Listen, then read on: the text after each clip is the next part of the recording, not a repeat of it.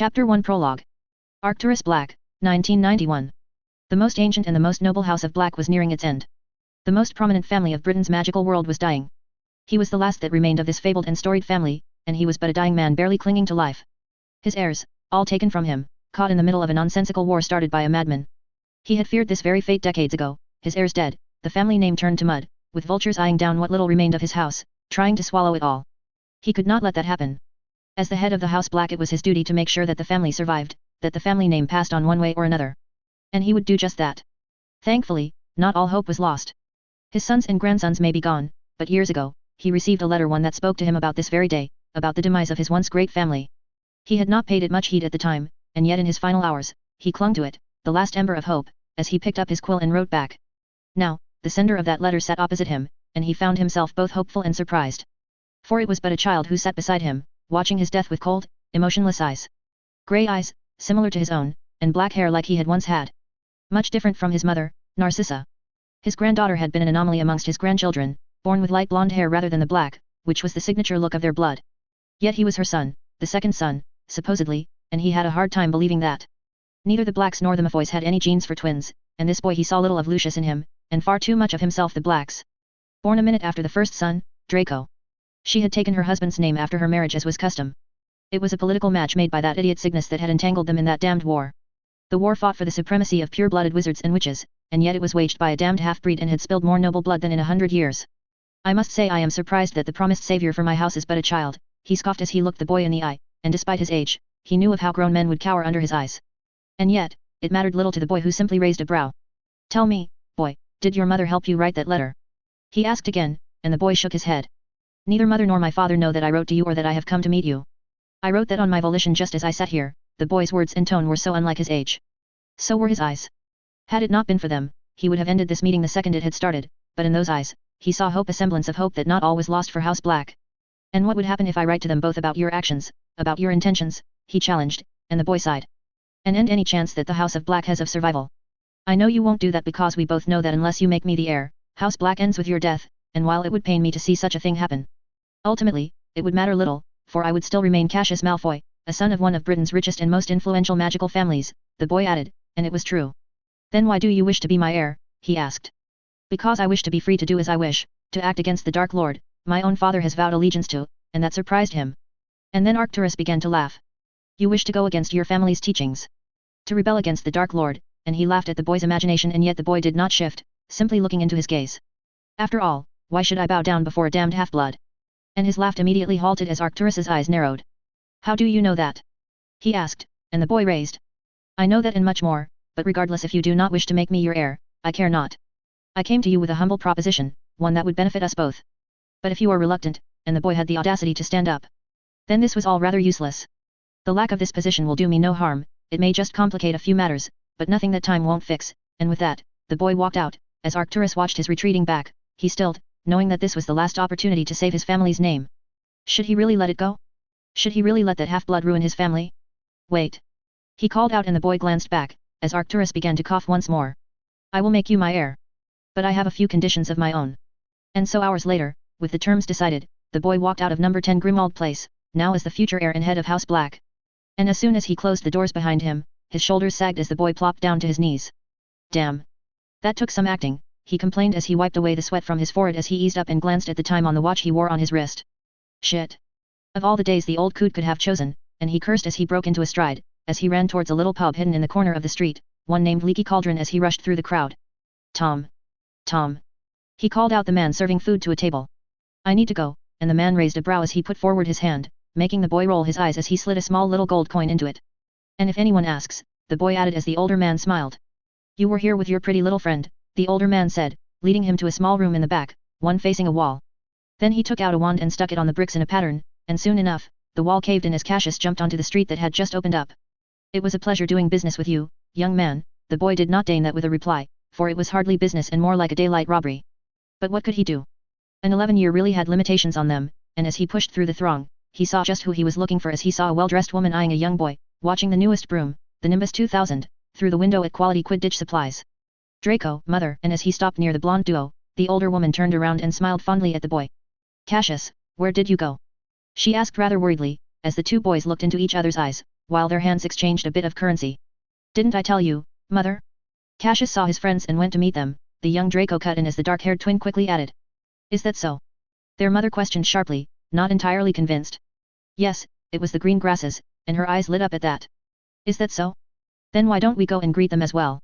It would be improper otherwise, she added as she began to scan the crowd.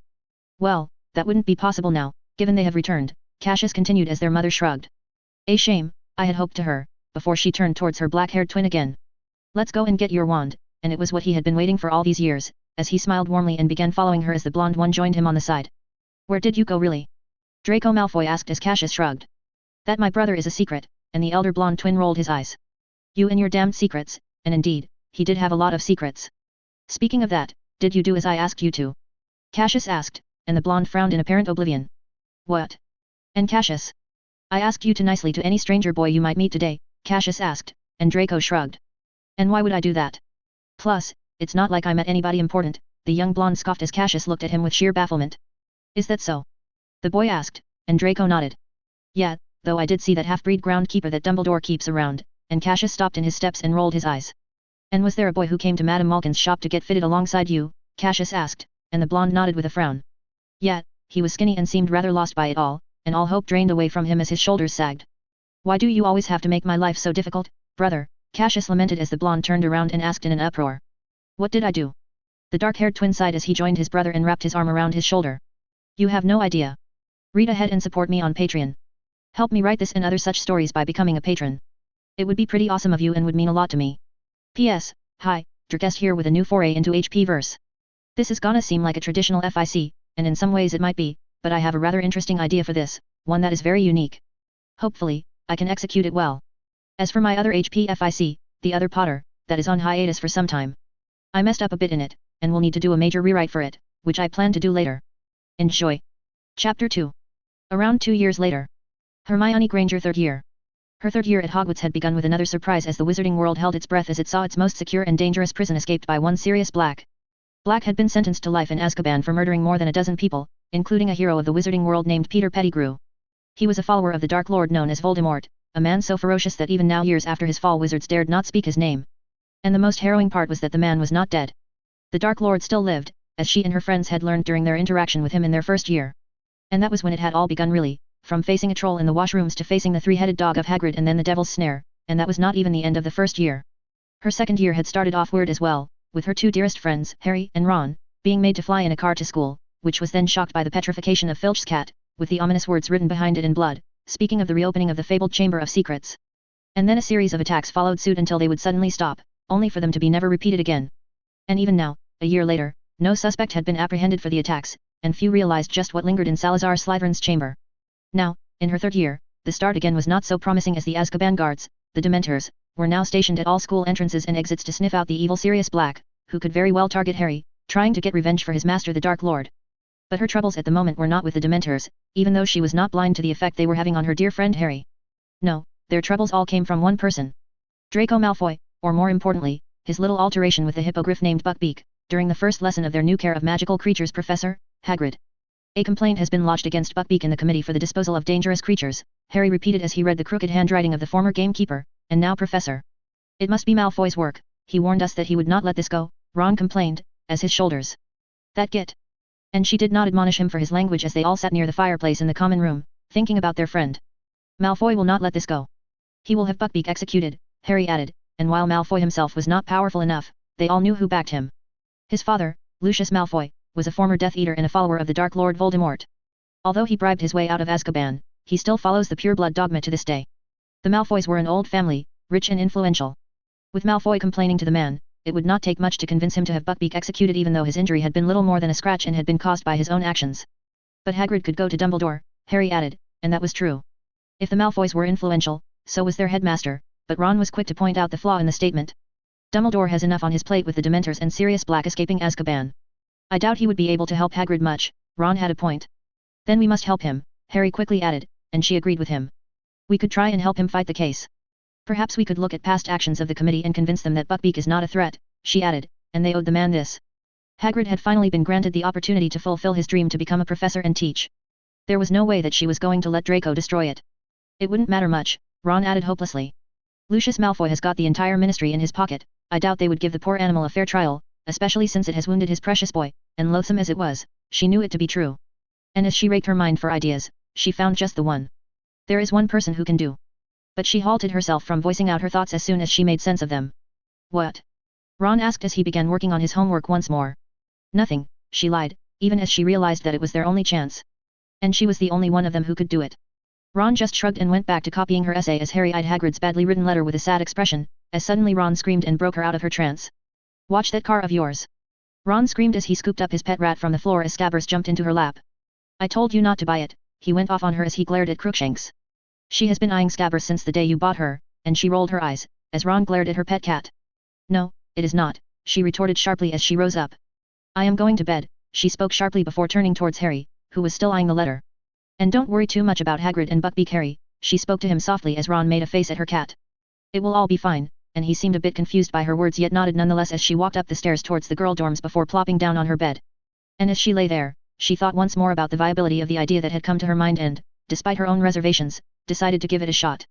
And so, the next day dawned, and they had their classes. They were yet to have a class with the new defense against the dark arts professor.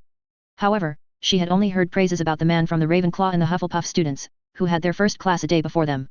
And as she attended her record-breaking 4 elective classes, her eyes continuously found their way to the black-haired boy sitting at the back of her runes and arithmancy class, the only 2 classes she had ever shared with the boy, apart from that impromptu dueling class from Profs. Lockhart last year.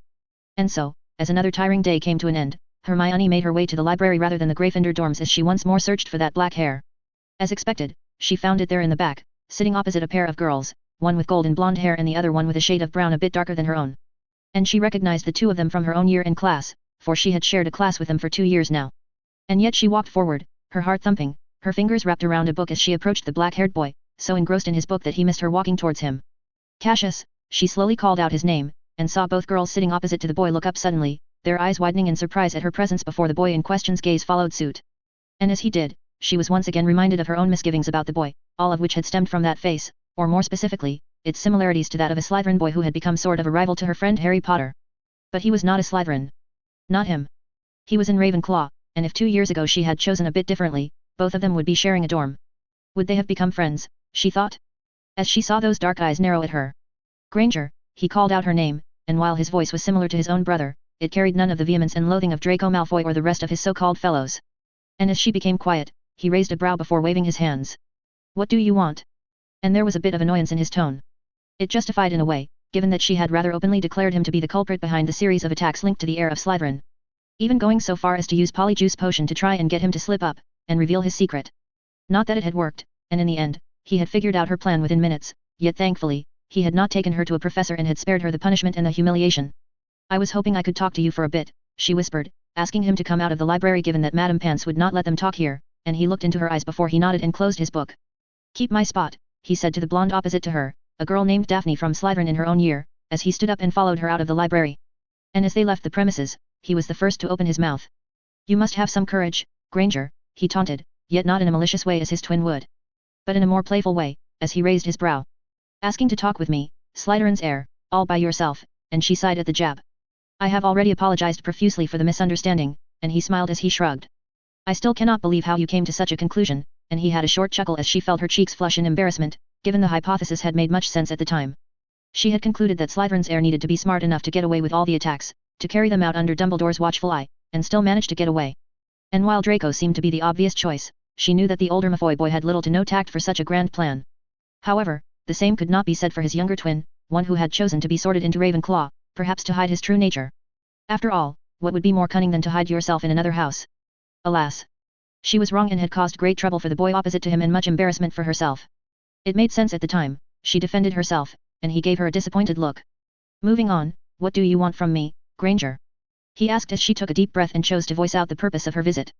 I need you to make your brother stop faking his injury and halt the proceedings against Buckbeak the Hippogriff, and she saw his eyes widen at her words. It's already happened, he whispered a bit animatedly, making her frown. What? She asked as he shook his head. Nothing, I get it. But why should I do that? He asked with a raised brow, and she had expected this. After half a year of following him, she knew one thing about Cassius Malfoy, that he was an aspiring businessman, one who would hardly ever do something without extracting something for himself. And she really did not have much to offer him. What do you want? Because in this entire school if there was anyone who could rein in Draco Malfoy, a task which even most of the teachers failed in doing, it was him.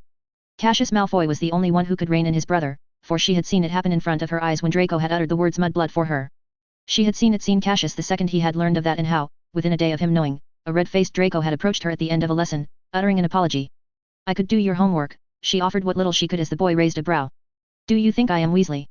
She flushed at that, something of a common occurrence whenever she came face to face with him for some reason. Perhaps, because of what she had done to him over the years, rejecting his offer of friendship, accusing him of being Slytherin's heir, stalking him for half a year before using Polyjuice Potion to incriminate him. There was plenty the boy knew that could perhaps lead to her expulsion, and yet he had never done her any harm. And he was smart. He was the only one whose grades could compare to her own, and while she did manage to edge him out when it came to theory, she was no match for him when it came to wand work, and he was miles ahead of her in it. I am sorry, she apologized, but a part of her was hopeful, given that he had not outright rejected her request as she had feared. Now, they just had to reach a compromise. Then what? She asked, and he rubbed his chin. I know just the thing, he voiced out as he looked her in the eye. What? She asked. The Marauder's map.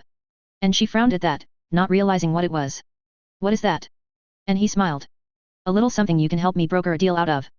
0000. Read ahead and support me on Patreon. Help me write this and other such stories by becoming a patron. It would be pretty awesome of you and would mean a lot to me. www.patreon.com/drkest. Have a nice day. Chapter 3. Daphne Greengrass. The wizarding world was filled with strange and eccentric phenomena, ranging from unique spells to one-in-a-kind creatures, from ghosts to ghouls, and so forth. Amongst these very strange and eccentric occurrences was also the boy who had just left their table. Cassius Malfoy, the younger twin of Draco Malfoy. He had been strange ever since he was a kid, and she could say that given that she had known him for that long. The Malfoy name had a certain reputation in the wizarding world, one of rather substantial being wealthy and being believers of pure blood supremacy. The dogma which was rather prevalent in the old wizarding families ran deep, and despite its slow erasure from the rest of Europe and the world, in Britain many still ascribed to it including the Malfoys. Except for Cassius Malfoy, that was. What was that? Her friend Tracy asked from the side as she saw Cassius leave the library alongside a person the rest of his family would deign not to look at a second time. But he was not like that. He never had been. Nothing, she answered softly, even as her lips turned up, for this was one thing where her own knowledge surpassed her friend Tracy, who was in many ways the biggest gossip in their entire year. No. No. I refuse to believe this, Tracy whispered as she closed her book and pulled closer to herself. Why is Cassius Malfoy walking out of the library with Granger, of all people? And why the hell would she even approach him? Tracy asked, and though Daphne did not know the answer to her second question, she knew plenty well about her first one. I am not saying anything, she repeated as Tracy's eyes widened. So you do know something, the brunette pulled her shoulders, making her look at herself. Speak now, or forever lose this friendship, she threatened imperiously, making Daphne raise a brow as she simply turned back, her eyes falling back to the chapter of her charms book. Goodbye, and good luck finding a new friend then, Tracy's shoulders sagged.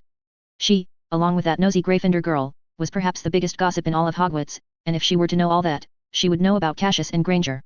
She could barely imagine the storm it would bring. Are you really going to do this to your dear friend? She pleaded, and Daphne was not impressed by her acting.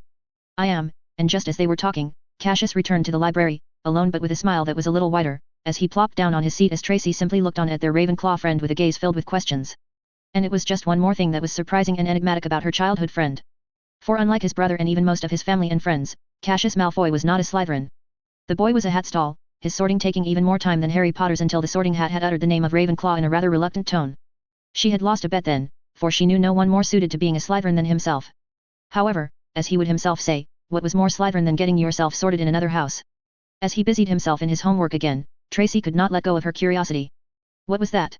Her friend asked as Cassius finally looked up, his eyes filled with mischief as always. What? He asked, and she could tell that he was playing with her friend.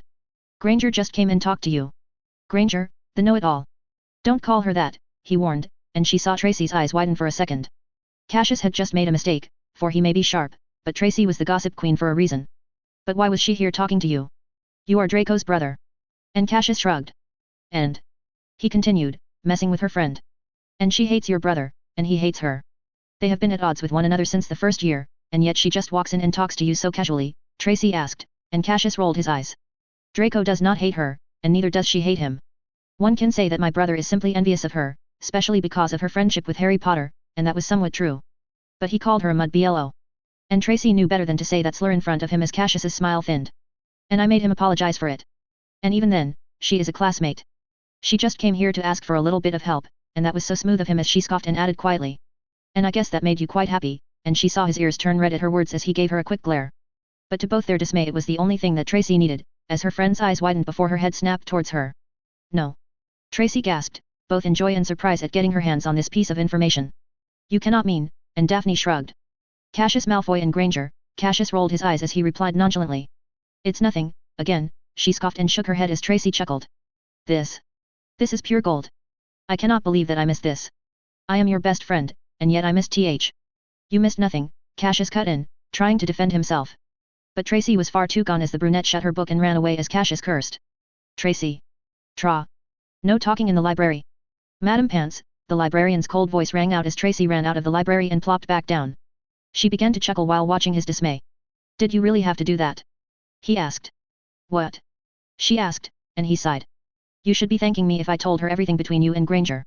It could cause you too much trouble, and he was quick to answer. I can handle trouble, though I cannot say the same for her, and she did not need to guess who her was. She is part of the Golden Trio. She can handle a bit of trouble, and he raised a brow. You think the Slytherin girls will sit quietly if they get wind of this, and as she thought about it, she realized that he was right. Granger already had quite a few enemies because of her grades and her friendship with Harry Potter. The girl was rather isolated even in her own house, with only Potter and Weasley being her friends. And if her connection with Cassius got out, however quaint it would bring a storm. Especially from the girls in the Slytherin house, who would hate her even more because of this would be the third time they had lost to her. I will never understand why you like her. She answered, and the girl was good, but Cassius could do so much better. He was a Malfoy, and though he was not the heir, he would never want for anything. And unlike his brother, who was a bit loose-mouthed and ill-mannered, Cassius was the golden child. Studious, hard-working, and, most importantly for her, free-minded. For unlike the rest of his family, Cassius did not believe in blood supremacy. Her friend had a slew of girls pining after him. The sheer volume of chocolates he received every Valentine's Day was a disaster. And even then, last year, when Professor Lockhart had arranged those dwarfs for Valentine's Day. Well, the less said about that day the better. I do not like her, he retorted, and she raised a brow. Both of them knew it to be a lie. And when she continued to stare at him, he finally buckled. I do not. In our 3 years together, we have barely even talked. That was true, but it could all change rather quickly. But you did get her out of trouble in the first and second year, she added, and he shrugged. It was nothing, and she scoffed at that. She broke into your common room, after using polyjuice potion. Which I might add she brewed using ingredients stolen from Professor Snape's stores. It was a miracle that she had not been caught. Or better yet, that Cassius had not snitched on her when the girls' plans had unraveled. He had gone so far as to reimburse their potions professor secretly, just to cover her tracks. She knew all that because the ingredients he had needed had come from her family's shop and also because she knew all about him. Just as he knew all about her. For that was the nature of their friendship. She is smart. So am I, she retorted. But Granger was smart. Her grades were a testament to that. A bit rigid in her learning, maybe, but she was a muggle-born, and beating students who had grown up all their lives surrounded by magic was not easy. Then shall I confess my love for you, oh dear Daphne? He asked animatedly, as she scrunched up her face in disgust. If you want to be killed, she answered, daring him to continue as she took out her wand, as he simply raised his arms in surrender and shrugged. What do you want me to say? He asked, and she shook her head. Nothing, she answered, because that was true. Who he liked and what he did was his choice. What will it take to stop Tracy from spreading this all around the school? He asked, and he knew that the only person who could somewhat control Tracy was her. And despite being his childhood friend, she would never do him a favor for free. It just was not the Slytherin way. And she thought about it, knowing very well that it was an opportunity to get whatever she wanted out of him. And such opportunities came rarely. What do you have to offer? She asked, and he leaned back as his mind raced. A fully funded trip to Honeydukes, and she shook her head. I can get that myself, she answered. There were seniors willing to bring her anything, or they were in their 3rd year now and were allowed to visit Hogsmeade themselves. Plus, she was not that fond of sweets. However, there was one thing. Cinema, she proposed, and saw him frown. That movie that you took me to. I have heard that they are showing it again in London, and his eyes widened. Star Wars, he asked, and that was the name. He had taken her to that Muggle place when they were kids, and she had found herself rather impressed by it all, the Muggles and their technologies. But you have already seen it, he asked, and she had. I have, but with you, and at those words, his lips thinned as he realized his intentions. Astoria, he guessed correctly, and she nodded. Do you have any idea how much it will cost me to arrange 2 tickets and everything associated with it? 3, she cut in, as she smiled warmly. For me, Astoria and Tracy. You can join us as well if you want. Or you can roll the dice, and by tomorrow morning, all of Hogwarts will know your dirty little secret, she threatened. Merlin, save me from you, Slytherins. He prayed as she laughed. Don't behave as if you are anything different, and to this day she wondered how the had he managed to convince the hat to sort him into a Ravenclaw, for she knew no one more suited for Slytherin than him. In the end, he nodded. I will see what I can do. I will try and arrange the tickets, and that was all. She nodded. Then I will handle Tracy, she assured him. And how will you do that? He asked as he picked up his book once again. I have my ways, and he shook his head at her answer as they both began to work on their assignments until she remembered something. What did Granger want from you, though? She asked him as they left the library, and he raised a brow. A favor. What for? To deal with my precious brother. Chapter 4. Hermione Granger. Days had passed since her little talk with Malfoy, the younger one, and she found herself in quite a fix. He had not asked for anything exuberant, but she still felt herself having second thoughts about this whole thing. However, as they all returned to the common room after Hagrid's second class with them, she knew that she had to do something. That was awful, Ron spoke as he put down his massive book, and it immediately began to rattle, trying to break free from the belt that he was using to keep it bound. Hagrid's really lost it all after what happened in his first lesson, Ron added, and it was quite a good one, if not for the whole Malfoy incident near the end. He said that he has avoided suspension, but the case against Buckbeak will move forward, Harry added as they all sat down in front of the fireplace together. It was the end of classes, and then after lunch, they would all be busy with their own thing. Hermione would probably go to the library to get some of her homework done, Harry had Quidditch practice, and as for Ron, well, Ron would do what he always did, laze around. Speaking of that, weren't you going to do something about that, Hermione? Ron asked as Harry turned towards her hopefully, and she knew just how much Hagrid meant to her friend, so after a bit of hesitation, she decided to speak up. I tried looking up for similar cases in the library and seeing how the committee dealt with them. We could have Hagrid to fight the case, and so. But Harry's face dulled. But Hagrid said that Malfoy has the committee in his pockets, and that was true. It was why she had taken the drastic step of approaching Cassius. That git. He is faking his injury, that git. He just wants to get back at us through Hagrid, and that may be true. That is why I talked to someone who can stop it all, she spoke, and both Harry and Ron perked up at her words as Harry leaned forward. Who? He asked a bit excitedly. Cassius, she took the name, and she saw that it took a second register. Cassius Malfoy. And Ron's reaction was of absolute disgust and surprise. You talked to that git's twin. What were you thinking? He asked, and Hermione sighed. He is not like Draco, she corrected him, but Ron just rolled his eyes. Just because he is not a blonde doesn't mean he is not a git. He is Malfoy's twin, so why would he help us? She did not tell them how he had helped them. Harry was quiet, having not interacted with Cassius much, and neither had Ron really. Given that Cassius was in Ravenclaw, and Gryffindor shared all their classes with Slytherin and Ravenclaw with Hufflepuff. They had not interacted at all during the lessons, and he was not sharing any elective with either of them either. But didn't you think him to be the Slytherin's heir last year? She was surprised by Harry's memory as she felt her cheeks flush, remembering that horrible ordeal. Gods! What was she thinking? No, it was just a misunderstanding, she shook her head and did not repeat any of the details of that incident. But still, Ron is right, Harry added dejectedly as he picked up a cushion and put it in his lap. Why would Malfoy ever want to help us? He asked. Because he is not like Draco, she added, feeling a bit of an urge to defend the younger Malfoy twin, because unlike Draco, Cassius had never tried to do them any harm. He even made Draco apologize to me when he called me a mudbee. She did not say the slur, as Harry seemed a bit surprised and hopeful. Really, and she nodded. I wouldn't trust him any more than I trust Draco. He is a Malfoy. They are all rotten to the core, that family, Ron was quick to disparage, and that was it. Actually, they are not. I have talked to him, and he has agreed to help us, she added sharply and saw his eyes widen. How? Harry was quick to ask. He was not even there. He is taking runes and arithmetics, that nerd, the last part was whispered, but she heard it nonetheless and chose to ignore Ron as she looked towards Harry. I don't know how. But he says that he will help us and will intervene and get this whole thing stopped, she added, as Harry smiled, and she felt a bit guilty as she added. But he wants something in return. And Ron smirked at her words as he pointed out triumphantly. See? I was right. It's never simple with that family, and she chose to ignore him, something that was getting harder and harder. What does he want? Harry asked, a bit put down yet still hopeful. A map of sorts, and he does not want it. He just wants me to help broker a deal between him and the twins. Fred and George, Ron asked, and she nodded. Yes, she finished, and Ron quickly shook his head. No. This is a ploy. I am sure. He just wants to get you into trouble, Ron added again, and she scoffed. It's not, because if he really wanted to do that, he could have gotten her in a lot of trouble last year. And yet he had not. You are a fool for trusting a Malfoy. Enough. She cut in sharply, and Ron seemed a bit taken aback by her words. Will you stop with this? Cassius is not like his brother. The common room was struck with silence, and she could see a dozen or so eyes focused on herself. She suddenly felt embarrassed and quickly reached for her bag.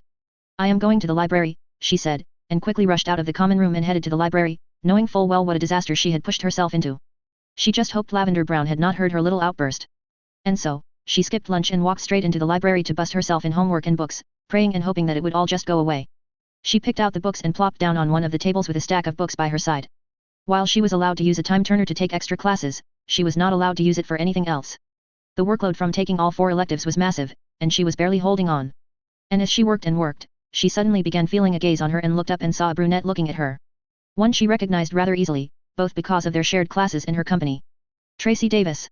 She was part of Cassius's group, and the boy himself was sitting opposite to her, engrossed in his homework, as this unlikely group of 2 Slytherins and a Ravenclaw worked in silence, as per usual. And then, much to her surprise, the said girl sighed and walked up to her. Granger, she called out, making her look up and watch Tracy Davis looking down at her. Yes, she answered a bit skeptically. Why don't you join us at our table? She offered, much to her surprise. Especially since this was coming from a Slytherin. I wouldn't want to imp. You wouldn't be. We share most of our classes and could help each other in our work, she offered, and she raised a brow. Or not, the brunette added quickly. You can just sit with us for a change. Initially she was going to deny it, but for some off reason she found herself nodding her head. She had not really interacted with many people in the school, and given that Tracy and Daphne were Cassius's friends, she doubted they were like the rest of the Slytherin house. Good, and then the brunette reached for her stack of books. Let me help, she said, carrying them to their table and putting them all beside Cassius's chair. There was a smile on her face for some reason as she did so. Come sit, she said as Hermione sat down beside the black-haired Malfoy boy. Hi, I am. She tried to introduce herself, and the blonde was quick to answer. I know who you are, Granger. Her words were curt as Tracy shook her head. Don't mind her, she is bad at making friends. Daphne eyed her friend with murder as Hermione found herself chuckling for some reason. That makes 2 of us, the word slipped out of her mouth as Cassius chuckled from beside her. That was good, he said as he looked at her and gave her a small wave. Hi, and she nodded. Hi, and then they began to work again, each of them working on their homework. It was nothing like how she worked with Harry and Ron, both of whom would just talk or copy it off of her. I am tired, Tracy was the first to give up as she pushed her work forward and put her head on the table. I cannot believe why I took runes, she lamented as Hermione was feeling tired as well. She peeked over at the girl's work on habit and found herself impressed. You are almost there, she saw that only a few more lies were left for translating. Here, let me help, and she moved forward, and began to help the girl a bit, and it took her a few friends. You are a lifesaver, Granger, Tracy thanked her before turning towards her blonde friend.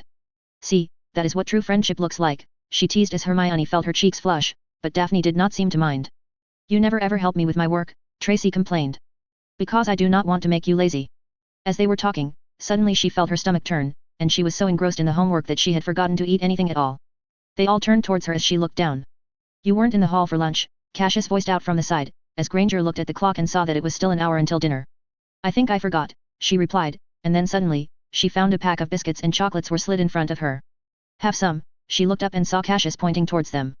She was about to shake her head when her stomach began to turn once more. They are not poisoned, he quickly added as he took a biscuit and ate it himself, and she nodded and took one for herself. Thank you, and she began eating it as she saw him scanning her assignments and so forth. You really should drop divination and Muggle studies, he added, and she shook her head. I can't, she replied.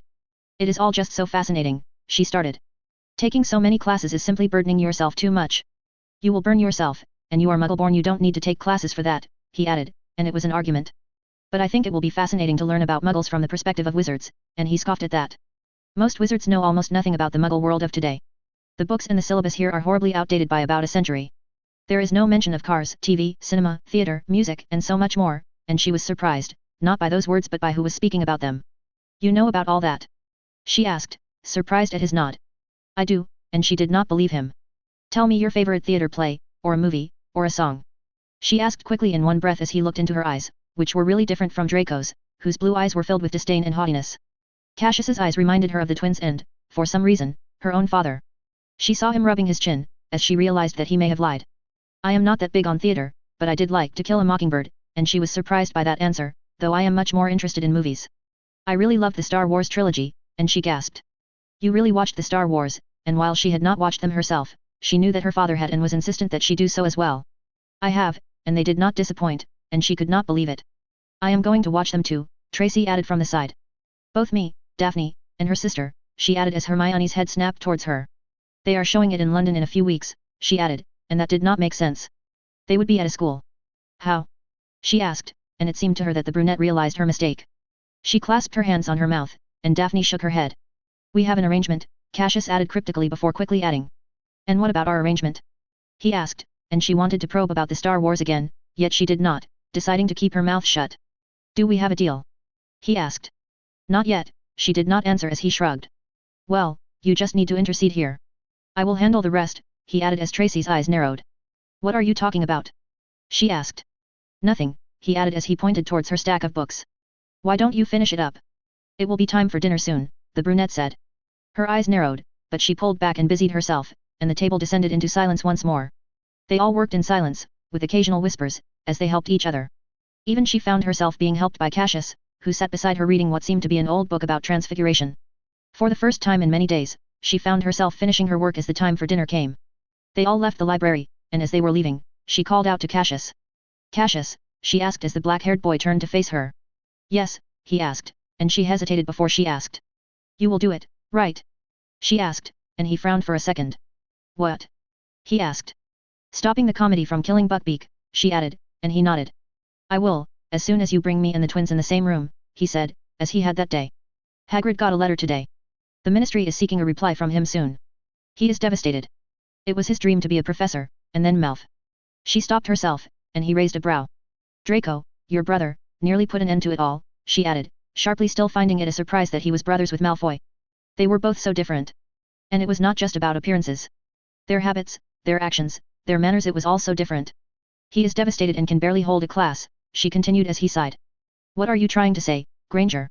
He asked, and she took a deep breath as she spoke it out. I want you to put this trial to an end. And I was hoping that you could do it before I arranged the meeting with the twins, and it was a big ask, and she saw his lips thin as he looked into her eyes. Iund. It will be done, he answered, much to her surprise. I will handle it, he said, and she smiled as she answered. Thank you. Thank you. I will talk to the twins as soon as I can. I know you will, he said as he turned around and walked away. How? She asked. Because I trust you, Granger. And she was taken aback by those words as she followed him, missing the eyes of a certain redhead who saw it all. Chapter 5. Harry Potter. Harry's third year at Hogwarts had begun as rife with problems as his first and second years. It was as if he was truly cursed and could hardly have a normal year for once. In the first year, he had come face to face with the Dark Lord who had killed his parents as he tried to prevent his rise once more. And in the second year, the school had found itself as the victim of a series of attacks that remained unexplained to this day. And now, in his third year, there were Dementors. Ghostly creatures that guarded the Azkaban prison were now stationed across each and every entrance to the castle. They affected him worse than they affected any other student, making him fall down on the train until Professor Lupin had to rescue him. Thankfully, they were not allowed inside the school, and as Harry rushed into the common room, he tried to push all the dark thoughts away, as he tried to lose himself in the excitement of their upcoming first Quidditch match. Harry, a familiar voice called out his name. He looked up and saw his friend Ron running towards him, his face full of surprise and rage. He had thought that Ron would have gone to dinner by now, and yet it seemed like he had waited for him. I will be due. Do you know what I just saw in the library? He asked, and Harry frowned, a bit surprised that Ron had gone to the library. What? He asked as he rushed to his bed and began to take off his Quidditch gear and uniform. Hermione, he spoke her name with such disgust that Harry was surprised. It reminded him of Aunt Petunia talking of their neighbors. But Hermione was in the library, and there was nothing strange about that. Their friend spent most of her time there, it was why she was the top of their class. She was sitting there with him, Malfoy, and that took him by surprise. Draco? He asked, and Ron shook his head. No. The other one, and Harry understood who he was talking of. Whenever someone took the name Malfoy, he was reminded of Draco Malfoy, with his blonde hair and blue eyes. Though, he was not the only Malfoy in the castle. Cassius Malfoy was the black-haired twin of Draco Malfoy, and yet was not nearly as infamous, unlike his brother, who was disliked by nearly everyone, especially in Gryffindor.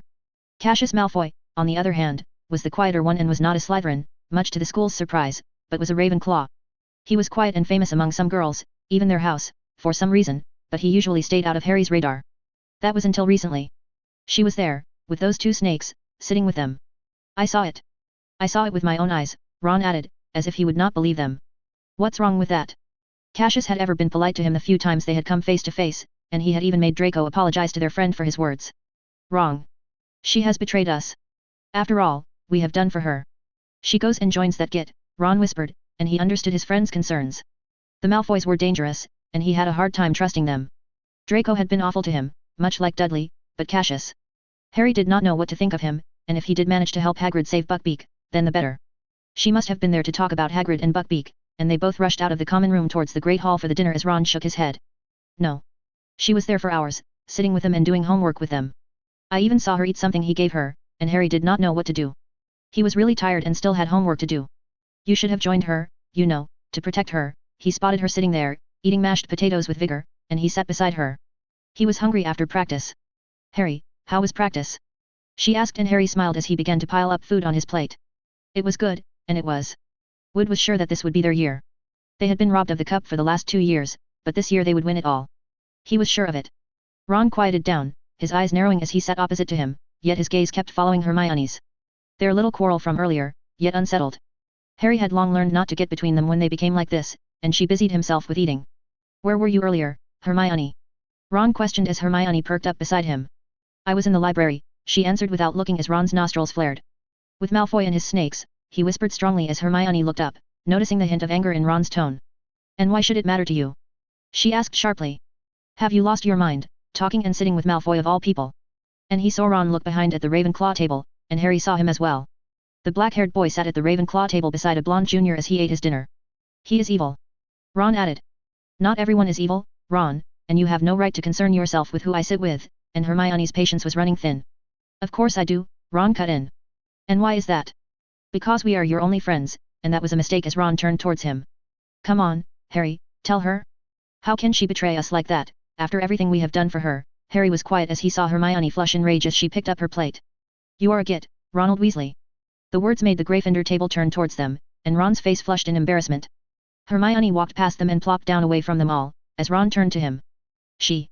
Just let her be, Harry added tiredly, not knowing what to say to Ron. Let her go. She will come back crying to us when Malfoy humiliates her, he said as he pushed his fork into the chicken. Sitting and eating with a Malfoy, and then suddenly, Ron's eyes widened as he looked up. That's it. He spoke as everyone got busy with their meals. Harry saw Hermione eating her meal all alone, her eyes turning red. He must have put something in the food. Harry shook his head, realizing that this was becoming a bit of a problem. I don't think. It makes perfect sense. It has to. Ron added, and Harry sighed. You should apologize to her, he added, and Ron scowled. Why? He asked as Harry shook his head.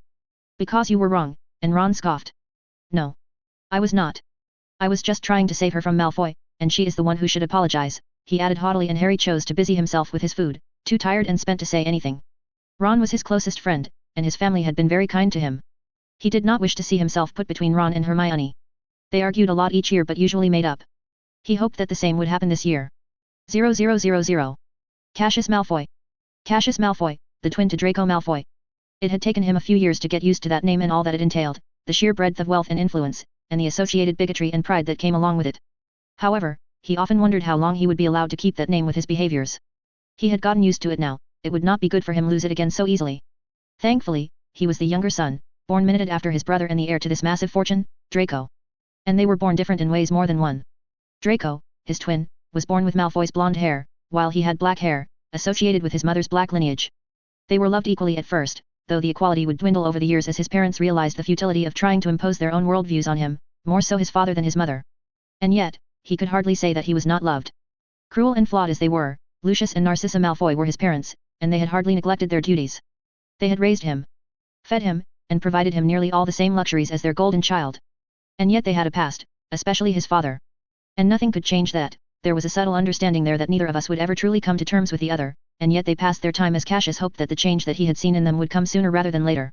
Such a time would never come when he would have to choose between his principles, for to this day, he did not know what choice he would make.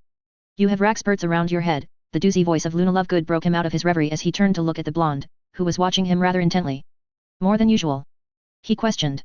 She was amongst his few friends here at Hogwarts. Her strangeness had made it difficult for her to adjust to the school, even in the varied and self-centered house of Ravenclaw. And in his avoidance of the usual cabal of girls, he had found camaraderie and friendship in her, where both of them benefited as Luna's strangeness drove away the horde of girls trying to chase after him. In contrast, he chased after the girls trying to bully her. It was a perfectly symbiotic relationship. A bit, she nodded before turning towards the plate again as she began eating the peach pie that had been served for her. Now, what should I do to make them leave me? He asked as he began to tear into the chicken leg. Luna frowned. That thing you do with your brain. It usually makes them leave you, and there it was, the uncanny and abnormal perception of the girl that sat beside her as she looked into his eyes. The blue of her eyes was bluer than even Draco's, as she added. It is also why they leave Professor Snape all alone, and he wondered if the girl knew just what she was talking about. And yet he took a small, deep breath to clear his mind, letting all his worries and emotions fade away.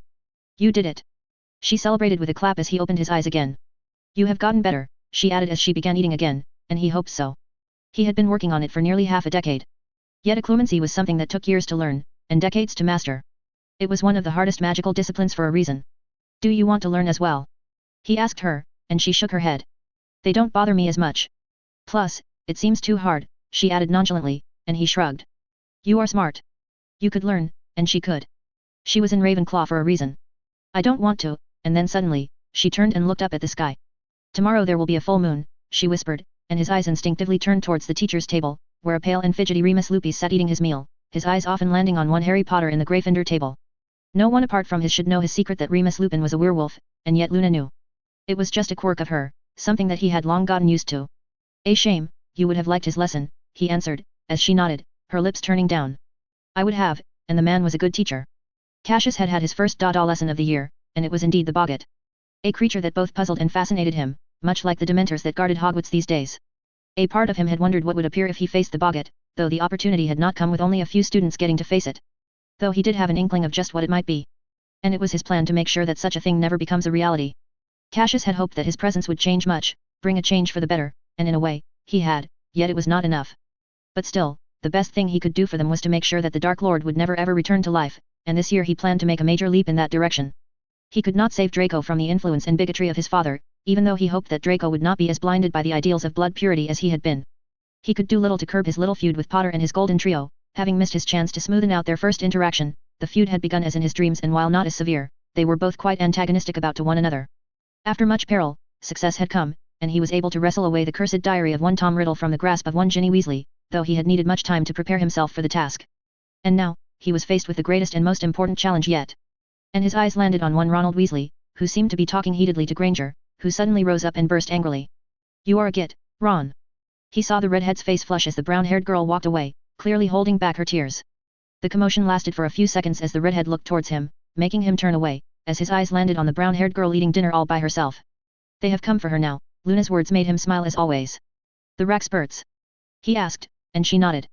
You should teach her that mind thing you do, she suggested as he raised a brow. It will help her keep them away, and he shook her head as he answered. Maybe I will. He did not know what had changed and what not. But he knew that he had to stop Ronald Weasley's little rat from making his escape, and while he had thought of going to the adults, he knew that they would not believe the word of a 13-year-old. Especially one bearing the name of Malfoy. And even if they did, he was a rat. He was slippery and cunning, he could scurry away, spin a tail. So, he had to take every precaution he could. To make sure that he did not fail. For if it ever got out, that he had tried to get Pettigrew captured, then it could backfire on his family, and he did not want that. So, he had to do it himself. And he had to do it discreetly and cautiously. And as he saw his brother standing up from his seat to leave the hall, he pushed back his plate and chased after him. Go on ahead without me.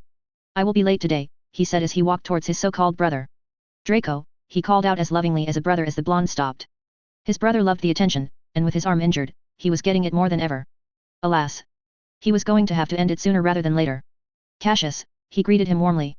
Their relationship was rather good despite the circumstances, more so because Draco loved their father and was his golden child. Cassius never competed or felt jealous of the attention he got from the man. We need to talk alone, he added as he pointed toward his two henchmen. Pansy, who preened as Draco, asked them to go ahead. What do you want? He asked, and Cassius placed a hand on his heart and feigned pain. You wound me, Draco. Do you think so lowly of my love for you? He asked as Draco rolled his eyes at his antics. No, but I know you better than anyone else. You want something, and indeed, Draco did know him more than anyone else, and just as Cassius accepted him for what he was, Draco did the same. He was not a bad person. He just had a bad ideal. Yes, I do, he began as they both walked towards the edge of the hallway, for some privacy. Cregan reached for his wand and quickly cast a silencing charm before he began. I need you to stop this drama, he pleaded as Draco scoffed. It's not a drama, he said, and Cassius was not impressed as he raised a brow, looking at his proverbially injured arm. You have had worse injuries while playing Quidditch with me, he added. As a matter of fact, they both had gotten injured quite a lot as kids, especially with how Draco was a nutter for anything and everything Quidditch. Why put both yourself and father in all this trouble? And the lie of calling Lucius Malfoy, his father had become second nature now. To get back at that half-breed who humiliated me, he raged, and he shook his head. His name is Hagrid, and you have already done enough to the poor man. He barely kept his job, and he has been sobbing for days because you had father make a petition to kill that hippogriff, Draco preened as he replied. How do you know that? And Cassius shook his head. Father may have agreed to this, but think of all the trouble and time this must have cost him. You were injured, you could have asked for anything else, and yet you wasted this precious opportunity just for the sake of petty revenge, and he could see his brother's mind racing. Both Narcissa and Lucius Malfoy loved their son. They loved him more than anything else. He knew that Lucius's vendetta against Hagrid and Buckbeak all began with a single letter from his brother and would end with just that as well, one single letter. Just think how impressed father will be if you show him how mature you have become. Why must you force him to spend gold bribing those idiots at the ministry just for that one animal when you can have him spend it all on you, he added, and it was almost done. He could see Draco was nearly there, and then he looked into his eyes and smirked. What's in it for me? He asked, and that was the thing he had learned from him. And why are you so interested in that hippogriff? And as he said those words, his eyes widened. I cannot be, he gasped as Cassius raised a brow. It's her again, isn't it? He raged and Cassius shook his head. Actually, no, and it was true. Hermione's intervention was an added bonus, he would say, one that allowed him to get his hands on the Marauders map, something he sorely needed. Plus, even if it was her, my earlier points still stand, he added, and Draco shook his head. Why do you do this? You even made me apology. That was different, Cassius cut in sharply. Even you know that, and while his years had done little to lower the influence of Lucius's bigoted ways, he had made some progress. Little, but it was something. And Draco was still growing, and he believed there was hope for him still, to grow and unlearn the idiocy of blood purity that he had been taught all his life. I was, and that was good. So, what do you want? Cassius asked as he leaned back against the wall as Draco eyed him with a widening smile that had a shiver running down his spine. You know that already, he suggested, and he had hoped that Draco would ask for something else. Really, can I not just do your homework for the year? He asked hopefully, and Draco shook his head. No, I want that, and Cassius sighed. I don't have enough moan. You are lying, he cut in as he slapped his shoulder. I know that you have the money, and he did, but what he was asking for was no normal purchase. It would whittle down even his vast fortune, at least the one he had access to until he was 17. You can get me a firebolt, or I can simply ask father to continue with the execution. Okay, Draco put forward his left hand, and Cassius shook it reluctantly as he whispered. I will remember this, brother mine, and yet Draco was not perturbed, having long gotten used to his threats. See that you do, and now he would have to go and write a letter to Gringotts for this little bribe. Add this to the one he had given to Daphne, and Cassius's fortune was not in a good place. However, it could suffer, especially after he added the money from the room of requirement to it last year. That had been a substantial sum. But you need to write the letter tonight. You do that, and I get the confirmation from mother. Only then will you get the broom, he added, and Draco shrugged. As long as it is before the Slytherin and Gryffindor match, it won't matter. Have you had it rescheduled? He asked, and Draco seemed surprised by that question. I had planned to, but now I don't think I will need to do that, he said as he removed the sling from his shoulder, as Cassius shook his head. You tease me about my behavior, but have you ever looked in the mirror? Draco frowned as Cassius smiled clarifying. You and Potter, you both pine after one another like an old married couple. And that was a little too low as Draco made to kick him, but Cassius was long gone by then. Remember to write the letter tonight, or your little surprise will fail, and Draco cursed him as Cassius trotted out of the hallway and towards his own dormitory. Chapter 6. Earlier in the day, Narcissa Malfoy sat in her garden sipping her morning tea, when suddenly her husband walked in holding a letter in his hands. Good morning, she greeted him, and he murmured the same as he kissed her on the cheeks, still engrossed in the letter, and despite not having looked at it she had an idea just what was written on it. What has you interested so early in the morning? She asked, and he seemed a bit surprised as he passed her the letter. I just received a letter from Draco, asking me to drop the case against that hippogriff, which injured him, and a horrid thing it was, their son getting injured in a lesson at school. And all because of the incompetency of Dumbledore's new hire. However, despite Lucius's attempts at getting the incompetent man fired, Dumbledore still held quite a sway amongst the governors and had blocked the idea. He believes that it would only be a waste of my time and money, Lucius added, sounding impressed by Draco's thoughtfulness. He had little interest in the beast itself and was only going after it because of Draco's initial outburst. She picked up the letter and read it even though she knew most of what was written there already. That is mature of him, she added, and it was. It is, and I am surprised that our son is capable of such reflection, Lucius added as he sipped his tea. It would just have been a waste of gold and time, not that it all matters when compared to our son's life, but one did not become so rich by wasting money, and this was a useless endeavor. Then perhaps you should listen to him, and let the matter go, she asked, and Lucius nodded as he put down his cup. Yes, I just might. Cornelius has enough on his plates already with Black running around freely, and that was troubling indeed, and for a second, Narcissa stilled as she saw her cousin's picture in the Prophet. The once dashing scion of House Black was now a mangled mess, with maddening eyes and a sickened face. Yet even now, she refused to believe that Sirius had betrayed his friends, that he had joined the Dark Lord. No. It could not be, yet she knew what to voice out and what not to. He has been spotted, suddenly Lucius added, making her frown. Who? She asked. Black. He answered. Near Hogsmeade, and there was a sense of alarm in his tone as he said those words. That is troubling, especially since Hogwarts allowed its students to visit the village on weekends from 3rd year and up. Both Draco and Cassius were very excited about it. Perhaps you could have the minister station some Aurors there for the weekends, she added sagely. He had already paid the man money. Why see it go to waste? He seemed to think about it for a second before he nodded. Yes, I have already fed the man. Why not make him do some actual work? I will bring it up today. I have a meeting with him at noon, he added, and Narcissa nodded as she engrossed herself in her tea once more, a subtle smile on her face. And as Lucius later departed for his meeting, she called out, "Trinky," and the house elf appeared in a pop, as she ordered. "Bring me some parchment and a quill," she ordered, and they appeared in an instant as she penned down a short and sweet reply to the letter she had received from their other son. "Good luck, Cassius. 0000. Albus Dumbledore." It was a bright new morning, and Dumbledore sat in his office contemplating the various unsolved mysteries of the universe. And there were many. The school year had begun, again in a rather disruptive and unsatisfactory manner for the third year in a row for Harry Potter, which was becoming somewhat of a tradition for the boy who had a knack for landing himself into trouble. First year it had been Voldemort himself, and in the second year it was the Dark Lord again.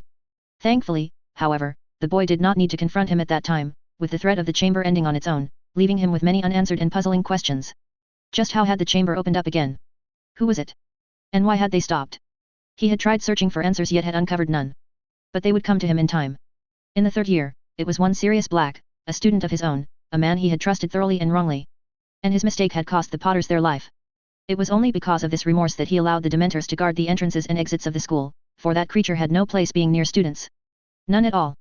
And suddenly, he felt the gargoyle guarding his office door swing, alerting him to an incoming guest when suddenly the door to his office burst open as one of their newest hires walked in. Remus Lupin had been another one of his students, another one of James's friends. He was another one who had spent years wallowing in despair and grief, and he had hoped to lessen it when he had hired the man. Yet, for some reason, his face seemed full of it again. "We have a problem," he spoke shakily as he put down a letter on his table, and Dumbledore was a bit alarmed. Had it already gotten out, he thought. The man's secret. But it had not even been a full month yet. Fearing the worst, he picked up the letter and found himself staring at a letter. One that was typed rather than written, and the contents of, while scary, were not nearly as alarming as he had hoped. "I found it outside my office door this morning," Remus added as he began to pace worriedly, his face pale both from worry and the suffering he was afflicted with. "Someone here knows." "A student," he said, and Dumbledore reread the letter, his own alarm and fear lessening with time as he smiled. "Yes. I suspect so," he answered, as he felt his lips turn up in a smile at the genius of the ploy here. To choose a typewriter so that they could not track their writing. Whoever this was being rather cautious. Though they did not mean any harm, for the letter contained no threats. Well, that was not entirely true. "I don't see the problem here," he added as he tried to calm down his newest hire. "The letter is simply a reminder that you take the Wolfsbane potion on time, and nothing more, and that was it. Can't you see? So many here knows about me. About what I am." Remus lamented, and it was sad to see them belittle himself. He had always been like that. Thinking himself as lesser because of his affliction. It was a mistake taking this job. A grave mistake. He spoke, still pacing, letting his mind wander as Dumbledore shook his head. He was like that, always had been. His friends, James, Sirius, and Peter had helped him grow out of this habit. Alas, it had returned in their absence. It was not, he spoke a bit forcefully, and Remus finally halted his pacing as he looked into his eyes. "The students are fond of you.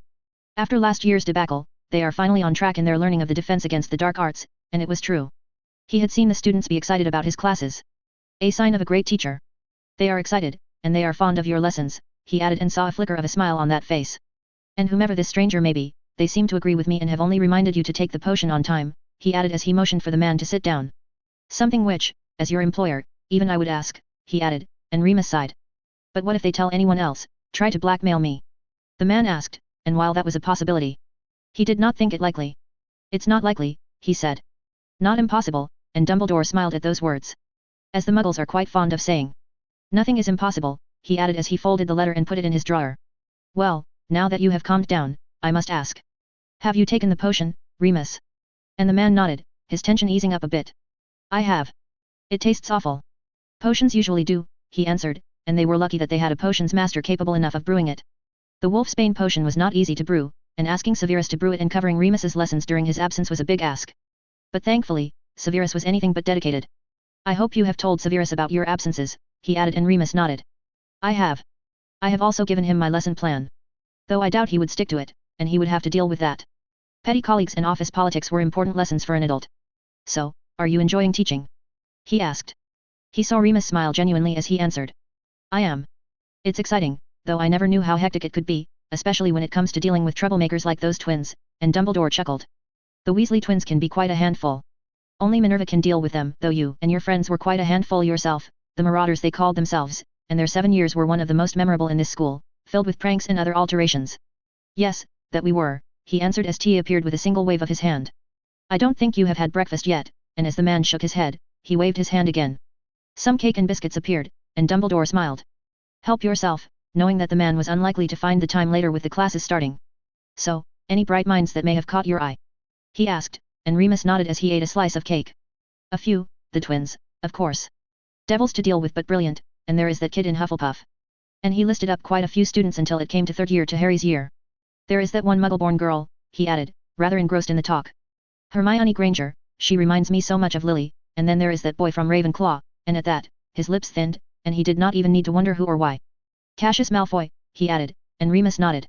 While his written work is too succinct, his wand work. It's brilliant, and he was not the first person to say that. Minerva and Flitwick had said the same thing about the boy, who bore the name Malfoy yet had neither the hair nor the behavior of one. But his face. Whenever I look at it, it is as if I am looking at Regulus Black, he added, though the blacks all looked rather familiar. And Remus nodded. And the boy did have the black hair and eyes, supposedly having taken after his mother's side of the family. Yes, Sirius's brother, he added, and that was another tragedy. A young boy, a talented young boy, lost to Voldemort's ambitions. The boy was talented, especially in transfiguration, his work in the subject impressing Minerva much. Though, Dumbledore found himself impressed by another thing. The strength of his character is that despite having lived his entire life with the Malfoys, Cassius Malfoy has inherited none of his father's views. He did not look down on Muggleborns or even Muggles for that matter, something which gave him much hope for the next generation. And what of Harry? He asked and saw Remus's lips thin as the man looked down in embarrassment. He is fine, but he is a bit distracted, especially with the Dementors. But he has talent, and no son of James and Lily Potter would want for talent. The two were some of Hogwarts' brightest students. I heard that he fainted in train, and Remus nodded. Yes, because of the Dementor. I gave him some chocolate, and Poppy had a look as well. He is fine, but those horrid things. They affect him more than the rest, and it was a shame that they were forced to rely on them. I know, but they are necessary, and Remus nodded. Have you talked to him yet? He asked, for that was the intended question.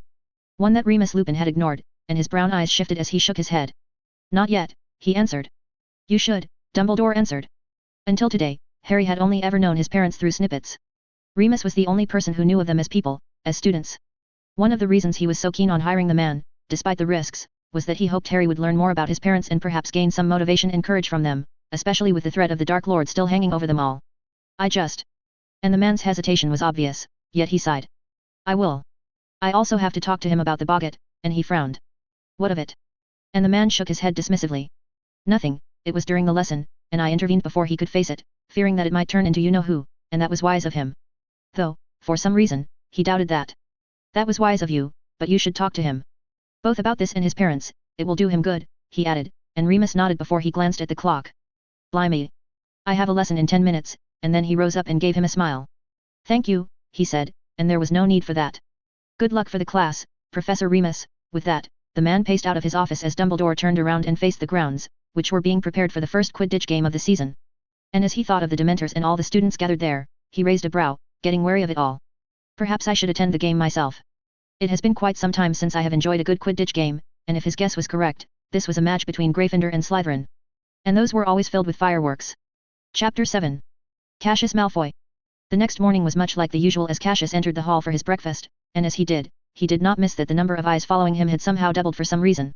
As always, he chose to ignore it all as he sat down on the table, his breakfast appearing in front of him within seconds of sitting down. Simple bread and omelette, with a side of black unsweetened coffee. He was ever grateful to know the location of the kitchens and the eagerness of the house elves to cater to his specific needs. Daphne and Tracy were at the Slytherin table, they would sometimes join him, but mostly, they would all eat on their own. Luna, his usual partner, was absent, probably busy searching for her rack spurts. She was not a morning person, nor was he really, especially after he had spent the last 2 days searching for one singular spell. He had already sent a letter back home and was now waiting for a response to know whether Draco had kept his promise, though he knew that his brother would. If there was one thing Draco cared for more than petty revenge, it was getting revenge over Harry Potter. And the firebolt would allow him to do just that. And as he was eating, suddenly a piece of paper was slid in front of him, much to his surprise as he found himself surrounded by several people. He looked up and found himself staring at the face of one of his beloved seniors and prefects, Penelope Clearwater. The girl had helped him deal with the few girls who were trying to bully Luna and was generally a good person to seek help from. Good morning, Clearwater, he greeted her. She was in her 6th year, and he had no idea why she was there. Good morning, Cassius, she replied, even though her smile was anything as such as she pointed towards the piece of parchment she had just slid in front of him. That is your new schedule, she added, much to his surprise as he finally looked down, and as soon as he read the words on it, he shook his head. No, there is no way in hell that I am joining the Quidditch team, for while he liked the sport and was decent at it, he had no desire to waste his already busy afternoons practicing like an idiot. I am afraid you do not have a choice, she added as she sat down in front of him. I am not even Goo. That is a lie, she quickly added as she picked up his cup and took a sip before making a face. What the hell is that? She asked as she made a scrunched up face, as Cassius slid it back towards him. Coffee, and it's not, he replied, taking a sip of pumpkin juice and shaking her head. Your friends told me that you are a better seeker than anyone else, and from what I have heard, there is a spot open for a new seeker, and he shook his head. I am not joining the team, thank you very much, he denied her request again. Don't you have any pride as a Ravenclaw? Don't you want our house to win? She asked scandalously, trying to invoke the house spirit, and he again shook his head, busying himself in his breakfast. Hey! He complained as she pulled the plate, much to his frustration as he groaned. Clear water. He turned to face the senior prefect, a bit frustrated by her behavior. I don't have the time. I cannot waste away all my evenings practicing like an idiot only to lose to either Slytherin or Gryffindor in the end, and she shook her head. We wouldn't lose if you were the seeker, she retorted, smiling devilishly, as he glared at the table behind him, at the blonde and brunette now giggling at his misfortune. It was their doing. He was sure of it. I have heard Cho can play as a seeker, he suggested an alternative. She is a better chaser, and we have an open seeker spot, and you will be taking it, and he shook his head. I can. I will give you all my essays. She added, making him look up and raise a brow. My assignments in my old textbooks. It will save you quite a lot of time with your homework, and it was a tempting offer. Clearwater was a topper in her class, and her notes were pretty good. And since Cassius often spent his entire year focusing on the more practical aspects of magic, he hated scoring through the books to cover any topic in detail. Plus, you still owe me for that thing with Luna, and he shook his head. That was your duty as a prefect, he corrected, but she shrugged. I have a lot of duties as a prefect, and he leaned back as he tried to think of a way to get out of it. And in the end could think of no way. He could just ignore it all, but despite what it may seem like, he couldn't act like a diva, it would make him look bad. As good as I am, I don't think I can beat Potter, or even my brother for that matter, he added, and the black-haired prefect shrugged. At least, we will have a chance, she added, and she was a Quidditch head. He knew that. I don't have a broom, he added and she made a face, seeing through the ploy. You are loaded. She answered easily. So just get one. A good one, she added, and it was a whole new headache. He sighed as he saw the futility of his struggles and nodded, while reaching for the schedule. Tell Davis I will be there, he finished with a sigh as he pocketed the schedule, and Clearwater smiled. That is the spirit. She cheered. I knew Ida would do it. Now go and win me the house cup, private, and he rolled his eyes as she lightly salped him on the back. I am not your minion. And you owe me for this Clearwater, he added, nodding, as she towards Davies and the rest as his eyes turned towards Tracy and her blonde companion who were snickering while looking at his rather dejected face. Sure, just tell me what you want, she said. Looking at the time, he realized it was time for their first lesson, as did the rest of the hall, given the rush to leave. He did so as well, sliding along the two Slytherin girls of his group. Which one of you is behind this? He asked, as they both refused to give up the culprit. Cheer up. We are just trying to make you more appealing, Tracy added, as he asked with a frown. And why would I need that? And at this, both of them looked behind him as he followed their gaze and saw just who they were looking at. Granger was rushing out of the hall, bag on her shoulder, a slew of books tucked in her arms. You will thank us one day, Tracy added, jumping away as he made to pinch her shoulder. I will get you back for this. Both of you, he warned, as he went in the opposite direction for his transfiguration class, as Tracy gave him a thumbs up. Good luck, and he put it in the back of his mind as he entered the classroom, and the students were all busy, talking with one another, celebrating the absence of their transfiguration professor. He plopped down beside Boot, his usual companion for these lessons. Hi, he greeted the quieter boy, who nodded. I have heard you are our new seeker, and he was surprised how quickly that news traveled. How do you know that? He asked. Davis was talking with Clearwater yesterday. I heard them in the common room, and he should have expected that as the bell rang, signaling the start of the class. Why are you opening the book? McGonagall's not here yet, he asked as Cassius's eyes landed on the cat sitting on the table. Yeah, she is. And then to their surprise, suddenly, the cat on the table jumped forward and transformed in front of them into their transfiguration professor. There was silence initially until a small clap broke out as the professor preened and waved her wand as a word was spelled on the blackboard behind her. Animagi. She began, and much to Terry's surprise, for the first time in a long time, Cassius began to listen to the lecture with rapt attention. The lecture went as he had expected it to, and as he sat there with a rather well-decorated cushion in his lap, the professor came to check on his work. Excellent work as always, Mr. Malfoy. 5 points to Ravenclaw. The rest of the class was still trying to get their wooden rods to change form, as he raised his hand. Excuse me, Professor, he began as the professor turned towards him. Yes, she preened as Cassius asked away what he could not find in the library. Could you please tell me if there is a spell that could turn an animagus back into their human form? He asked, and she smiled. Well, there is a spell. She began her little lecture, and Cassius listened, even going so far as to ask where he could read up on it. And now he finally had what he was looking for. The rest of the day was quite normal, and after a quick lunch, he made his way to the library, taking out the books McGonagall had pointed out as he began reaching up all he could on the subject, knowing that he would be needing it all rather soon. Daphne and Tracy joined him soon enough, and he still had not forgotten about their betrayal. He was about to berate them when suddenly Granger joined them as well. "Can I join you all again?" she asked politely, as Tracy was quick to answer. "Of course, come sit," she said, and she sat down with the girl, who smiled. Cassius had not missed her swollen eyes as she busied herself in her work. He saw her working on her runes essay, something he rather excelled at, and saw that she was making a lot more mistakes than usual. "That is wrong," he pointed out, making her look up. "What?" she asked as he put down his book and leaned forward. "That," he pointed out her mistakes. "You are mixing up Norse and Greek runes," he pointed out and corrected her mistakes as she realized. "Thank you," she said, and he nodded before he again picked up his book. Then, her eyes continued to drift his way, and as they met, she gulped and asked a bit nervously. "What are you reading?" And he showed her the title. "The History and Magic of Animagi," she read with a frown. "That is not on the syllabus," she added, and Daphne scoffed. "That would matter if he cared," he rolled his eyes as Hermione frowned. "What do you mean?" she asked, and it was Tracy. "You have been with us for 2 days, and yet have you ever seen him doing homework?" she asked, and Hermione shook her head. "Yes, I have not." "Even yesterday, you were reading another book?" she asked, and he shrugged. "It was about dueling," he answered honestly. "But why?" she asked. "Because I hate doing it," he answered honestly. "And he usually finishes it all up during the classes," Daphne added as Granger frowned. "But how, the lecture are useless for him," Tracy added. "Okay, that is enough," he cut in, as he looked towards Granger. "I can manage, and I am mostly interested in transfiguration and spell crafting, so I focus on these 2 things. I get the work done during the classes so I can focus on my own interests during this time. I have a whole system," he replied. "But don't you want to get the top marks?"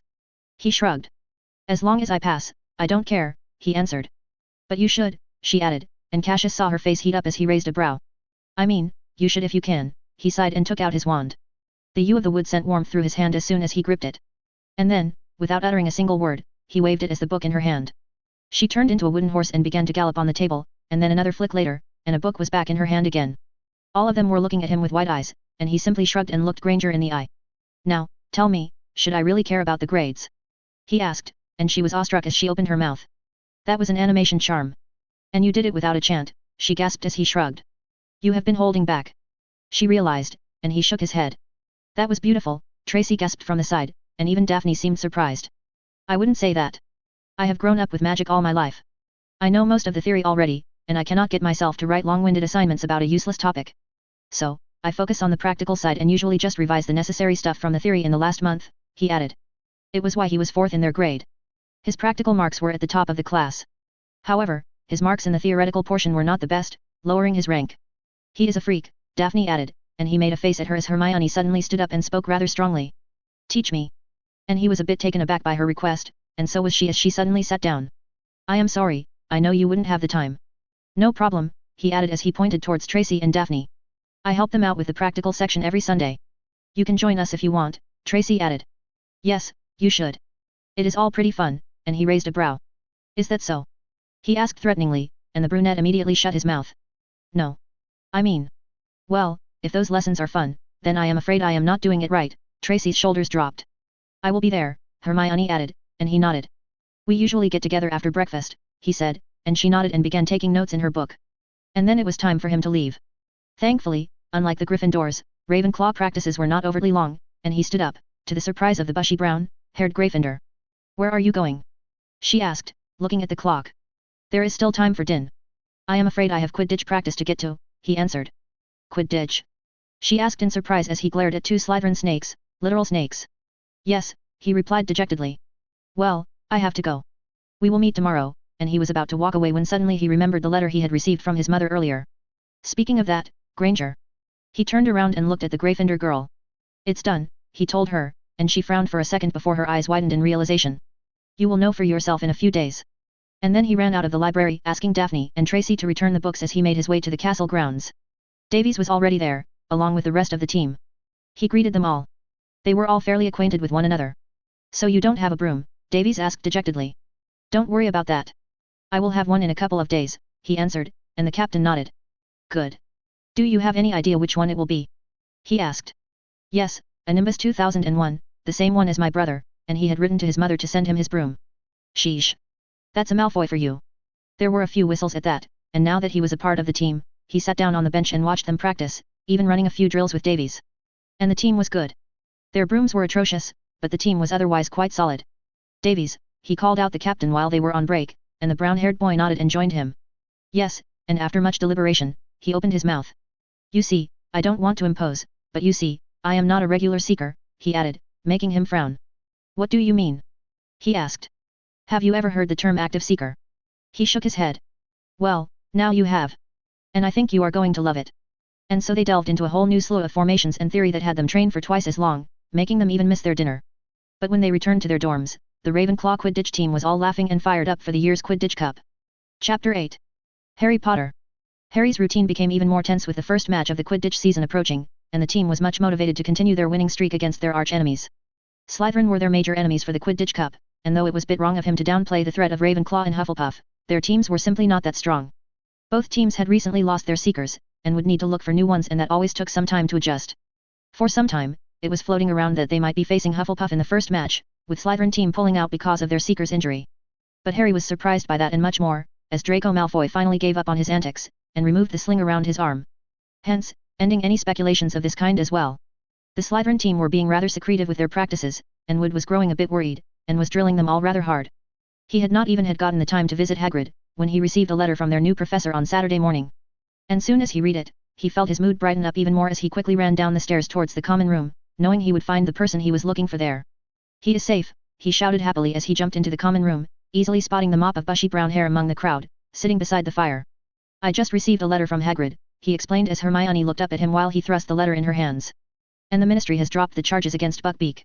It's safe, and they would need to visit the half-giant to celebrate, and he saw Hermione's face light up as soon as she read the letter.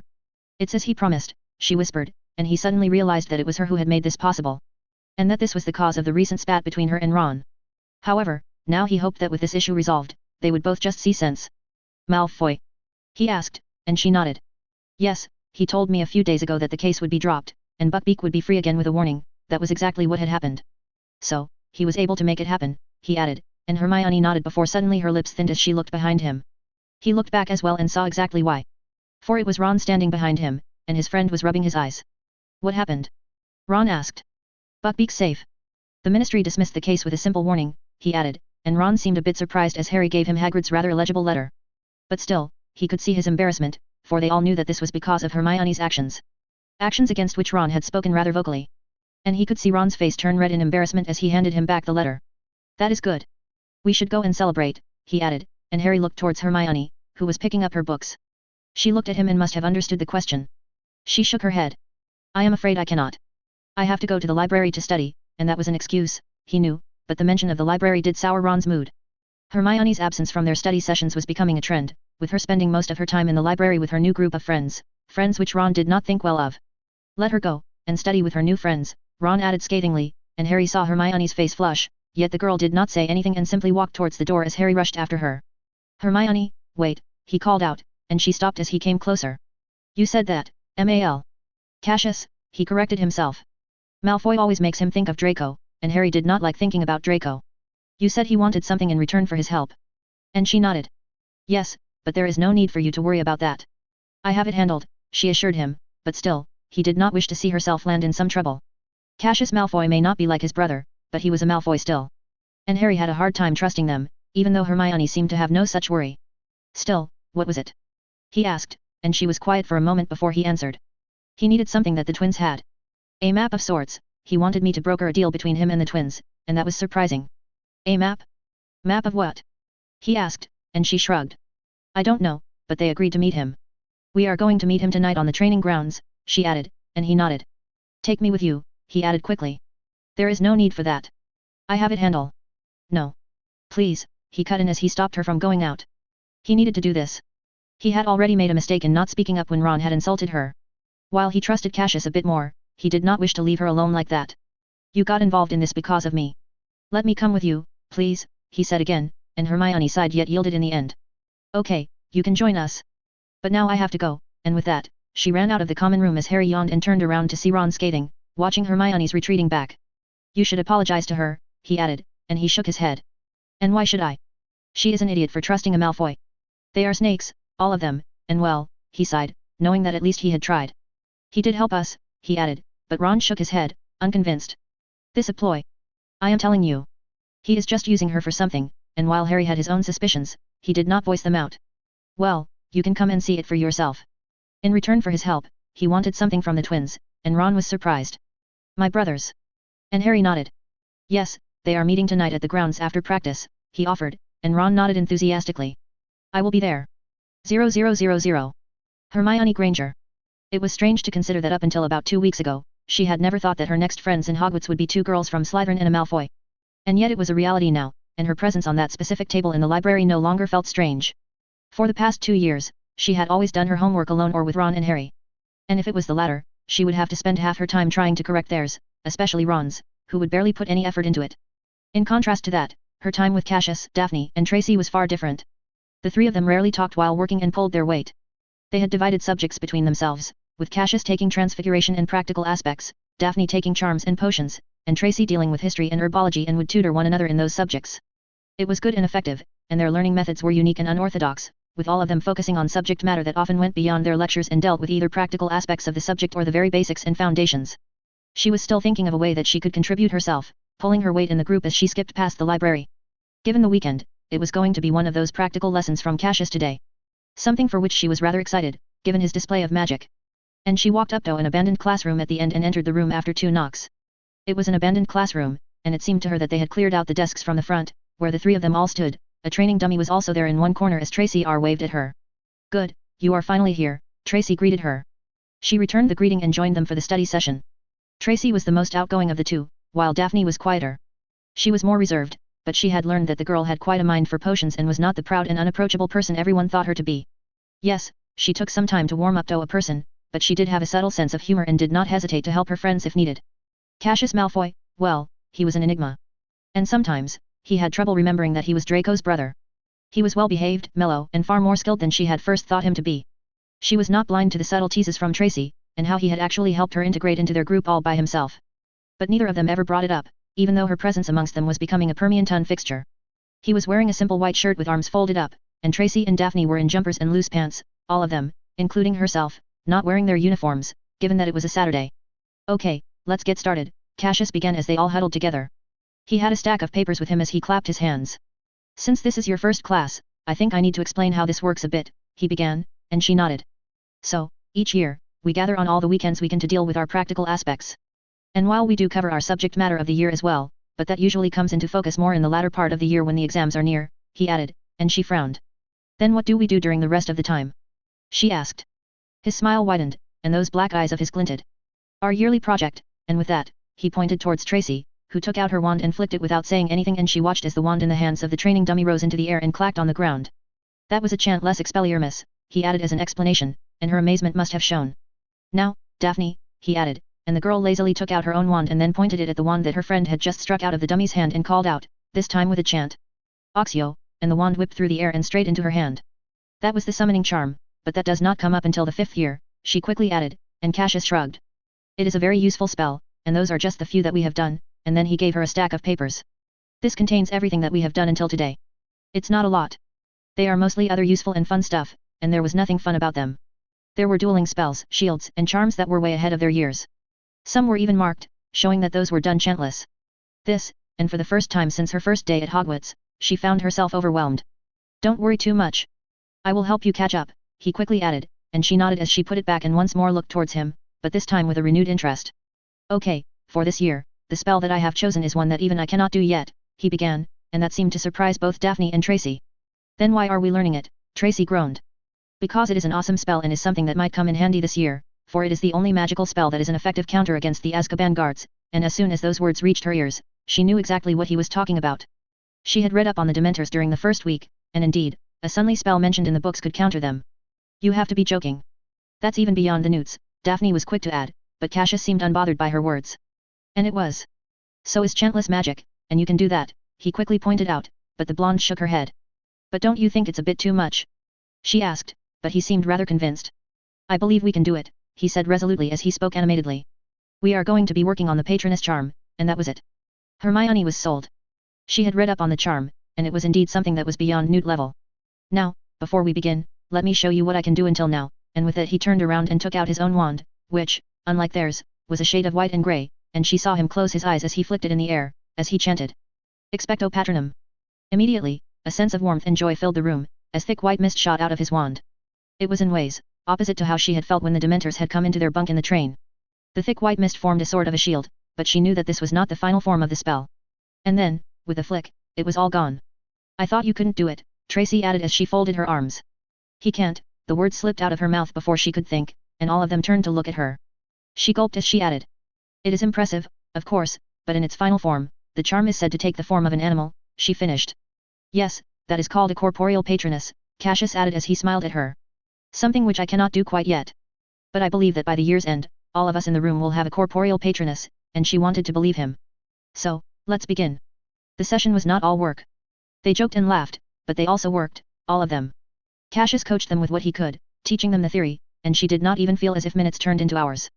Soon enough, they were all sitting there, spent and tired, as the sun began to set, and they decided to end it for the day and head to lunch. That was fun, she added as she gathered up her books and the other notes she had made.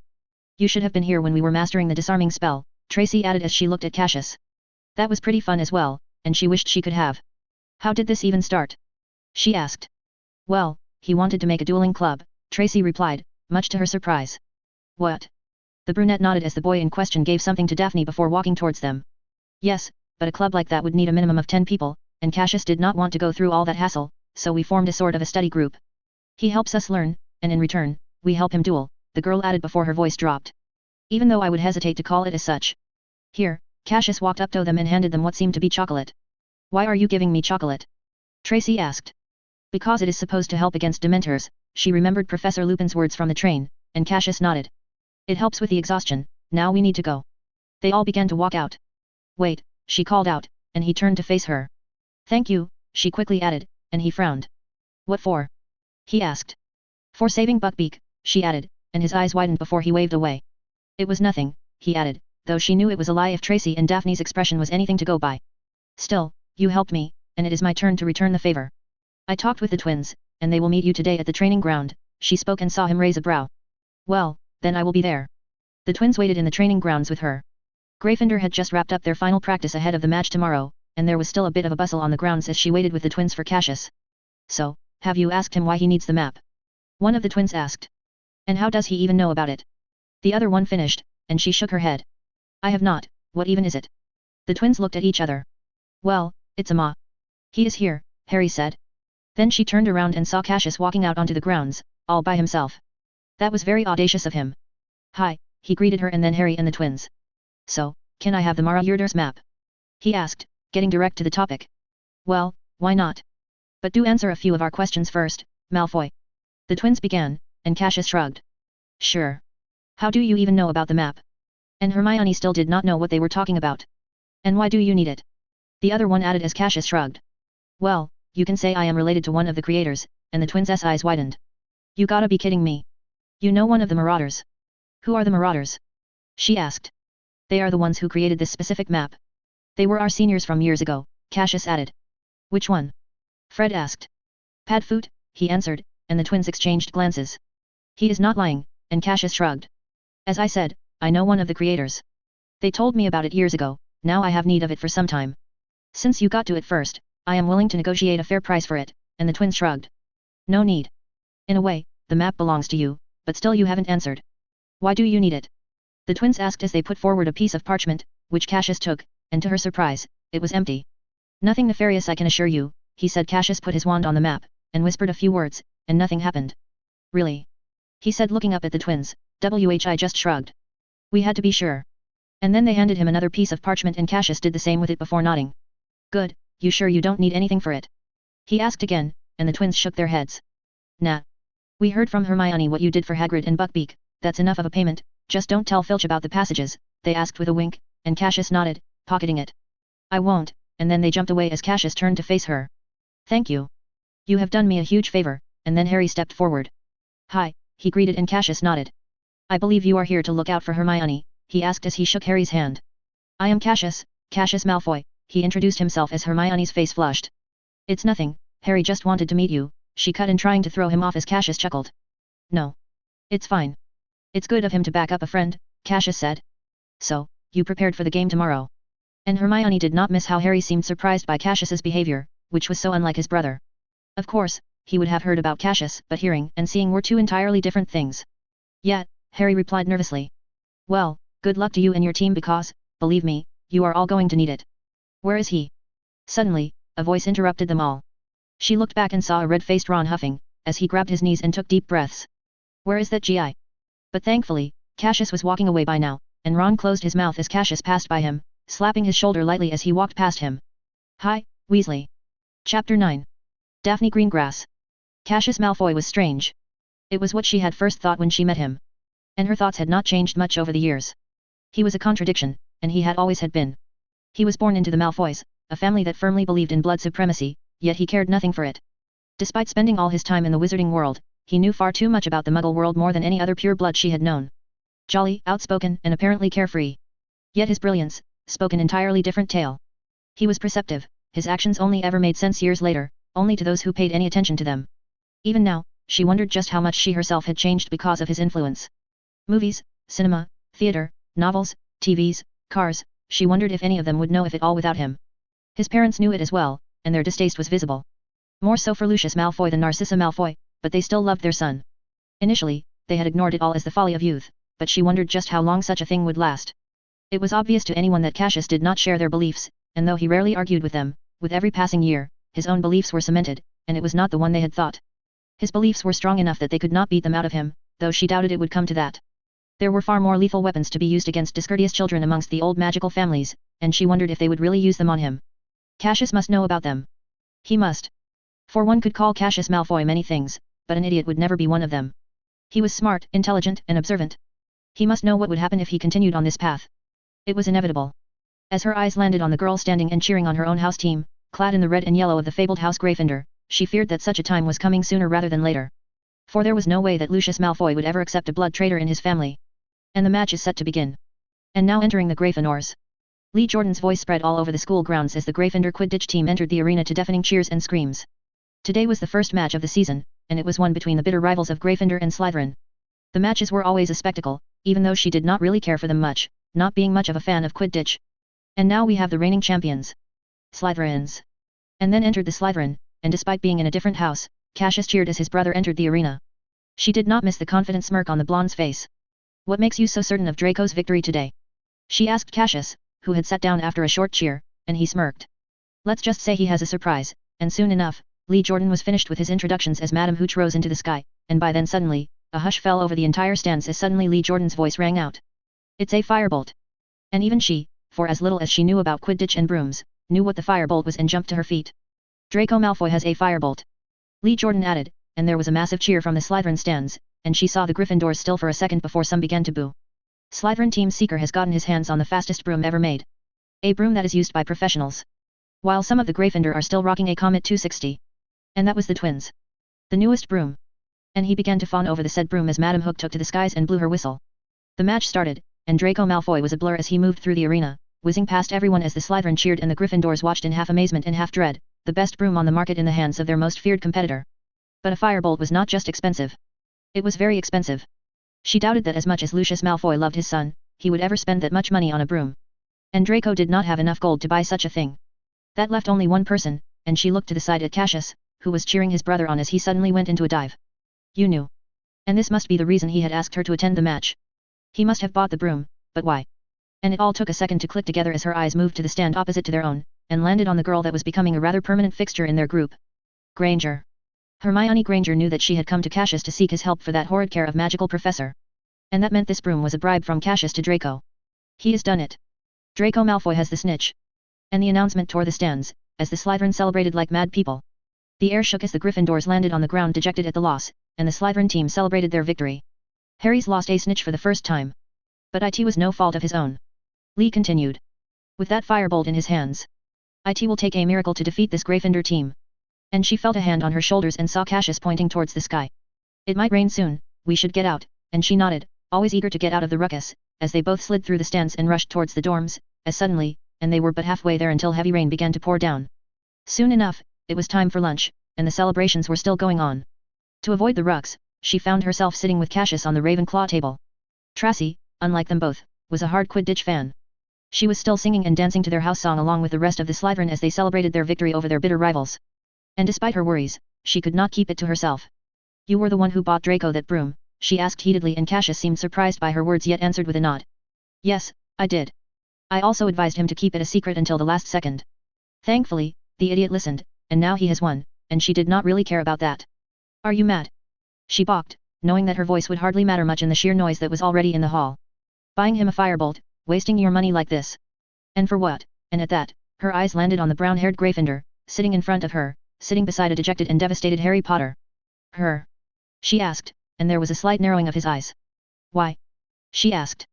It was not entirely for her, he answered. Then why would you waste so much money? I know you have savings and so forth, but you cannot waste them like this, not when you could be kicked. She stopped herself from saying the words. Kicked out of my home? He asked, not missing a beat, and as she had thought. Cassius was not blind to what the future held for him if he stayed on his path. Yes, she added, and while she liked him a lot, she knew that none in their circle would dare to help him just to avoid destroying their relationship with Lucius Malfoy. You know your father better than I, of what he was, of where his allegiances laid, she added, and his lips thinned at her words as he put down the fork and looked into her eyes. He will not accept this, and again, she pointed at the brown-haired Gryffindor girl a few yards away. He will not accept her, and if he continued to be brash and reckless, then the man will have no choice. Not just because of how unacceptable it would be for him but to protect himself among his peers. And now you go and buy your brother a firebolt just to impress that muggle-born girl, and he raised a hand. It was not entirely for her. I needed something as well, and through this series of transactions, I was able to get my hands on it, and she scoffed.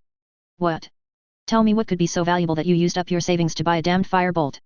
She asked, trying to call him out on his bluff when suddenly he took out a piece of parchment and put it down on the table. This? He said, and she frowned at seeing the empty folded piece of paper. And what is this?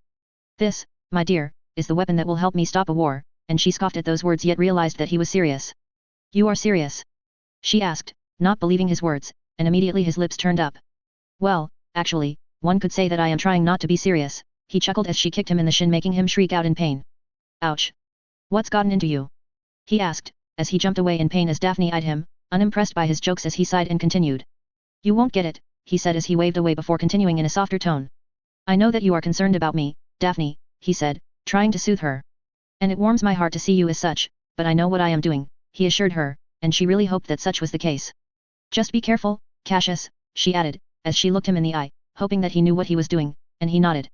I always am, and then he jumped out, pocketing the piece of paper, before he suddenly pinched her arm, before running away. Ouch, she rubbed her arm, and thought to chase after him, but gave up quickly as she saw him running away with a cheeky smile on his face. I won't be coming to the library today. I have something else to do. Goodbye, and then he ran out of the hall as Tracy plopped beside her. Where did Cassius go? She asked, and Daphne could only sigh as she replied truthfully. I don't know. 0000. Cassius Malfoy. Cassius was not exactly blind to Daphne's concerns, nor were they entirely unfounded. Even if the Dark Lord were to return, he still found himself questioning and wondering what he would do if such a day came. And that was why he was finally making his move. For that reason, the map was necessary for more than one reason. While yes, it would help him track and capture Peter Pettigrew, but it would also help him do one more thing.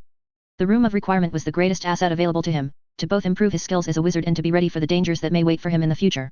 But without the map, Cassius could only use it openly, for despite a concealment charm, it was always a bit risky to wander through the halls, for if the teachers or the prefects caught him, it would raise a lot of eyes. But, now, with the Marauder's map in his hand, that fear was gone. After the Quidditch match, Cassius found himself on the 7th floor staring at a wall, opposite to the picture of Barnabas the Barmy trying to teach trolls to dance. He pocketed the map as he walked back and forth 3 times until the wall behind him changed. He walked through the doors into an elaborate room, one with a massive dueling area in the center and a desk at the side. A stack of books, mostly related to dueling and spellcraft, was placed there in the corner, and it was his usual place to work on himself. He ignored the dummies and walked towards the table, and in the middle of it lay another book, one that he had placed there with his own hands last year after Ginny Weasley had tried to flush it down the drain. During the summer, he was away in France because of prior commitments and could not prevent his father from dropping into Ginny's cart, and only when the year started, and the attacks began did he realize his mistake and made to rectify it as quickly as he could. But Tom was cautious, and despite his various attempts, he was unable to take it off Ginny's hands. Until the girl tried to get rid of it herself and tried to flush it down the toilets. He had seen her, and after some liberal use of a confundus charm, he was able to replace the Horcrux with a similar-looking diary, and both he and Ginny were better for it. He cleared his mind as he walked up to it, removing every emotion from his consciousness as he reached for the quill beside it.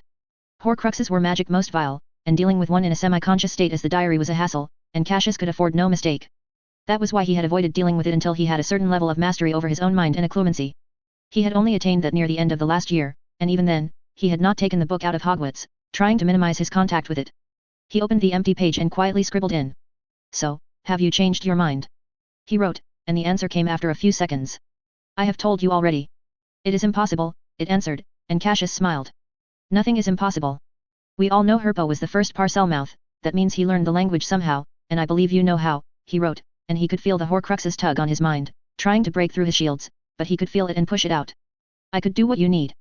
Just tell me what you need done, and I shall do it for you, Tom answered eagerly. I want to do this myself. So, you are still being stubborn, and he drew a small, sad face, emoji beside it, and could feel it is setting. I have said it before. It is impossible to teach someone the language of the snakes, Tom answered, and Cassius looked up and saw that around 1.5 minutes had passed. Well then, I hope you have changed your mind by the next time we can talk, and immediately, the answers came. Wait. Just tell me what you need. I will help. But he ignored them all and closed the diary and jumped back. And he jumped back, and rechecked the time, making sure that no more time than what he had allocated had gone by. To maintain his own sanity, he limited each interaction to nothing more than 2 to 3 minutes. He had extracted most of the knowledge from it already, and the only thing that remained was Parseltongue. And the ability to talk to snakes interested him quite a lot, because of what it would entail. And despite the popular belief that the ability was hereditary, Cassius believed that the thing could be taught or that there was a way to learn it. Well, with that done, I think it's time to get started. He took out his wand and walked to the center of the room, and closed his eyes as 3 training dummies joined in, ready for him. And then, suddenly, a spell whizzed past his ear as Cassius tilted his head and moved to the side to avoid another before he brought down his wand, and a golden shield appeared behind him, reflecting back the spell of the dummy towards it. Yet the dummy seemed to avoid it. As he opened his eyes, he slashed it at the one in front of him, before flicking it slightly to make the ground around it rise up, trapping it in its place as his slash tore through one of the dummies. By then, a ball of fire was rushing towards him from behind, and he twisted his body and pushed it towards the massive torrent of fire, wrestled its control away from the dummy, and then, with a swing, directed it towards the second dummy slashing at him. He flicked it up, and a wall of dirt emerged right in front of him in an instant as the dummy slashed, hit it rather than him before he tore it all down as he faced the final training dummy and waved his wand and all the pieces flew towards it, breaking it down. And then he stood in the center of the room with 3 destroyed dummies, with a little sweat on his brows. He cracked his neck as the 3 dummies were soon replaced by 5, and he whispered to the air. Well then, I am warmed up. Chapter 10. Hermione Granger. The mood in the Gryffindor common room was somber. It was unlike anything she had ever seen, with all of them just sitting there, not saying a word. It had been quite the opposite earlier in the morning, and everyone was excited for the match, even her. People were dancing and laughing. Now no one was even talking. Harry, she had not seen her friend so dejected ever since his first year, and she plopped down beside him as she whispered softly. It's just one match, Harry. We still have the entire tournament left to play, she added, and he nodded. It's over, Hermione, one of the twins added from the side as they jumped in. I don't think any team is beating the Slytherin if their seeker rides a damn firebolt, they finished, and that may be true. This has to be cheating. It has to be. Ron's voice came from the side as he entered the dorm with Seamus and Lee Jordan. We have to take this to Dumbledore. We have to, Ron added, and Jordan shook his head. That's not going to work. I talked to McGonagall, and she said that there are no restrictions on which broom a player can use, and there were not. She had read the rulebook as well. That's unfair. How the hell is anyone supposed to compete against a damned firebolt? He asked, and no one had an answer. Well, Malfoy money strikes again. That git is using his money to make up for his skills, Seamus added as he began to remove the paint and the other badges he was wearing as Ron ran towards Harry. I have an idea, he said as everyone turned towards them both. You can do it, Harry. Use the gold in your vault to buy yourself a firebolt as well, and thankfully it was said in a whisper, and the lack of a reply from Harry made her cut in. No. She said as both Harry and Ron turned to face her. We are still in our 3rd year. Your parents left you that money so you could get through Hogwarts, not so you could waste it all on one broomstick, she added, hoping Harry would see sense. You still have 4 years of Hogwarts left. You cannot use it all like this, she added. Of course he can, Ron added as the common room began to empty out, with people going out once again, or heading to the library to study. Half a day had already passed, and they all had classes tomorrow. He cannot. He should not, she argued, and Ron's face twisted. You would say that, wouldn't you? What are you even doing here, pretending to be friends with us? Why aren't you and Malfoy celebrating this victory? He taunted, and her lips thinned. Cassius is in Ravenclaw, she corrected him as Ron scoffed. But he was cheering after his brother, wasn't he? And he was, but what did it matter? In the end it was just a game. He must be quite happy seeing us all lose by cheating, and she shook her head. I hate losing as much as you, but this was not cheating. Professor McGonagall herself said so, she added as he pointed towards Jordan. Yet. No one's talking to you, traitor. And Hermione could take no more of this. That's it. She jumped to her feet as she roared with all her fury, her patience had long run thin with Ron's antics. I have had enough of you. I am going to library. And he made a face at her as she looked at Harry for one last time. And if you waste your entire fortune on one damned broom, then you would be an even bigger idiot than him. She pointed at Ron, who gasped at her. Who are you calling an idiot? But she was long gone by then, having walked out of the room as she walked towards the library. She much work to do, given that she had spent her entire day yesterday practicing the patroness, and while it was not on the syllabus she did not think it a waste of time given that she had learned quite a lot about casting and magic during that lesson that she wondered if she would ever have learned from books or their teachers. Cassius, more so than Daphne and Tracy, was far more instinctual about magic than her.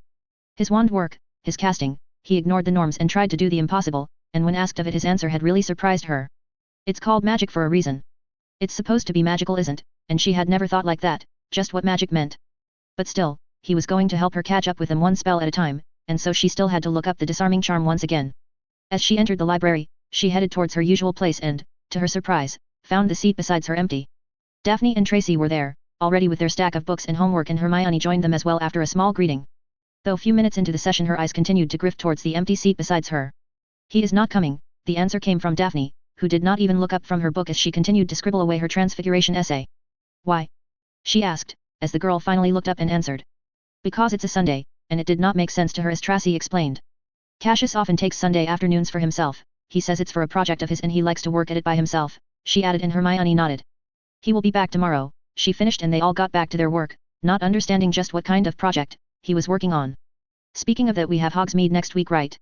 Tracy added, and she nodded. Yes, after the second match, she added. And it's between Hufflepuff and Ravenclaw.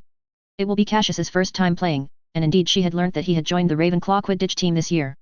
Aren't you excited for it, Daphne? Tracy asked, and she had learned that the girl was simply a Quidditch enthusiast, unlike Greengrass, who cared little for the sport. It will be interesting, she added. Why? She asked. Well, let's just say Cassius is not what you call a simple player. 0000. Hermione Granger. Neither Daphne nor Tracy had explained what they had meant by Cassius not a simple player, and she would have to wait for the match next Saturday to find out. The fight between her and Ron had gotten to the point where neither of them talked to each other, with her spending most of her time in the library trying to do all the homework assignments, and as she found herself swamped by work day in and day out, she began to question her choice of taking all the electives. Muggle studies and divination were proving themselves to be quite useless, with Professor Trelawney often taking joy in simply predicting death, and otherwise ominous events, while giving very vague descriptions. It had gotten so bad that she had walked out of the classroom yesterday and was thinking of finally giving up the subject. However, she was not the only one swamped with work. Cassius seemed affected by the workload as well, as he found himself stretched thin between his rather secretive project, homework, and Quidditch practice. She had not seen him use the map he had obtained from the twins, and she was still curious about what it was and why he had gone so far just to get it. And then there was his secret project for which he vanished for hours, often skipping their library sessions altogether, something which she really missed. As they sat there on a Friday evening, with the Quidditch match fast approaching, she took out her wand and flicked it down as she cast the modified silencing charm taught by her. Mufflieto, she chanted, and it was a rather unique piece of magic that she had not found in any of their charm books. Can I ask you something? She began, and it was only them in the library today, with both Daphne and Tracy taking the day off to rest, and he glanced towards her and nodded. Sure, he said as he closed the book. What was that piece of paper that you took from the twins? The map. She asked, no longer able to keep her curiosity at bay. She saw his lips turn up as he raised a brow. Why? You want to get me into trouble again? He teased, and she rolled her eyes as he chuckled. No, she answered as she felt her face flush in embarrassment. Will you ever let that go? She asked, and much to her dismay he shook his head. Nope, I will remember it till the day I die, he relied, and she punched his arm, and she had never thought that a day would come when she would be bantering with a Malfoy. Though, he rarely made it feel as such. Cassius behaved more like a muggle born than a pure blood, even Daphne and Tracy, lovely as they were, seemed to find some of her words and references odd, often having trouble explaining things to her, or understanding them when she would explain to them. But he had no such trouble, easily understanding her explanations, while she often found herself surprised by his own depth of knowledge regarding Muggle subjects, sciences, and culture. And he was not even taking Muggle studies. You are an oaf, she chided, and he shrugged. At least you have finally accepted that I am not Slytherin's heir, and she groaned as he added. Just imagine if I was, and you, in your wisdom, stole ingredients from Professor Snape's office to make polyjuice potion, to confront me about it directly, alone in my dorms, he gasped. And that was not her proudest moment. But it had made sense. Merlin. Do you have any idea how dangerous it could have been, and? She shook her head. It made sense at the time, but you are not answering my question. She tried to steer him away, and he raised a brow as he looked into her eyes. You really want to know, he asked, and she nodded. Then he reached into his pocket, took the piece of paper out, and placed it on the table, and once again, it was empty. Promise me you won't tell anyone else about this, she nodded as he placed his wand in the center and spoke. I solemnly swear that I am up to no good, and she saw texts appear on it as she read. Padfoot, Prongs, Moony, and Wormtail proudly present to you the Marauders map, she read, not recognizing the names at all. This is a one-of-a-kind artifact. Years ago, 4 Hogwarts students got together and created this map to help them with their pranks, he read. Pranks? She asked, and he nodded as he unfolded the piece of paper. Her eyes widened as she saw a magical map of their school unfold in front of her, with several steps and dots moving all around. This is... She did not have any words as her mind began to race, trying to imagine just what kind of charms and enchantments were at work here. The entire school. Of course, the map shows sections, but you can move it around, and as he moved his wand, the map moved, as it showed sections it previously could not because of lack of space. She saw him reach the library part and tap 2 dots sitting there, and immediately both their names appeared, sitting there as the names of students sitting around them all appeared as well. Impossible, she gasped, and he shrugged. With this, you can move quite easily through the school, avoiding the teachers and the prefects.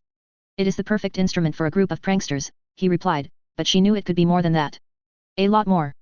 But she did not voice it out, knowing how it would sound. And what are you using it for? She asked, and he answered without looking up. My secret project, he answered, and she raised a brow. And what is that? She asked. You will know of it when it is ready, and then he placed his wand on the map and spoke once more. Mischief managed, and she saw the map vanish as the map folded itself, and he pocketed it once more. Is that why you have been so tired these days? She asked, and he seemed surprised by her observation. But Hermione had noticed the growing dark circles and the occasional yawns and how he seemed more tired than usual. Perhaps, he was cryptic in his answer again, and she did not know what to think about that. You are not in any trouble, are you? She asked, having never thought about what it would have taken from him to stop his brother. Or what their friendship entailed for him. Through Tracy and Daphne, she begins to get an insight into the pure blood culture and realizes more about why Draco is the way he is. It all made Cassius even a bigger anomaly than he already was. Of course not, and then he looked at her. Are you worried about me? He asked, and for some reason, she felt her face heat up at that question as she thought about what to say. You are my friend, she answered after some deliberation. Shouldn't I worry about you? He was silent for a few seconds, and she felt Ron's words reverberate in her mind as her eyes dropped to the floor. And she berated herself in her mind for those words, as she felt a sharp pain on her head and looked up as she rubbed her head. How naive are you, he teased as her heart skipped a beat as he looked into her eyes. Befriending Slytherin's heir, you, Hermione Granger, are a disgrace to all. And she did not let him finish as she slapped him on the shoulder. You get. She screamed. The dark thoughts all vanished, and they both began to laugh. But you shouldn't worry, I am fine, he said as they both stopped laughing, and she nodded. Good, she said as she wiped her eyes, and then his eyes landed on the stack of books in front of her. You still are taking all the classes, he asked, and she nodded. I am, though I did walk out of divination's class yesterday, she replied as her shoulders dropped. Good. Drop it, and drop Muggle studies as well, he said as he looked at her. 3 is already too much. 5 is just absurd, he replied, and it was beginning to feel like such as well. But. No, buts. Talk to McGonagall and put an end to this, he suggested. If you are still interested in them, you can simply sit their exams, he was right, but she did not want to disappoint the professor. And she did not want to think just what would happen to her, after all the trouble she had gone to into getting her that time turner. And then he leaned forward and pointed towards her neck. And if you are worried about that, and she stilled at those words. Don't be, he finished as he opened his book once again. She will understand, she gulped nervously as she chose to deny it. I don't know what you are talking about, she said, reaching for her neck to see if any part of the time turner was still showing. No, it was not. He looked at her, with a frown. Please, there is no need to lie. I know about the time turner, and her eyes widened. How? She asked, and he shrugged. You forget what my second name is, and it was her first time hearing him mention that, and she must have guessed that. Plus, it was not that difficult to figure out, given that you were attending both divination and arithmancy classes, both of which take place at the same time, and her face reddened at that. He was definitely more perceptive than Harry and Ron. You knew, she asked and he shrugged. Ever since the first class, and that was even before she had begun to join them. Then why didn't you say anything? Because if he was to complain about it, she was sure that he could have caused her a lot of trouble. What was there to say? And she knew he was not blind to it all. Just think about it, Muggle studies and divination wastes time. You could be using all that time more productively. Magic is a lot more than what you see in these books. There are 1,000 avenues that you could explore and research rather than wasting time with storytelling and Muggle studies, and as she thought about it, his words made sense. Like dueling. She remembered Tracy's words and saw his head snap towards her in surprise. Yes, he replied, surprised by her words. It is one of them, warding is another, alchemy and spellcrafting are there as well, he listed a few. I will think about it, she replied as she began to reconsider it seriously. So, are you going to be at the match tomorrow? He asked, and she nodded. Of course. Chapter 11. Cassius Malfoy. With the map in his hands, Cassius found it a lot easier to make his little escapades to the room of requirement while keeping an eye on both Peter Pettigrew and Sirius Black. The traitor was very cautious and rarely left the confines of the Gryffindor, making it difficult for him to reach him, but Cassius knew that he would get an opportunity soon. Because if Sirius Black's movements were any indication, the man would be trying to break into Hogwarts soon. He had already noticed him coming up the Whomping Willow many a times, and Cassius believed that the man was waiting for the Hogsmeade weekend to make a move. He would have liked to help the man before that but had decided to delay it, deeming it essential that he got his hands on Pettigrew, and this was the best opportunity in that regard that came to his mind. For if Sirius's innocence was announced before the rat's capture, Peter Pettigrew would take a few seconds to vanish into the wilderness before joining up with his master once again. Something he planned to thwart by all means. A part of him wanted to hand it all to Dumbledore and be done with it, and while he had many faults with the old man, Cassius was sure that he was not the evil mastermind he feared him to be. Albus Dumbledore was simply a man too old and too tired. He had suffered a lot and was juggling far too many things at once, being chief warlock, headmaster, and an ICW head. The man's tragic life had given him an aversion to personal power, for he did not trust himself with it, and he genuinely believed that lasting change would come through educating and influencing the younger generation. A naive but noble idea nonetheless. And so, Cassius planned to handle it all himself, for while he did not think Dumbledore to be evil, he did think the man to be complacent and overworked. He considered him as his last resort, a trump card of sorts he could use if he failed in his own plans. But he would not fail. But today, he had put it all aside for some time, as he closed the map after a final look and raced down the hall for a quick breakfast. And as he rushed through the common room he could see the more enthusiastic cabal of students, making banners, doing face feint and practicing chants. "Here he is, our new seeker," Penelope Clearwater greeted him as she waved at him from one side of the room. "All because of your extortion, you witch," he shouted back, though he could have wiggled his way out of it if he really wanted to, but a part of him wanted to enjoy these little respites, and though he was not the biggest Quidditch fanatic, he did enjoy the sport. He headed out of the room, and her friends all chuckled. Today was his first time playing Quidditch at school, and while he was not overtly fond of the game, years spent playing it with his brother had given him a respectable level of skill. He walked down the Great Hall, and because of the weekend, the hall was rather empty, except for the Hufflepuffs and Ravenclaw teams. He quietly slid down on the table, and after a second, his breakfast appeared in front of him. Simple egg and toast, with a large cup of coffee. "You excited for the match today?" Tracy asked as she sat down beside him, and Cassius sighed. "A bit, especially since it would be the first time that the team would be following his tactics, which, while not unique, were a bit unorthodox." "I have heard that you cooked up a plan for your house team," Daphne asked. That was a surprise, given that they had planned to keep their new tactics a secret from everyone. "How do you know that?" he asked. "I heard the girls talking about it. They seemed rather taken with their new seeker," Daphne added as she looked towards Cho and her group, who waved at him, and he really shouldn't have expected anything else. "Does anyone else know?" he asked, and Daphne shook her head. That was good, and he began to slice into the toast and eat it when Tracy suddenly voiced up from behind. "So, did you ask out Granger yesterday?" And he nearly spat the toast as he quickly reached for his coffee to help it down his throat. "What the hell?" he coughed out as he looked towards the brunette, who was frowning at him. "Conspiration ally." "No? And why would I even do that?" And she rolled her eyes. "It was the perfect opportunity," she lamented. "It was why I and Daphne chose to take the day off, you know. To give you some alone time so you could make your move," and while that was noble of her, he looked towards Daphne for confirmation of this, and she shrugged. Two things can be true at once, and that meant Tracy was simply lying. "Well, I thought about it," Tracy added as he rolled his eyes. "No. I did not, and neither do I plan to," and he did not miss Daphne's narrowing eyes at his words. "Why? It's the best opportunity," and with that, she punched him, making him look up. "Look, she is even here to cheer for you, sitting all by herself," Tracy added in a swooning voice, and indeed, Hermione was sitting there on the Gryffindor table alone, reading a book. There were a few groups around her, but she sat alone, peering down that book as she ate a sandwich with her other hand. "You should really ask her," she added. The idea had crossed his mind, but he felt that he should take things slow. He had already received a letter this morning from their mother asking him about their supposed friendship. No wonder his dear brother must have idiotically mentioned it to their father in his letter, sparking this interest. "Perhaps you could ask her during our less." "That is enough," Daphne came to his rescue as she stopped Tracy. "It is time for us to go," she said, standing up, wrapping her arm around Tracy's shoulder, and dragging her away.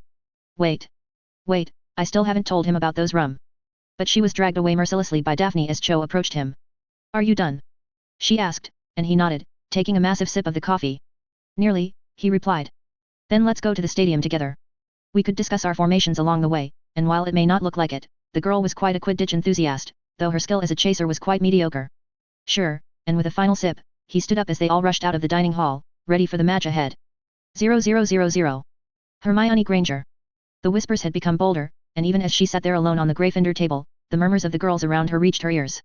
She had never really gelled in with the rest of the girls from their house. But for some reason, they had always been cautious about voicing slander against her, and that was until a few days ago when rumors about her chasing after Cassius became rampant in the Gryffindor common room. And while initially, the insults dolled onto her by her housemates had always been about being a know-it-all and a teacher's pet. This time, there was a new word associated with her. Leech. Greedy. Gold digger. They all gossiped about it, laughing and mocking her, yet she continued to ignore them. Or at least she was trying to, but still, it all did unsettle her a bit. Especially for she was not blind to her evolving friendship with Cassius and his friends. And the whole school knew of the wealth of the Malfoys, evidenced by the way Draco had just sued a firebolt in a school Quidditch match. Cassius was nothing like his brother, she had never doubted that, but still, he did surprise her daily with his antics and behavior. Their friendship, while a little strange, was not something she would put into jeopardy because of the likes of Lavender Brown. Her and Cassius were good friends, and she doubted that he liked her in that way. Why would he? She knew that she was not that beautiful, both Daphne and Tracy were better looking than her, and as she had also come to learn, she was not the smartest as well. Why the hell would he ever even think about her in that way? And yet, as she looked up, she found him looking towards her, his dark eyes focused onto her even as she turned the page and ate her breakfast. And the gaze lingered on her until he was approached by his teammates from the Quidditch team. As she looked to the side, she saw Lavender quickly stifle her laugh as the girl scoffed at her. Her friends made faces at her while subtly pointing at the Ravenclaw table for obvious reasons. Her lips thinned, and she closed her book. Her breakfast finished, and as she was about to stand up, she heard her name getting called out. Hermione. She looked back and saw Harry standing there, rubbing his eyes, with Ron beside him. And as she saw him, her mood soured even further. "Good morning, Harry," she greeted him as he sat down. "Why are you up so early?" he asked. "She is probably going to the library," Ron scoffed as Harry still looked at her, expecting an answer. "For the match, actually. What about you?" she answered, which seemed to surprise Harry as Ron's scowl deepened. "You are going to watch too?" Harry asked, and she nodded. It was rare for her to watch the matches for other teams, given that she could usually spend the time studying, but today, she had promised someone else. "I should have expected that," Ron added, and she did not like how he was looking at her. "You must be going there to cheer for Malfoy, you traitor," and she raised a brow. "I do not have to explain myself to anyone," and with that, she picked up her book and walked off. "Hermione, wait," and she ignored Harry's plea as she walked out of the hall, tired and frustrated with everyone else and so angry she was, she bumped into someone just as she was walking out. Thud. Ouch. She grunted as her book fell out of her hands. "I am sorry," she quickly apologized as she looked forward and saw just who it was, and it was a face she recognized. "It is fine," the short girl answered as she rubbed her head while looking at her with a strange expression.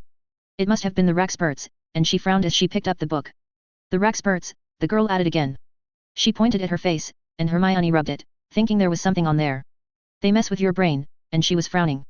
"Hello, Granger." As she was confused, she looked back and saw Tracy and Daphne walking out of the hall. "Hi," she answered Tracy's zealous greeting as Daphne and she exchanged nods. "Hi there, Luna. You excited for the match?" And that was her name. She had heard it from Ginny, and the girl was their junior from Ravenclaw. She was dressed for the match as well, with her face painted in the iconic yellow and purple of the Ravenclaw house. "Yes, are you heading to the stadium?" she asked, and Tracy and Daphne nodded. "Yes," before Tracy turned towards her. "Why don't you join us as well, Granger? It's not like any of our houses are facing one another today." She opened her mouth, thinking of rejecting the idea but suddenly realized that she would be alone otherwise. "Would that be fine with you?" she asked. "Of course, then we can head for our practicals lesson together afterward," and that was an idea she liked. "Oh. Is that the class where Cassius practices his magic with you?" the second-year Ravenclaw asked, and she nodded. "Then you should ask him about the Drkest," she said airily looking at her once more. "Cassius has the charm to get rid of them," and with that, she walked forward. "It is quite useful," she added, leaving a perplexed Hermione stranded there. "That's Loon. Tracy." Daphne's voice cut in, halting the brunette in her words as the girl gulped nervously. "That's Luna for you. She has quite the imagination. But she can be quite fun, and according to Cassius, she is a treasure," Tracy added as she joined them too, and that was how she remembered her. "The girl often sat with him during the meals." "She is a bit weird," Daphne added. "But she is a good girl and friends with my sister.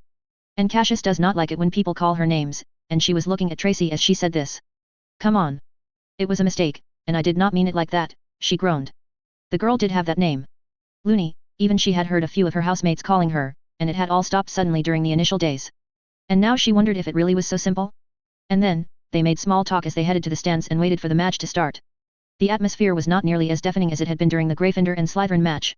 Ravenclaw and Hufflepuff did have a rivalry, but it was nothing like the rivalry between Slytherin and Gryffindor.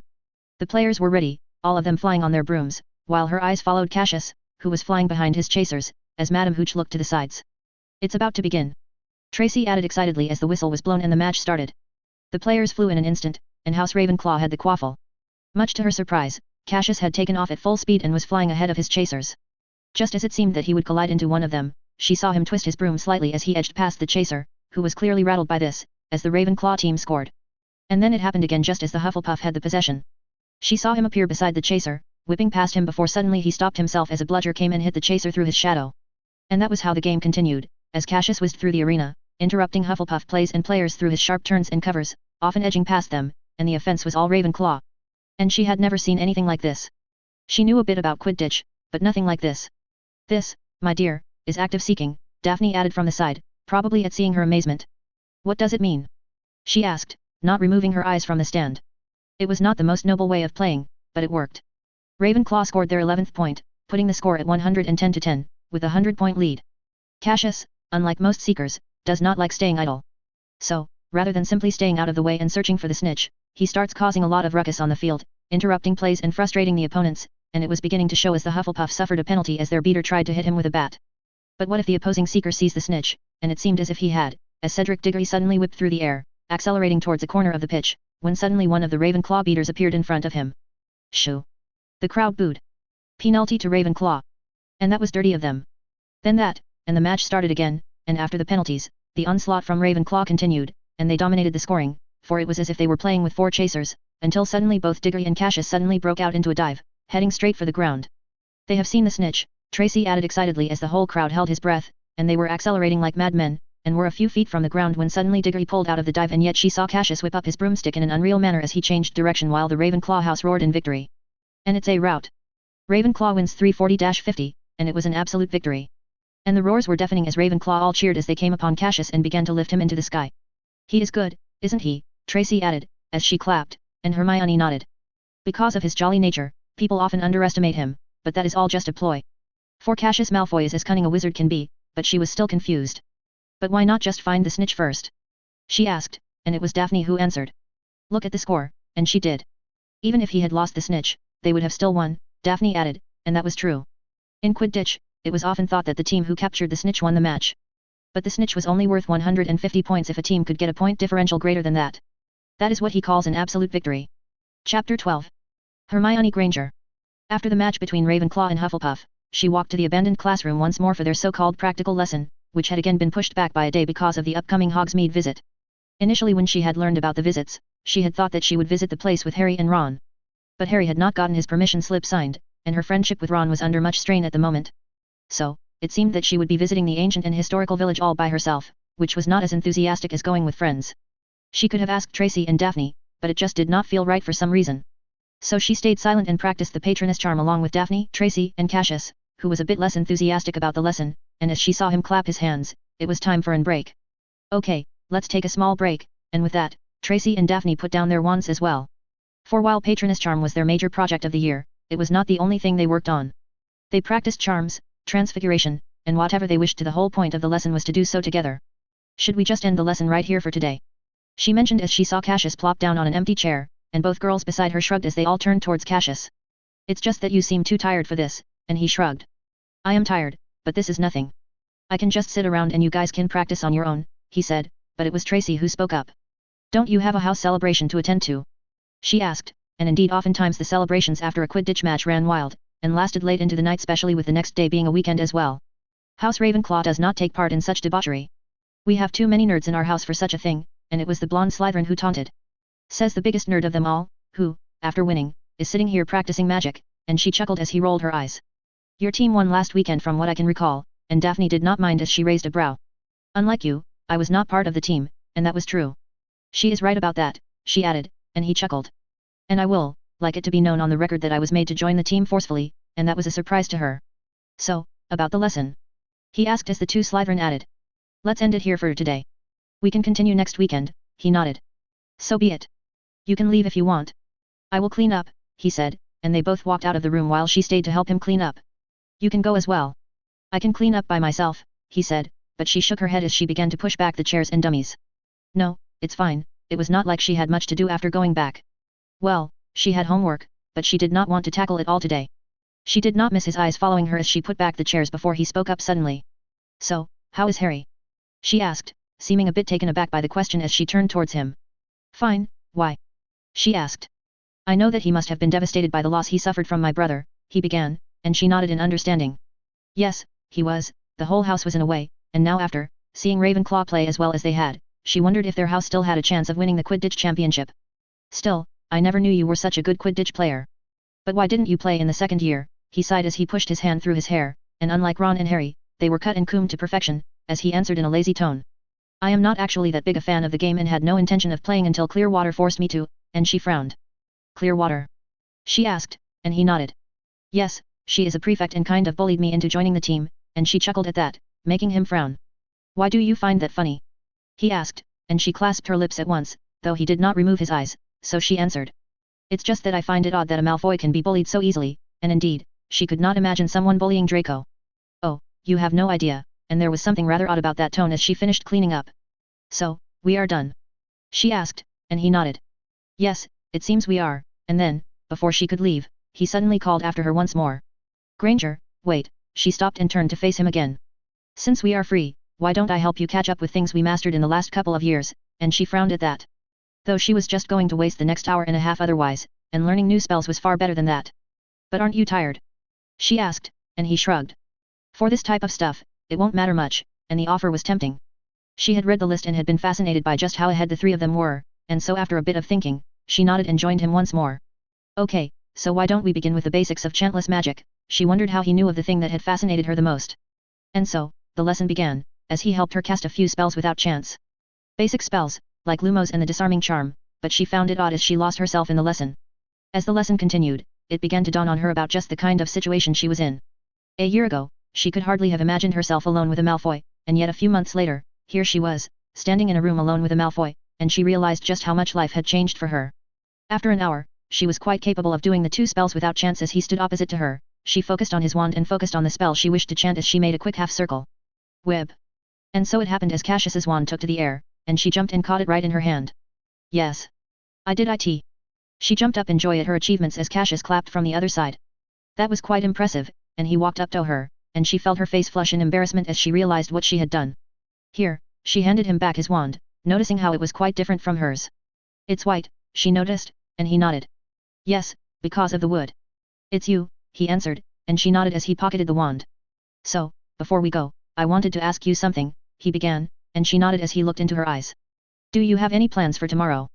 0000. Narcissa Malfoy. Life had changed a lot over the years. She had gone from being Narcissa Black to Narcissa Malfoy. Marrying Lucius had thrust her into a war she had little interest in. She was born a Black into one of the richest and most influential families of Great Britain, and yet now few even remembered the family which had once held great prominence in the wizarding world. Though they were not the only ones who had vanished as a result of the war, the Whites, the McKinnons, and even the Potters, for that matter, all these families that once boasted half a dozen members to their names, had been decimated. It was a loss. A great loss. She had lost friends and family to that war, losing her sisters, her cousins, her parents. The war had taken it all from them.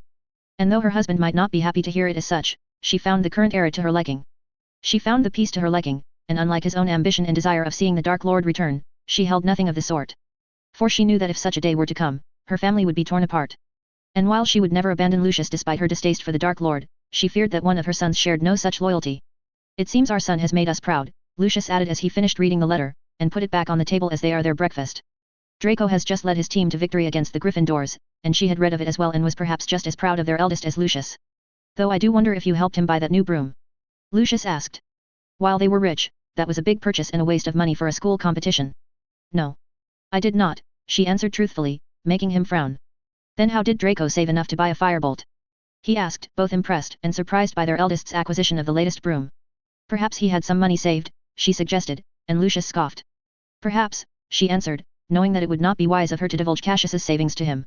Though might I add, that he was not the only one who won a Quidditch match, she added, and saw Lucius's lips thin at the mention of their second son, as he answered with much less enthusiasm. Yes, he mentioned that Cassius has also joined the Ravenclaw team, and it still did not sit right with him that their son had been sorted into a house other than Slytherin. Yes, and they have just won their first match against Hufflepuff as well. She had received a letter today telling her about the match and all. Yes, that is good for him, but the enthusiasm was far lesser than what it had been for their eldest. And that was the reality of her life, for the war that had once torn apart her family was not yet over. Its vestiges still lingered, and a part of it lingered right here in this mansion in front of her eyes. I have also received some other concerning word about our other son as well, and she raised a brow. What? She asked. Lucius's lips thinned as he looked into her eyes. That he has been fraternizing with a mudblood of all people, and she closed her eyes, knowing that Draco might have let it slip in one of his letters. Either this was deliberate or a mistake she did not know. However, she prayed that it was a simple mistake. It is a school. I doubt he can choose who he might get paired up with, she suggested hoping that it would slide over. No, but we both know that it is more than that, Lucius added, and she had known that such a day might one day come. And she had hoped that it would not come for years and years. He is a young boy. Let him do as he wishes. And Lucius shook his head. And let him tarnish our family name. My name, he voiced out coldly as she put down the cup and looked into his eyes. Do you have any idea how it would reflect on me? On us? On our family? To have my own son making friends with a mudblood of all people, and she knew his fears. He is our son, she added, and Lucius's lips thinned.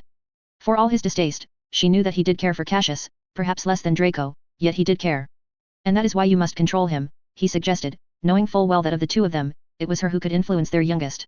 However, in this matter, she knew that she would fail. Cassius had always been a strange boy, too quiet, too observant, and too opinionated. He reminded her so much of her two cousins, Sirius and Regulus, not just because of his hair and eyes but because, in many ways, a blend of the two.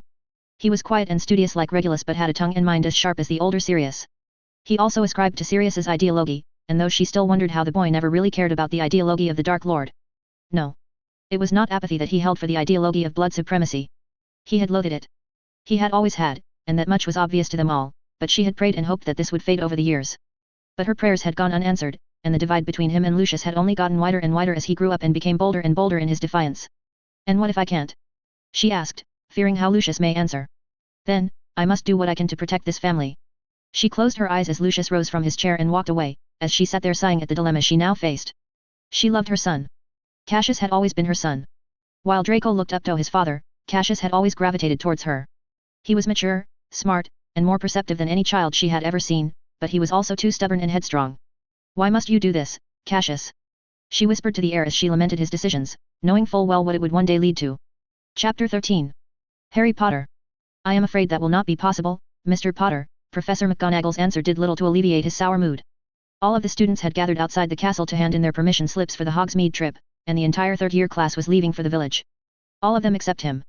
But Professor, I was hoping that you could sign the slip, Harry pleaded, but the Transfiguration Professor shook her head. The slip is to be signed by parents or guardians, Mr. Potter, and since I am neither, I cannot sign the slip for you, and he hated that she was such a stickler for rules. Though, he knew that the battle was lost. But Professor, you know about my family. They are mug. These are the rules, Mr. Potter. Please, do not hold up the line, and he walked to the dejectedly as the rest of the students all handed in their slips, and he did not miss the snickering from Draco and his group as they walked past him. Ron walked up to him, as Harry shook his head. So, she didn't agree. They had expected this.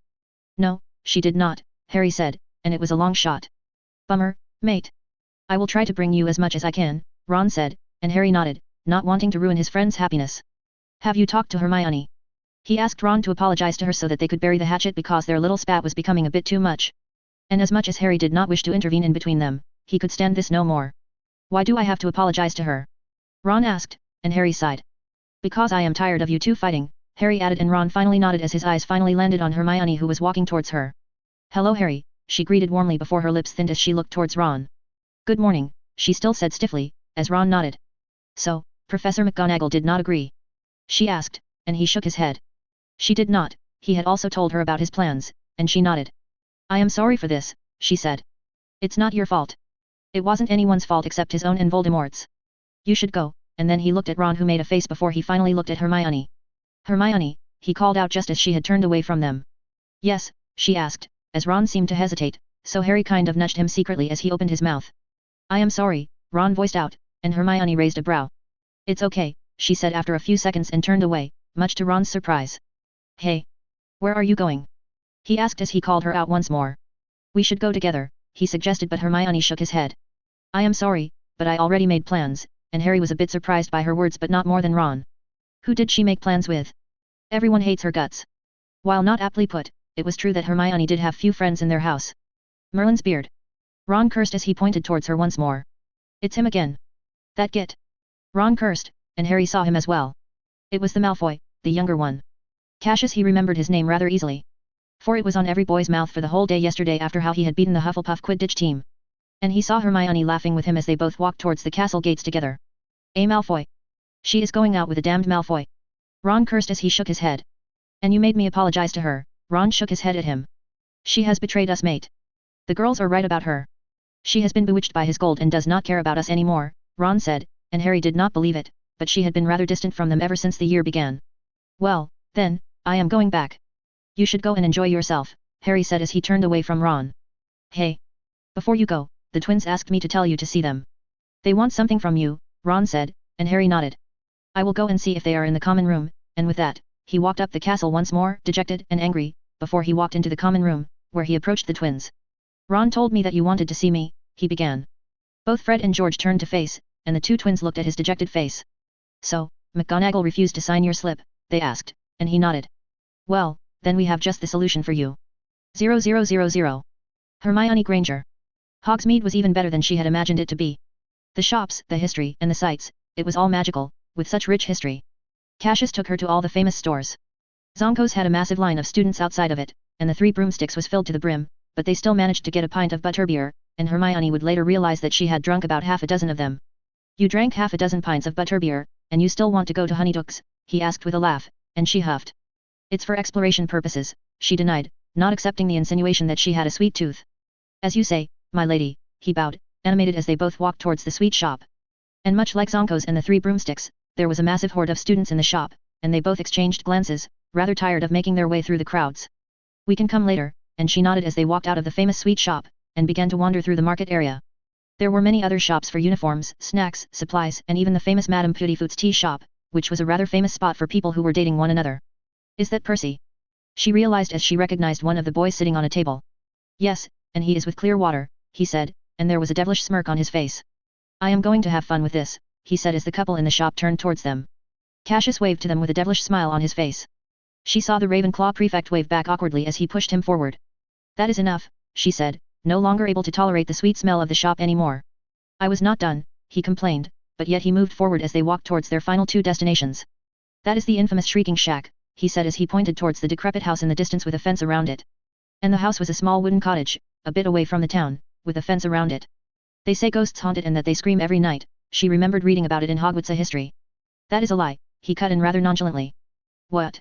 Her head whipped towards him as he nodded. Yes, it's not haunted. At least not in the way people think it to be, and that was cryptic of him. How do you know that?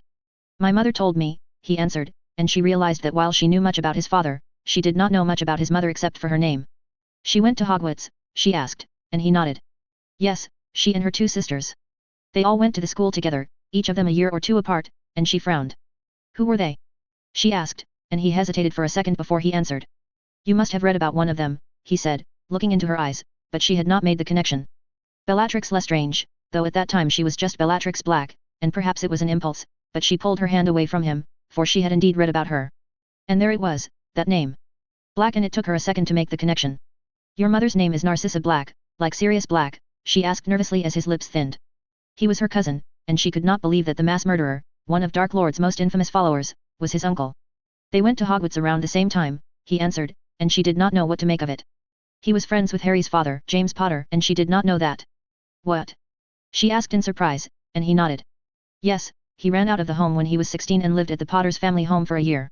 He and Harry's father were the best of friends.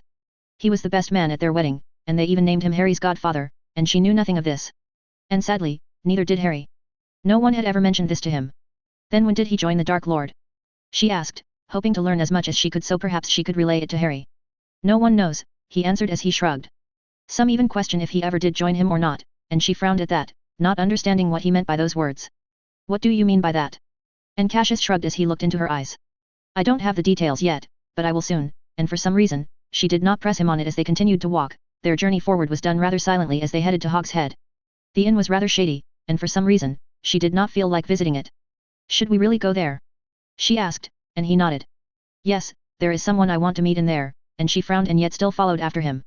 As they entered the inn, it was empty except for an old bearded bartender cleaning glass and one single soul sitting there all alone. Their robes were formal, red in color, much like the official Auror uniform. I have been searching for you for quite some time, cousin, Nymphadora, Cassius greeted, as the person in red robes turned to face them both, and it was a girl with hair as red as her robe and a rather young and angry. How many times have I told you? She had her wand whipped out, as did Cassius, as she pointed it to Cassius. Do not call me Nymphadora. She thundered, as she glared at Cassius, who was still smirking as she just looked at them both in surprise. The DMLE must be really falling low if they have made someone like you an Auror, he teased, and she was an Auror. She smirked at the taunt. Do you want me to show you? She teased, and Cassius raised a brow. Do you want me to write to your mother? The older girl seemed to perk up at those words, and in front of her eyes, her hair changed in color, much to her amazement. You wouldn't dare, and Cassius shrugged. I would, and then they both pocketed their wands as the older girl turned towards her, as a smirk appeared on her face. Hi, I am Nymphadora Tonks. Please call me Tonks, she said, and Hermione shook her hand, being polite. No. Call her Nymphadora, Cassius cut in as he sat down on a stool as the girl rolled her eyes. Will you please stop that? Her hair color changed once more at the groan, much to her surprise. Nope, he answered, and she did not know what was going on here. She is my cousin, her mother, Andromeda Black, was my mother's older sister. Cassius finally introduced her properly, and she became cautious at that name once more. Black. And it must have shown as the older girl looked at her. Though she now goes by Andromeda Tonks, she was kicked out of the family because she chose to marry my father, she added as she led Hermione to a seat. And what was wrong with that? Well, his blood was not pure enough for those bastards, she scoffed as she slapped away Cassius's hand, which was reaching for her glass of beer. He was a Muggle-born, she asked, and the Aura girl nodded. Yes, she ran away with him, and her family kicked her out. But for some odd reason, she never gave up on that damned naming sense, the Aura cursed. And named her Nymphador. And before she could do anything, she had thrown the glass of beer at Cassius, drowning him in beer, much to her surprise. I warned you. Cassius seemed surprised at that and took out his wand and pointed it at her. You do know it is a crime to assault an Auror, right? She asked. I have a witness that you did it first, and then the girl turned towards her and asked. I can bribe her, and Hermione did not really know what was going on. You are talking about bribing in front of a Malfoy, and the girl clicked her tongue as she waved her wand, and all the liquid came out of his clothes and skin and went back to the glass. Here it is done. And then Cassius finally turned towards her. You seem rather surprised, he said, and she nodded. Well, your existence is kind of an anomaly. Did you even tell her anything about me? The older girl asked, and he shook his head. I should have expected that, and then she turned towards her. I think you need a bit of an explanation. And nearly half an hour later, with a lot of Black family history lore dumped onto her, Hermione finally began to understand their world more. Okay, kid, I need to go. I have a patrol to do, the older girl said as she offered Hermione her hand. It was good to see you, Hermione Granger. Hermione shook her hand with much more ease and enthusiasm as she nodded. Likewise, she said, and then, with a final nod at Cassius, she walked out, leaving them alone in the decrepit bar. I never knew that the wizarding world was so complex, she voiced out as she realized all the intricacies that were mentioned in no book. The war was as destructive for the pureblood families as it was for Muggleborns and half-bloods, Cassius began, and it was the first time he was talking about it. And it was something that she was learning for herself as well. Families were torn apart, fighting on opposite sides. Others were all killed for no reason at all, and there was anger in his tone, much to her surprise. All because of those archaic beliefs of blood superiority, he scoffed as he sipped water and turned towards the innkeeper. Pack me 2 bowls of your porridge, he said, and she frowned as the innkeeper raised a brow but walked back to the kitchen nonetheless. Are you hungry? She asked, and he shook his head. It's not for me, and that was a cryptic answer, but her mind was reeling about something else. She knew of Draco's beliefs and the beliefs of the rest of the Malfoys. And she had never brought it up in front of Cassius, perhaps not wanting to disturb their friendship, and as she thought about it, if he were like them, he would have relished the half a dozen opportunities she had given him to get her into trouble. And yet he had not. He had spared her every time, going so far as to make even his brother apologize to her in the 2nd year. And so, she gathered the courage as she asked away. You don't believe in it? She asked as she looked into his eyes. What do you think? He asked. I know that your brother does. Your father does, she answered, and he sighed. I don't. I love them, for they are my family, but I am not like them, never have been, he answered with a scoff as the innkeeper brought him his food. And he paid him as they both walked out of the shop and towards the shrieking shack once more. Why are we returning to that place? She asked, and he pulled down the fence. I need to do something, she said. After that, she saw him run towards the house. Much to her surprise, he left the porridge there and later walked out. What was that? She asked. For the ghosts. He answered. But you said there were no ghosts? And even if there were ghosts, they cannot eat. She asked, with a hint of feet, and he shrugged, not reassuring her in any way. These are not that kind of ghosts, and with that, they walked towards Honeydukes for their final stop before they headed back to the castle, her own mind worrying as she tried to think about all that she had learned that day. She had never really thought about the war like that, and as they were about to reach the castle gates, she looked at him, at his troubled face, and spoke up. I am thankful, and he turned towards her. What? He asked, and she smiled. I said that I am thankful, she began, grabbing his hand and smiling at him. Thankful that you are not like them. And he stilled for a second as his eyes widened, as he grabbed her hand a bit tighter, before he opened his mouth. Thank. But before he could say anything else, suddenly a scream interrupted them. Ah! They both turned towards the castle gates and watched as a few Dementors came together. Have they found Black? She gasped, and it was Cassius who answered. No. This is not Black, she said, and he ran before she could say anything else, realizing that the scream was familiar to her. Harry.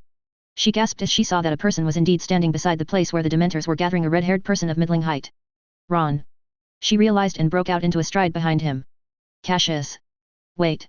She shouted, but the black-haired boy was far too ahead of her, and by then, half a dozen Dementors had surrounded Harry and Ron. Cassius ran towards them, she saw him take out his wand, and he pushed himself in front of the invisible place where Harry probably stood along with Ron, and shouted. Expecto Patronum. She heard him chant. It took a second before a massive torrent of light shot from his wand as the Dementors screeched, making her cover her ears. She watched as an animal burst from his wand and began to chase away the shadowy beasts, whose screeches filled the area.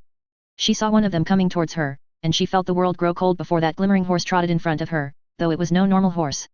As it approached her, she felt a warmth fill her up. The cold and chill from earlier vanished as the Dementor screeched before flying away as the horse galloped away again, towards Cassius again. And then her eyes widened as she saw the glimmering animal fade away. She saw that a Dementor had come up on him from behind, and she saw him trying to cast once more, but nothing but sparks came out of his wand. No. Cassius. Harry. She screamed as she ran towards him and watched, much to her horror, that the Dementors had begun to gather once more. She was too far away. She tried to reach for her wand to cast the Patroness as he had, but it slipped out of her hand. No. But then suddenly, she saw a creature shoot out of the castle in front of her. It flew out of one of the towers and tore through the skies and flew straight towards them, and she saw that just as the Dementor was able to reach for Cassius, the bird flew in and sent it flying back with screeches once more as the air cracked and a figure emerged in front of her, which made her heart ease. Headmaster Dumbledore. Leave them. She felt a burst of light emanate out of the man, making her cover her eyes. A storm of light spread all over as the Dementor screeched so loudly and fled away. As she opened her eyes, she found the headmaster standing there looking down at the ground, at the quivering form of her bespectacled friend. Harry. Chapter 14. Headmaster Albus Dumbledore. There was a reason that he had argued so much against the deployment of the Dementors around Hogwarts, for in his mind, there were few creatures fouler than the cloak that traversed this land than the Dementors. They cared for nothing, had no pleas, had no excuses, and were always hungry for souls and joy. To this day, witches and wizards remain oblivious to the origins of such creatures, but none could deny their evil and monstrous disposition. And despite the intentions of the Ministry, Hogwarts was a school of children, and children were prone to mischief. Mischief, like trying to sneak out of the castle for a Hogsmeade trip, and while in regular times Dumbledore would care little for such transgressions, the presence of Dementors at the entrances made such mischiefs a lot dangerous. Dementors. What did you think was going to happen? Poppy chastised him as she scrambled around the beds. The 4 children sat there under her supervision, and she cast a diagnostic spell on each of them. Bringing those foul creatures to the school full of children. So irresponsible. So irresponsible, and he agreed with her, though his own hands were tied. I wholly agree, but are they fine? He asked as he saw her finish her examination. These 3 are. This one, I would like to keep in for the night, she said, lastly pointing at Harry. But I am fine, the young lion tried to argue, but Poppy gave him a look. You are not. You nearly had your soul sucked out of you, boy. Do you have any idea how dangerous that is? She spoke sharply before picking up a vial and passing it to the bespectacled boy. Now, drink it, she said before turning to the rest. As for you, have some chocolate if you can, she said, and the 2 Gryffindor as the black-haired boy took out a half-eaten chocolate bar out of his pocket. Already doing so, he said as Poppy nodded, and now that they were finally safe it was time for him to reward, punish, and chastise. Miss Granger, Mr. Weasley, would you mind heading to the Great Hall? He asked politely, and he saw the red-haired boy open his mouth. It is my fault, Professor, I forced him to go along with the idea. Please, your friend will be just fine, Mr. Weasley, he assured the red-haired boy, who flushed and, after a short nod, left the hospital wing alongside Miss Granger, who seemed rather distraught at leaving her old and new friend all alone. And what a contrast it was. A Muggle-born witch was friends with none other than a Malfoy, and these were the kinds of things that warmed his heart and made him hopeful for the next generation. Now, that was some impressive piece of magic, Mr. Malfoy. He turned towards the dark-haired and dark-eyed boy, a strange coloring for a Malfoy, though his face reminded Albus more of his uncle's than his father's. And that magic? Dumbledore would scarcely ever expect a third-year student to cast a Patroness charm, not just a simple Patroness but a full corporeal Patroness. Flitwick had often raved and complained about the young boy, calling him quite a talent and lamenting the boy's disregard for written works, assignments, and tests. Him and Minerva would often argue about their respective students, with Minerva obviously taking the side of her star student, Hermione Granger, who excelled in the theoretical aspects and was quite decent at the practicals. However, casting a Patroness spoke of a skill and prowess that far exceeded even most of the 7th years, and he doubted that it was a kind of spell that the boy would have learned at home from his father or mother. Casting a corporeal Patroness at your age, I must say you have managed to even surpass me, he complimented, and the boy smiled. I highly doubt that, and he smiled. Still, it must be a result of that study group that you created, he guessed, and the boy nodded. And just after the start of the first year, Flitwick had come to him on behalf of his student who was asking for his permission to use one of the abandoned classrooms for practical lessons, a permission he had quickly granted. Well, that did play a role, he added, and Dumbledore nodded. Perhaps there might be some merit in exploring the feasibility of that dueling club you once proposed, but until then, I award House Ravenclaw 40 points for showing such initiative in learning such an impressive piece of magic and 40 more for quick thinking and coming to the rescue of a fellow student, and the boy nodded. Now, would you be kind enough to give Mr. Potter and me some privacy? The boy nodded as he rushed off. During this whole process, Harry Potter's gaze continued to linger between him and the Ravenclaw boy. As the boy left, Dumbledore felt his smile fade as he looked at the green-eyed boy lying in bed, looking down in embarrassment. Harry, my boy, he was careful with his words. I hope you do know that this was quite irresponsible of you. He began and saw the boy nod slowly. I am sorry, Professor, he began, and as much as he wished to favor the boy given his circumstances, the boy had nearly lost his life. The Dementors are one of the foulest creatures that walk on this earth. Even at the start of the year, I warned you all about their dangers, that no magic, no excuses, no pleas of mercy, and no invisibility cloaks are effective against them, he repeated as the boy's face flushed. The Dementors must have sensed him under his invisibility cloak, and must have thought him to be Sirius trying to sneak into the castle, and had attacked him in a horde. The only reason he had survived was because of the timely and incredible intervention by Cassius Malfoy, and such a strange tale it was. You put your life in grave danger, and if it weren't for the quick actions of one Cassius Malfoy, things could be far more dire and permanent right now, he warned, and the boy nodded. You will be serving detention with Professor Snape every week till Christmas, and the boy's eyes widened. Please, Professor. But Dumbledore raised his hand. And I will be taking 80 points from House Gryffindor because of your rash and inconsiderate behavior, and the boy's face turned ashen as his fists balled up. I do hope that you will learn from this mistake, and there will be no repeat of this, he said, and the boy nodded. Yes, Professor, and he smiled. Now, you should rest and enjoy some of the sweets you must have bought at Honeydukes, he said as he gave the boy a parting smile, and just as he had taken a few steps he heard his muffled voice come in from behind. Professor. And he turned around to face the boy once more, and he seemed troubled and confused for some reason. Yes? He asked, and the boy hesitated before he finally spoke up. Sirius Black, he began, and Dumbledore frowned at the mention of that name. Is he somehow related to me? He asked, and Dumbledore was stilled by that question for a moment. What do you mean by that? He asked, not wanting to divulge and trouble the boy any more than he already was. It's just that I overheard someone say that. And the boy was hesitant. He was friends with my parents, and Dumbledore's lips thinned at the mention of that friendship, one which even he had trusted. Alas. In the end, it was all a lie. To this day, he often wondered just why and how Sirius had betrayed James and Lily.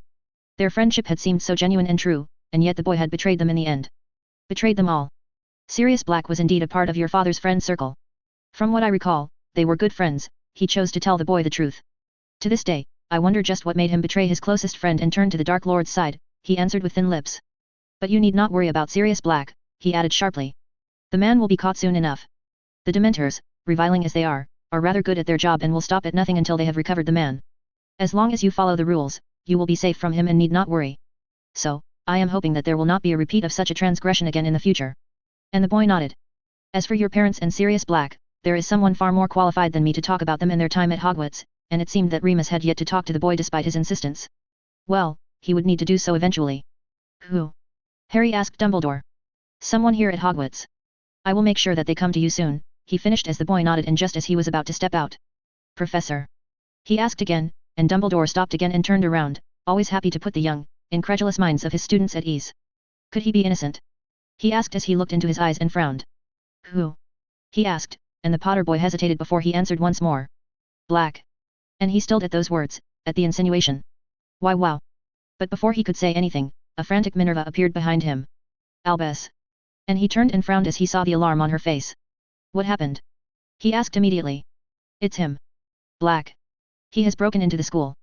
0000. Cassius Malfoy. Casting a Patronus was even more troubling than he had guessed, and the sheer toll the spell took on you was something he had never expected. In that moment of desperation, somehow, all his years of practice had come together, and he was able to cast the damned spell, though he did make a mistake midway through the spell, as he lost concentration. But still. Cassius had cast a full-fledged Patronus. The word about it had spread quickly throughout the entire school. The joy lasted for a few minutes until they were all forced into the Great Hall as the teachers swept the whole school to search for Sirius Black. Do you really think it's him? Asked Daphne as she slid into the sleeping bag beside him, and he shrugged. I doubt the fat lady would lie about it, he answered as he looked around the hall and saw many people staring and murmuring while looking towards him. It seems word has spread all around, he whispered as Daphne shrugged. What did you think would happen when you cast a full-fledged Patronus? She teased, and he sighed. Not this, and he did not like this much attention pointed towards himself. You should wait for the breakfast tomorrow. The real storm will come then, she said and he looked at her. You don't sound so impressed, though. He asked and she shrugged as she looked into his eyes. I have long known that you are a monster. The rest they are learning it just now, and he shook his head feigning a hurt expression. Is that your reason for befriending me then? He asked. It surely was not because of your basic looks, she answered heartlessly with a smile and Cassius groaned in pretend pain as he grabbed his chest. You dare call my elegant and beautiful features basic? Such cruelty, he voiced out as she pinched his arm. Still, I am glad that you are fine, she said, and he knew that as well. Both her and Tracy had come racing to the infirmary as soon as they had heard of what had transpired, and he still remembered how scared she had looked when she had first seen him. Still, I wonder just what kind of memory allowed you to cast that spell? She asked, and he smiled as his eyes scanned the crowd of students once more before they landed on a certain brown-haired girl sitting nervously and looking straight at him. I wonder myself, he answered. He gave Hermione a small nod, and she waved at him. All right, everyone in their beds. I want everyone in their beds, announced the head boy as he walked into the hall. The lights will go out in a minute. Anyone wanting to use the restroom will need to ask permission from either the teachers or the prefects. No one goes out of this hall without permission, he announced as Cassius slid into his bed. Well, then, good night, Daphne, he said, and the girl nodded as she walked up to the other side, where the beds for girls were lined up. Soon after that, the lights turned off, and all that happened as Cassius lay in bed, counting the hours that had passed by. He was tired as well. Very tired, but he could not sleep. Not until he had captured that damned rat. He did not wish to risk it getting away from him. And as the whispers slowly died down as students fell asleep, he lay there in that little bunk bed. He took out his wand, the Marauder's map that he had always kept on himself, and as a faint glow erupted at its tip, he placed it on the map as he whispered. I solemnly swear that I am up to no good, and his heart raced as the map came to life, and he watched all of the students gathered in the great hall, with a few patrolling the halls. And there he found him as well, hiding in one of the corridors. Peter Pettigrew. His gamble had paid off. Cassius pocketed his wand and the map as he slowly slid out of the sleeping bag and approached the familiar-faced prefect sitting near the door. Clearwater, he greeted the Ravenclaw prefect, who seemed to be on the edge of sleep herself. Cassius, she replied as she woke up and rubbed her eyes. What are you doing out of your bed? She asked, and Cassius raised a brow. I need to go to the washroom, he said, and she clicked her tongue. Really, she said, and he nodded. I wouldn't have asked otherwise, he said, and as she was about to stand up. I will be fine on my own, he said, and she seemed to hesitate before he continued. I will be back in a few minutes, he said, and she nodded. If anything happens, run and scream. Don't try to be a hero like earlier, she said as she ruffled his hair, and Cassius nodded. Duly noted, and with that, he slid out of the hall, and as soon as he did, he cast a charm on himself to make himself invisible as he ran through the halls because Pettigrew was on the other side of the hall, beyond the restrooms. After a minute, Cassius reached the edge of the hall, stopped, looked around the corner, and saw the rat lying there in the shadow. A few drops of blood were there on the floor. Small drops, and Cassius slowly and carefully walked up to him, as he took out his wand and aimed it straight at the rat before he compelled his magic to obey his command. Stupefy. And either the whisper and the small light woke him or not mattered little, as the beam of light hit it and the rat froze in place. Then he slowly reached into his pocket and took out something he had prepared all along. Engorgo, he said, and the cage he had prepared beforehand expanded in his hand, as he slowly placed the rat inside it. And the cage was small and barely fit him, and he had made it so specifically to make sure that he did not escape. With that, he ran back once more, this time towards the abandoned restrooms near the hall, and placed it in one of the stalls. Your time is up, you little rat. 0000. Early in the morning, on the other side of the wizarding world, a blonde woman slid into her room, closing the door behind her rather forcefully as she fell on the bed. That damned editor! She screamed and cursed as she removed her shoes. The room around her was littered with broken and decrepit furniture and stacks upon stacks of parchments and issues of the Daily Prophet. As she lay there, she suddenly looked to the side and found a letter sitting on her table. She rose up and picked it up. Her eyes widened as she saw the words written on it. From Sirius Black to Rita Beetle Skeeter. Chapter 15. Hermione Granger. The next morning the castle was filled with rumors, and gossip of different kind. For the weekend had been filled with a flurry of issues that could each occupy the castle's usual gossip mill for weeks, and yet all of them had happened in a span of half a day. Half a day. They had been cleared to visit the dorms, and now everyone was gathered in the main hall for breakfast before they left for the dorms to change into their uniforms to take their classes of the day. Hermione though could scarcely get out of the shock from last night, and even her dreams last night had been occupied by that scenery of Dementors surrounding Harry and Ron. And the more and more she thought about it, the angrier she became at the carelessness of Harry, who had put his life in jeopardy just because of a single Hogsmeade trip. If Cassius had not acted as quickly as he had, or if his patroness had not worked, and she looked up from her side towards the Ravenclaw table beside her, and saw him sitting there yawning as he ate his breakfast slowly.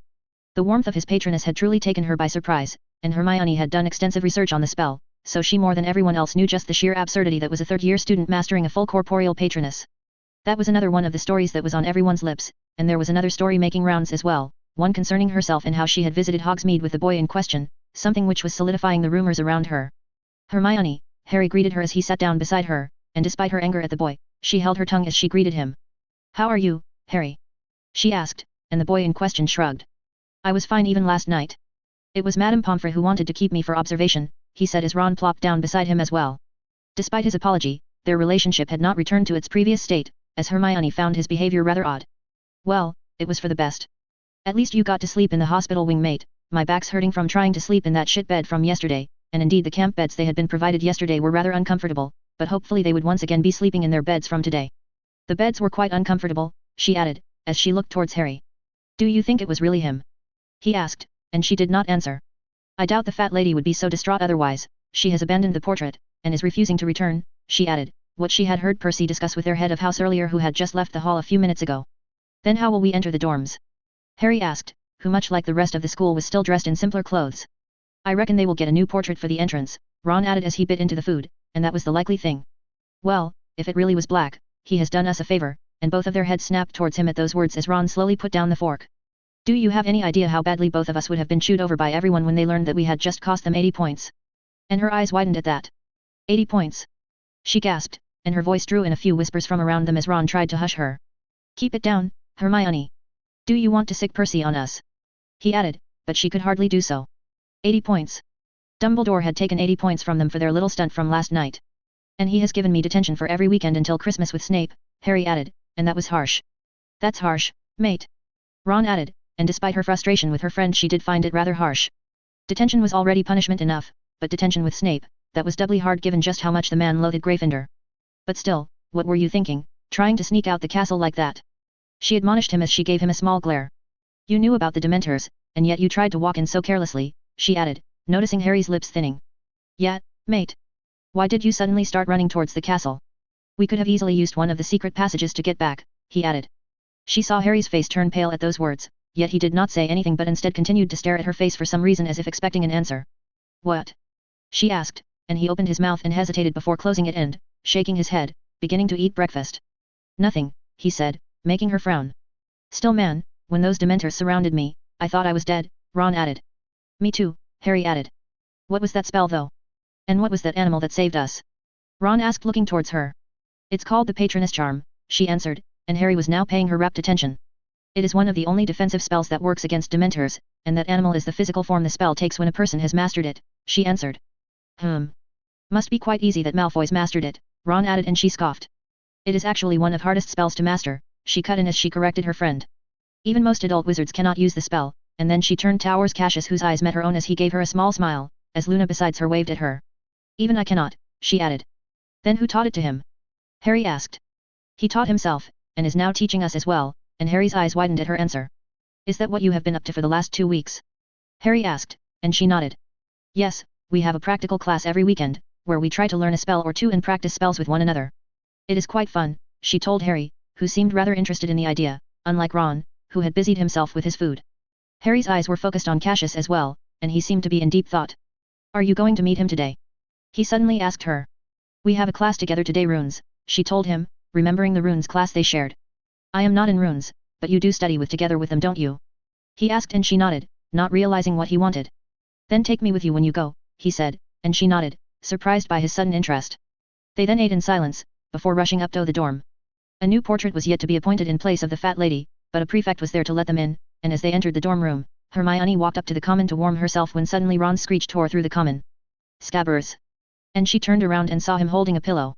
He is gone. He is gone. He screamed with a plea face as suddenly Crookshanks ran across the room towards her.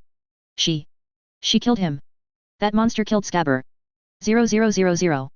Cassius Malfoy. Having barely slept for the entire night, Cassius found himself too tired to do anything as the day went by. Finally, it was time for their homework session in the library, so he came and simply began to rest, for he knew that, much like before, he had another sleepless night waiting for him tonight. But after tonight, he would be free. People from his house had spent all day hustling him to tell them the tale of what had transpired between him and Potter and how he had saved the life of the boy who lived, and Cassius was rather tired of telling the same story again and again. I still cannot believe you used an actual patroness, Tracy gasped. Half the school still cannot believe it, and the rest do not want to, she added, and Cassius shrugged. I don't care about either half so it does not really matter, and without even opening his eyes he could feel her roll her eyes. Of course you wouldn't care, after all you got a much better prize, and he could feel her making eyes at Hermione, who had finally begun to pick up at her teasings. Still, you seem to be in a sour mood today, Hermione. What happened? Tracy asked, and indeed, the brown-haired girl was obviously a bit more angry than usual, evident by how loud the scratching of her quill was. It's nothing, and he opened her eyes and saw Daphne scoff. If you were any more angry, you would burn a hole through your homework with your eyes, she added. The girl flushed, and Tracy cast an accusatory glance at him. Did he do anything? Because if so, you can tell us, and I will set him straight for you, she offered, and he raised a brow. Really? And she nodded enthusiastically. Yes, and don't you dare underestimate my power, and Hermione finally chuckled. No, I just had a fight with one of my housemates, she answered and Tracy nodded. With Weasley. And Hermione seemed taken aback by the accuracy of her guess as Cassius put down the book. Yes, his pet rat vanished from the dorms, and he is accusing my cat of eating it, she added dejectedly, and Tracy's eyes widened. You have a cat? She asked excitedly, and Hermione was taken aback by her enthusiasm.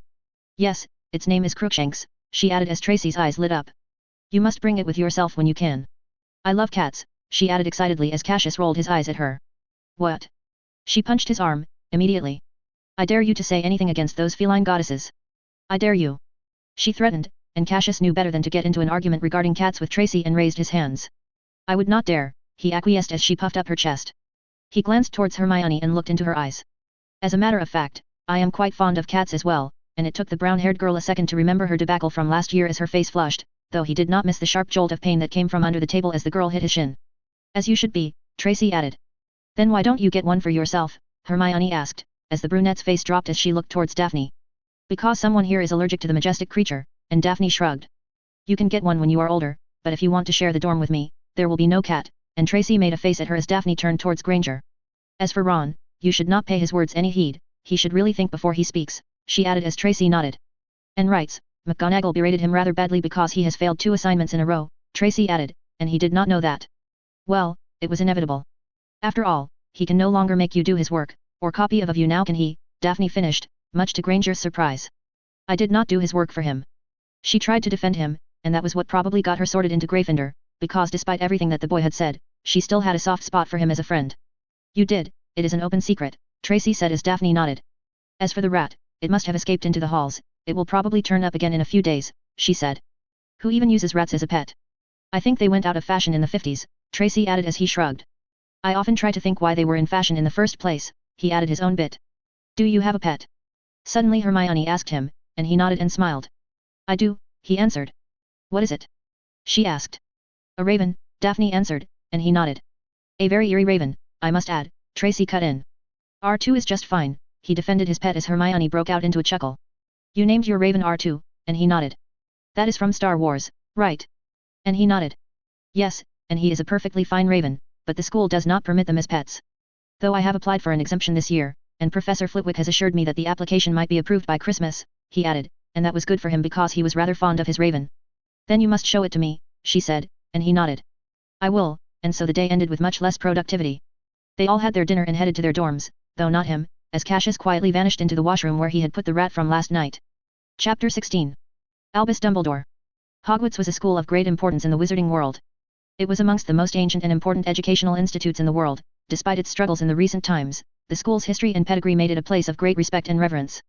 And as its headmaster Dumbledore hoped to inspire, and provide a nurturing atmosphere for the young and bright minds of the next generation of wizards, hoping that the youth and camaraderie would end the divisions that had been created by his ex-student, Tom.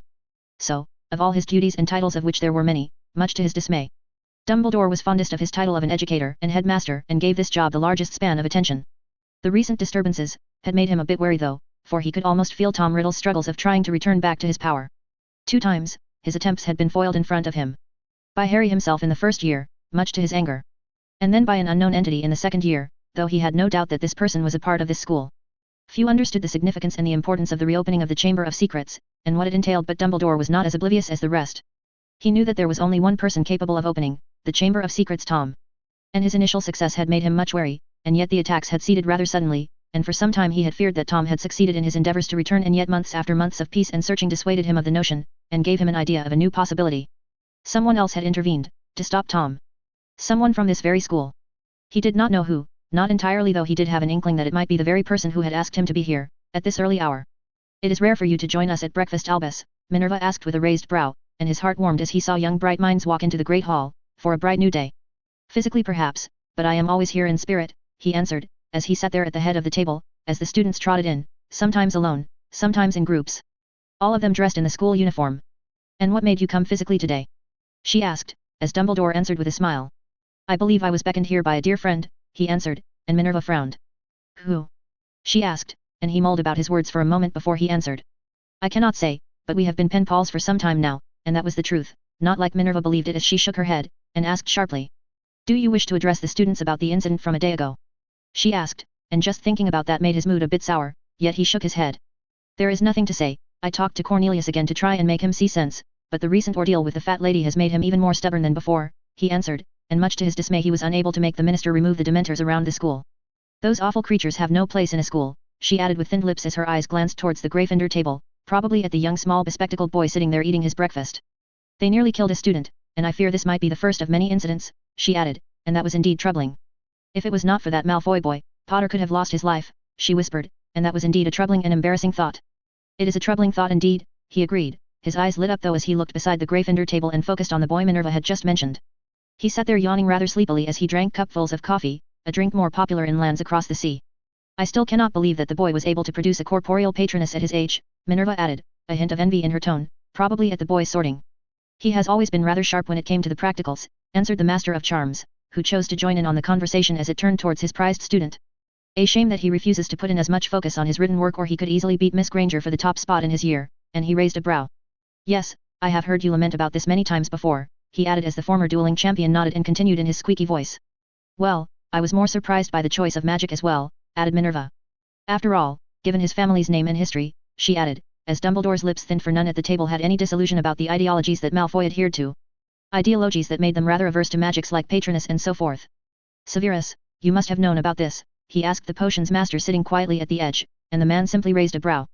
The younger Malfoy has always had a unique perspective, his talent for magic was rather apparent even as a child. A shame that he was not sorted into House Slytherin like his parents, he finished rather snobbishly as Dumbledore smiled. It was rare for Severus to praise someone, given his nature, and for him to compliment a boy in another house.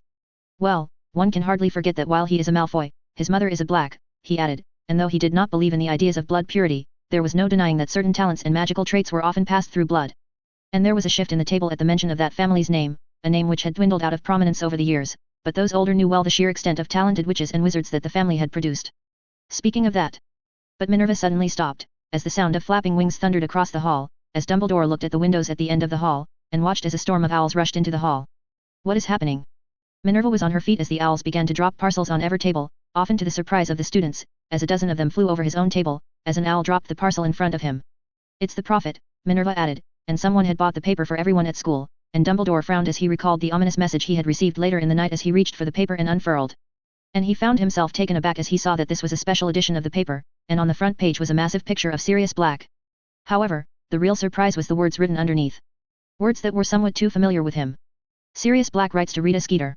Claims to be innocent for the murder of hero Peter Pettigrew. Peter Pettigrew. Alive and guilty. And much like the table of the teachers, whispers broke across the great hall, loud and clasping whispers as Dumbledore's eyes scanned the news article written by one Rita Skeeter, which much to his surprise contained a letter by Sirius himself. Merlin. Minerva gasped beside her as Dumbledore himself could hardly believe the contents of this letter. Illegal animagus. No trial. She read, and that was Sirius's claim. That he was much like the rest of the marauders was an illegal animagus, taking the form of a dog, while Peter took the form of a rat. Albus. Minerva called out as she looked towards him, pale and ashen, face filled with worry as his lips thinned. I need to go. And then just as he was about to stand up, another owl entered the hall, this one was larger than regular owl, and carried with it a cage, as it slowly flew towards the table as Albus felt his heart race as the owl stopped and dropped the metallic cage, one that had a rat in it. What is that? Minerva gasped, and just as he reached for the cage, suddenly a letter sprang from underneath it, as the owl began to fly away, and it took him but a second to realize what the letter was. A howler. Minerva added and took out her wand to dispose of it, but he raised his hand, stopping her as the letter rose into the air and formed a mouth of its own. Don't mess this up, you old bat. Don't you dare mess this up. And with that, the letter tore itself up, as others around the table frowned. What was that? Minerva questioned. Is this a prank? But he knew better. This was not a prank, and Severus understood rather quickly as well, as their eyes met and the potions master immediately rose from his chair and addressed the students. Everyone out of the hall. He ordered with a sonorous charm, much to his surprise of Minerva. Severus. She tried to intervene, but it was he who spoke first as his eyes remained rooted on the petrified rat, lying still in the cage. Minerva, look. He added as he pointed at the rat, and it finally clicked for both her and Phyllis, who both paled at the realization. It cannot be. She gasped, rooted to the chair as Albus steeled his heart pocketing. At once. Severus shouted, and the students began to empty out of the hall, as Minerva jumped out of her seat and began to command the students out of the hall as Severus came up ahead of the table and began to cast a slew of spells on the rat, as their eyes met. Could it really be true? He asked, and Severus's lips thinned as his wand halted as he saw a light pass over the rat. Albus saw his hand quiver for a second. His dark eyes stared coldly at the rat, and it felt as if he would wave it once more and cast the killing curse. Severus, he called out softly as those blue eyes slowly shifted towards him as Minerva closed the doors of the great hall behind them. I am afraid it might be, he answered. Dumbledore rose from his seat and reached for his wand. The four of them surrounded the cage. He turned around and raised his wand, the rest lowering their own. He spoke sharply. Well, let's not disappoint our dear friend, and with a flick the cage broke, the metal of it was torn apart, as he found himself staring at a simple rat. No. It was no simple rat. And then he flicked his wand once more, and his heart stilled as he saw the rat transform in front of his eyes, and then in a blink of an eye in place of that rat was another human being, one whose face had changed much over the years, yet it was rare for a teacher to forget about a student such as him. Peter. Minerva gasped first as he shook his head. The paper. Sirius's message, she added as she turned to face him. It was true. It was really true. She added, and he feared as much. The plump man opened his eyes and looked around, and his eyes seemed to widen as they landed on him. Hedmez. Stupefy. And the spell came from Severus's wand and hit the man in the hand, silencing and stilling him once more as Albus looked into the eyes of his potions master. I believe I must head to the ministry. And with it he stepped forward and placed his hand on the stupefied form of one Peter Pettigrew. Albus. Severus called out, just as he was about to leave. Remember the howler. He said and he nodded. I will. Crack. 00000. Outside the gates of the main hall, students all stood around in groups, holding the Daily Prophet in their hands as they whispered and murmured to one another trying to read the story. Hermione stood beside Harry as she read the article once more, trying to make sense of it, as the red-haired boy spoke up from the side. It was him. I am sure of it. It was Scabbers, he continued, and he was pale as he stood there, as Hermione read the article in full. Could it really be true, though? Ronald Weasley asked as he looked towards her and Harry, forgetting about their fight from a day ago as he asked weakly. Could Black really be innocent? He asked, and the words stilled her as her eyes scanned the crowd and landed quickly on the black-haired boy standing there with Daphne and Tracy. And as the rest of the student body fidgeted in excitement, nervousness, or worry, she did not miss how he simply stood there leaning against one of the towers, yawning disinterestedly as Daphne and Tracy whispered together. I do not know, she answered back, as she stared at him intently, her very instincts screaming at her, that all this was his doing. That this was his doing. Or was it all really just a coincidence? Did they really put him into Azkaban without a trial? Can they even do that? Ron asked, taking the Daily Prophet from her hand as the boy in question finally looked towards her and their eyes met as he gave her a small wave, which she returned on instinct. No. They cannot, she answered as she took back the paper, missing how the third boy beside her was still staring at Cassius Malfoy and doing so for no apparent reason. At least for her. Students. Students. Everyone is to head to the classes at once. Came the announcement from the head boy and head girl. I repeat. Everyone, head to your classes. Chapter 17. Albus Dumbledore.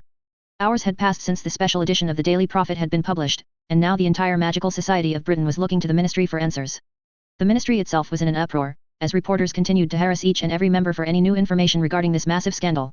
A scandal which continued to worsen with every passing hour. You cannot believe this, Albus. The minister was livid and refused to believe the apparent truth as he tried to denounce any wrongdoing on the part of the Ministry. This is a lie.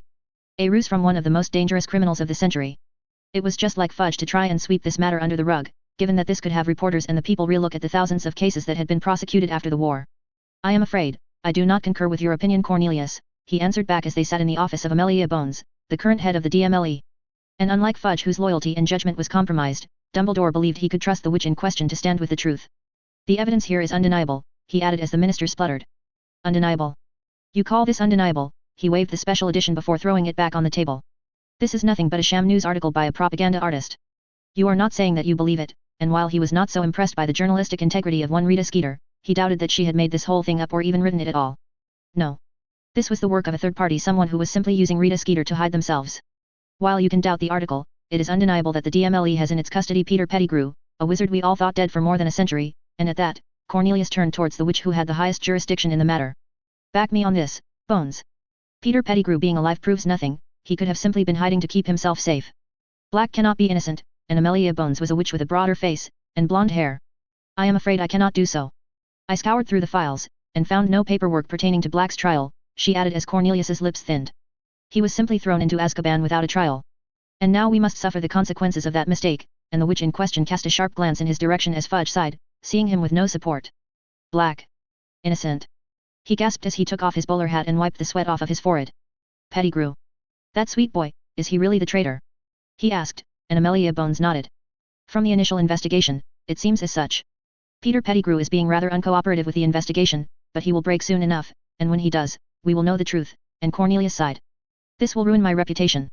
Already the people are clamoring, and now if we go to them with this, do you have any idea how incompetent we will appear to the public? He questioned, as Albus sighed, devastated by the priorities of their minister.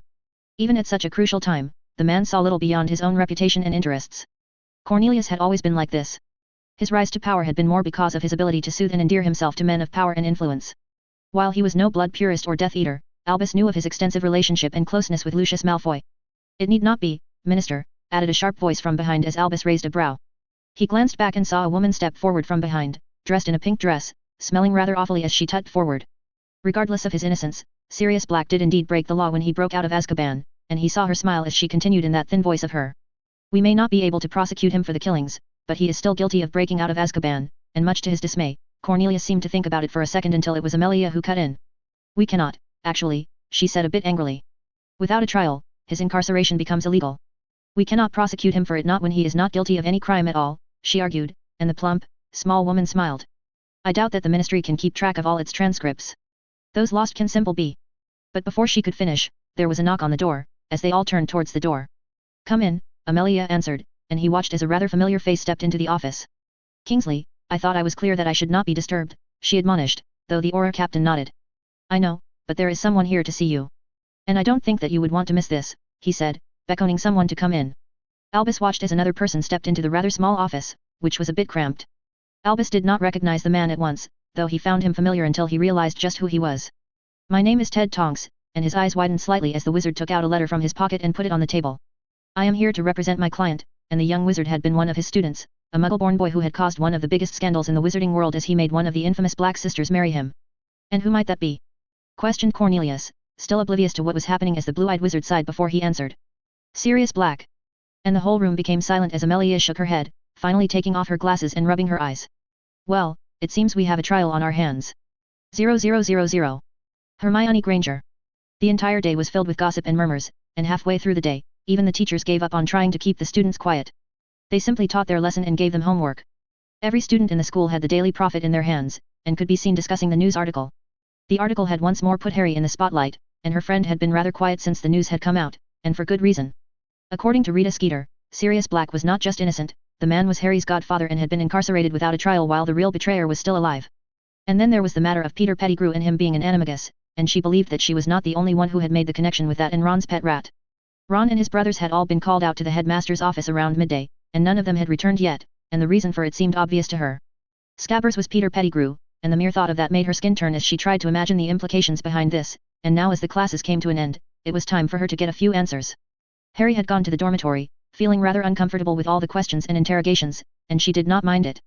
He seemed rather disturbed by the news and had seemed rather troubled the entire day.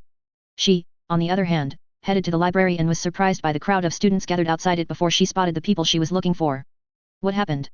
She asked, coming upon Cassius and his group, and Tracy answered quickly. Pans has lost her mind with all the gossiping and talking and has closed off the library for the day, she replied as Hermione frowned. What? She asked in disbelief as she saw the notice on the library door. She says the library will remain closed, Daphne added as Cassius simply yawned. I doubt she will get away with it. The head boy's gone to Professor McGonagall to resolve the matter, he added before Tracy shrugged. Let's go to the garden then, but before that, the Slytherin girl suddenly turned towards her. Is it true that the headmaster has called the Weasleys and that none of them has returned yet? She asked. Or have they all been expelled? She continued as Hermione shook her head.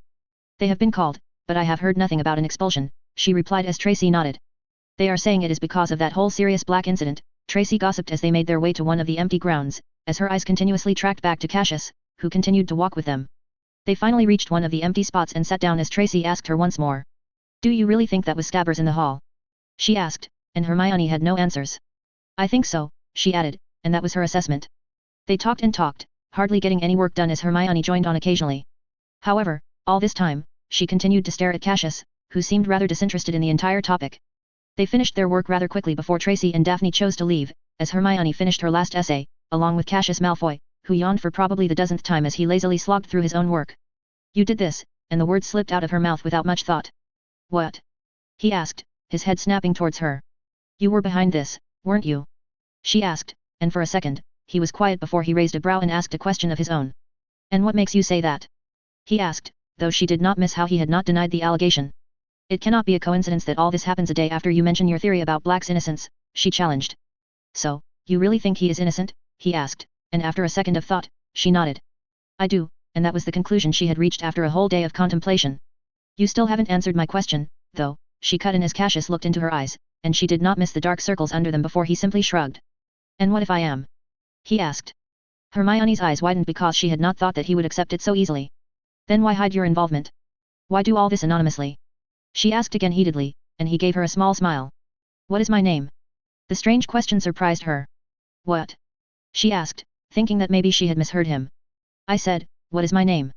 He asked, and she had not misheard the question as she realized that he was being serious. Cassius Malfoy, and as the words left her mouth, she got an idea of what it meant. Malfoy, the name, the history, and what it represented. None would ever dare trust him, even if he spoke. Even Hermione herself had spent years suspecting him of wrongdoings and sinister plots, just until a few months ago. Peter Pettigrew did the Dark Lord a great service by betraying the Potters, he began softly as he turned away from her and continued to work on his essay. And she had never thought of it like that, and yet as he continued, it began to make more and more sense. Anyone involved in his incarceration has just put a massive target on their back, for no matter what the Prophet and the Ministry may say, not all of the Dark Lord's followers are in Azkaban as we speak, and if it ever got out that it was him who had turned the man in. Your family, she guessed the real reason he had done all this while remaining anonymous, though there was still the question of how he himself had known of Sirius's innocence. His eyes did not move from the piece of parchment as he continued with a rather mocking tone. I told you before, Hermione, didn't I, that the wizarding world is not so simple, he finished, as Hermione slowly voiced out her last question. But how did you know? She asked, and he did not reply immediately. He slowly turned to look at her and shrugged with half a smile. It does not matter, I just did, and with that, he closed off the book slowly, as he stifled another yawn. Was this the reason behind his tiredness? But how had he even arranged everything? Promise me that you will never speak of it to anyone else, he asked sharply as he looked into her eyes. And while she wanted the whole school to know of his actions, she realized that it was safer for him if he remained anonymous. It would be better for him and his family. So, she nodded reluctantly, even though she wished she did not have to. I won't. I promise, and with that, he nodded smiling as he whispered back jollily. Good, because I wouldn't want to diminish my ominous dark charm, he wiggled his brows making her roll her eyes. Thank you, she whispered, as she realized that none would ever know that he had gotten justice for Harry's parents and had rescued his godfather, giving him a family. For saving Sirius, she added, and he gave her a nod. Goodbye, Hermione, and he walked away as she saw a slew of Gryffindor students run towards the dorm. They say Weasley's back. It was him. It was really his rat. And she stilled as she heard those voices. His rat was Peter Pettigrew. 0000. Back at the Ministry, a timid and jittery Peter Pettigrew sat in an interrogation cell, begging desperately to the blonde head of the DMLE. I am here, spoke Amala Bones as the man began to grovel and beg. I had no choice. I really had no choice. The Dark Lord. He was too powerful. You know it as well. Your own brother, he. Do not talk about my brother. Amelia Bones thundered as the plump man turned in onto himself. Just let me go. Let me go. I won't bother anyone, I won't, and his desperation was obvious, for while he was loathed by all for betraying the Potters, he was equally hated by the Death Eaters who blamed him for the demise of the Dark Lord. Your fate is sealed. Sirius Black has agreed to question under Veritaserum, and the small man's eyes widened as his face paled even further. You know what that means, don't you? She smiled as he spluttered anxiously. We are no longer in need of your admission, and when Black gives his testimony I will make sure that they give you the kiss, and Peter Pettigrew shook his head. No. No. I confess. Please, not the kiss. I confess. I betrayed the Potters. I betrayed them, but I had no choice. I had no choice. He pleaded as Amelia Bones rose up. As I said, it is too late now, and as she walked towards the door, the fat man continued. Wait. Wait. He pleaded. Names. I can give you names, he offered as the blonde stopped, a subtle smile appearing on her face as she continued. All your Death Eater friends are already rotting in Azkaban. I doubt you have anyone valuable to offer, she said, and the man continued. Not all of them. Not all of them, I can give you details about their crimes, he offered before adding in a whisper. Wouldn't you like to know who killed your brother? Edgar. He was a good orator. He was killed right. I can tell you who it was, can tell you who killed him. He offered, and Amelia Bones finally turned to face him. Who? She asked. Let me go. You can put your trust me or your buddies in Azkaban.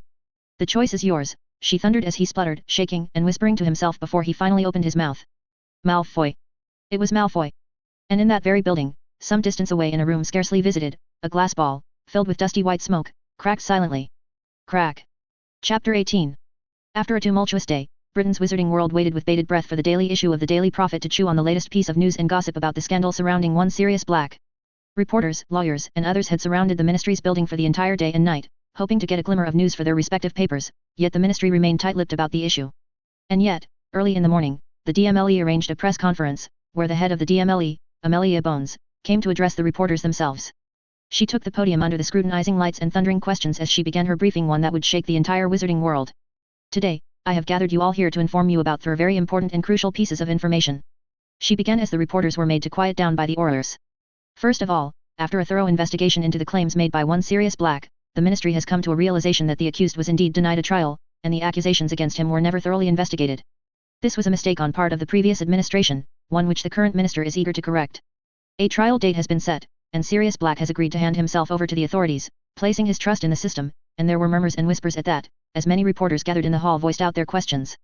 All questions will be answered at the end, the blonde witch added sharply as the hall became quiet once more. The second matter concerns the wizard named Peter Pettigrew, who was alive and had faked his death. The wizard in question was apprehended at Hogwarts by the headmaster with the help of an anonymous source and was taken into custody for questioning immediately, and at that, the witch halted, her anger and frustration evident as she turned the page and continued. Unfortunately, shortly after signing a confession about his crimes, and providing the ministry with evidence against conspirators and supporters of the Dark Lord who still roam free, the wizard in question was found dead in his cell, and the hall became quiet at those words, and the uproar was instantaneous as dozens upon dozens of questions. His death came as a result of an attack by 2 stray dementors, and Peter Pettigrew is now dead, and the ministry is launching a full investigation into the matter itself, and at that she closed the page, and faced the reporters once more. And in accordance with the details given by the said wizard, the DMLE conducted a raid today on, 0000. Albus Dumbledore. It was not rare for Dumbledore to stay awake through the night. It had been quite the norm for him throughout his life for various reasons. But it was rare for him to spend a night troubled by guilt and worry. The arrival of Ted Tonks had a great shift in the matter, and the ministry could no longer act against Sirius with impunity, so after much negotiations, a date was set for trial, before which Sirius would need to submit himself to the ministry. Cornelius was reluctant to make the decision, but the man had no choice as Sirius's letter, combined with Peter Pettigrew's confession, were too damning to ignore and simply push under the rug. And despite him being minister, this whole matter fell under the purview of Amelina Bones, as the head of the DMLE, and she was one formidable witch who had shared time with Sirius and the rest of the marauders at the school. So, it is true? Minerva asked, and much like him, it seemed that the witch in question had not slept much herself, given her fidgety disposition, and for good reason. It is, he answered, and he did not know what to think of the matter himself as the witch gasped. Then Sirius, and it was indeed damning to think of how the young boy had been wronged. To be imprisoned at Azkaban for more than a decade was a grave injustice. All the while, the real culprit remained hidden in front of their eyes, staying and stuttering in these very halls as they all remained oblivious to his treachery. The trial is set to happen in a week, he told Minerva, and the news would come out soon enough in the morning paper. Ted Tonks will be representing Sirius in the trial, before which Sirius will surrender himself to me, and he was ashamed of himself, of how he had wronged one of his own like this.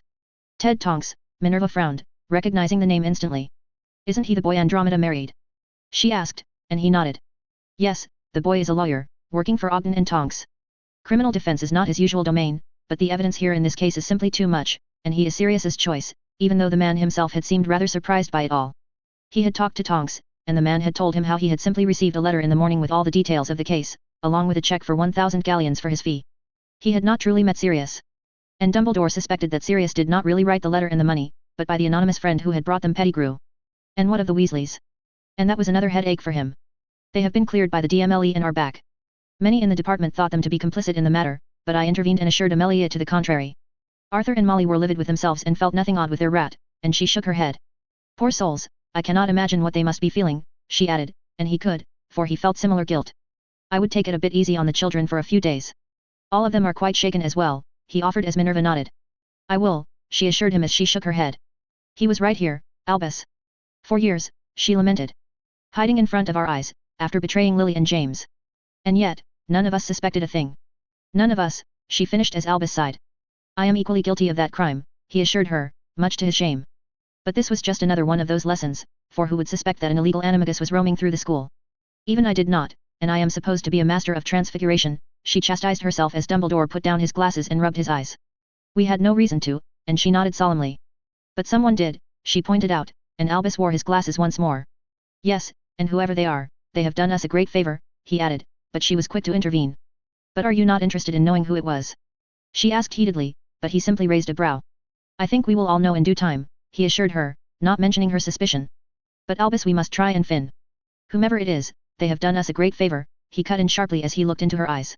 They have dealt Voldemort and his followers a big blow while giving Harry a chance to experience some familial love, and while no person could ever fulfill a parent's place, he had no doubt that Sirius's presence would be good for Harry, better than those horrid muggles he was forced to put up with, even though he would not be rid of them just yet. This person has helped us, at great peril to himself, because if any of Voldemort's followers learn of his or her true identity, they would come after them in retaliation. She finished his sentence, and there would probably be a few more reasons for this secrecy, but this should be enough to warn off Minerva from looking into the matter. So, I think it would be best if we let them remain anonymous, just for their safety if not for anything else, he said, giving the same reason to Amelia, who agreed to it after much deliberation and arguing. I did not think of it in that manner, she added, and Dumbledore nodded. Oh God! Will you look at the time? Minerva sprang to her feet suddenly as she glanced at the clock. I must go and prepare for my lectures, she said, and Albus smiled. Of course, and with a few words, she rushed out of his office, leaving him to his own thoughts and contemplations. Though he had discouraged her from looking into the identity of their anonymous helper, he was himself rather curious. So, he stood up and slowly walked towards a corner of the room to confirm his suspicion. For a mind as inquisitive and curious as his own, sleep would not come unless he had an idea about just who it was that had helped them all. As he walked to a corner, he took out his wand and waved as the wall began to shift, moving to show a platform on which lay his pensieve. Dumbledore walked up to it before he placed his wand at his temple and plucked out a rather recent memory from a day earlier, and as he pulled the thread from his temple, he put in the glimmering liquid of the pensieve, before lowering his head into it. And as he did, he found himself standing behind his own body in the great hall, scanning the students who ate away their breakfast in front of him. This was the scene from a day earlier, and soon enough, a storm of owls descended on the hall and began to drop the special issue of the Prophet on the tables, and as they did, he saw students hurriedly reach for the paper. Their reaction was immediate, as few gasped in surprise, others pulled in their friends to show them the headlines. Sooner or later, each and every one of them had their faces taken aback by surprise, except one singular face. A rather familiar remained uninterested and unsurprised, even as pandemonium broke out all around him, and while the rest of them gazed at the newspaper, the gaze of Cassius Malfoy lingered on the doors once more, as if waiting. And with his suspicion confirmed, Albus slid out of the pensieve and stared at the face of the boy in the water as he questioned. Could it really be? He whispered before suddenly the air above him erupted in a firestorm as he looked up and saw Fawkes appear. What happened? He asked, as the majestic creature flew through the air before dropping what seemed to be the day's issue for the Prophet on him, and as he opened it his eyes widened as he saw the headlines. I need to go the ministry. 0000. Harry Potter.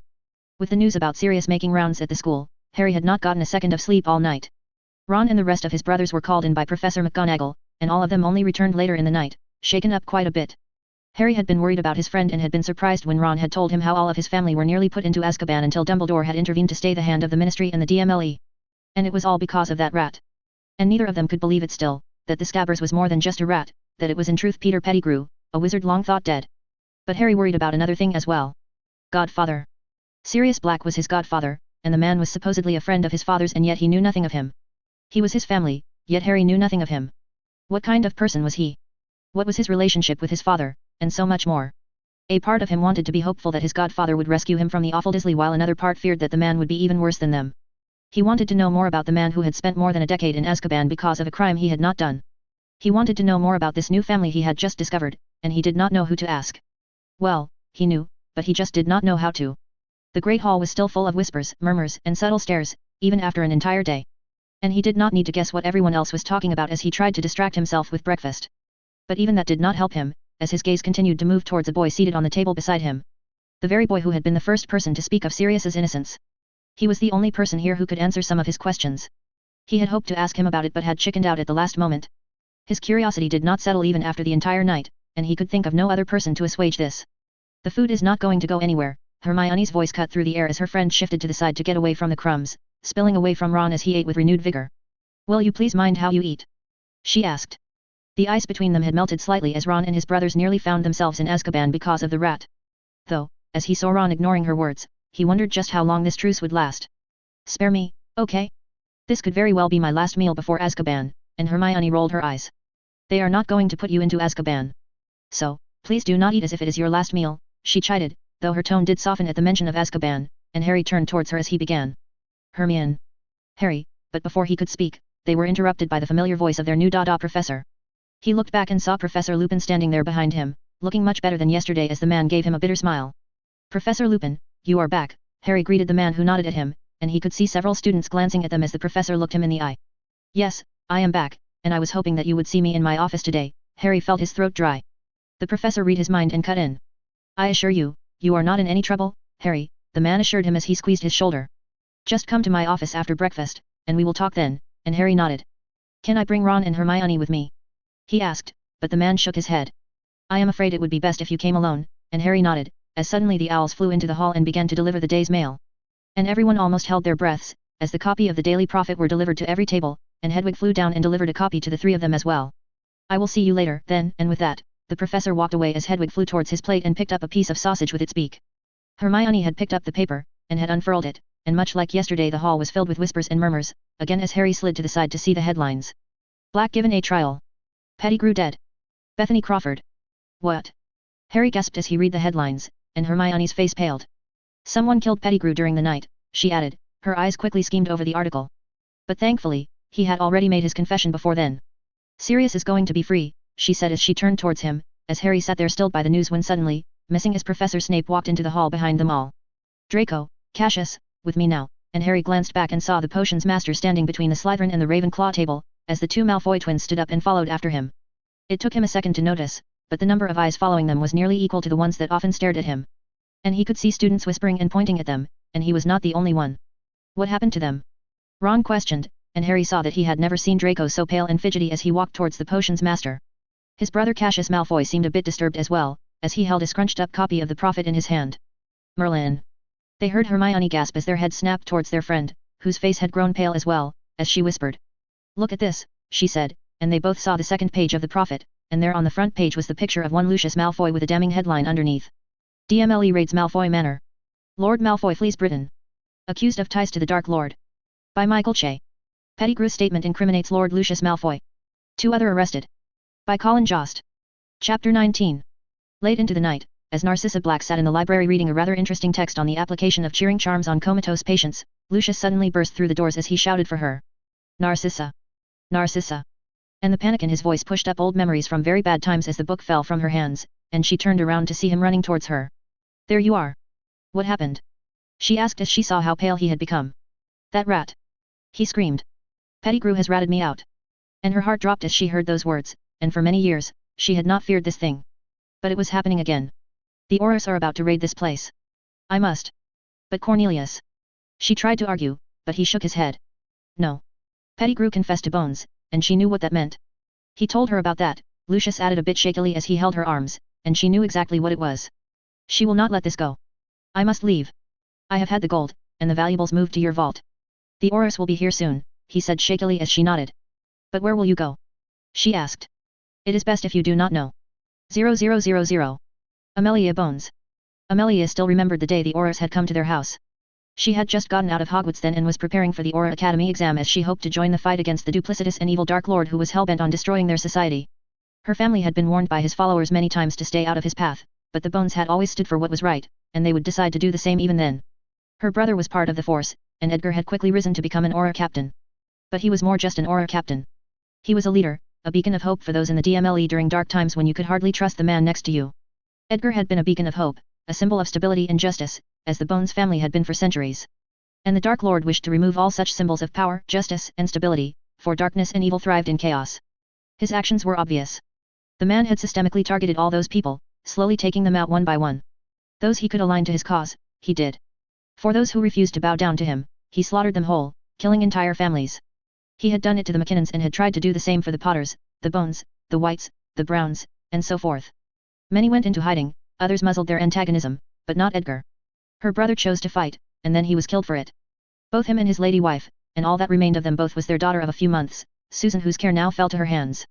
In one night, the Bones family had been reduced to but 2 people as the Death Eaters raided the place where Edgar and her had hidden their parents. Those monsters attacked the safe house, and her brother and his wife had rushed to try and save them, but they were too late and too few. The Death Eaters had been prepared for their arrival, and Edgar and his wife walked into a trap that got them all killed.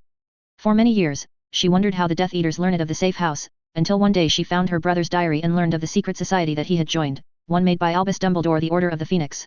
And those were the only people apart from herself who knew of the safe house, the details given to them so that they could use the place in case of an emergency.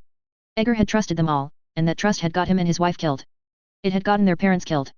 For years, she had spent blaming Sirius Black for their murder, believing him to be the traitor who had betrayed her brother, and it eased her heart to see him rotting in Azkaban. They had been together for a few years at Hogwarts, and she had been somewhat fond of the Black, and his group of friends, and could not imagine that the jolly boy who was hers and Edgar's junior would turn out to be a traitor. But she had been wrong. This is preposterous, Amelia. The minister raged in her office, and she had expected this to happen. To accuse a valued member of our society with such heinous crimes. Have you lost your wits? Cornelius screamed, and she loathed the man more than she ever had in that moment as she saw him defending her brother's murderer. Lucius Malfoy is a Death Eater, she cut in forcefully, as she refused to back down. Amelia had joined the DMLE for one purpose only, to bring the Death Eaters to justice. She had slogged away, slowly rising through the ranks and had become numb because of the rot and corruption. She had seen many of those criminals walk away, because of money and influence, and she could do nothing, for she found her hands tied.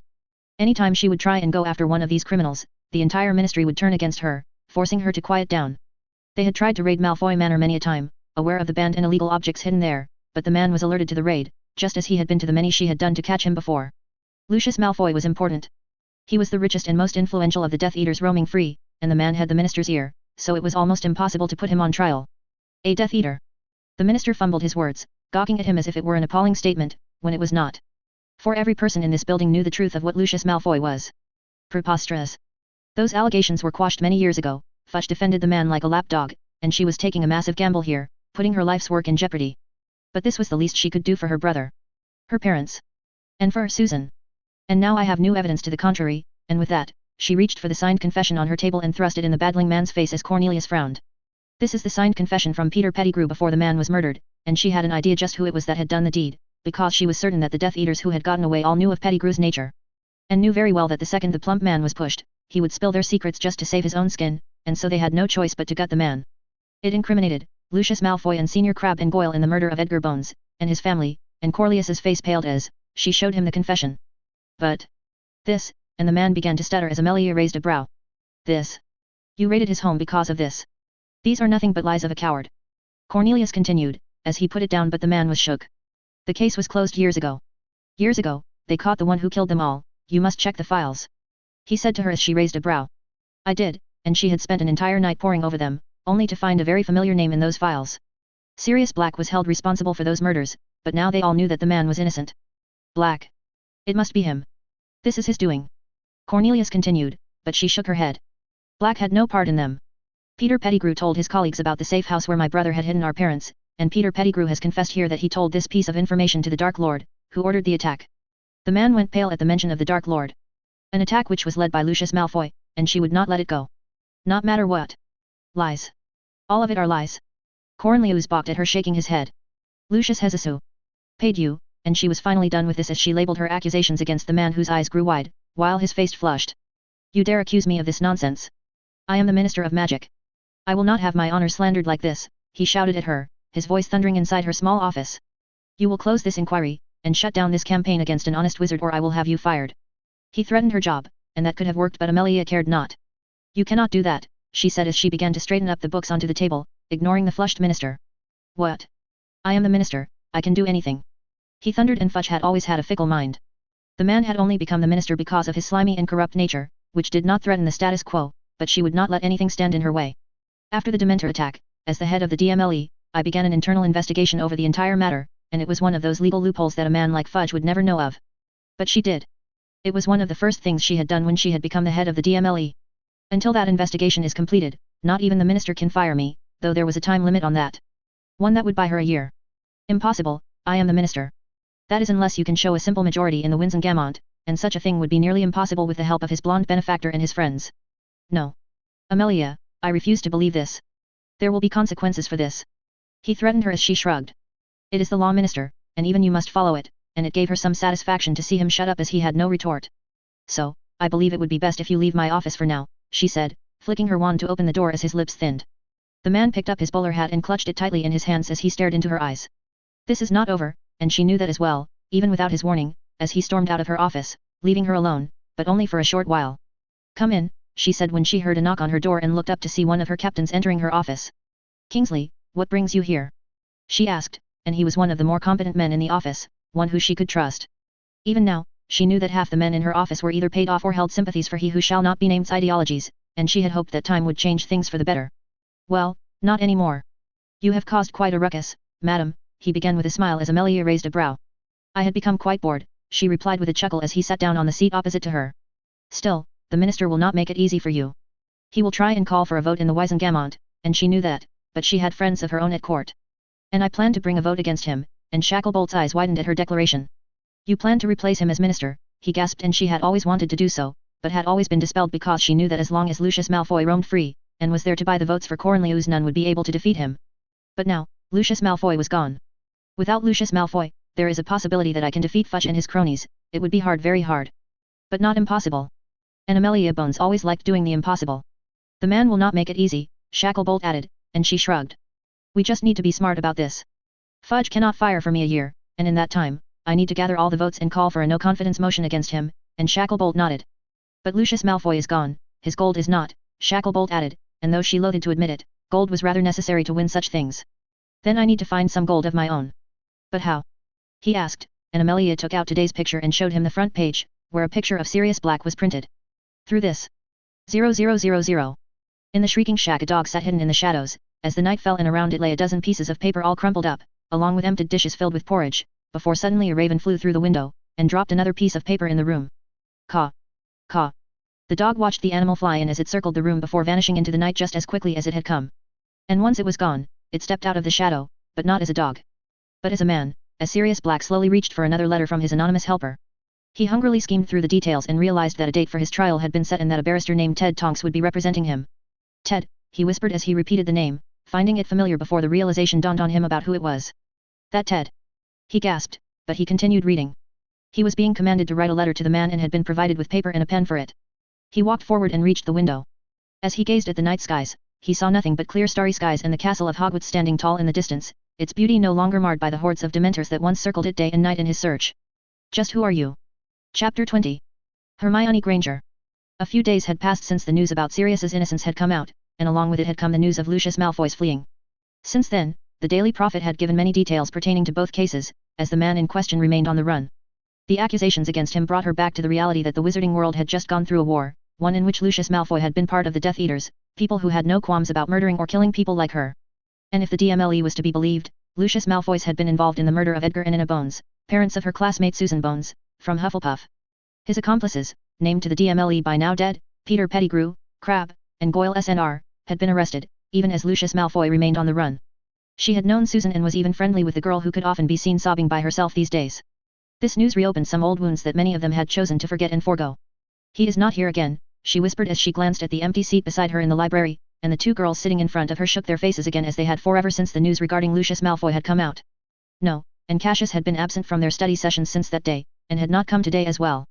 He had been coming to the lessons but would sit alone and leave as soon as the lesson would finish, giving no one any time to approach him. He has been missing the meals as well, she added worriedly.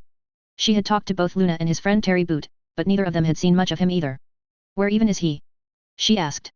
The three of them had searched the entire school yesterday but had found no trace of him anywhere. I don't know, Daphne Greengrass added, and the girl was worried about him as well.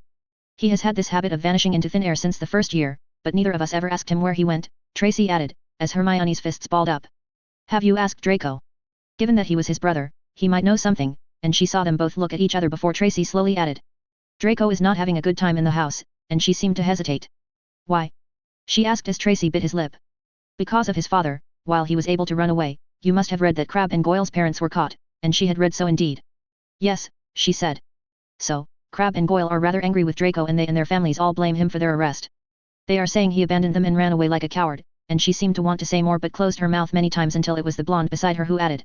Slytherin House is much different than the rest of the houses, and Draco relied much on his father's money and reputation, and with all that gone, he is realizing his mistakes, and she nodded, even though she understood but a gist of it. Cassius had tried to teach her a bit about pure blood politics, but she had understood the bare minimum, and this all was a bit beyond her. But Cassius is not in Slytherin, and he is not. She seemed to hesitate but still continued. Like Draco. She added as Tracy nodded. Yes, but Lucius Malfoy was still his father, and these accusations against him. They are not going to go away so easily, she added. Why? What is so special about them? She asked knowing well that he had gotten away from such allegations after the end of the war. Because the current head of the DMLE is Amelia Bones, and she found the last name rather familiar. Bones. She made the connection as Daphne nodded and intervened. Yes, she is Susan's aunt and was the sister of Edgar Bones, and she had out down her book and began a full explanation as she saw her helpless expression. The Bones. They are an old house and have much influence in the ministry. She will not let this go, even if the minister tries to interfere, and Hermione nodded in a bit of understanding, realizing just how big of a case this was. A part of her wanted to ask them both about Cassius's father, ask them both if he really was guilty of this crime, but she did not, for she did not wish to think how such a thing could affect her opinion of Cassius.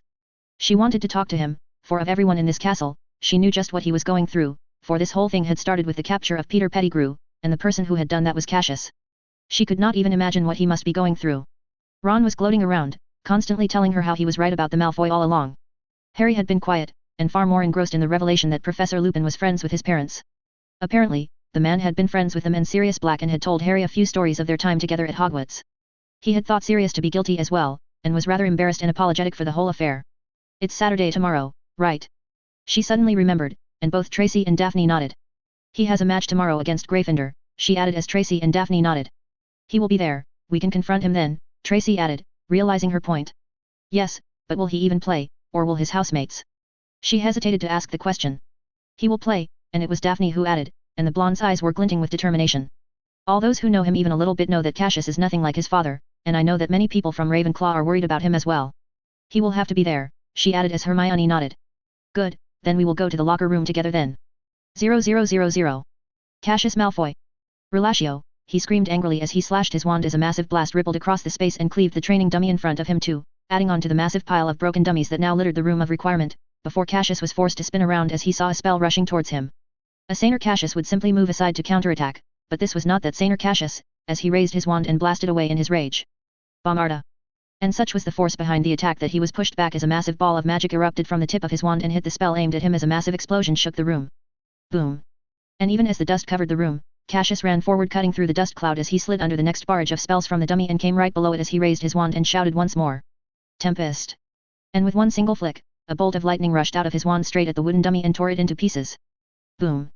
And the wood splintered and flew in all directions as Cassius shielded his face with his arm, before he finally came to a halt and stood up and looked around himself and saw that all the training dummies were now decimated. The entire room was now piled up with around 100 destroyed dummies, and a part of him wanted to face 100 more just to relieve his anger.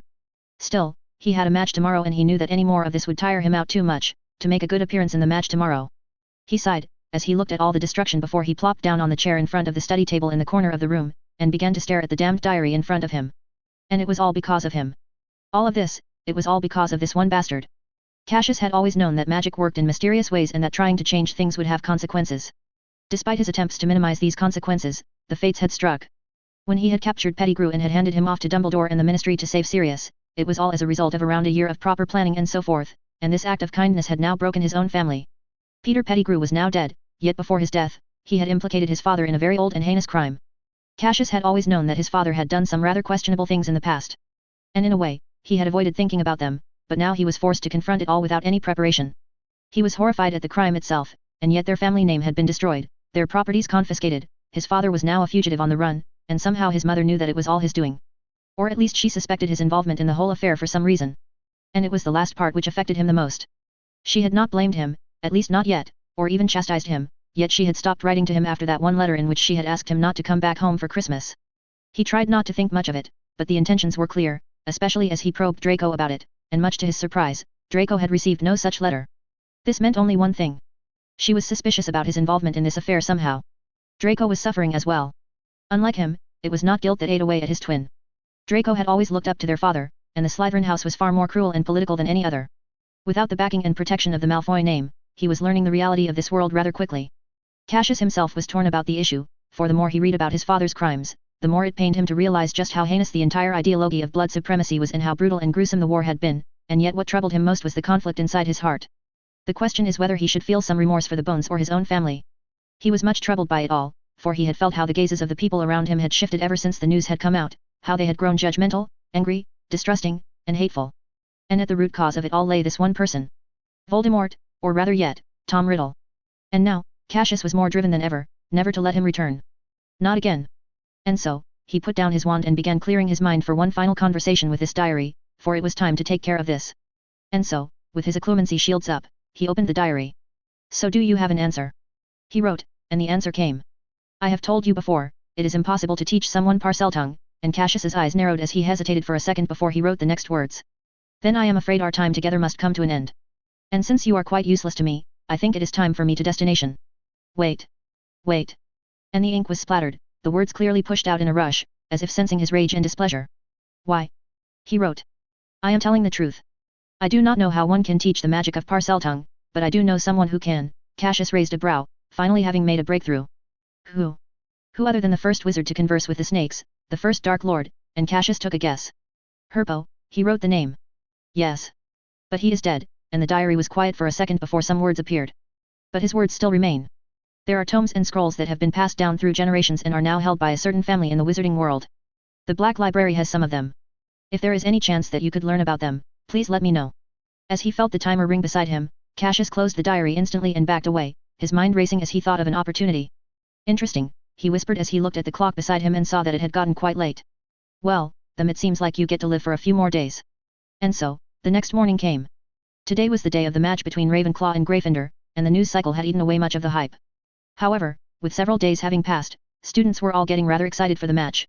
Cassius walked towards the changing rooms and saw the Ravenclaw team gathered there, and as soon as he walked into the room, he felt a dozen eyes land on him, but most of them averted them back as Roger Davies, the captain, stepped forward. Cassius, he greeted him as he gave him a nod. You are okay, right? He asked, and Cassius nodded, giving the man a small smile. Yes, I am fine, and he wrapped an arm around his shoulder. I know that you must be troubled about this whole affair with your family, he began slowly as Cassius's lips thinned. But the man did not let him finish.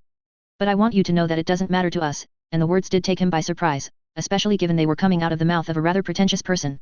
We have known you for 3 years and know just the kind of person you are.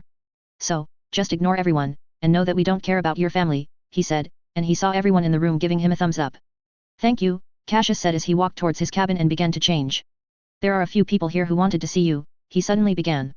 They are waiting for you in the side room, and Cassius nodded, having an idea about just who they might be. The few days had been enough for him to come to terms with himself and his actions, so before changing his clothes, he made his way to the side room. As he opened the door, 3 bodies immediately slammed it on him. Where the hell have you been? Tracy's voice was the loudest as the brunette wrapped her arms around his neck. Do you have any idea how worried we have been? She added as Cassius smiled, feeling his worry and anguish wash away as he felt the familiar warmth of his friends. I am fine, he assured them all as he pushed Tracy away and saw Daphne kick him in the shin. If you vanish like that again, I am killing you, and he rubbed his leg as he chuckled. I won't, I just needed a few days, he added and saw her face shift, as she nodded. Are you fine now? This time, it was the only Gryffindor in the room who spoke up, and his eyes met Hermione's. He saw little of the judgment that had irked him and found only concern and worry. Yes, he answered. They talked for a few minutes, and he apologized for his behavior. Tracy and Daphne ran out to secure the seats while Hermione chose to stay back for a few more seconds. And she was looking rather intensely at him. Do you regret it? She asked, and he frowned. What? He asked, and she seemed to hesitate as she asked again. Do you regret turning in Pettigrew? He was a bit taken aback by her words, and yet, despite the insinuation, she was serious as she continued. What if you could change it? She added, the words not making sense at first. What if you could go back in time? And suddenly, it clicked together. The time turner, she was offering him a chance to use it. To change the past. And it was a bit tempting. He could drum up a new plan, one that would not put his family in danger, and yet after but a few seconds, he shook his head as Hermione's eyes widened. No, he answered. I don't regret it, he said with a heavy heart, for the risk was simply too great. Especially for her. He could not involve her in this. No, this was his mistake, and if he were to make it right then, he must do so by himself, that much he was certain of. Her eyes shifted, and he saw her hesitate as she looked at him intensely before she held his hand and spoke softly. I thought as much, she began slowly, looking into his eyes. I cannot imagine what you must be going through, but I want you to know that it does not matter to me what the prophet or everyone else says or writes about you, she continued slowly. Because you are as much a Death Eater as I am, and with that, he leaned forward as her lips touched his cheek, and she hurriedly backed away with a flushed face. Good luck, and with those lasting words, she ran away as Cassius sighed and walked out of the room. 00000. As the students settled down for the match, Hermione walked towards Daphne and Tracy and plopped down beside them. Why are you so flushed? Tracy asked the brown-haired girl, who waved away. Probably because of the cold, she said as she sat down beside them and suddenly removed the Gryffindor scarf around her neck and replaced it with a Ravenclaw one, much to the surprise of the 2 Slytherin girls, who exchanged glances as they saw the bushy brown-haired girl cheer loudly for Cassius as his name was called out. And though no words were spoken, there was a subtle exchange of words between Tracy and Daphne as they both raised a brow and gave each other subtle nods before smirking. Do tell us, Granger, what did you and Cassius just talk about? Chapter 21. Harry Potter. Usually, Harry would be far more excited for a Quidditch game, but this time, his entire week had been spent reading and rereading the Daily Prophet, much like many others at the school, as he tried to follow each and every piece of news about his so-called godfather. The trial was set to begin in a few days, and Harry was much excited about the prospect of having a semblance of family again. Professor Lupin's revelations had been a surprise, and for the first time since he had stepped into the wizarding world, he felt a sense of belonging and hope as he excitedly looked forward to the day of Sirius's trial. And all of this tied back to one person. And much to his surprise, it was not the headmaster, not was it any other adult of great influence or repute. No, all this was somehow tied down to the boy flying on a Nimbus 2001 in front of him, Cassius Malfoy. And the Malfoys were now as famous as him when he had first started the school, as the news about Lucius Malfoy being on the run dominated the prophet, with further investigation and progress being made against him with every passing day. Draco had been much more well-behaved ever since the news had come out, and the absence of his lackeys provided him little protection from all the enemies he had made over the years. And a part of him was a bit happy at seeing him brought down, but on the other hand, Cassius Malfoy had been quitter, the boy had almost vanished into the backdrop, as he rarely made a public appearance. Ron gloated about the whole affair, like most of the Gryffindor house, though Harry was less enthused than them, especially when it came to Cassius Malfoy, much like Hermione, who did not like Ron's gloating at all. Because, they both knew the truth. More so than him, that Cassius Malfoy was somehow connected to the capture of Peter Pettigrew and her godfather's acquittal. He did not know how, but Harry had quite an instinct about these things, and the way Hermione had reacted to a few of his words had been answering enough that the black-haired Malfoy twin was indeed connected to this entire matter. "Okay, everyone, I want a nice clean game," Madame Hooch ordered as she flew back, and they gripped their broomsticks tightly. "Remember the plan, Harry.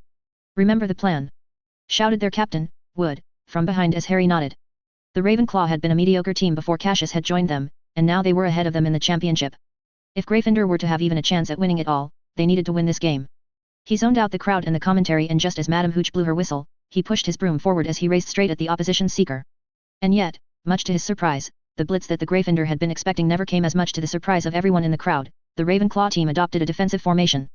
And what is going on here? The Ravenclaw team has gone on the defensive. As Angelina and the rest tried to score with the quaffle, the Ravenclaw defense proved itself to be quite a well-drawn-out plan, as he realized that they had changed their tactics. The boy in question flew above them and circled the grounds as a regular seeker would. As the game continued, Harry chose to do the same and followed after him. He saw the boy eye him as the game continued below them, as a standard Quidditch game would, and the score was neck and neck, with Gryffindor a few points ahead as they both circled the skies. And then it happened, as Harry saw him blur, as Cassius Malfoy whipped through the skies, and Harry did not follow him, thinking that this was a feint or a ploy, but then his eyes caught a hint of a golden ball. He has seen it. Cassius Malfoy has seen the snitch. And Harry whipped through the skies as well, cursing himself for he had already lost one game to a Malfoy, and he had no intentions of losing another one, but just as he was about to follow after him, he was forced to get out of the dive as bludger was shot in his way. And what is this? He heard Dean's screams. The Ravenclaw beaters have set their sights on the Gryffindor seeker. And suddenly, Harry found himself the target of the two beasts, as the Bulgars and bats came in his direction like a storm. He tried to weave through them, but the Ravenclaw team had completely abandoned the defense and were putting both bodies and Bulgars in his way, forcing him to slow down. And while he was forced to carve out his way through all the traffic, Cassius Malfoy was pushing his broom to the limit, showing the pace of his upgraded Nimbus as he blurred through the skies. "It is over, people." The stands broke out into a deafening cheer as the Gryffindor team found themselves out of the running for the Quidditch championship. Cassius Malfoy has the snitch. And this has to be one of the shortest matches of the year. And his heart sank as he saw the Ravenclaw stand scream in victory as groans came from the opposite side, as he began to run his shoulder where the bludger had hit him. The Gryffindor chasers put up a good fight. But it was not enough. Ravenclaw's strategy has shown its magic, and they take the victory 170-70. They all descended to the grounds, and the whole team felt dejected, for they had been knocked out of the tournament with this match. "What the hell was that, Harry?" Wood screamed as he came after him as he folded upon himself. "I am sorry, but the PLA." And the guild came crashing down as he saw Wood's swollen face. "Forget the plan. You were distracted throughout the game. You let high. Hey. Hey." And it was the twins who came in between him and the captain as they pushed the flushed boy away. "Calm down, Wood. It's just a game," Fred added, and Harry really did not know if it was Fred or George. "Yeah, mate. And it was you who had us practicing all those complex counter-maneuvers when they just did not use their new formation at all," the other one added. But Wood's frustration was evident, much like the rest of the team, for this had been his last chance of winning a championship, and now it was all gone. The boy shook his head and headed towards the locker room as the Ravenclaw team descended and began to shake their hands. Ravenclaw had played differently from their expectations. Wood and Angelina had devised special formations and counters to their complex seeker plays, and had the team practice them over the weeks, and yet the Ravenclaw team had abandoned their usual strategy and had gone for a more traditional approach. Much to his surprise, Harry was not as devastated by this loss as he had been by Slytherin 1, and he shook hands with the Ravenclaw team until he was face to face with one Cassius Malfoy. "It was a good game," the boy said as Harry nodded as the words slipped out of his mouth. "Why did you do it?" And the boy frowned at his question. "What?" he asked. "I mean, why did you change your tactics?" he asked, and the boy's eyes widened as he answered. "Well, Gryffindor's chasers are no joke, and Wood is a damn good keeper," he answered, much to his surprise as Angeline perked up behind him. "There was no way for us to outscore your team, and so the only way we could win this was to catch the snitch early, and well, that was our plan, and it made sense. They had used the same tactic against Slytherin early last year. We just had to hold on until I saw the snitch, and then it was up to the beaters to help me out a bit so I could finish the job. Thankfully, the golden ball just came into my view quite early, and it was Angelina who cut in. Damn you all. Do you have any idea just what kind of complex formations Wood had us practicing because of you?" she chided as the boy simply shrugged. "Well, I apologize for ruining your plans," he said as she shrugged. "Nah, it is fine," and she then shook his hand, as she whispered. "Now, You better make sure that you defeat Slytherin in the finals, and the boy chuckled. I will try. Cassius. Harry. He turned to the side and saw a small group rushing towards them both, one that included 2 Slytherins and 2 Gryffindors. And much to Harry's surprise, only Ron was wearing a Gryffindor scarf. Man, that was an awful game. What happened out there? His friend asked him as Harry watched Hermione jump towards the black-haired Malfoy twin. You won. You are going to the finals. 0000. Hermione Granger. The match between Gryffindor and Ravenclaw served up to its potential, and for the first time in many days, the conversation at dinner time did not revolve around the Malfoys or Sirius Black. The whole school was abuzz about the probable matchup for the final of the Quidditch tournament. With their victory against Gryffindor, Ravenclaw had made their place in the finals, and Slytherin was set to face Hufflepuff the next week, and it was easy to predict the outcome of that match. And so, the final was probably going to be between Ravenclaw and Slytherin. After the match, they gathered once more for their practical lesson, as Cassius helped them in their journey of learning a patroness. The day passed, and now it was Sunday, and they were allowed to leave for Hogsmeade. She was ready to leave for the village, much like the rest of the class, but not before she had talked with Professor McGonagall. You are asking to leave divination and Muggle studies? The professor asked. She had given it all much thought, but her decision had been made for quite some time. Yet she had hesitated from speaking about it to the professor, knowing that doing so would mean handing her back the time turner, and she wished to hold on to it for some time until she had made the offer to Cassius. And now she knew of his answer. She had guessed that he knew of it, he had let it slip in a conversation. When she had offered him the chance to make things right regarding Peter Pettigrew, the way his eyes had narrowed at the pendant had only confirmed her suspicion that he understood exactly what she was offering. Yet he denied the chance, cementing in her heart that he was a better person than people realized. Yes, she said to the professor, who raised a brow as she looked at her through those thin, metallic frames. That is highly surprising, Miss Granger. I remember you being extremely enthusiastic about taking all the electives, and she had been once, but her time with Cassius and his friends had opened her eyes to another aspect of magic, about exploration and practical aspects of magic that she had not paid much attention to before. I was, but I have realized that there is more to magic than just theory, and I wish to explore the more practical and unique part of the magic, she answered truthfully as she slowly unclipped the time turner from her neck and removed it.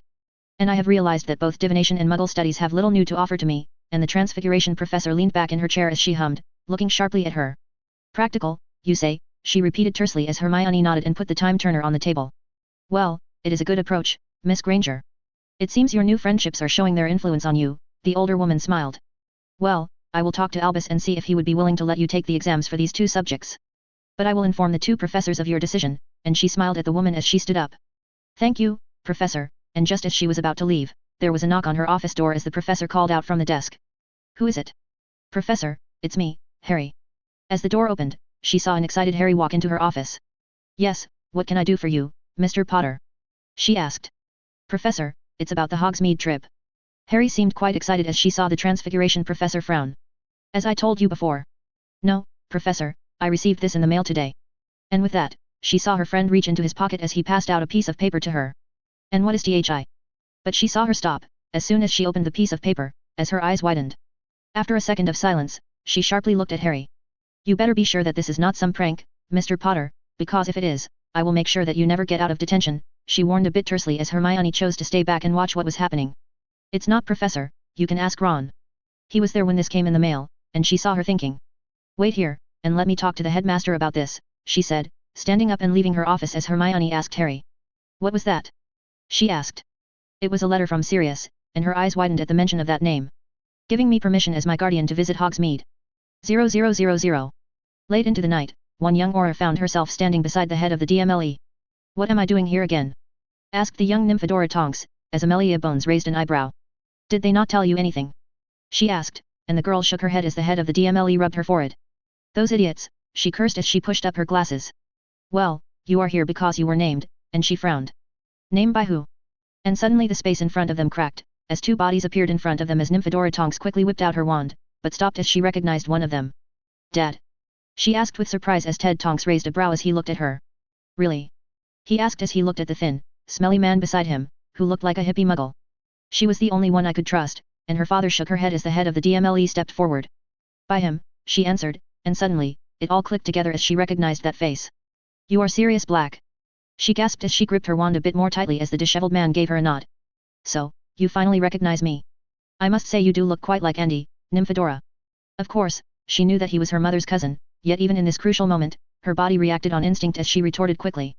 Do not call me Nymphadora. Chapter 22. Sirius Black. For many months now, 2 things had filled his mind. First was the thought of revenge against that traitorous rat, but that was soon replaced by curiosity about the identity of the person who had chosen to intervene on his behalf, to expose that rat, and to save him. For this was not his doing, and nor was this all a coincidence. This was all planed, and planed well.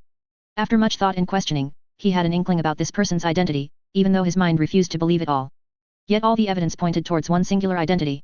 But whoever this individual was, he owed them his life, and the words from the hearing still rang in his head as he sat in a small holding cell at the DMLE as the ministry tried to clear a path for his removal. After Peter's confession, the trial had been reduced to a formality, and now it was over. And he was a free man, a frail, tired, and a much hungry free man, yet free nonetheless. As the doors to his holding cell opened, the familiar face of Albus walked into the room. The man had aged much in the years Sirius had seen him, and Sirius could tell from his face the sheer amount of guilt and pain that hung over the old man. "There are many people outside who want to see you," he said, but he shook his head, his mind already made. "I don't want to see anyone whose name is not Harry," he said as the headmaster's eyes dimmed. And it was the one thing he had asked of Albus, and yet the man had still denied him this one chance to see his godson.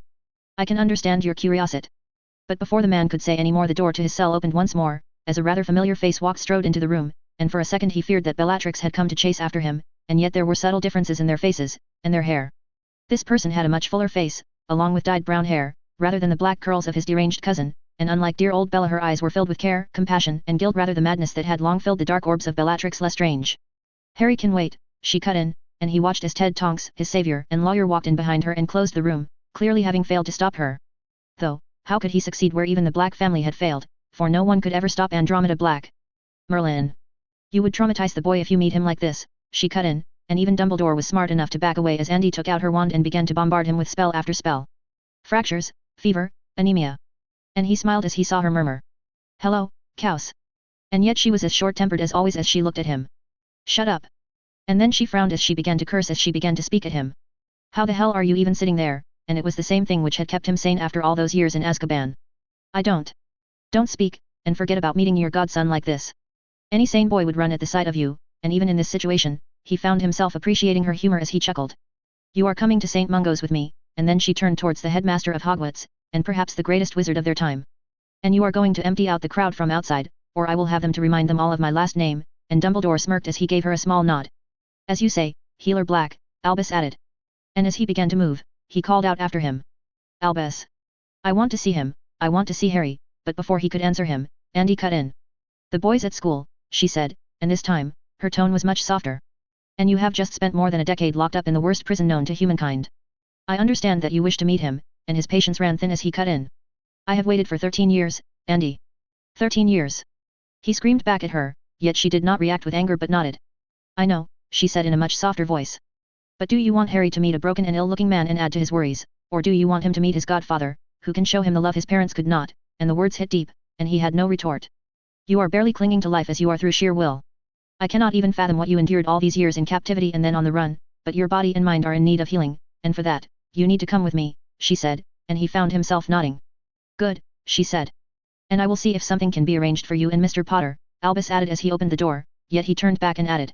"And I must apologize again, Sirius, for ever doubting your loyalty to James and Lily," he added, and that was something that had wounded him much, but he did not wish to linger on such things. "It is fine," he said a bit forcefully, and if Dumbledore noticed that, he did not say anything as he left the room to clear out the people from outside and turned to look at his cousin again. "So, you became a healer?" he asked, and Andromeda nodded. "Yes, I always wanted to be one, and when the war ended, I applied to St. Mungo's and got in," and he knew that it must not have been as easy as she made it out to be, but still seeing her fulfill her dream was good. "She is the head healer now," Ted cut in from the side in his thick, proud voice, and he could see that the years had done little to lessen their love as he saw him smile with pride. "They are even. Why didn't you tell me that the emergency you were faced with was Sirius's case?" she suddenly asked, as Ted's smile stiffened. "You know how it is. The case was sensitive, and the contract for it made it so that I could not speak about it to anyone until it was finished, and again, Sirius had not drafted this contract, nor had he paid for it.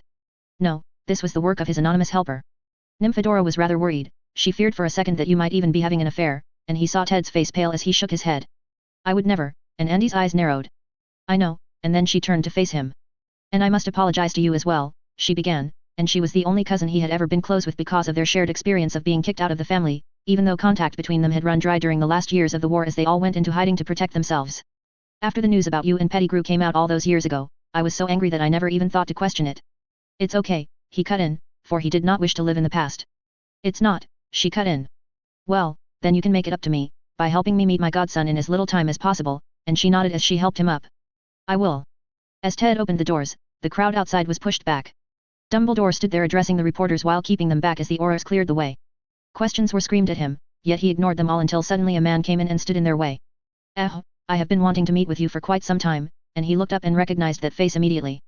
He was a fat plump man of middling height, and he wore a rather nice suit along with a very ostentatious bowler hat, as he put forth his hand. It was a massive disaster, this whole thing. All because of the previous administration and the DMLE of course, he quickly added, and it reminded him of just who he was. This was Cornelius Fudge, the minster. A disaster I say. But you need not worry, when I first read the letter, I made sure to do everything. And the man was nor forcefully shaking his hand, and continuously singing praises of himself, as the reporters began to push in. I am afraid this will have to wait, Minister, Ted cut in as he gave the man a smile. Mr. Black is in need of serious medical attention and needs to use the flu to get to St. Mungo's, and the man pretended to be surprised. Of course, but if he could say a few words about the trial to the report. I am afraid that will not be possible, Andy cut in sharply as she began to push him. His condition is quite severe, and the man's frustrations were obvious, but he kept himself composed and nodded. Of course, but do reach out to me if you need anything, serious, anything at all. And as they stepped into the flue, he was surprised as she passed him along a fistful of fluid powder. What did he want from me? And she clicked her tongue as Ten stopped the horde of reporters rushing towards them. I have been told that the man has been looking for a new wealthy donor, given his last one has found himself in quite a trouble, and that made sense, as she gave him a nod, and they both threw the powder down and whispered at the same time. St. Mungo's. St. Mungo's. And as he found himself tired and sleepy after a rather thorough wash and examination, he felt his eyes close as Andy continued to accompany him. Still, who let you enter the cell when even the minister could not get in? He suddenly asked as Andy raised a brow. Well, someone was rather worried about your health, she answered as he felt himself grow drowsier and drowsier. Who? He asked in a lingering tone, as the lights began to dim and the potions began to take their effect. Someone who cares about you. 0000. Harry Potter. Harry was still reeling from the high of getting to see Hogsmeade when he was suddenly called into the headmaster's office during the lectures, and he could think of only one reason for this. Sirius. And a part of him was excited, hoping that the man may have come to see him, yet as he walked into the office he found it empty, except for the headmaster who sat in his usual seat. Harry my boy, the older wizard smiled at him, and pointed at the seat opposite to him. Come sit, he said as Harry slowly walked up to the chair and sat down, and the office had not changed much since the last time he had been here at the end of the first year. I believe you must have an idea about why I summoned you so suddenly, the headmaster asked softly as he looked at him through those half-moon tilted glasses. Yes, Harry nodded, his heart racing for any news regarding his godfather's trial. First of all, I must apologize to you as well, the man began, making him frown. Why? The word slipped out of his mouth as the headmaster's expression turned grim. Because, just like Sirius was wronged, you have been wronged by me as well, he began as he put down his glasses, still lamenting his inaction over Sirius and the allegations against him. If only I had looked into the matter before, given it all a little more thought, he whispered, as he shook his head before looking into his eyes once more.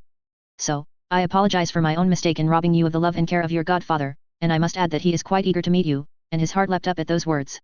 The trial? He asked. I have just come from the ministry, and he had expected as much. And Sirius Black has been exonerated of all his crimes and is now a free man, and a smile erupted on his face at those words, for the letter yesterday had proven that the man did care for him at some level. Can I meet him? He asked excitedly.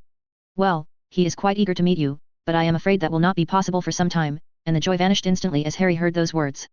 You see, the years of imprisonment at Azkaban have left him with some scars, and as of right now, Sirius has been taken to St. Mungo's to help him return back to life, and apart from that, you are still a student, and his mood soured as he heard those words. But, after much consideration, I believe some concessions needed to be made given the circumstances, so I will allow you to visit him on the weekend at the hospital, and his head snapped up in an instant as soon as he heard those words. Until then, you will just have to content yourself with letters, and as he looked up, he saw a letter slide forward on the desk for him as the headmaster gave him a nod to pick it up. And as he did, he recognized the writing to be similar to what he had received a few days ago. He is quite eager to hear from you, and I believe your owl will quite appreciate the journey, and he did not know that he was grinning, and the headmaster leaned back, probably seeing his bubbling excitement at receiving the letter. Now, with that done, I believe you must be on your way. I would not want you to miss your lunch because of me, Harry said, nodding. Thank you, Professor, he said suddenly as he was about to run off, and the old man nodded. I do hope you enjoyed the chance to visit Hogsmeade legally yesterday. The village is quite fascinating, isn't it? Harry nodded, flushing at the insinuation. Yes, it is, Professor. 0000. In a land far, far away, a frustrated Lucius Malfoy saw the new issue of the Daily Prophet and cursed as he watched Fudge fawning over Black. That bastard. He cursed as he threw the paper into the wall of the little shed he had found in Eastern Europe, and he was here for but one reason only. After all that money, and he still ignores me. I will show him. I will show that bastard, and once he was back and safe, he would go after them all, each and every one of these opportunistic bastards who had turned on him in his time of need. And to this day, he wondered just who it was that had captured Pettigrew and set this all into motion.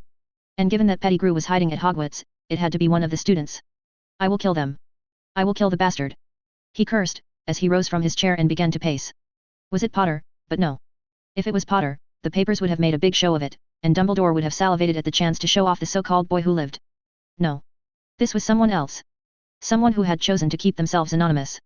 Someone smart enough to fear him in his wrath. But I will know. I will, and he had already asked Severus to look into the matter, and the man had promised him some answers.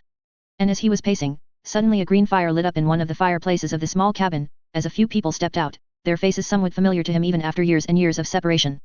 Aha! The man in front began as he smiled at him, and it irked him to be forced to collude and join hands with beasts such as him, but he was told that what little remained of the Death Eaters back home had made some dangerous plans. And he wished to be a part of them, if not to exact his revenge on the person who had ruined his life, then to humiliate Fudge as much as he can. So, it really was you, Malfoy, and the man in front of him was no man. No, he was a rabid dog and a beast unlike any other, one who would cause much humiliation for Fudge and his cronies. Still, I wonder what made you think to contact me out of the blue, he asked as he licked his lips. Tell me, Greyback. He began as he looked the half-breed in the eyes.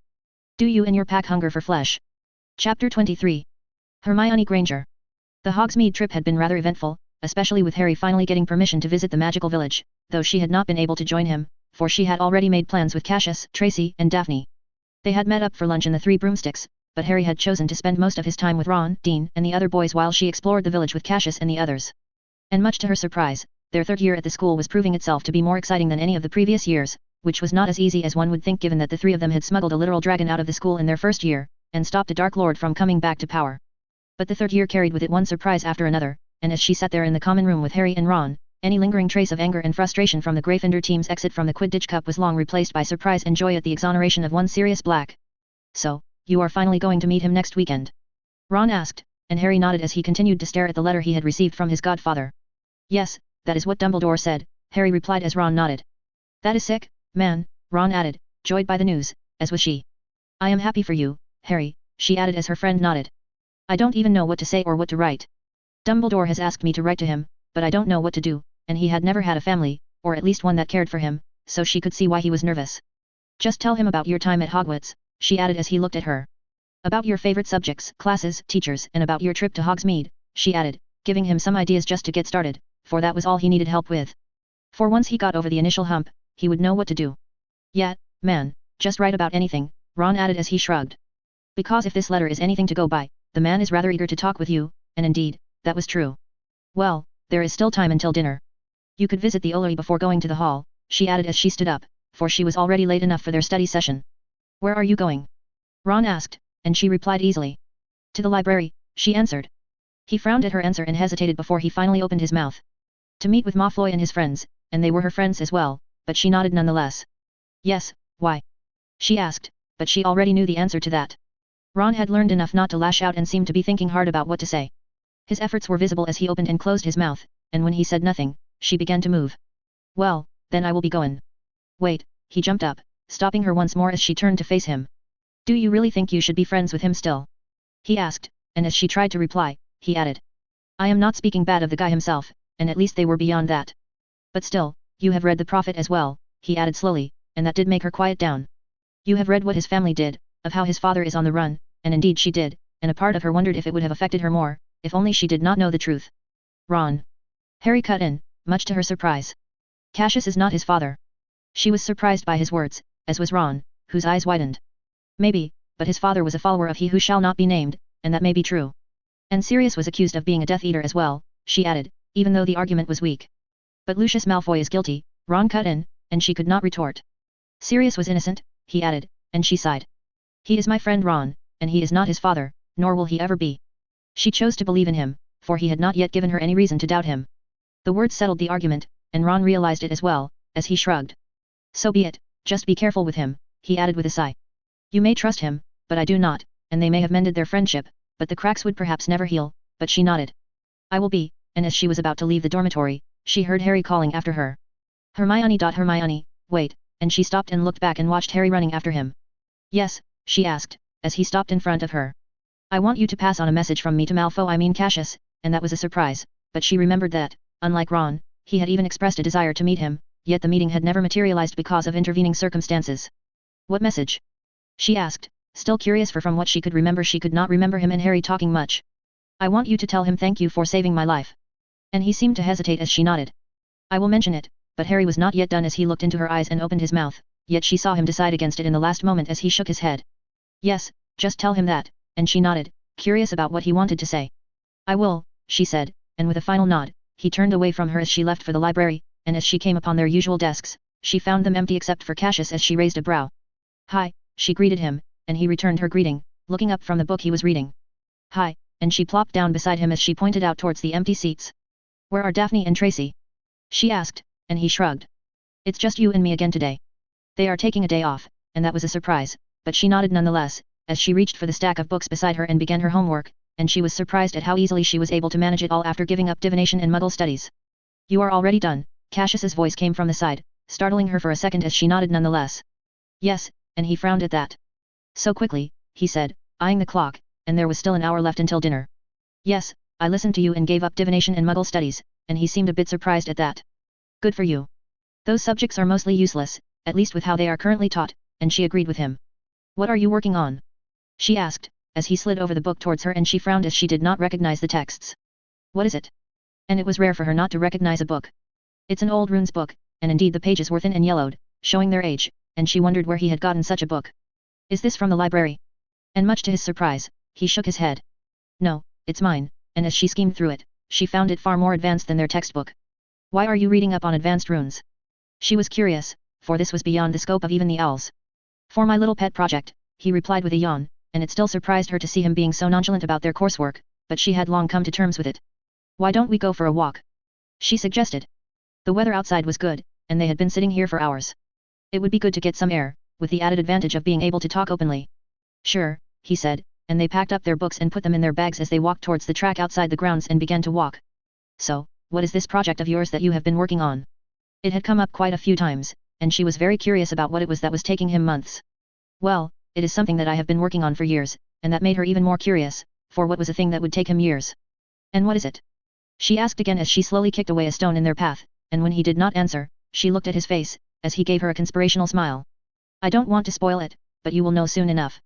It is almost complete, and that was a bit of a letdown, but she nodded nonetheless. After all, she could not force him to say anything. And she was a bit surprised that there was not much to talk about between them. They could talk of spells, and theory, but she wanted to know more about him on a personal level. So, what are your plans for Christmas? She asked, for November was nearing its end, and soon December would come, and Christmas was always a bit of a joy. Given that I will be here at Hogwarts, I would say nothing, and the words caught her by surprise.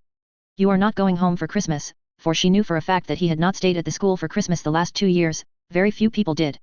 I am not, he said after a small pause, and the way he said those words felt a bit strange to her, for she could feel the pain in them. What happened? She asked, and he looked into her eyes before he finally sighed. It's my mother, and she knew much more about her now than she had several months ago and knew that he was the closest to her in his family. She knows, and the words stilled her as her feet stopped, and as did his own, as her head snapped towards him. What? She asked sharply, knowing exactly what he was talking about. How? She asked him again as he gave her a helpless shrug. It doesn't matter now, but she either knows or at least suspects my part in exposing Peter Pettigrew, and then it clicked why he had been so distraught following the news about his father. We have always spent our Christmas together, all of us. But this year, she has asked me not to come home, he added, and she could not imagine what he was feeling right now. Will Draco be staying as well? She asked, knowing that Harry would not like that, but as he shook her head, she realized his real pain. No, he is going back home, and that confirmed his words from earlier about his mother's suspicion. From their time together, she knew Cassius cared much for his mother. She was the only person he looked up to in his family, and now she blamed him. To have your own mother shun you like this. She could not even imagine it. You can join me, she found herself offering, much to her surprise, as his eyes widened. We usually just have a small family dinner, and I know my parents would love to host you. Now that the words had slipped out of her mouth, she did not back down and continued even though she had not talked to her parents about this yet. But she did not think that they would be bothered by it. No, but he denied her request politely. I will be fine, he assured, but she could tell that he had been devastated by this entire thing, and there was little that she could do to help him now. Well, enough about me, tell me what you plan to do with all your extra time. And suddenly he cut in and changed the topic as they began walking once more. This time her hand slid into his own, as she soaked in his warmth while trying to share some of her own as they continued their walk while remaining oblivious to the lingering gazes from behind. Behind them, a pair of Slytherin girls watched this rather romantic walk. The brunette chuckled as she saw the two of them holding hands. See, this is why I wanted to give them some time alone, she defended her choice as the blonde rolled her eyes. Look at how cute and innocent they are together, she said as she rubbed her hands excitedly. There is nothing innocent about Cassius, Daphne retorted as Tracy shushed her. Shush. You saw how down he had been for the last few days because of the whole thing with his mother. This will cheer him up, she said, pointing towards the couple walking together. Let's hope you are right, the blonde added as she slid out of the bushes, and the brunette soon followed after. Of course, I am right. You know how good I am when it comes to things like this, and as much as Daphne would like to deny it, she did have a knack for things like this. Are you sure that we should not speak to him about that other thing? Tracy asked a bit softly, and that other thing was what had started this all and had unraveled the wizarding world of Great Britain by exposing the hidden traitor Peter Pettigrew. And while many speculated about who was the person who had done this, Tracy and Daphne knew that all of it was his doing, for they knew no person other than him who was capable of doing such a thing. No, there is a reason he did not involve us with this thing, Daphne added, as Tracy's face dulled, for she knew those reasons very well, for Peter Pettigrew was a Death Eater, and Cassius had exposed the man, leading to his death. And though long forgotten, it was tradition for the Death Eaters to strike back harshly at people who arrested, exposed, or attacked one of their own. Cassius had kept them out of this to protect them and their families, for if it ever got out that they were involved in this thing, they and their families would be in much trouble. Are you certain that it was his doing? She asked again, and Daphne nodded. I am, and she had no reason to doubt her friend. But I still wonder, how did his mother figure it out? Tracy asked, for this was what bothered her most. I do not know, but you must remember that she is his mother, Daphne added as they headed back to the castle. And she knows Cassius better than anyone else. If I could figure this out, then there is little to say that she could not. Chapter 24. Sirius Black. The week at St. Mungo's had passed by in a blur as the healers tried to heal years upon years of malnutrition and other damages. He had not realized the state his body was in until it had all begun, and only now, a week later, did he realize that he had been pushing himself through sheer will. Andromeda had been coming to visit him daily, joined a few times in her visits by Ted, who was still dealing with the legal ramifications of his release as he tried to make the ministry pay him galleons for his wrongful imprisonment. Others had tried to reach him as well. From the Minister of Magic to reporters from the Daily Prophet, everyone wanted to meet him. Still, they were rebuffed easily by his cousin, who had no qualms about leaning on the tragic but historical Black family name. Well, you are finally looking a little normal, she began a week later as she cast some diagnostic spells on him. Loatheth as he was to admit it, he could feel the difference as well. The weariness and the various aches and pains that once ailed his entire body were now gone or dulled, and his body, which was just skin and bones, now had some semblance of meat to it. Thank you, he said, and she nodded. Is he coming today? He asked, for a week had passed, and Albus had promised him that Harry would get to visit him today, and she nodded. Yes, he will be here soon, and he could not wait to see him. In his darkest times, Harry had been his only hope and purpose, edging him forward in those times of great despair as he pushed himself to do right by James and Lily's son. They had been conversing with each other for the week over letters, and he had thought that such a day would come, but now it was here. He could finally meet the boy. Meet James's son. Now, before you meet Harry. I promised someone else that I would arrange a meeting between you and them, she cut in, and he raised a brow. And what makes you think I will entertain such a request? He asked, with a bit of a tease, as Andy raised a brow. Because you would not be free without her, she answered, and the words made him chuckle even though he already had an inkling about whom she spoke of. So, it's a her? Well, then, there is but one question to ask then. He pushed himself up as he looked into her eyes. Are they hot? And Andy raised a brow. Merlin. I should have let you kill yourself, she said as she walked out of his room, leaving him alone for some time, until the door swung open once more as a tall woman walked in. Her heels clacked on the floor, and she was tall, and even the aura robe did little to hide her beauty as she walked up to his bed, holding a bouquet in her hands. So, I was right, he began as he easily recognized those dirty blonde hair and squarish glasses. It really was you pulling the strings behind my cousin, for it would not be easy for Andy to deny and defy the minister and his lackeys, and yet she did so with no care. One behaved with such prudence only if they were too rich and powerful or friends with someone equal in power to the minister. Well, I must say the years have done little to diminish your beauty, Amelia, he began. She had been his senior at school, and he had tried to ask her out a few times, yet she had never accepted it at all. Andy was right about you, she began with a smile as she put down the bouquet. We should have let you starve, and they both smiled as she adjusted her glasses and looked into his eyes. How have you been, Sirius?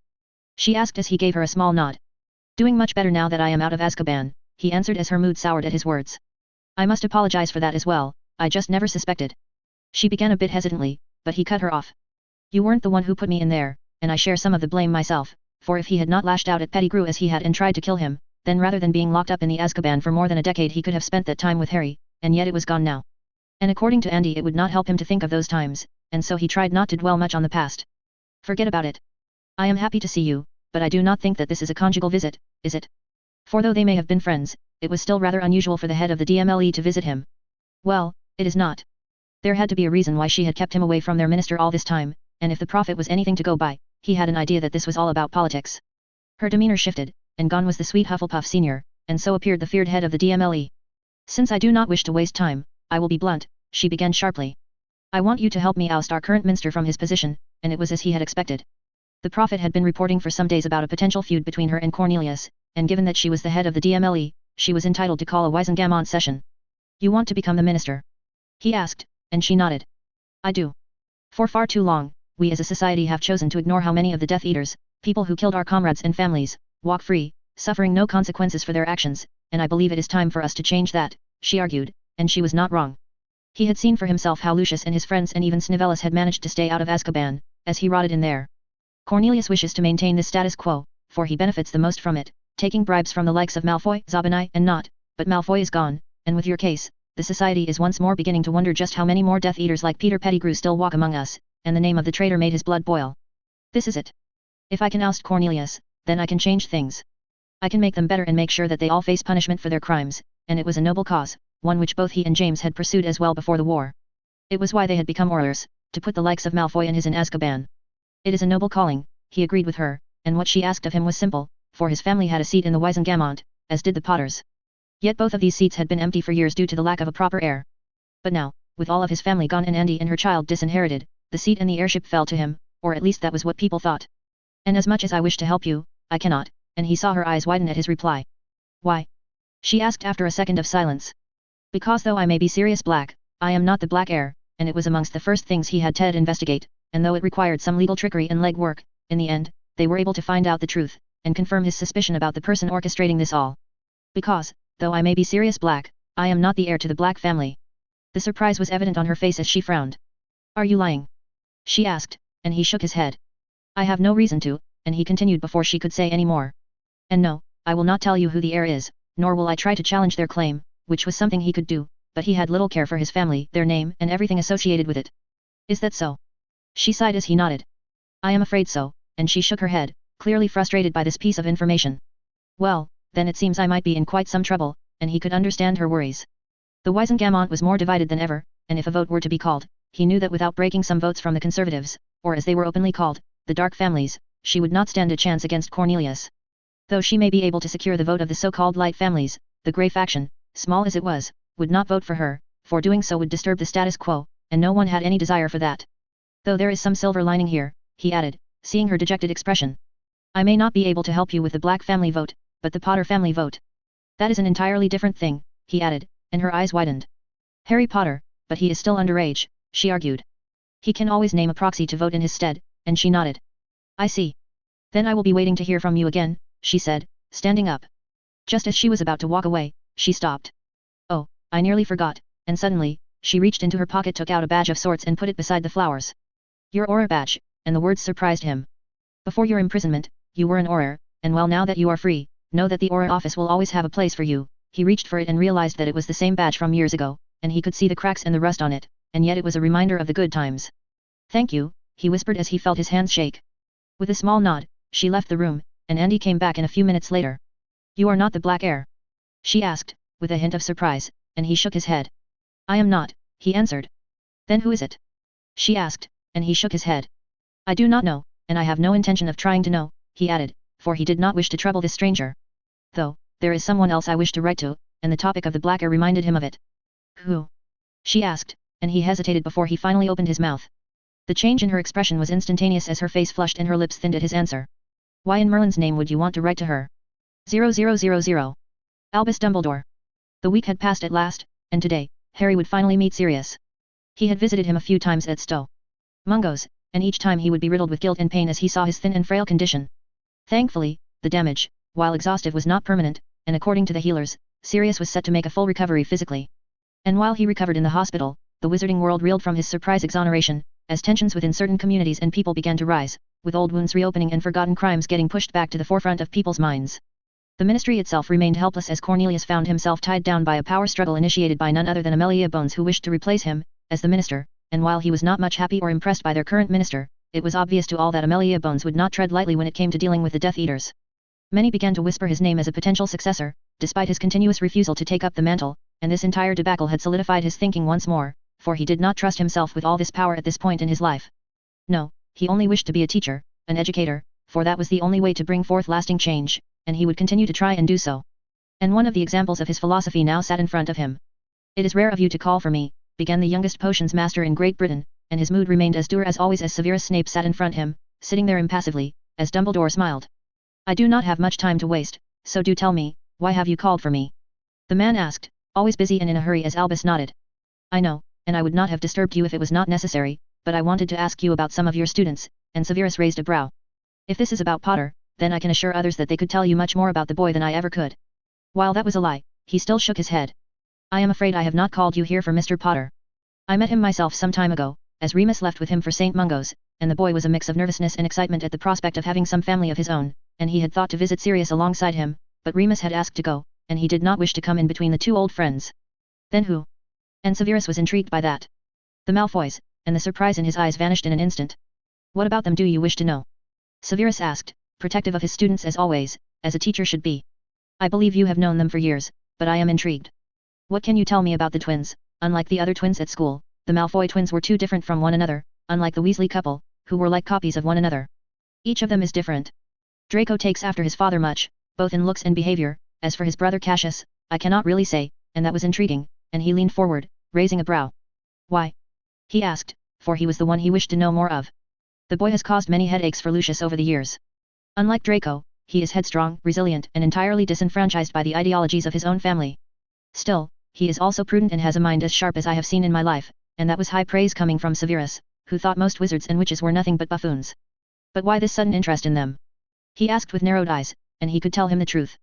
The equally relieving and troubling truth was that the person who had discovered Peter Pettigrew's secret was none other than the younger Malfoy twin. You called him prudent? He asked, noticing his choice of words. Why? He asked, and Severus was not happy at having his question dismissed. Because he was smart enough to see through the lies of the pure blood ideology as a child, while also realizing that he had little to no power to change them, and that was truly smart. He worked hard, showed them his worth and skill as a wizard, and then now he leverages that, pushing their boundaries slowly and slowly, but that all was over this year. Now, tell me why this sudden interest in the Malfoys? He asked again, as Dumbledore. I am just worried about them, and he was. He was worried for both of them, for even Draco, who he knew was having difficulty adjusting after the news about Lucius came out. There are more than 100 students in this school, and yet you are worried about 2 specific students. There has to be a better reason than that. Severus argued, not relenting, for he was not just their teacher, was he? Severus was also Draco's godfather, being a sort of an uncle to him. I know that Lucius has asked you to look into the matter regarding Peter's capture. Severus was actively looking for the person who had ousted Peter, though what he intended to do with this information was still a mystery. Yes, he has asked me to look into it, and truth be told, he is not the only one, and he knew that as well. For just as Amelia was beginning to target the Death Eaters who had escaped justice through various means, Tom's followers had begun to gather once more in an effort to join hands and retaliate against her and this stranger who had just dealt them a massive blow by incriminating Lucius, Crabbe SNR, and Goyle SNR. Whoever they are, they need to be warned about possible retaliation. I have narrowed it down to the fact that this was not the work of a teacher but of a student. And suddenly, Severus stopped, as his eyes widened in realization. It's him, isn't it? He asked, Albus's lips thinning, and he nodded. I am not yet certain, but I suspect so, Severus nodded. I should have expected that only he could come up with such an elaborate plan. And then his behavior after Lucius's arrest, it makes sense now, he whispered. Keep an eye on him for me, but do not confront him about this yet, he asked of Severus. He has done us a great favor, and I do not wish to put his life in any more danger than it is in already. Back in the Malfoy manor, Narcissa Malfoy found herself staring at a letter she had just received, as her eyes dulled with every word. What have you done, Cassius? Chapter 25. As Amelia left, Sirius waited impatiently in his room for the person he had been dying to meet for years. As the door to his room swung open once more, his heart stopped as he looked to the side and found a rather familiar face standing there. The years had made him tall and thin, taking away even some of his hair. And their eyes met for a second as he gave him a nod. Remus, he called out, before his eyes tilted to the boy standing behind his tall friend, trying unsuccessfully to hide behind the tall man, and his breath hitched as he saw him. He had James's looks, hair, and face, but his eyes were different. They were green, just like Lily's had been, and as their eyes met, he found himself stilled as he slowly called out his name, openly, freely, as he had been unable to do so months ago when he had seen him walking into the night bus at night. Harry. Daphne Greengrass. The wizarding world of Britain had not been in such strife since the end of the war. Yet the revelations about Peter Pettigrew's betrayal and the subsequent turn of events had caused a major stir in their society. The ministry was in upheaval as the current minister, Cornelius Fudge, tried to fight off an impending vote against him in the Wisengamot. Meanwhile, Amelia Bones was trying to shore up support for herself and had even supposedly met Sirius Black to gain the ever-important Black family vote. Fudge was trying to do the same as well, yet had been unsuccessful as of yet. But whoever was trying to keep him away from Black could only do so for so long. There was not yet an expected date for the vote, but things were already in motion, and Fudge could only push it back until next September at most. Her own family, while not the richest and most influential of the ancient and noble houses, was being courted by both and already. Things seemed to have gotten much worse, for her father had written to her a few days back to distance herself from the Malfoys. Not that he understood that, but she was not friends with Cassius because of his instructions or his second name. But still, if he were asking her to do this, it meant that the position of Fudge and his associates was not as secure and stable as one would think. The school itself had been quite a buzz with gossip over this whole affair. Especially, with Dumbledore giving Potter special permission to leave the school and visit the infamous Sirius Black at the hospital. It was against the rules, but none would ever speak out against their beloved headmaster, who himself was at the center of this whole affair. And the cause of it all sat right in front of her, engrossed in his little decrepit book which had hardly left his side in weeks. It was obviously old, with browned and fraying pages, and was intangible to her. Yet her dear friend had been poring over it for weeks. From the outside, he looked unbothered and undaunted by all the chaos around him, as he continued to be his usually jolly and outgoing self. But she knew that it was not all pink and rosy for him. His family's name was being dragged through the mud, and his father was being hunted down by the ministry, and he himself was the cause of it all. Whether it was by design, or simply an intended consequence of his action, but Cassius was troubled, even if he did not show it overtly. And as much as she wanted to help him, there was little that she could do for him. It was rare for them to be alone ever since Hermione had joined their group, and the girl was more astute and witty than she had realized, and had noticed Cassius's troubles as well. But in the end, even she was helpless in this case. Both she and Tracy were away, visiting the Ullery, leaving her alone with Cassius after quite some time. A letter came from father yesterday, she began, as Cassius lifted his head from his book, knowing well that it was not usual for her father to write to her, or even Astoria. What did he say? He asked, with a raised brow as she closed off her book and continued. He asked me to put some distance between us, to not be seen too close with the Malfoys, and he nodded, not adding anything much to her frustrations. You do know what this means, she began with some frustration. He thinks Fudge is going to lose, and Fudge's loss meant Malfoy's loss. I know, and he was not an idiot. And yet he was doing nothing. I could try and convince him. She began, but he shook her head. There is no need for that, he cut in before she could finish. What? She asked, with surprise. I said there is no need for you to do anything, I will be just fine, he assured her, as he turned back to his book. All it took was a simple twist of her wand, and the book flew away and straight into her hand as she glared at him. What do you mean by that? If Fudge wins, he could pardon your father, and he raised a brow, trying to seem oblivious. I know, Cassius, she whispered and saw him still, as his eyes narrowed. And what exactly do you know? He asked back in a whisper. And she continued sharply. That it was you who did all this. That your mother suspects your hand in it, it was obvious given that he had been asked to stay back at Hogwarts during Christmas while his twin was asked to return. And her words seemed to surprise him. I could help you. Your father. I said there is no need, he insisted, as his book left her hands and flew back into his own as he shook his head. I do not know how you figured this out, but I have already come to terms with the consequences of my actions, he said, not denying it, confirming that it was he who had uncovered Peter Pettigrew's secret betrayal. She knew that he cared little for his father but his mother. Cassius had always been close to her if she suspected much like her. Are you certain? She asked, and he nodded. I am, he assured her, and though she doubted she could say no more if his mind was already made. Who else knows besides you? He asked. Tracy suspects as well, they had known him long enough to know that only a person like him could hatch such an elaborate plan. How, though? He asked, seemingly a bit intrigued. I don't think I left any clues for any of you, he asked, leaning forward, and she smiled. It was not that hard to put together. Ever since the year began, it was obvious that you were planning something. The deal with the twins, befriending Granger, and so forth, I suspected that you were planning something, but I just did not know what, and then there was the fact that she knew that no one else in the school could do such a thing. You should be a detective, he chimed in, and she shrugged. Maybe, but what about your mother? She began, and his mood deflated, and he sighed. I don't know how, but she somehow suspects as well. She has not confronted me about it yet, but she suspects, she had guessed as much. What if she becomes certain? What will happen then? She asked, which was why she had proposed her solution. If his mother saw that he was trying to save Lucius Malfoy, his father, then it would lessen her suspicion. Then I will just have to face the consequences of my actions, he replied softly as he gave a small shrug. You read the prophet, he added, nearly whispering, and she could see how shaken he was. You read what he did, and indeed she had. All of them had. The attack on the bones was somewhat of folklore. It was one of the most brutal and cruel attacks by the Death Eaters, and had wiped out 2 generations of the family, and to think that Lucius Malfoy carried it out. It was chilling. The truth was that he himself remained conflicted over it, for while he had some sympathy for Lucius Malfoy as a father, yet despite that, if the allegations made in the paper were true, he could not find it in his heart to save him. And so, the question was, were they true? If so, then should he even try and help a person who had sown something as heinous as that? This is my mistake, and I will be the one to make it right. Involving your father, given how he is, would complicate things a lot more, and it was both heartwarming and troubling to see him trying to protect her, but it was not entirely up to him. You don't have to do this. It is not all your burden to carry. I will be just fine, she added, yet he looked into her eyes and shook his head. No, do not involve yourself in my mess, Daphne. I will figure it out. 0000. Narcissa Malfoy. When word had first come of Peter Pettigrew's betrayal and capture at Hogwarts, she had an inkling that Cassius was behind it. Her son was special. She had known that since the day he had been born. He may have tried to hide it as much as he could, but she had spent her entire life surrounded by people who were broken and challenged in some way, and so his behavior was nothing special to her. She had a hunch that he was involved with it all, and then the Aurors had come for Lucius, and her world was torn apart. She had known that Cassius and Lucius had never seen eye to eye on the matter regarding blood purity and that one day this disagreement would cause a rift in her family, but she had hoped that such a day would not come for years. But it was futile. Cassius had acted, and in his actions, he had implicated his own father. The man she loved. She was forced to make a choice between Lucius and her son. She could have chosen him, chosen Cassius, if only there had been a sliver of doubt that this all was not his doing. That he was innocent in this whole affair. But then the letter had come. Addressed to her by her estranged cousin, who had just won back his freedom, and with that, her hopes were dashed and her suspicions confirmed. He had thanked her, in his naivety thinking that his entire freedom was her doing, but she knew better. She knew that he was wrong. It was not her doing. This was Cassius's work. She knew that Lucius and many of his friends were all searching for the one responsible for Peter Pettigrew's downfall, for it had triggered a new wave of persecutions and actions against them, as the DMLE reopened old cases. And if it ever got out that this was Cassius's doing? No, she could not let that happen.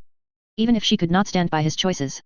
Lucius had called for her, asking her to meet him at a hideout they had used years ago, and so she found herself in a decrepit castle on the outskirts of Blackpool as she set up the portkey he had asked to arrange for him. Clack. And with a single clack, a body appeared in front of her. Lucius, she called out as she saw his face, and it had become pale and thin, with dark circles around his eyes. Have you thrown up the wards? He asked as he rushed at her, and she nodded.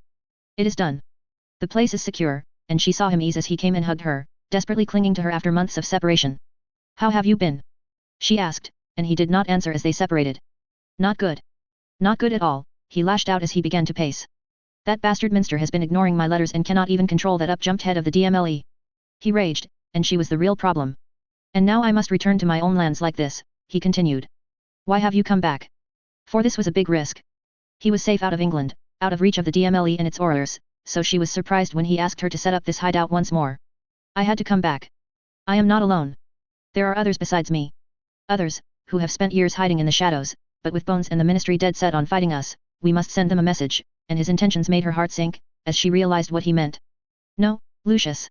You cannot risk yourself like this, she pleaded hoping that he would see reason. No. He raged, flustered and even scared. We must do this. We must remind them of our ways. Show them that the Dark Lord is not as dead as they think, and the name still sent a chill down her spine even years later. And when we find the one responsible for this. Crack. Crack. And suddenly the air behind her cracked as she jumped and snapped back to the room fill up as a man stepped out of the shadows. He was burly man, with disheveled hair and a long scar on his face. Well. Well. Well, he said, and it took her a second to recognize that face. It was feared just as much as the Dark Lord during the war, a face of terror and death. It is quite a nice place you have set up for us, Lucius. Greyback. 0000. And hours later, as Greyback and his friends made themselves at home in the hideout, Lucius found himself seated in his solar as he tore through all the mail, hoping to gather more support for their cause. As he was doing so, he suddenly came upon a letter, one addressed to Narcissa, and found himself intrigued. He opened it, and as soon as his eyes skimmed over its contents, his heart stilled. Narcissa. He screamed as the letter fell from his hand. Narcissa. He screamed for her again, as she ran into the solar. What? And as the door opened, he was on his feet, wand in hand, aimed at her as he mustered out in sheer rage.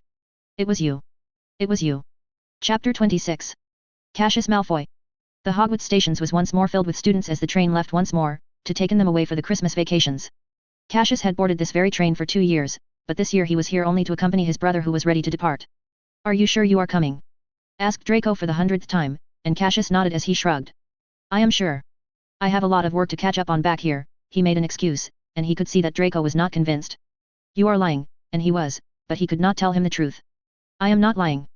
We also have that huge final with your team coming up soon after the vacation. I must make preparations if I am ever going to have a chance at beating you, and that riled up his brother. Then it's useless, because with me having a firebolt, you are never beating me, he challenged, as Cassius raised a brow, wrapping his arm around his twin's head. Is that a challenge, dear brother? And Draco did not back down as he nodded. You can take it as one, and Cassius nodded seriously. Then it is on. I am going to show you that a broom is not everything. The real talent difference between us lies right here, and he pointed at his head, as Draco scowled and made to kick him, anticipating his next words even before they left his mouth. And we all know which one of us is the smarter one. Cassius jumped back just in time to avoid his lunge as Draco cursed at him. I will miss you, Draco said, perhaps understanding that there was more to his absence that he did not wish to share with him. I will miss you too, and with a simple shake of their hands, they turned away as Cassius headed to greet his friends, all of whom were leaving the castle as well. These few weeks had changed Draco, as he saw the futility of their family name.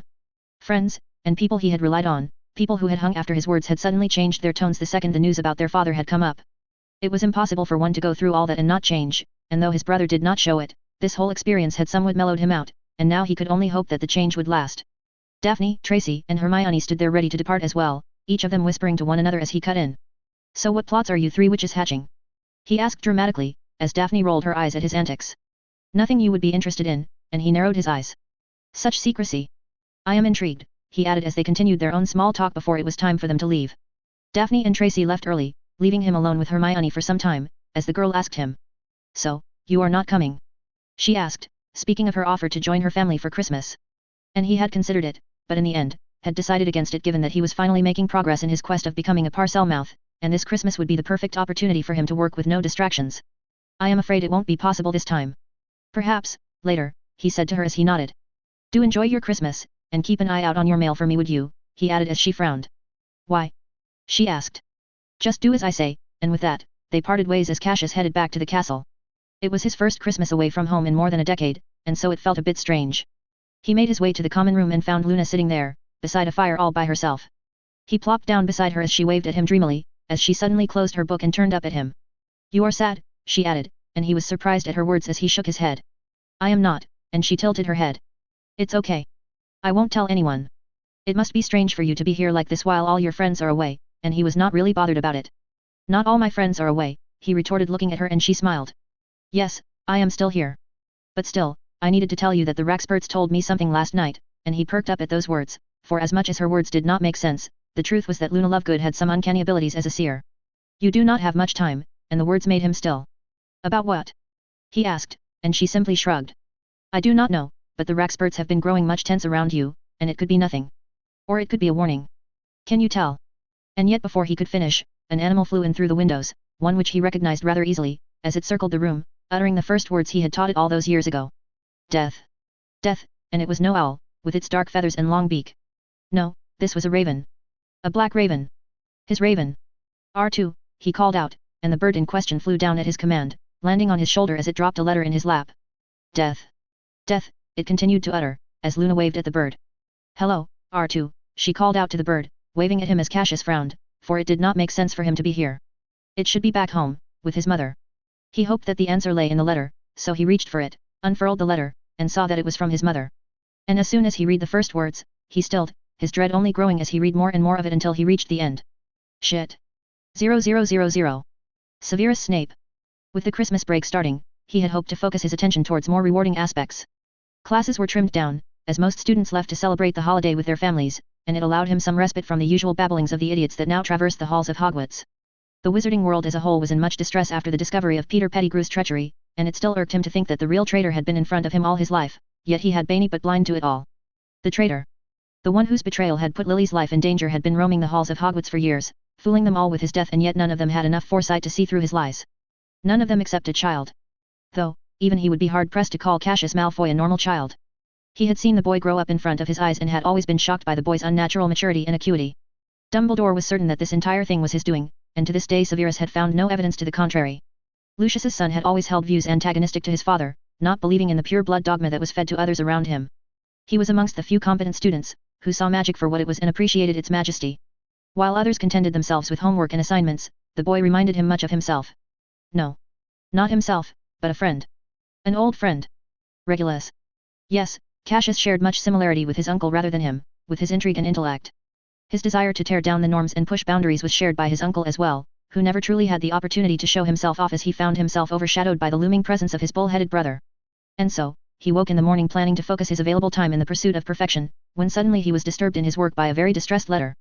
And so, now he found himself walking through the familiar streets of Spinner's End, and it had been years since he had traversed these streets, and yet he knew of no place safer than this for a conversation. And so, he turned right and entered the house, one which remained oblivious to Muggle eyes, and it was just as he had left it this summer, except that it was not. No, there was someone here. The very person who had written to him in distress. As he entered the lounge, he found her sitting there, clad in her favorite color.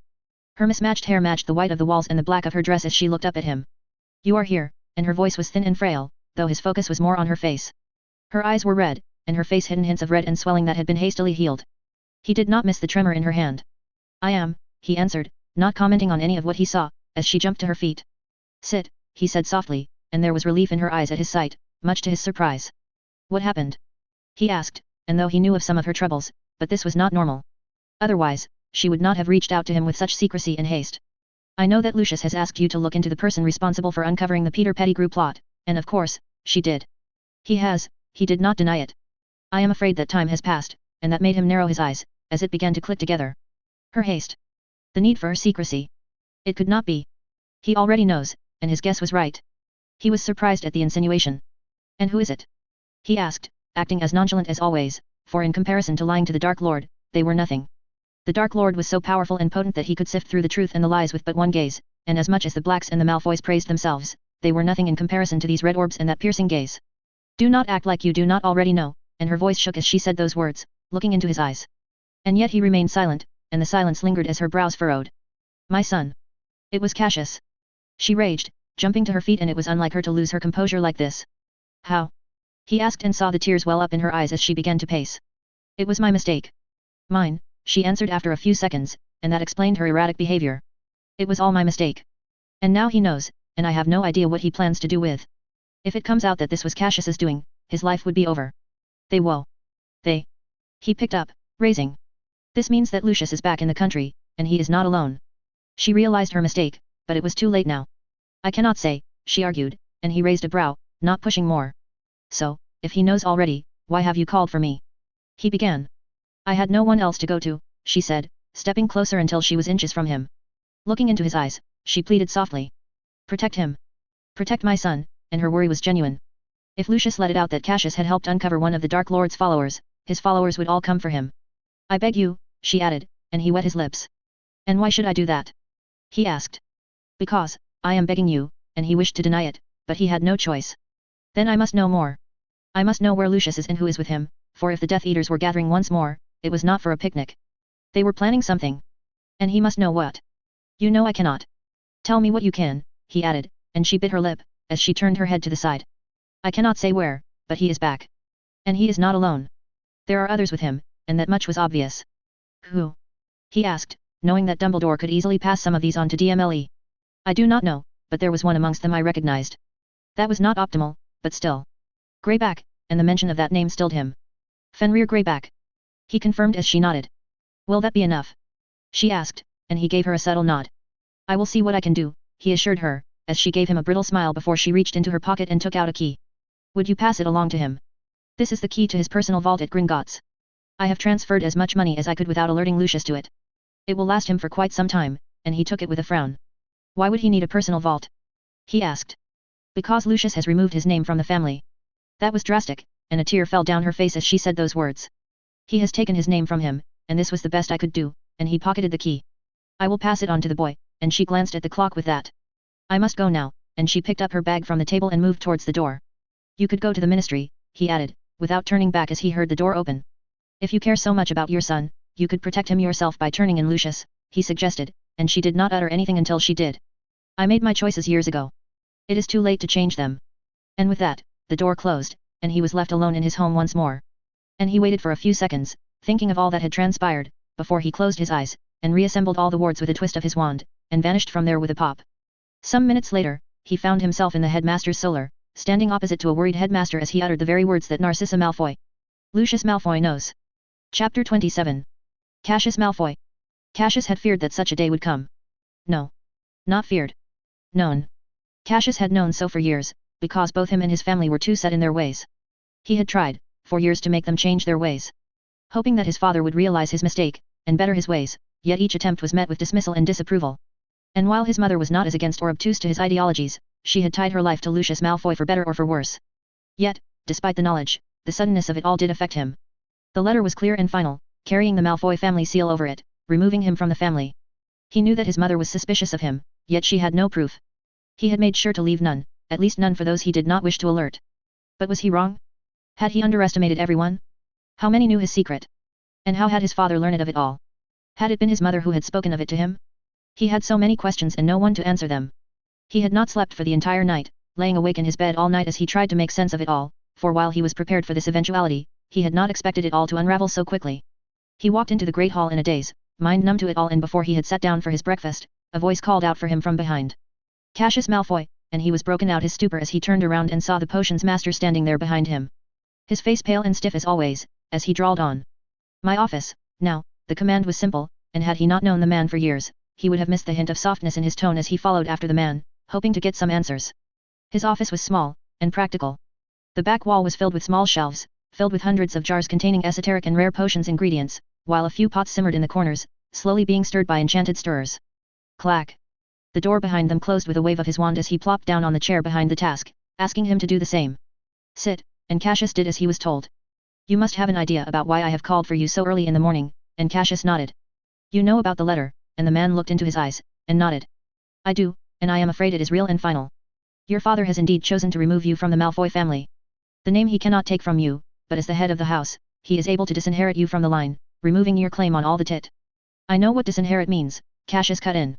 He did not need a lesson on that. The man nodded at that, not offering any sympathy. You do not ask why.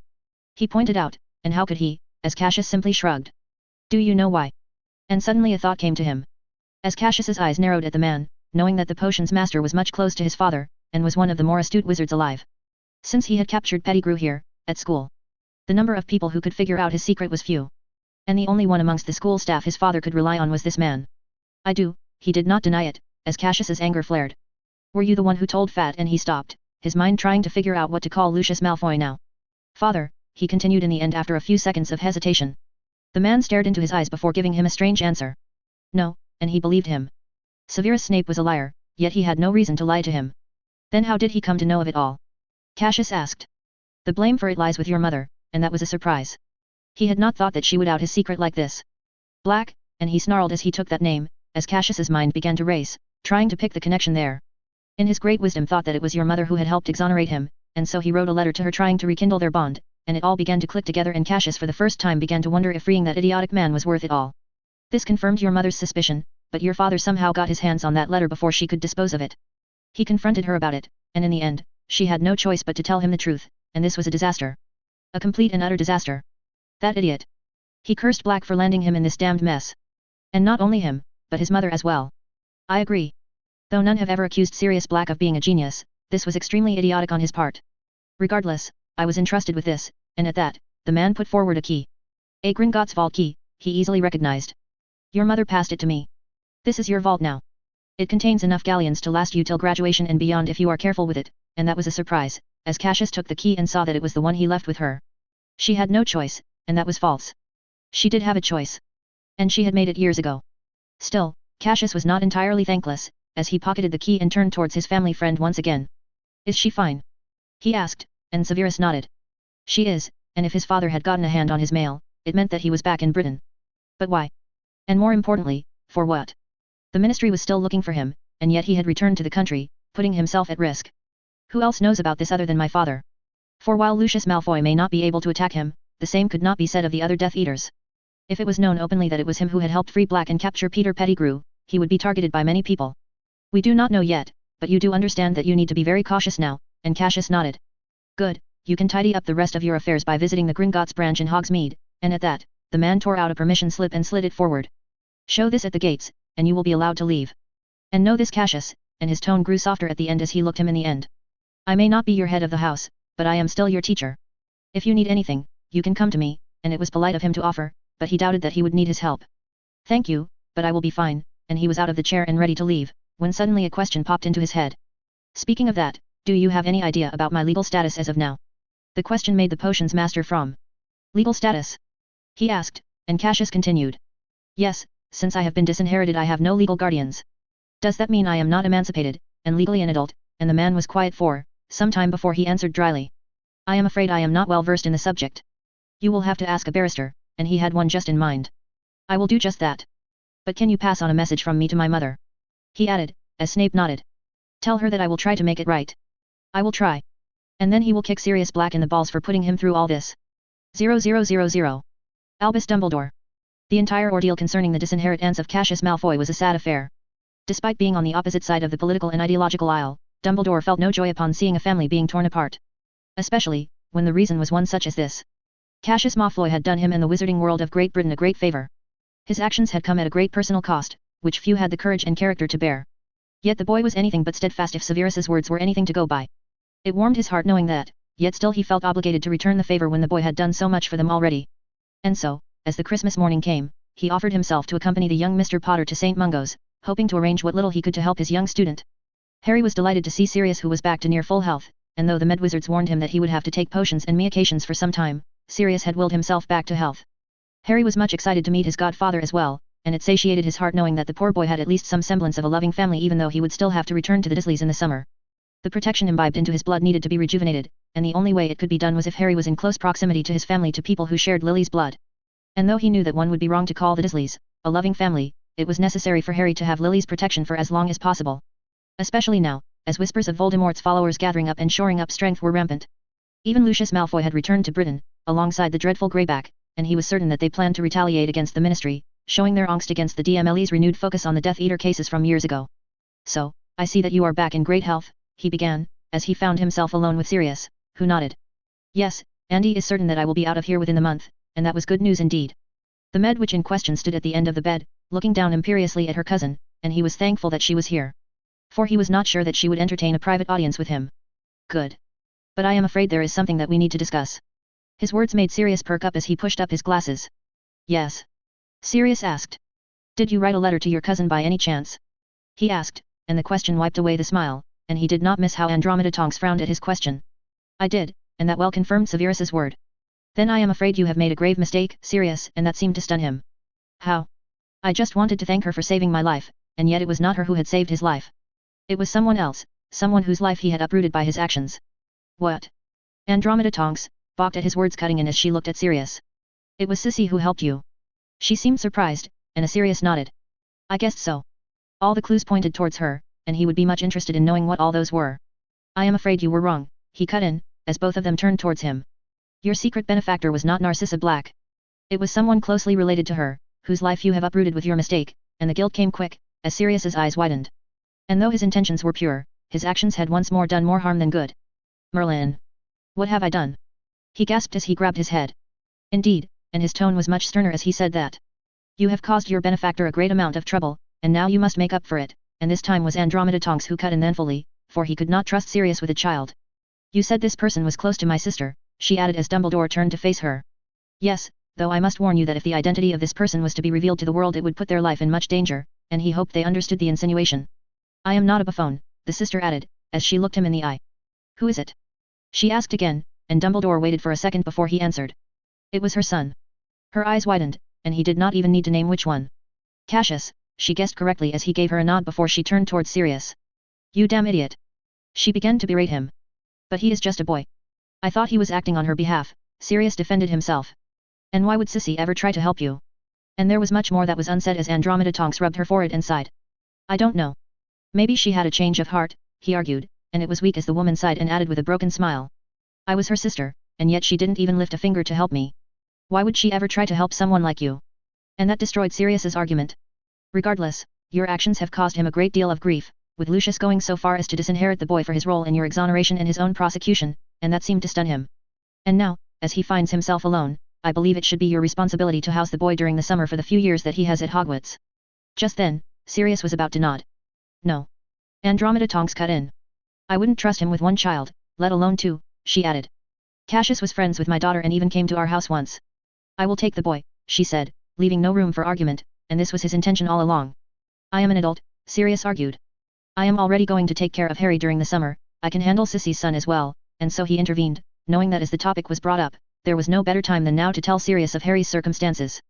"I am afraid Harry will not be staying with you during the summer." "What?" After a very lengthy and complicated conversation later, he found himself somewhat tired as he walked out the door to head back to Hogwarts. Yet just as he turned over the corner of the hall, Albus found himself face to face with a very unlikely face. "Cornelius," he called out. The Minister of Magic was here, accompanied by a small retinue.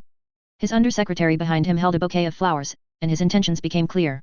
Albus, he greeted him stiffly, frowning as his eyes narrowed towards the door to Sirius's room. What are you doing here? He asked, nostrils flaring and eyes narrowing. I was just here to bring young Mr. Potter to his godfather, though I am curious as well. What are you doing here? Well, what a coincidence. I am here to meet Mr. Black as well. Chapter 28. Narcissa Malfoy. Lucius had been rather insistent upon meeting with Draco, and despite her wishes, she took Draco to his hideout, giving him a chance to meet with his son. Draco was very happy to see his father as well, their union marred by the absence of his twin, yet Lucius made no mention of Cassius. She had been much apprehensive about bringing Draco to this place, yet she was left with no choice, and the only semblance of relief was the joy on her son's face as he met with Lucius. Remember, Draco, you cannot speak of this to anyone, Lucius warned their eldest, who nodded enthusiastically.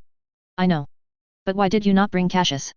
He asked, turning towards her, and the room turned into silence as they sat in the dining hall. He would have wanted to meet you as well. Draco remained oblivious to how Lucius's fists balled up in rage as she quickly cut in, putting down her fork. Perhaps, I can writ. That is quite an. You will do no such thing.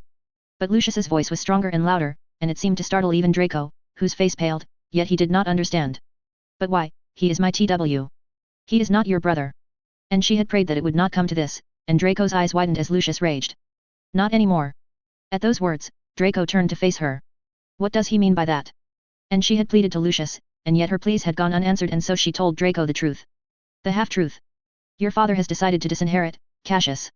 By law he is no longer your brother, and the very words made her heart twist and turn, as Draco's face paled. What? His surprise was evident as he jumped out of his chair. But why? What has H? Enough. She cut in before Lucius could lose his temper and forget about his promise. The decision is made. But why? He is my twin, and why?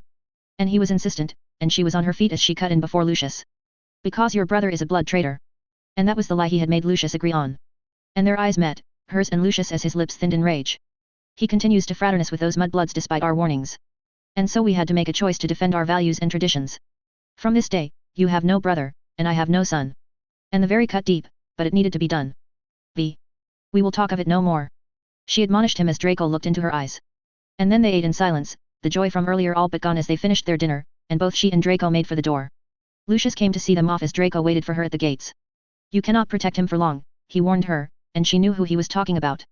He is my son, she argued. Maybe, but he is no son of mine, and with that, he turned away, leaving her alone with Draco as they gripped the porte-caiset. Why? He asked again. Why did you disinherit Cassius? He asked again. I told you, didn't I? Your brother is a blood traitor. And so the porte-caiset came and took them away. Back in the hideout, Lucius Malfoy turned around and found Greyback standing opposite to him. Your own son a blood traitor? What would the Dark Lord say to that? The monster added, as Lucius's own eyes narrowed. He is no son of mine. Not anymore. He replied coldly, and Greyback raised an eyebrow. Those are but words. He is still your blood. You must prove it, until words are wind, and the man stepped forward as Lucius's eyes glinted. Perhaps we should teach him a lesson, and the suggestion was sound as Lucius's lips turned up. Why not? 0000. Cassius Malfoy. It was the weekend, and finally, Cassius could begin to unravel the troubles he had found himself in. His mother had done him a great favor, and so, in the end, he had decided to repay her by trying to exonerate his father.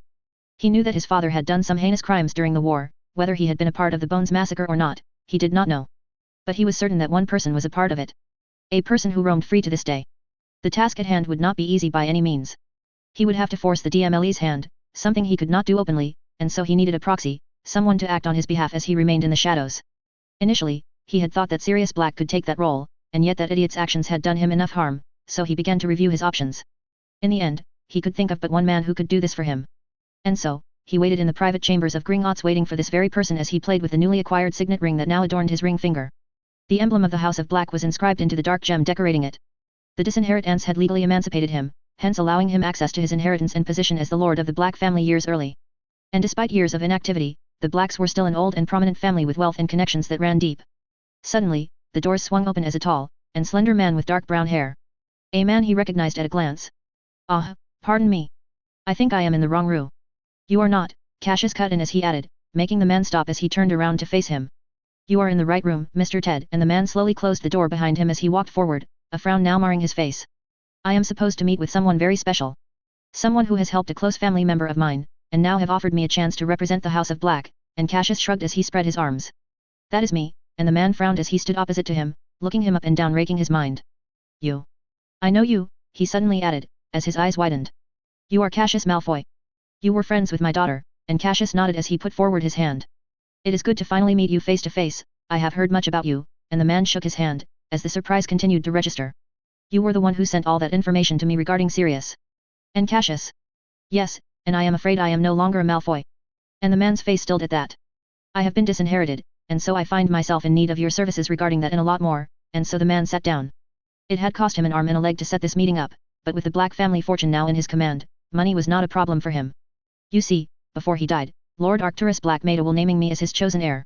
Though the will had certain stipulations that needed to be fulfilled before it could be executed, and all those had been fulfilled. Cassius pushed forward the envelope containing the will, and the man still was able to act despite his surprise as he picked it up and took out the piece of paper inside it. According to it, for me to inherit his title and everything associated with it, I had to give up my family name and be an adult. 2 conditions which have now been fulfilled, and so the will could be executed. But you are what, 13? He added. 14, Cassius corrected him, not that it made much of a difference. But my age has no legal bearing on that document, for my emancipation makes me a legal adult, and that made him a lord. The man scoured through the will and the documents alongside it, poring over them as Cassius sat opposite to him. You are right. He added with a surprise, as Cassius shrugged. He had spent days poring over it all. I am in need of a lawyer to execute the will, and make the claim at the ministry. But that is not all I ask of you, and at that, he looked into the man's eyes. Given my age, I am also looking for someone to present my interests while keeping my real identity in check. It is tradition for old families to have lawyers do that part, and so I am officially offering you the position of the Black family's designated legal lead, and the contract for that was within them. He would make a killer salary, more than he would any other way. It was why such a position was highly coveted, and to this day had never been offered to a barrister who not a pure blood or at least a half-blood. You are 14, right? He asked again as Cassius chuckled. I would not focus on my age. I may be 14, but I know what I am doing, and his tone was stiff, for he did not wish to engage in this discussion again. He seemed to get the point, as he leaned back and reread the contract he had offered him. Why me? He asked, and the answer was easy. Because I can trust you. I don't care about your blood status, though I will not lie that your ties to the family did help me in choosing you, and the man nodded, having gotten the answer. How did you know about Peter Pettigrew? How did you know that I would take Sirius's case? And Cassius pointed at the contract. Sign that, and I will consider answering your questions. Until then, my lips will remain sealed, and there was silence, and for good reason. Even for him, it was not an easy decision. Taking this job would mean painting a target on his back and putting his family in the spotlight. And once they were there, it would be impossible to reverse that. Yet still, a minute or so later, the man leaned forward and took the quill and put his signature on the contract. Well, then I am your lawyer now, and though he may not show it, Cassius was relieved as well at this. He had a few other options in mind, but none were more suited to his needs than him. Then let us begin. And there was too much for the man to deal with. The Black family had been without a lord and a lawyer for years, and so there was much to work out. The family owned some prime real estate and had made sound investments over the years. As the legal lead of the family, it fell to him to take care of it all. And as the lord, the decision-making lay in his hands. They talked for an hour, dealing with all that they could until the man finally sighed as the table between them was filled with a stack of files. You are not a normal child, are you? He asked, and it would have offended him if it was not true. I am not.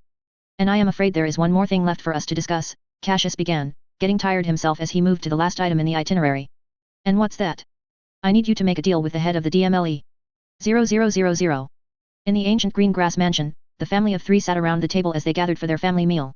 The head of the family, Cyrus Greengrass, sat at the head of the table as his 2 daughters sat at his side. The air was thick with tension as the family of 3 ate in silence. And there was not much to say. However, the silence uncharacteristically broken by the man who turned towards his eldest. I asked you to make terms with the Malfoys once, did I not? He suddenly asked. The question seemed to surprise the eldest girl, but for a second before the blonde straightened and answered back. Yes, you did. And I am friends with them, she answered. Which one? He asked, and she was a bit taken aback by the specificity of his question, for it should not matter much to him about which one she was friends with. I am acquainted with both of them, but I am on much better terms with the youngest one, Cassius, she answered, frowning as she saw his father turn towards her, his lips thinning as he put down his fork. Then I am afraid that friendship is but a waste now, and the words made her head snap. Cassius is the younger twin, but he is a Malfoy and is far smarter and astute than his brat. But her words were cut short as he cut in once more. I am afraid you are wrong, and the table became silent. What do you mean by that? She asked, realizing that there was a problem here. Because one of my contacts in the ministry brought me something rather interesting yesterday. The Malfoys have moved to disinherit one of their sons, and the words made Daphne still, her eyes widened in surprise. What? She gasped as the lean man with a vanishing hairline continued. Yes, and I am afraid the process was completed a day ago. Cassius Malfoy is no longer associated with the Malfoys, and as the blonde's mind raced, she sat there too stunned to speak. So, your years of effort have all been mad. But before he could say any more, the girl had put down her fork and was on her feet. I need to go. Chapter 29. Hermione Granger. Christmas was finally here, and Hermione Granger woke to much commotion as her father called out to her from the living room down below. I am up. I am up, she shouted as she lifted herself out of her bed, as her father continued from downstairs. Good. Come down, it's time to open the presents, and it was tradition in her family to sit together and open the presents in the morning. And it had become somewhat even more pronounced once she had left for Hogwarts, a couple of years. Being away from the family for all this time, made them want to make memories together, and it was a good tradition, made even more fun as she received some magical contraptions from her friends which always amazed her father. Coming, she said as she slid out of the quilt and groggily walked to the bathroom to freshen up. And after a quick brush she came down the stairs to her mother, taking a tray filled with 3 mugs of hot chocolate to the living room. You do know that both of you are diabetics, she added, as her mother simply shrugged. 1 cup of cocoa a year is not going to kill us any earlier, and it was hard to imagine that they were both doctors, though were dentists considered doctors? Thankfully for her she did not voice out the question, as she walked into the room to watch her father sitting there on the sofa. Dan Granger was a lean man with brown hair and a small British face. He was the son of a farmer, and had turned his fortune around by becoming a dentist. Her mother, Jane, had been a classmate of his and had similar hair but a shade lighter. Both of them were clad in loose pajamas, and thick sweaters as they sat down and began to sip at their cup of cocoa. Well, then shall we get started? Her father said, and she nodded as she looked at the tree and saw a pile larger than last year. So, let the game begin. It was a simple game. Her parents would each make a guess about what the gift was, after she would tell them of the sender's name, and then they would decide on the winner. And so she began, reaching for one present after another. Harry's came first, and her mother had the closest guess, with a book. And indeed Harry had gifted her a book on ancient magic of sorts. He was spending the Christmas with Sirius according to his letter, having been granted special permission by the headmaster to visit and stay at St. Mungo's for the day. And she was much happy for him, as she turned towards the second gift, and it was from Mrs. Weasley, the sweet woman that she was had sent her another jumper, this time in a purple color, and her father evened the score. And so they moved on, to Daphne's and Tracy's, both of whom had gifted her a set of quills and a strange book about cats respectively. There were a few other packages, but it was a coincidence that the last one she picked up was from Cassius. Cassius Malfoy, another boy, her father raised a brow as she nodded, unaware of his insinuations. Yes, he is a good friend, and her parents exchanged glances, the smile on her face at the mention of the boy evident to them as her father nodded. I guess, another book, he began. That's cheating, her mother cut in. You have always guessed it like twice now, and Dan Granger shrugged. I have made my choice, and her mother rolled her eyes. I say that it will be a sort of a wand, a practical thing, and it was not a bad guess given the shape of the gift, so she tore away the packaging, and to all their surprise, the gift was not magical at all. What is that? She asked, as she saw the box and found it to be Muggle. That's a Walkman, her father cut in, and she perked up. Walkman? She asked, and her father. Yeah, it's box-like thing that you put tapes in to listen to music, and she had seen a commercial or two of it, and suddenly a few tapes fell out of the box as well, along with a handwritten note. Your friend is like you, and she knew what her mother meant. No, his family is magical, and highly complicated, though she did not say the last part, as she unfolded the note, and her eyes widened as she schemed over it. Impossible, she blurted out without thinking. What happened? Her mother asked, as she grabbed the box-like thing back from her father. Sorry, she apologized as she began to examine it once more, this time noticing how the insides were layered with a whole runic formula, and now all of his studying of runes and so forth began to make sense. What happened? Her father asked. You know that Muggle technology does not work well with magic, she began, and her father nodded. Yes, your teacher did mention it, and she nodded. My friend has gotten over that restriction, and her father's eyes widened. According to him, this device here could work everywhere. Both here and at school, and the tapes were special as well, allowing her to record something and have it played by simply writing it with a special quill. That seems hard. Her father asked, and he had no idea. It has been considered nearly impossible, but he has somehow managed to pull it off. She tried to make them understand the grandiosity of it all, as she glanced at it, realizing that this was more than just a simple thing. She could not even imagine the hours he must have spent working on something like this. And the tapes, the ones that had come carried a few famous Muggle musicians, and transcriptions of some of her favorite books on magic. Well, this boy seems like quite the thing, her mother added as her eyes remained glued to the box. Yeah, he is one of the smartest people I know, she added.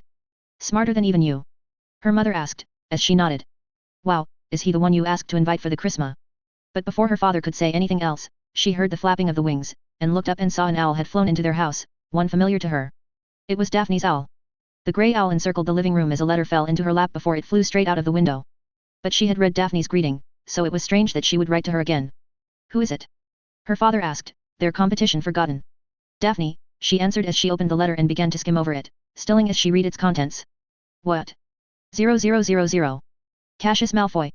The discussion with Ted Tonks had been exhausting and troubling. But it was one that was necessary. Cassius was not a fan of his father or what he had done, yet he loved his mother, and knew that she loved him as well. Initially, he had planned not to intervene in his father's case, and yet now he had no choice but to give the man a chance, not for himself but for their mother, because Cassius knew that she loved and cared for the man just as much as she loved him. Yet she had chosen him and Draco over him. But he had made the choice as well. There was not much that he could leverage against a woman like Amelia Bones, but there were a few cards he could play, and he had asked Ted to meet with the woman and give her an offer. His father was back in the country, and he had an inkling that it was not for simply visiting. So, he hoped that he could intervene before he made a dangerous mistake and ruined his life forever. Apart from that, the holidays was a bust time for him. As the new lord of the Black family, there was much that he needed to take care of, and apart from that, he had finally begun to make some breakthroughs in his study of Parseltongue. Much to his surprise, and if his own estimate were correct, he might be able to make it his own in a year. And that was much important to him, for he did not wish to prolong the life of Voldemort anymore. The bastard was already weakened, and so Cassius planned to weaken him further by ridding the world of his Horcruxes, to make sure that the man never rose up again. It was a Sunday, and the students were supposed to all return today. It was rare of him to be out of the room of requirement, but today, he had decided to enjoy the weather as he found himself sitting under a tree on the grounds enjoying the fresh air as he took a small respite to prepare himself for the restarting of the term. Cassius! Cassius! And he was broken out of his trance, as he looked up and saw a familiar figure racing towards him. Daphne, he called out, and the blonde's face was flushed, and by his estimates she was much early, for usually the students did not return until dinner. What are you doing here? He asked, as the girl came to a halt beside him. Are you really asking me that? And he was, as she glared at him, huffing as the cold air wafted away from her face. What happened? How have you been? She asked, and he understood the reason for her alarm. I am fine. Didn't I tell you so? And the girl's lips thinned as she suddenly kicked him in the side. Ouch. He rolled over as he began to rub his side. Merlin. What the hell, woman? He screamed, as she went off on him. And what even was that? And she was angry. She was very angry, for he had not heard her shout like this in years. I am fine. 3 words. 3 damn words. Is that how you respond to a letter? I was so worried about you, and you had the audacity to reply with 3 words. And that may have been a mistake, but in his defense, he had just returned from meeting with Ted and was very tired after all that writing and signing. So, he had been surprised to receive her letter, and somehow she had learned of his disinherit aunts. And in his not-so-finest moment, he had picked up a quill and replied back with 3 words. I am fine, and it was a mistake indeed. I was tired. He tried to argue, but Daphne was having none of it. I was worried about you. You prick. And he looked her in the eyes, and her blue eyes had become watery, as he took a deep breath and replied softly. What was I to say? He asked, and she had no answer. You and I both know that such a day was coming. The only surprise was the suddenness of it all, but and sooner or later such a day was coming, he said, and she had no answer to that. But... And her words failed her as she moved, and in an instant a pair of arms wrapped around her, as she nestled her head in his shoulder. I am so sorry. I am so sorry, and the truth was that he was not fine. He was a bit anxious, a bit afraid, and much tired.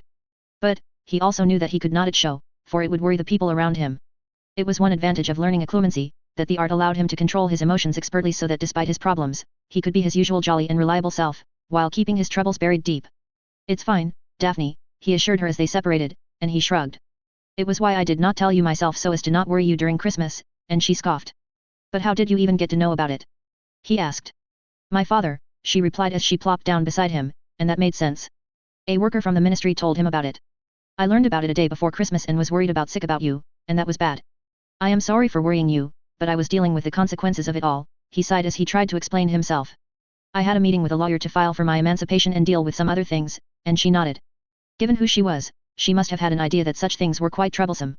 I see, and what of your name? She asked. To the public, it is still Cassius Malfoy, and she did not miss the insinuation. What do you mean by THA? But before she could say any more, suddenly he heard his name being called out once more. Cassius. He looked up and saw a familiar brown-haired girl rushing towards him, and his heart sunk. Who else did you tell? He asked Daphne, who raised a brow as she answered. All of us, and he groaned as he prepared himself for another chewing into. Damn you, and though he may utter those words, but a part of him was relieved that he had such friends. Look, I can explain. But before he could say anything, the girl jumped onto him and wrapped her arms around him as she asked. Daphne told me everything. I am so sorry, and he reciprocated as he eased his arms around her, as he turned towards the blonde beside him and mouthed. See. This is how you greet a friend. You don't kick them out of nowhere, and she rolled her eyes as Hermione separated from him. What happened? And before he answered, he saw Tracy walking towards them as well. Well, why don't we wait for Tracy as well, so that I don't have to do it all over again? Chapter 30. In a small and cozy home, 3 people sat at a quiet table as they gathered together for a family meal after some time. The Tonkses were a small family, yet with all 3 members of the family working at the same time, it was difficult for the three of them to come together, unless it was for some official holiday such as in this case Christmas. Yet despite the auspicious gathering, the daughter of the family did not miss the slight tension that hung in the air, as despite the joyous occasion, both her parents seemed much too troubled to joke and jape as they usually did. Wow! She finally decided to break the silence, as her words startled both of them, who turned to look at their daughter whose hair had begun to shift colors. I don't think I have ever seen the table so quiet, and her words seemed to stun them both. You two were rather excited to have me for dinner, and now that I am here neither of you has said anything for the last 15 minutes, and it did not bother her, she was well beyond that. She was more worried about them, especially her mother. What happened? She asked, and it was her father who was first to answer. I am sorry, he began, giving her a small smile. I just got a lot of work thrown my way and it's all rather complicated, and that was good news. Anything I can help you with? And much to her surprise, he nodded. Yes, could you schedule an appointment for me with your boss, and that was a surprise given that her father rarely dealt with the DMLE, given his specialization. You are going to meet Amelia again? Asked her mother finally cutting in, as her father nodded. Yes, it is for my new client, and that was interesting. Is he a criminal? She asked, and yet she was a bit surprised when he did not deny her words. You know very well that I cannot say anything about that. The words came as a surprise, but it was not unusual for him to be swarmed with work. This behavior today was more off for her mother, who would often use the setting to criticize her choices and behavior. What about you? Is it a new case that is bothering you? She asked, and her mother seemed hesitant before she sighed. No, she answered as she raised a brow, prompting an answer. It's just that I learned something rather troubling today about Cassius, and she missed how her own father's eyes widened at the mention of the name. Cassius. She was surprised at hearing that name come out of her mother's mouth. Yes, the poor boy was just disinherited by his father. The word stunned her and her father. What?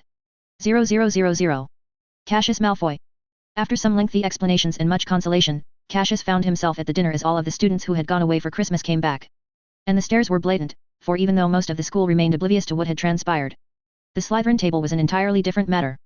Most of the kids there belonged to well-connected families, each having their own eyes and ears within the ministry, and apart from that, they were all a rather gossipy bunch.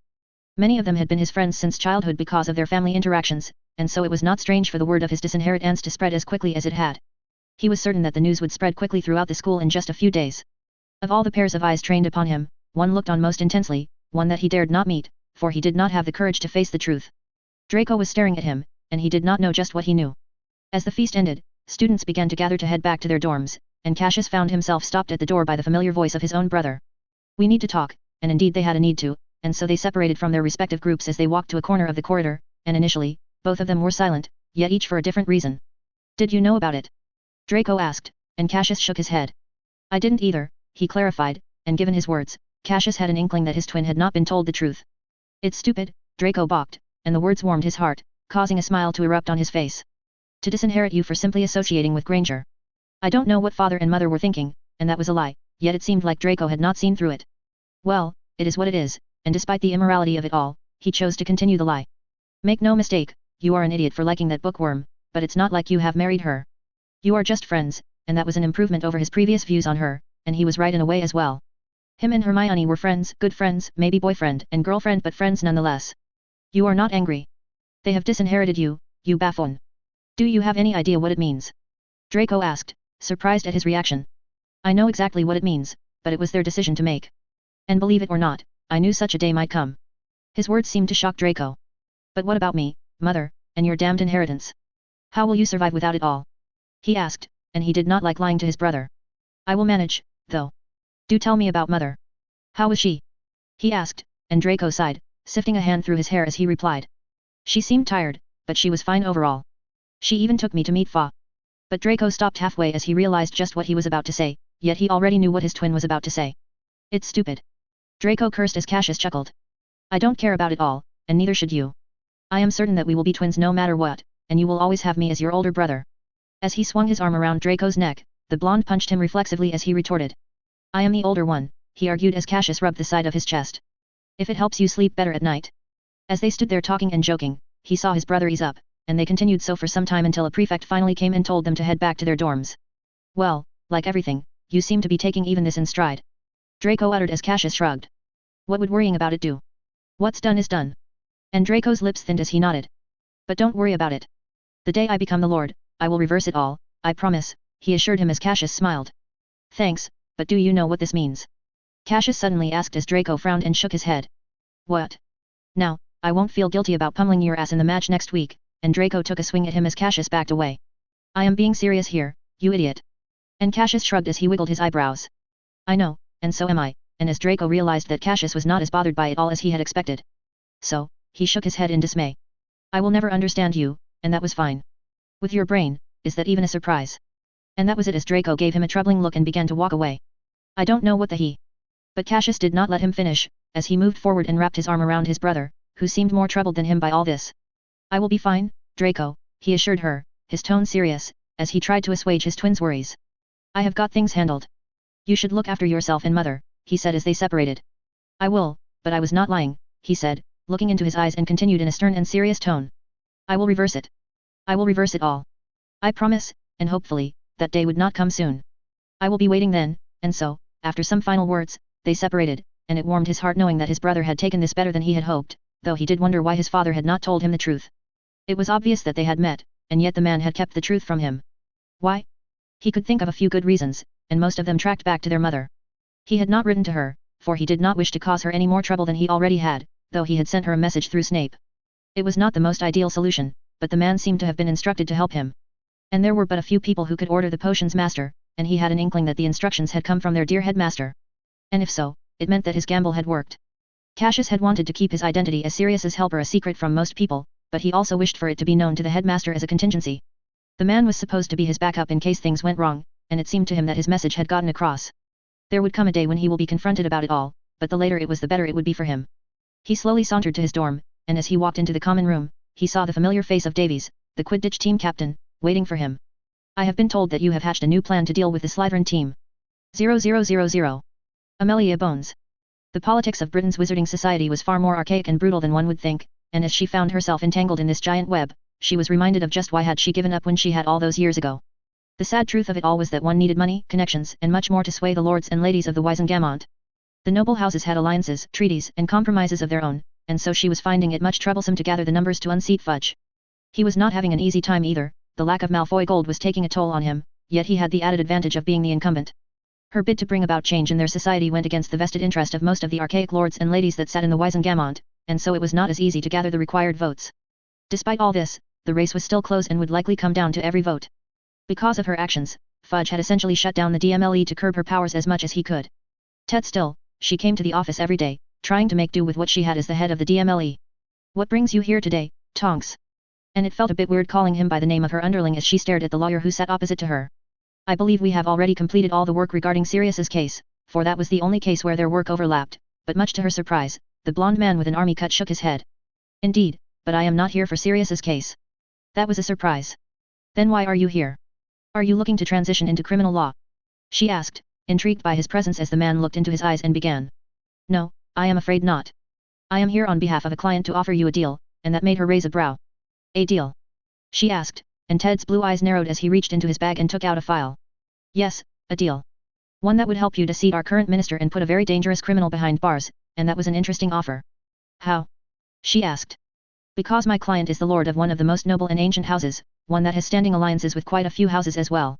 After the war, many houses had gone extinct, their position becoming vacant permanently, with the Wisengamot shrinking in size. She raked her mind as she tried to recall all the empty seats to figure out which one it was. That I cannot say, but I can assure you that we can move a substantial number of votes in your favor, and that was interesting. And what will it all cost me?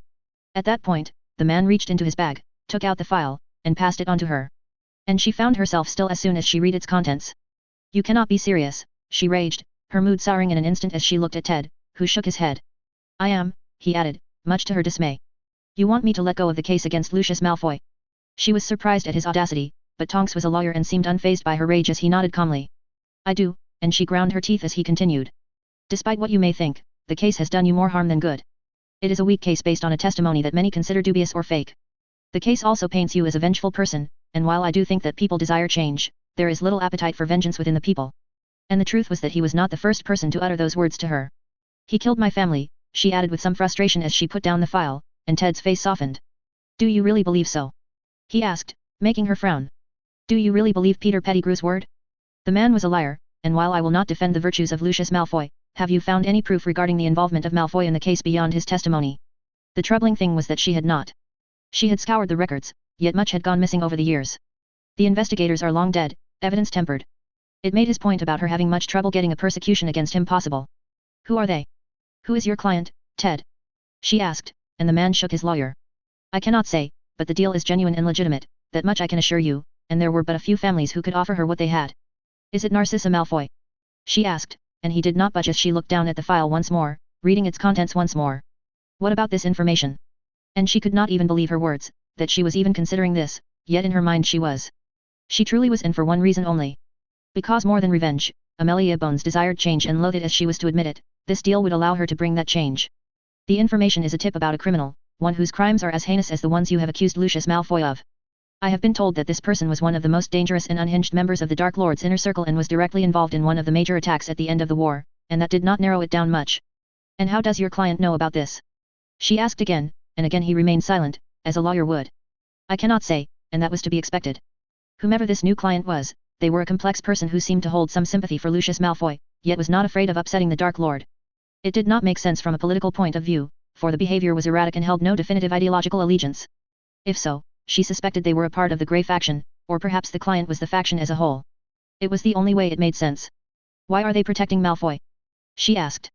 You and I both know that I cannot answer that, she said, leaning back. Her mind raced as she tried to gather the clues, but none of them clicked together.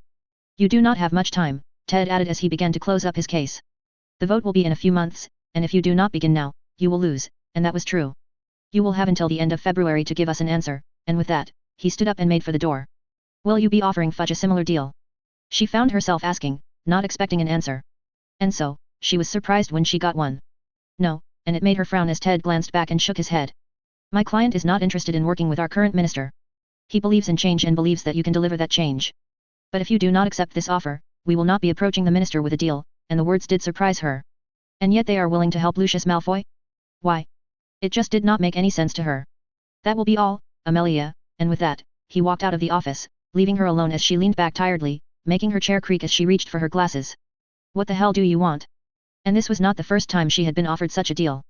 Many ancient families lobbied a new minister like this during an election, yet they had an extensive list of demands seeking favorable contracts from the ministry, others sought to influence future policy, and so forth. Ted's client had asked for none of it. All they had asked for was for her to let go of the case against Lucius Malfoy. And they seemed to be willing to rat out another prominent Death Eater in his place. It was strange, yet if Ted's words were to be believed, it was real. She lay there raking her mind for hours, trying to make sense of it, yet she failed. So, she gave up and began to focus on the deal itself and what it represented. What did it mean for her? Ultimately, the question was straightforward. What did she value more? Revenge or change? Chapter 31. Hermione Granger. Cassius Malfoy was a liar. He presented himself as this jolly, uncaring, and suave boy, yet the truth was nothing like that. He was smart, meticulous, and far more caring than he liked to show. Hermione had been worried about him ever since he had helped expose the treachery of Peter Pettigrew. And that worry had only grown when she had received a letter from Daphne mentioning how Cassius had been disinherited from his family.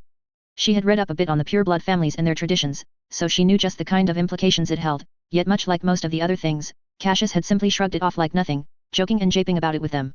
And though the three of them may pretend that it worked, yet she had begun to see through it all, just like Daphne. He had small tells, and she had begun to catch them, like the weight in his response, the crinkling of the skin around his eyes, and the way he smiled. Sometimes, while conversing with him, she felt herself becoming a detective like Sherlock Holmes, trying to sift through the truths and the half-truths. A few weeks had passed since her return, and he had given the three of them a lengthy hour-long speech, assuring them that his disinheritance was but a small matter and that he had things handled. He had refused any help from any of them as they entered the last part of their term. Teachers had already completed their syllabus, and now most of them had even begun their preparations for the finals. After some lengthy conversations with Professor McGonagall, she had decided to give up on divination and Muggle studies, choosing to focus all her energies on the rest of the subjects. The time she gained from it was spent tutoring Harry and Ron, both of whom had begged her to help them prepare for the finals.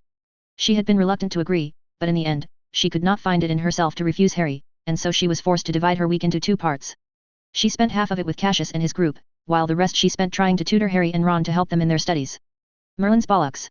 Ron lashed out as he slapped his book shut with frustration. Why the hell did I ever choose divination? He sighed, and it was the only subject where she could not help them. Because you thought it would be an easy A, she replied as the three of them sat holed up in front of the common room's fireplace. How the hell am I supposed to remember all these symbols and their meanings? He asked, turning towards Harry, who shrugged. I bet runes is a lot easier, he said, making her scoff. Do you really think learning old archaic languages would be easier than learning a few symbols and their meanings? She challenged as his face paled. No, he finally realized his mistake and deflated, as Harry added from the side. I heard Wood mention that the professor does not bother much with details, and she rolled her eyes, for she should have expected that. He said that you can write anything you want as long as you give yourself a misery-filled future, she will give you a good grade, and Ron's eyes lit up, yet before he could jump away she decided to cut in. That may be, but she will not be your examiner for the owls, she warned him. If you don't study this now, you will have a lot of trouble then, but Harry had done the damage already. Who cares about the owls? They are years away, we will worry about them when the time comes, he argued, and with that, he leaned back. I am just going to relax, and then for the exam, I am simply going to write all the worst kind of predictions I can. I might even see a grim in my cup, and she slapped his wrist with her pen, having learned the habit from Daphne. Ouch! He screamed in pain. You are going to study them all, or I will not be helping you anymore in any subject, she warned him as he rubbed his wrist. Where did the nice Hermione go? He called out, and indeed her friendship with Cassius and the rest had changed her, it had made her a bit more assertive and outgoing. Book. Now. She commanded, as Ron nodded, mouthing out. At least I won't have to suffer like this tomorrow, he added, making her frown. Why? She asked, and at her words both Harry and Ron looked at each other. Don't tell me you have forgotten. Ron asked, and nothing clicked. What? She asked, oblivious as Harry finally gave the answer. The finals, Hermione. The Quidditch finals, and in her worries and troubles, she had completely forgotten about them somehow. It's tomorrow. She asked, and Harry nodded. Yeah, Ravenclaw faces Slytherin. Now it made sense why Cassius had rescheduled their meetings this week. You completely forgot about it. How does one do that? How does one forget about Quidditch? Ron added, acting in a perplexed manner, as if it did not make sense at all. Your boyfriend's playing that match, and the words seemed to stun both her and Harry as she felt her face flush. He is not my boyfriend, she retorted as Ron scoffed. Yeah, as if, but he was wrong. He is not. We are just friends, she added, and the redhead gave her a look before he added gravely. Hermione, you are the smartest witch, but sometimes you can be very dumb, and the words embarrassed her as her face flushed. The whole school is cheering for Ravenclaw. It has been years since they won it, and no one really likes the Slytherins, and that was not strange.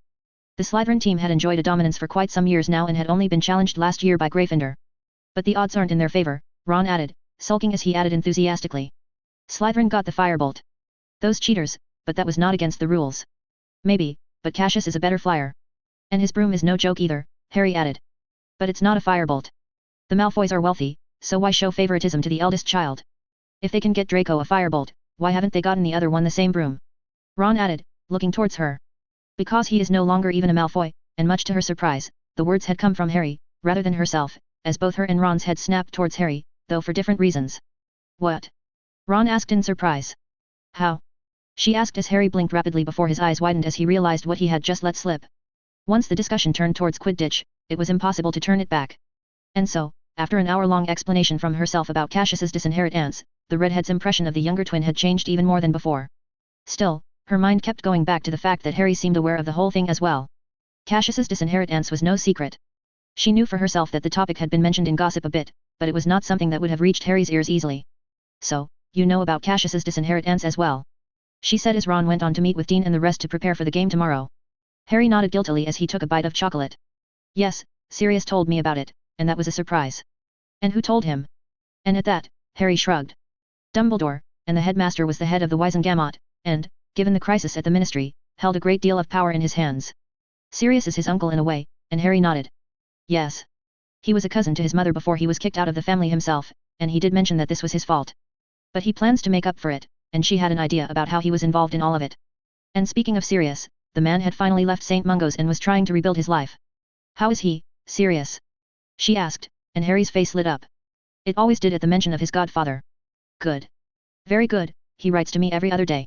I have told him about you and Ron, and he is very excited to meet you both. It was beneficial for Harry to have a responsible adult in his life, although the latter part could be debated when it came to Sirius Black. You are staying with him, and at that, Harry's face shifted as he shook his head. No, at least not for a month. Dumbledore's insistent that I spend at least a month with the Dursleys, and there was something more to it than that, yet it seemed to her that he did not wish to say, so she did not ask.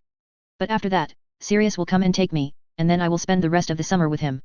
He plans to ask Ron's and your parents to join us as well. He mentioned a surprise, and she was excited.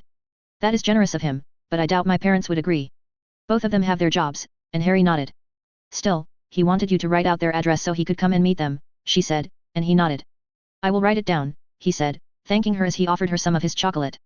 Yet she shook her head. You know what? I am in the mood for something hot, she said after the chilling nights. As she looked out the window and saw the snow covering everything, her desire grew even more. We could ask the twins, Harry suggested, and they could, but she remembered something that Cassius and her friends had told her. Oddment, bring me a cup of tea, she voiced out, and yet, much to her dismay, nothing happened. What was that? Harry asked, looking at her strangely. Nothing, just a little prank that my friend.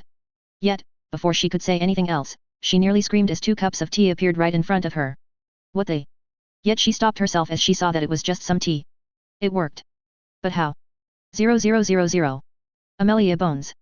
A few weeks had passed since she had received the offer from Tonk's enigmatic client, and Amelia had spent nearly every waking moment thinking about it. Despite Fudge's incompetence, the man still held a commanding lead over her, and if she were to have any chance of taking him out, she needed to win over the moderates. She had tried to talk to the Grey faction, hoping to make them see reason, yet in the end, her abrupt action against Malfoy had done her more harm than good in the long term, as the people saw it more as vengeance rather than justice. And perhaps it was. Perhaps she really had let her rage blind her for a moment, and now, as she sat in her office, she knew that time was running out. If she were to shift course and try to bring about the change that both she and her brother had once hoped to bring, she needed to act at once. She needed her actions to be seen as justice rather than vengeance. So, do you think I should accept it? She asked, and though it was a rarity to see Sirius Black being serious, the man was quiet for a time as he sat opposite to her, contemplating her offer. Well, I don't know what to say, and Edgar had been a freeing to both him and James, both of them had served under him as Aurors for some time, and so he was amongst the few who shared her pain. If it were me, I wouldn't take it, and the words seemed to surprise her as he met her eyes. But the smart choice would be to take it, she said, and that made her frown. But you said you wouldn't take it, the grey-eyed man said, and he nodded. I did, but when have you ever known me to be a smart man, and he finally cracked as he began to chuckle at the jape while she shook her head, exasperated at receiving the same answer from the 5th person she had sought. But what about certainty? What do we even know about this strange client of his and their intentions? That was what worried her more, and yet, much to her surprise, Sirius waved it away. I wouldn't worry about that much, he said, and the time at St. Mungo's had done him a great deal of good. Although he was still a bit pale, he was beginning to look like the aura and Sirius she remembered him to be. Why? She asked, a bit surprised by his words. She had an inkling that this client and Sirius's benefactor were the same people, though she wondered what their connection to Sirius was. You can trust them, he assured her as he looked into her eyes. You know them? She asked as he evaded her eyes. Maybe, and before she could say anything, he quickly. And you would have to kill me to speak any more, but the most I can say is that you can trust them, and that was reassuring. If you say so, she said, and then leaned back, closing her eyes. Do you think it really was him? She asked. Who? Malfoy. The one who killed Edgar, she elaborated as silence took over the room, until the answer came in a whisper. Edgar was one of the best Aurors I knew. To think that he could be killed by someone of Malfoy's caliber. And he shook his head, as he gave his final verdict. No. A few days later, Ted Tonks sat exactly where Sirius Black sat a few days back as Amelia Bones looked the man in the eye and spoke the damning words.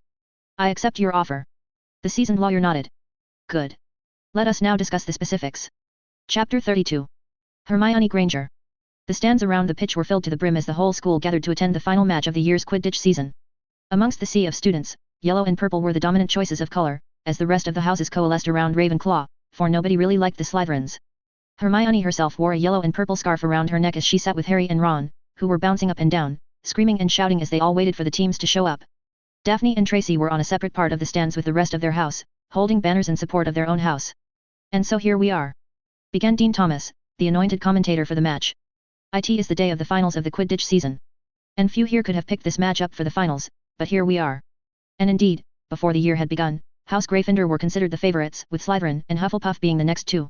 None had ever thought that House Ravenclaw would see a massive shift in their fortunes with the addition of a simple player. But now they were in the finals, competing with a Slytherin team armed by Malfoy Gold. And the teams are here. And out stepped the two teams and shook hands with one another, as Dean introduced them. And it seems the Malfoy twins are not even footing. Draco Malfoy is riding his valued firebolt, while the younger one is still stuck with a nimbus of the latest generation. A respectable broom, but one that is no match for the vaunted firebolt. Damn it. Ron cursed as his face contorted. He didn't get a firebolt, and Ron had been hopeful that Cassius could somehow get his hands on a firebolt as well, yet in the end, his hopes had been dashed. Draco's going to smoke him on that firebolt, he chided as Madame Hooch called the captains for the toss. The nimbus is not too bad. It has good pace, Harry added, and while she knew much about the game itself, her knowledge about brooms was lacking. Maybe, but the maneuverability sucks on the nimbus. Draco would leave him in the dust on a sharp turn, and Harry had no retort for that, unlike herself. He will be fine, she added as they both turned to face her. Cassius would know about the weakness about the brooms. He must have planned for them, she added, and Ron nodded. I hope he has, because I cannot stand House Slytherin winning another championship, nor could the rest of the school, most of whom were all cheering for the underdogs, wearing purple and yellow scarf, raising slogans and banners.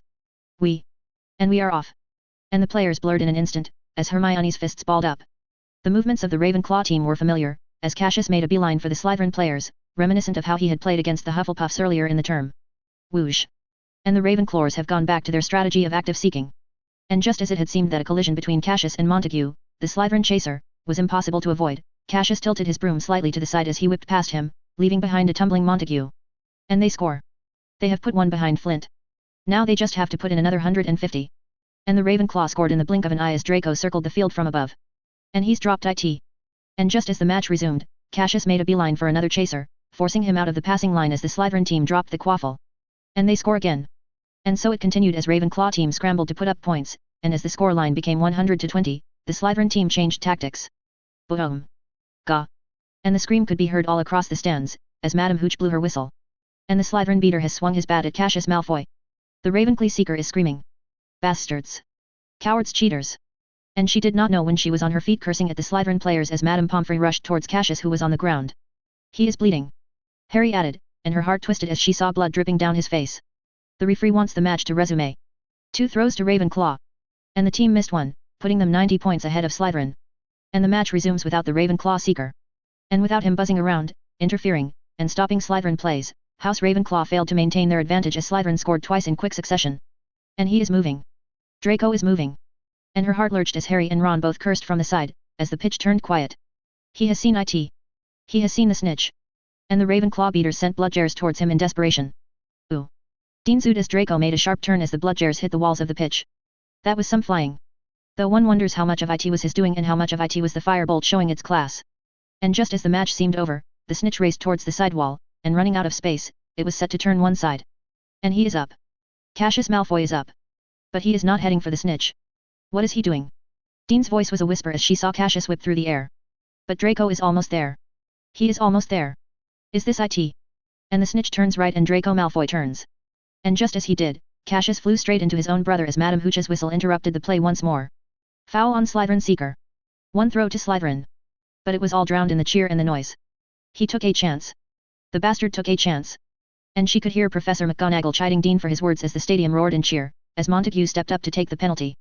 Cassius Malfoy took a gamble on which side the snitch would turn and he wins it. How the in Merlin's beard did he do it? And the entire stadium was thinking the same. And much to their dismay, Montague put away the penalty bringing the scoreline to 150-40. And Cassius Malfoy is still bleeding yet he has refused any more treatment. And she saw him waving at Madame Hooch as he gripped his broom. He is going to continue like this.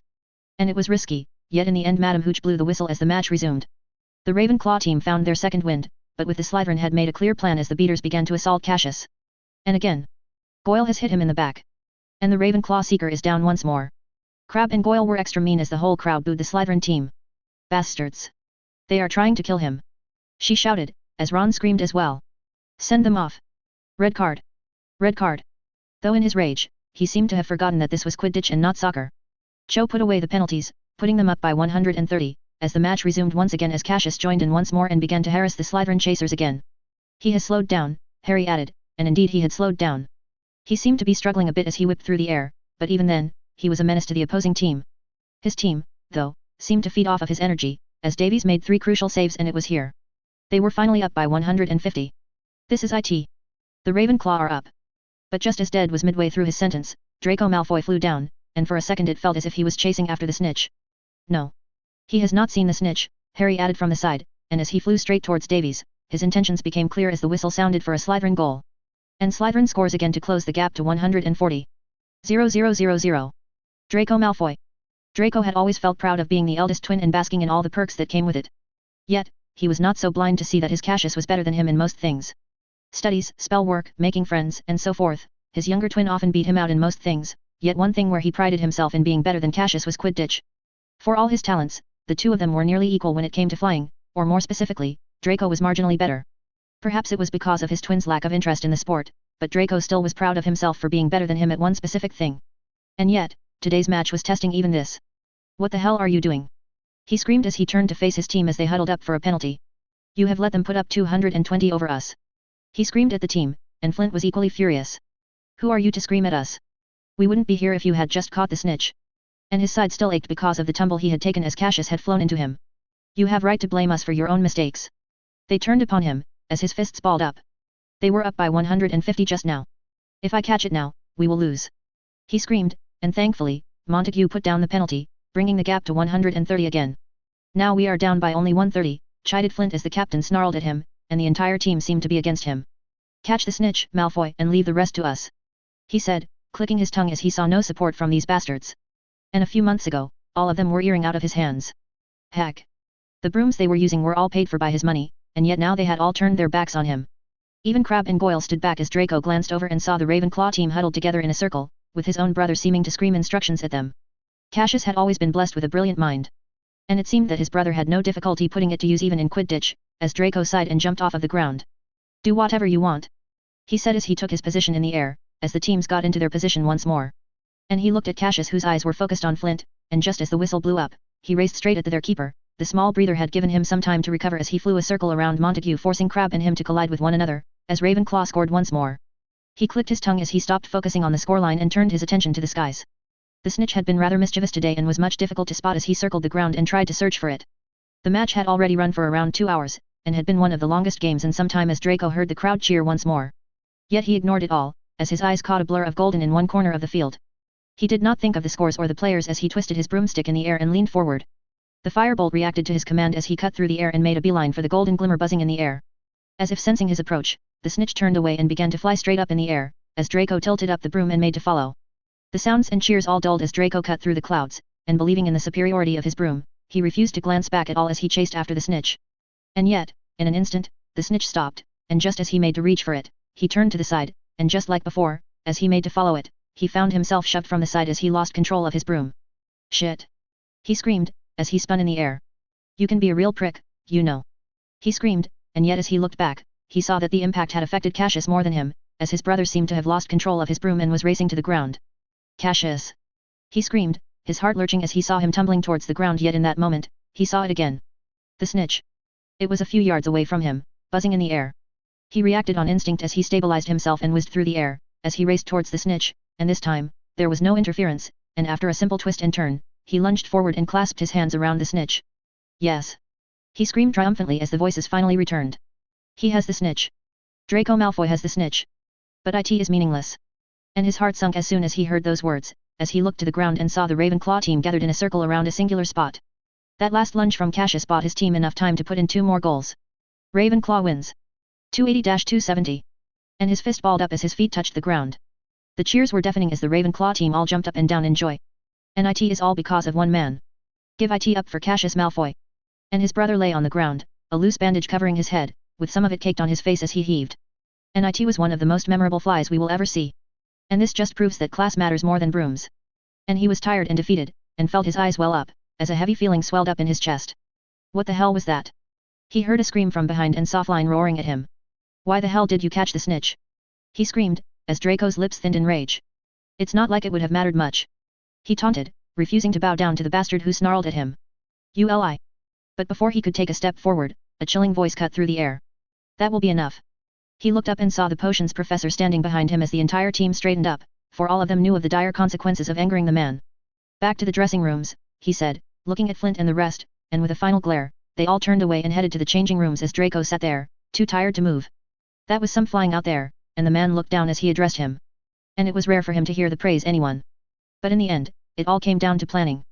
And the Ravenclaw team was better prepared, and indeed, they had practiced a dozen maneuvers and had made a rather expansive game plan, unlike his team, which had done nothing. Go and rest, while I go and see the state your brother has landed himself in, and with that the man turned around and headed towards the crowd which was celebrating. And after a quick glance, he made to follow after him. Such was his presence that the students all moved to the side to make way for the potions master, as they reached the center of the circle where his brother sat with a clearly frustrated matron buzzing around him. Such recklessness! I have not seen it in years. All for just a sport. She buzzed as she waved her wand at Cassius, who was surrounded by both his friends and team. Some slapped him, others simply cheered loudly as his brother lay there smiling. Congratulations, he said as Cassius looked up at him. Thanks, it was quite a fly, wasn't it? He said with a smile as he extended his hand, and after a moment's hesitation, Draco took it, nodding. Yeah, that was some flying out there, you bastard, his brother chuckled, and Snape cut in. What do you need, Poppy? He asked as the matron turned towards him. His fractured his ribs and skull. I will need to mend them, but I cannot do it here like this. I need to take him to the hospital wing, but the massive crowd meant that it was not easy to move him. Professor Snape nodded as he raised his wand, and immediately his brother's body flew into the air. Clear the way, and he did not need to raise his voice, and the students parted ways giving him a path. Though the Ravenclaw captain stepped forward, trying to stop the man. But the cup and ceremony? He asked, and the black-haired professor was not convinced. I believe bones are more important. And with that, he moved past them as Cassius was carried away, as Draco turned around and headed towards his changing room all by himself. Chapter 33. Cassius Malfoy. Cassius remembers little from the time he was taken away from the ground, and quickly afterwards he was put to sleep by the dear matron, as she mended all his broken bones. And there were quite a few of them, but magic made healing such injuries a lot easier, and so as he woke up again, he was exhausted, yet his bones were mended. After a lengthy talking to, the matron finally took pity on him and allowed him to meet his friends, and so the three girls all rushed in to meet him as he simply lay there. Damn. I thought Potter was a menace, but you are an entirely different breed. Tracy was the first to chime in as he chuckled. Don't encourage him, Daphne admonished her friend, slapping her shoulder as Hermione began her own tirade. What the hell are you thinking? And she was loud and screeching like a cat as she began. It was one match, and you were throwing yourself at players like an idiot. You could have snapped your neck. He exclaimed, raising a finger in intervention. But I didn't, and that was not the right answer, and what followed afterwards was 5 minutes of screaming and chiding to which he was forced to listen. Until Daphne finally came to her rescue. Well, I think this is enough, she said, placing a soothing hand on a tomato-faced Hermione's shoulder. I think he gets the point, she added as Hermione's eyes narrowed. Do you? She threatened as Cassius nodded. Yes, so much so that I plan to quit Quidditch after today. His words shocked them all. What? You are quitting? And he nodded, and it was one reason he had pushed himself as much as he had. We are not going to have the tournament next year, and the year after that, we will have owls. This is it for me. The reactions from Tracy and Hermione were completely opposite. Good, the brow-haired girl agreed with his decision as Tracy shook her head. No. You could go pro, you know. I've heard that there's a student from Durmstrang who's even participating in the World Cup this year. You could be England's Crumb. And he doubted that, but he shrugged. I don't think so, he disagreed with her. And what do you mean we won't have the tournament next year? She suddenly added as the three of them turned to face him. Yeah, the Quidditch tournament will be cancelled next year because of another even. That is enough. Before he could say more, the matron returned as she clapped her hands. Time's up. You all need to get back to your dorms.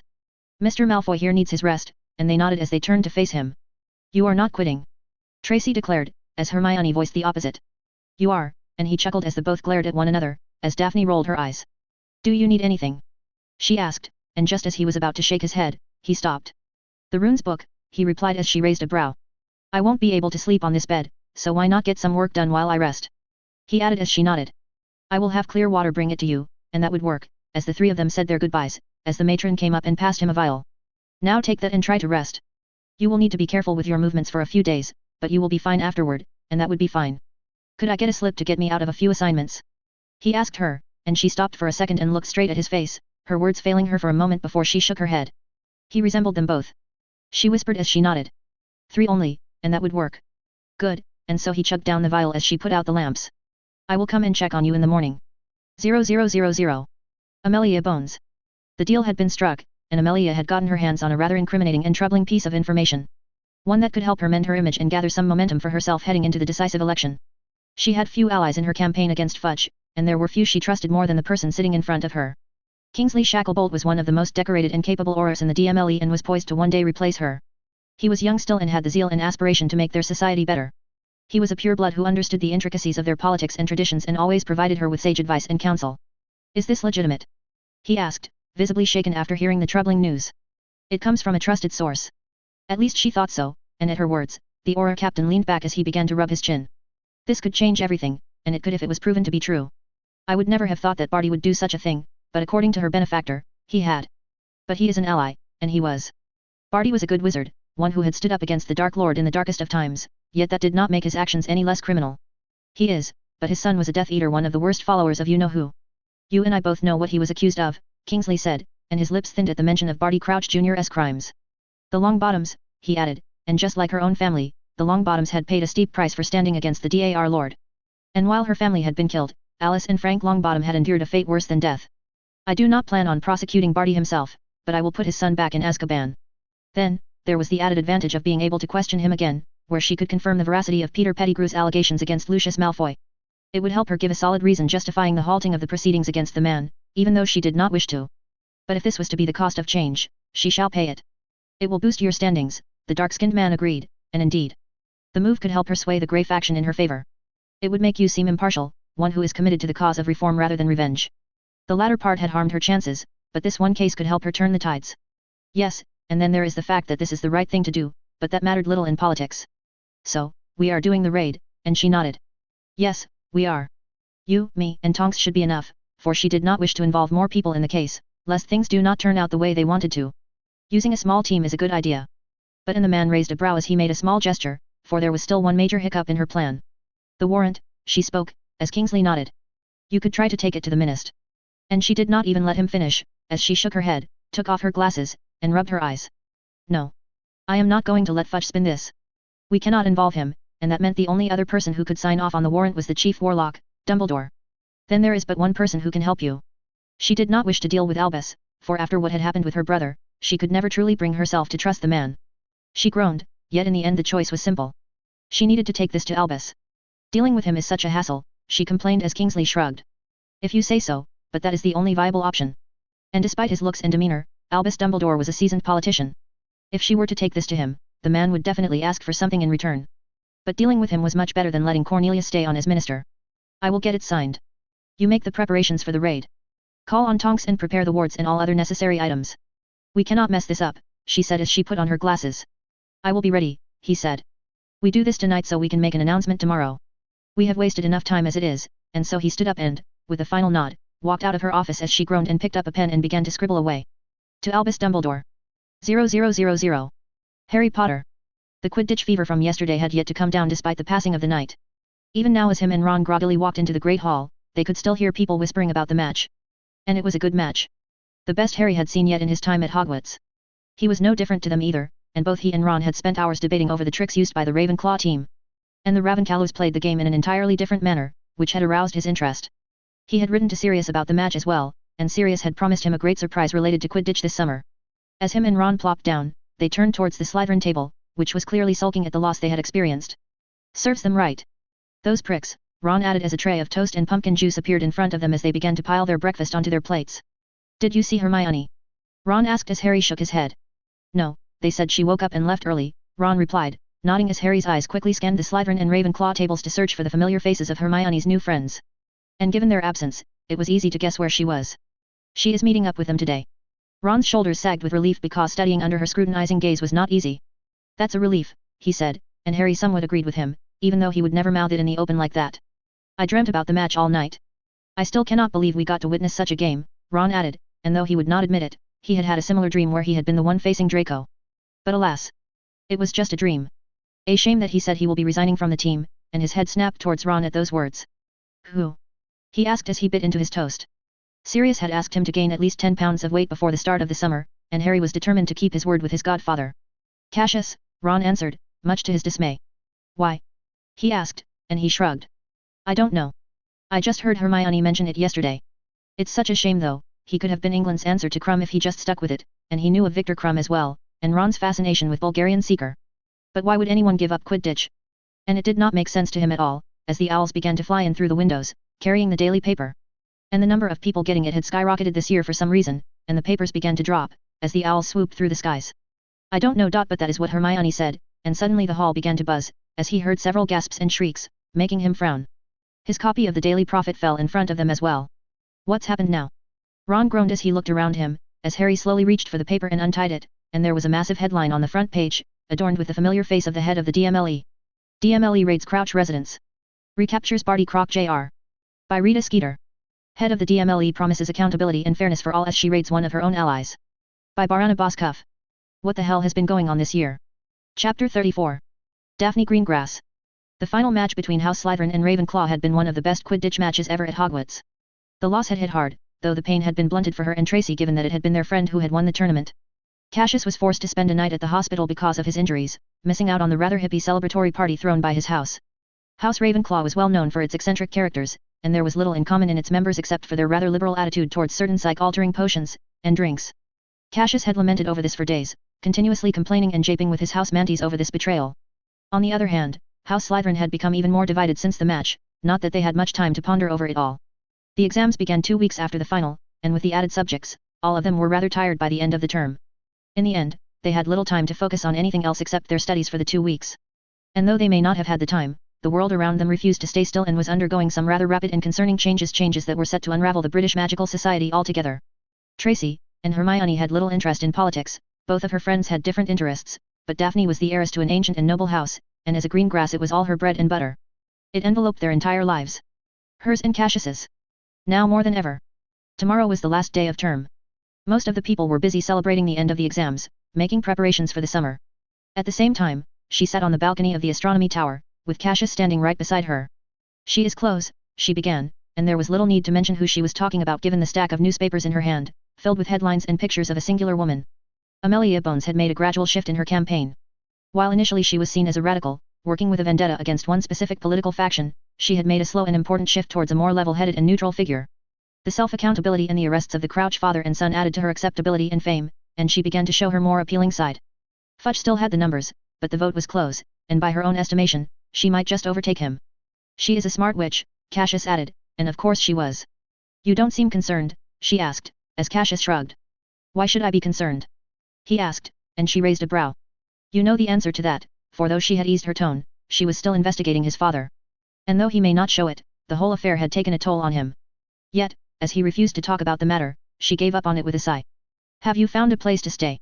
She asked, getting to the main reason she had called him out. I was looking out, when I received a rather interesting letter from Sirius Black, and that was a name she had not expected to hear. Why is that idiot writing to you? And though she had not ever had the man, she still disliked him much because of his thoughtless and impulsive actions. He had single-handedly caused so much strife to Cassius that she wished he had never tried to help that idiot. He apologized and offered me a place to stay for the summer, and that was at least something. Are you going to take him up on the offer? She asked. I might, though quite like having the freedom to do whatever I want, and she shook her head. How will you live on your own? She asked, and he was rather nonchalant about it. I will manage, and she gritted her teeth. You should stay with Sirius, she advised strongly, and he turned to face her, raising a brow. Why? He asked with a frown, and so she told him what she had heard from her own father. Because it's not safe out there. Father wrote to me and mentioned that there is movement within the old Death Eater ranks. They are planning something, probably to retaliate against Amelia Bones. They will need to make a statement, and if someone managed to connect the dots and trace Pettigrew's arrest back to you.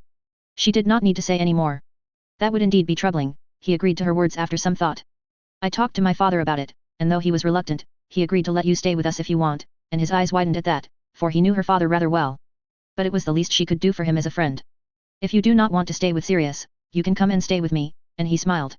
Thank you for this, and I truly mean it, Daphne, and give me the night to think about it. You will have my answer by tomorrow morning, and that seemed appropriate. Astoria is pretty excited about you coming over. Her little sister, despite her ailment, was a fireball and a big fan of Cassius and his unusual tastes and antics. She has basically hijacked the Muggle music player you sent to me for Christmas, and it was a miracle that her friend had pulled off. Breaking with old laws and theories in a way that she had not expected. You do know that you could make quite a business with that, and he chuckled. Your green grass side is showing, he added, and she shrugged. We are businessmen, and I see an opportunity, and there was. Somehow, Cassius had managed to decimate one of the cardinal rules, and if he could do so on a mass scale, or just repeat it consistently for niche items, he could make a killing. And with the Malfoy fortune taken from him, he could use a new source of income. It's still a work in progress. Right now, I have to sit down, design, and apply a unique runic array for each piece. I am trying to see if some standardization can be done. Otherwise, it will simply be too much of a hassle, and if someone could do it, it was him. Well, if you are ever looking to partner up, know that I am always ready to help a business, and he scrunched his eyes as he began to walk away. I don't really think that's what your family is known for. 0000. Severus Snape. With the term ending, he was finally free from caring for the buffoons that were trying to learn the intricate ways of potion brewing. If it were up to him, half of them would never step foot in a potions lab, let alone his potions lab. He had little patience for children and their tantrums, yet he persisted, for he had made a mistake. A mistake for which he must now atone for. Yet this penance came with a lot more responsibilities than the ones he had signed up for initially. He found himself back in his home, pacing a bit angrily as he found himself becoming a reluctant messenger between the Malfoy mother and son. The door to the house swung open, and he felt the shift in the wards as another person entered his house. Her steps were cautious and careful, and he looked up and saw Narcissa walk into the living room. Good, you are finally here, he began as she walked into the lounge and looked into his eyes. Why did you call for me? And the reason was simple enough. Firstly, this is the last time I am doing this. I am not fond of being turned into a messenger owl, he warned, even though a part of him knew that he would not deny them this again if they asked. Cassius wants to meet you, he finally passed on the message, reaching into his pocket as he gave her the letter the boy had entrusted to him. I cannot meet him. Lucy. And he was getting tired of it all. He says that it is urgent and necessary.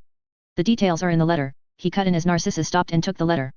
He had asked the boy why he had not simply used an owl, but the boy feared that Lucius may be keeping an eye on the mail. So, he did not wish to cause any more trouble than he had, a thought too mature and intricate for a boy his age. However, it was all not so unlike him, for he had never really acted his age. Before, he may have tried to hide it all in his mischief and playfulness, but as he found himself scrutinizing his habits and actions more and more, he found them incompatible with his age.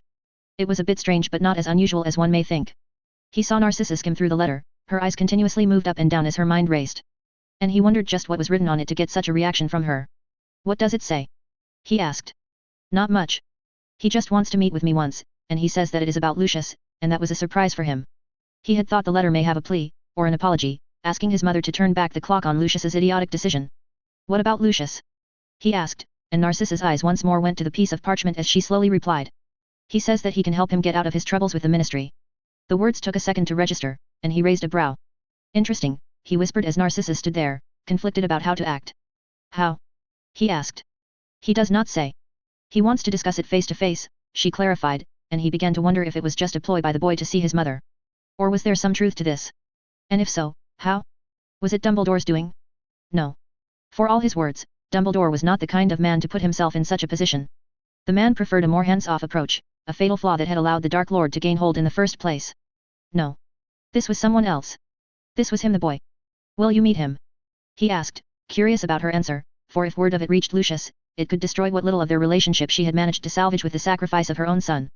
She hesitated to answer, her eyes once more reaching for the letter. Can you arrange it? She asked, and he nodded.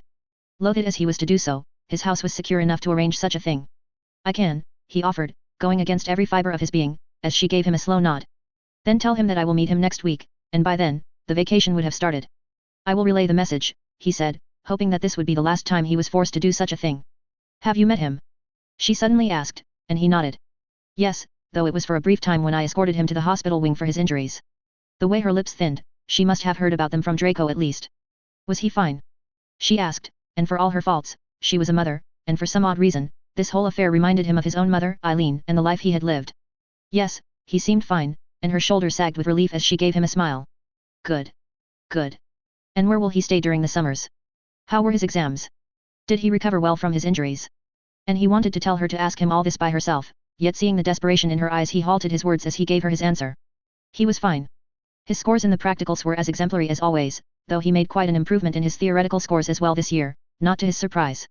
Probably because of his newly found friendship with one Hermione Granger, and she knew of the brown-haired girl, who had been little more than pesky bookworm before this all.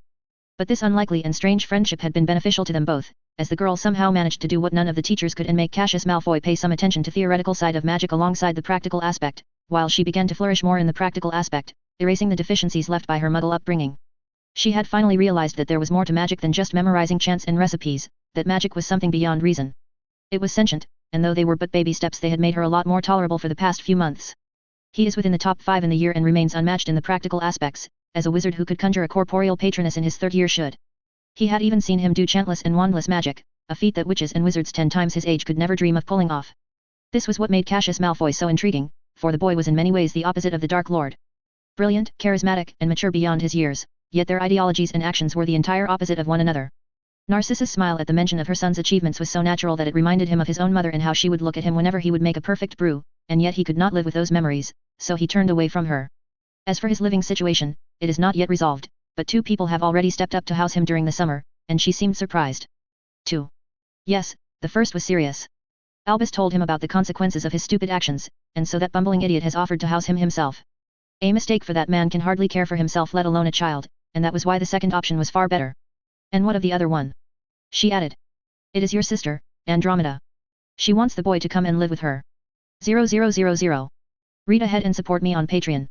Help me write this and other such stories by becoming a patron. It would be pretty awesome of you and would mean a lot to me. www.patreon.com/drkest. Have a nice day. Chapter 35. Sirius Black. It had been years since he had been back here at the station. And looking at the tracks, and the express brought back old memories from his own time at school. Years ago, he was just like them, though definitely far more handsome than the current lot that was coming out. He would be just like them, laughing and japing with James, Mooney A&D. And the mere thought of that rat made his mood sour as he looked down at the clothes that had been picked for him. Andy had forced him into these rather formal and ironed trousers and shirt. It made him look so tepid and boring. Why couldn't I come and wear my normal clothes? He asked Andy, who stood beside him, as they waited for their respective charge. You are a public figure now. I will not have you go out dressed like a vagabond, she chided him, giving him the eye from the side as he rolled his eyes. And indeed, he was a public figure now, with reporters all queuing up to interview him.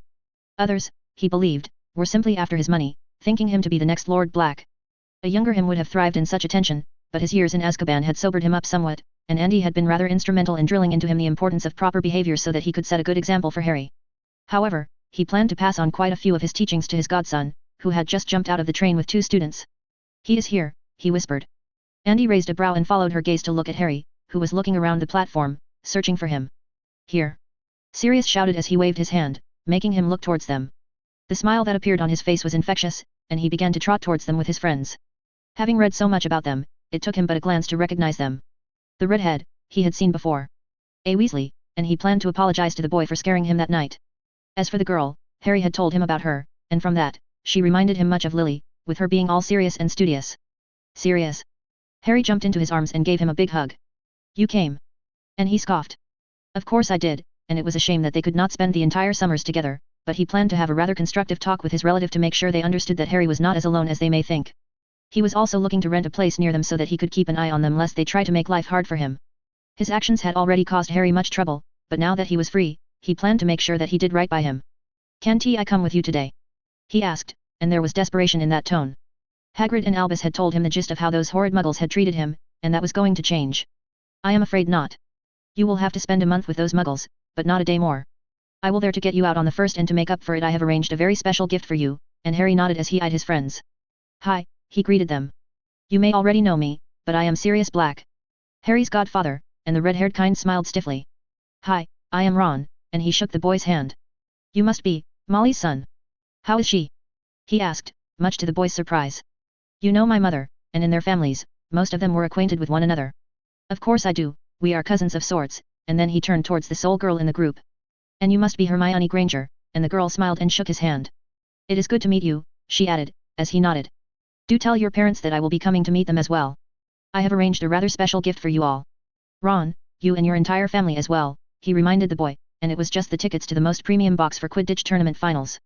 "Sure, I will give them your message," and so the girl walked off, not before stopping and giving Andy a rather troubled look.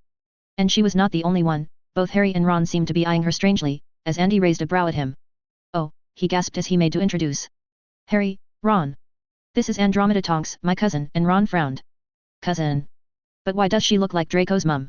And if the boy's flushed face was anything to go by, he had not intended to say that. "Because she is my sister," Andy answered, and the boy paled, and even Harry took a step back. "I will explain later," he whispered to him. "Why are we still here?" Harry asked as the red-haired boy began to walk away, joining up with his family. "We are waiting for someone else." Just then, he spotted him as well, standing there talking with a blonde girl. He had caught a glimpse of him at Hogsmeade, yet now, as he saw him so close, he found himself stunned. And his surprise must have shown as Andy leaned forward. "He looks like him, doesn't he?" she asked as he nodded. The boy turned and saw him in Andy, and she was right. That face was just like his brother Regulus. "Yeah," he agreed as the boy began to walk towards him, dragging his luggage behind him. As he came upon them, Sirius moved to greet the boy. "Hi, I am Sirius Black." The boy did not let him finish, swinging his leg at him and hitting him square in the chin. "Ouch! Ouch!" He jumped with pain and rubbed his shin as the boy glared at him. "That was for being an idiot," he said, turning to face his cousin and smiling innocently.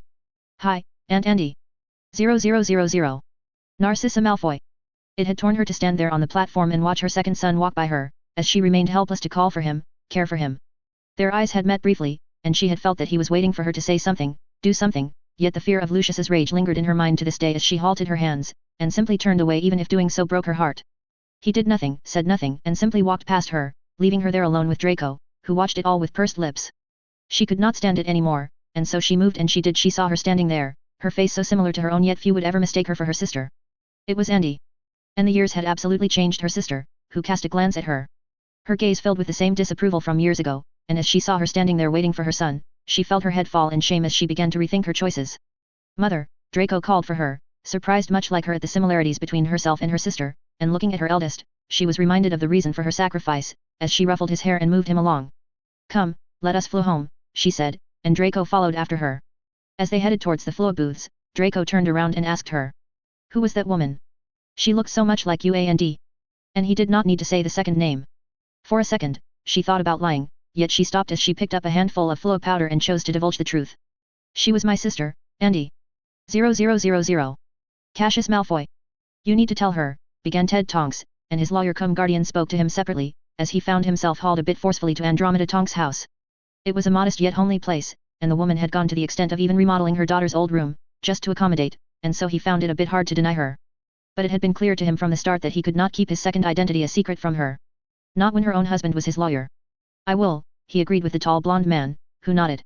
Good, and he rubbed his hand through his hair, as they heard shouts from the kitchen as his aunt tried to wrangle back the control of her kitchen from her daughter and cousin. Sirius did not live with them, but the man visited them every other day, thinking that he owed them some kind of debt. In the beginning, he thought he would take care of Cassius all by himself, until his aunt had made it clear that putting any child under his supervision was the worst decision they could make.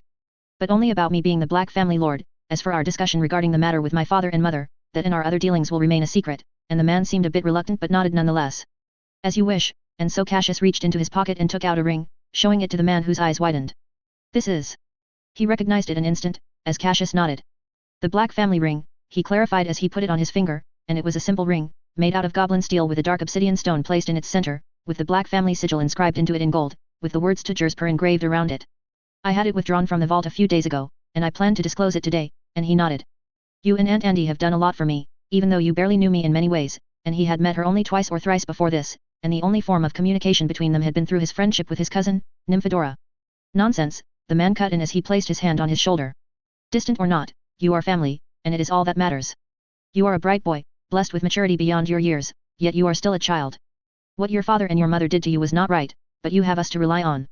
No matter what, and he had spoken just like a typical Hufflepuff. Thank you, but within a few weeks, Sirius will go and get Harry. And I think we can all agree that leaving him alone with Sirius is a bad idea, and the man chuckled at his words as Cassius continued. That is right.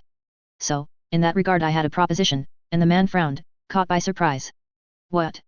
Number 12, Grimmauld Place. The dinner was a joyous affair because of the continuous banter between Sirius and Nymphadora. Honestly, I am still surprised they let you be an Auror at all, the older man teased as he pushed back his curly hair. The standards must have really fallen, and his cousin's hair turned scarlet, as she pointed her fork at him. Like you can say anything. I have seen your Auror Academy scores. You were the bottom of the barrel yourself. I doubt the department would have hired you if it was not for the war, and they continued on and on, oftentimes turning to him or her parents. So, Cassius, what about you? Have you given a thought to your future? He suddenly asked him, and he found all the eyes at the table focused on him. He could easily be an Auror, his cousin cut in, as she bit into her sausage. He is skilled to cast a corporeal patroness as a third year, and can even match me in duels, and that seemed to surprise everyone at the table, as Sirius's eyes narrowed. Impossible, he began, as Cassius simply shrugged.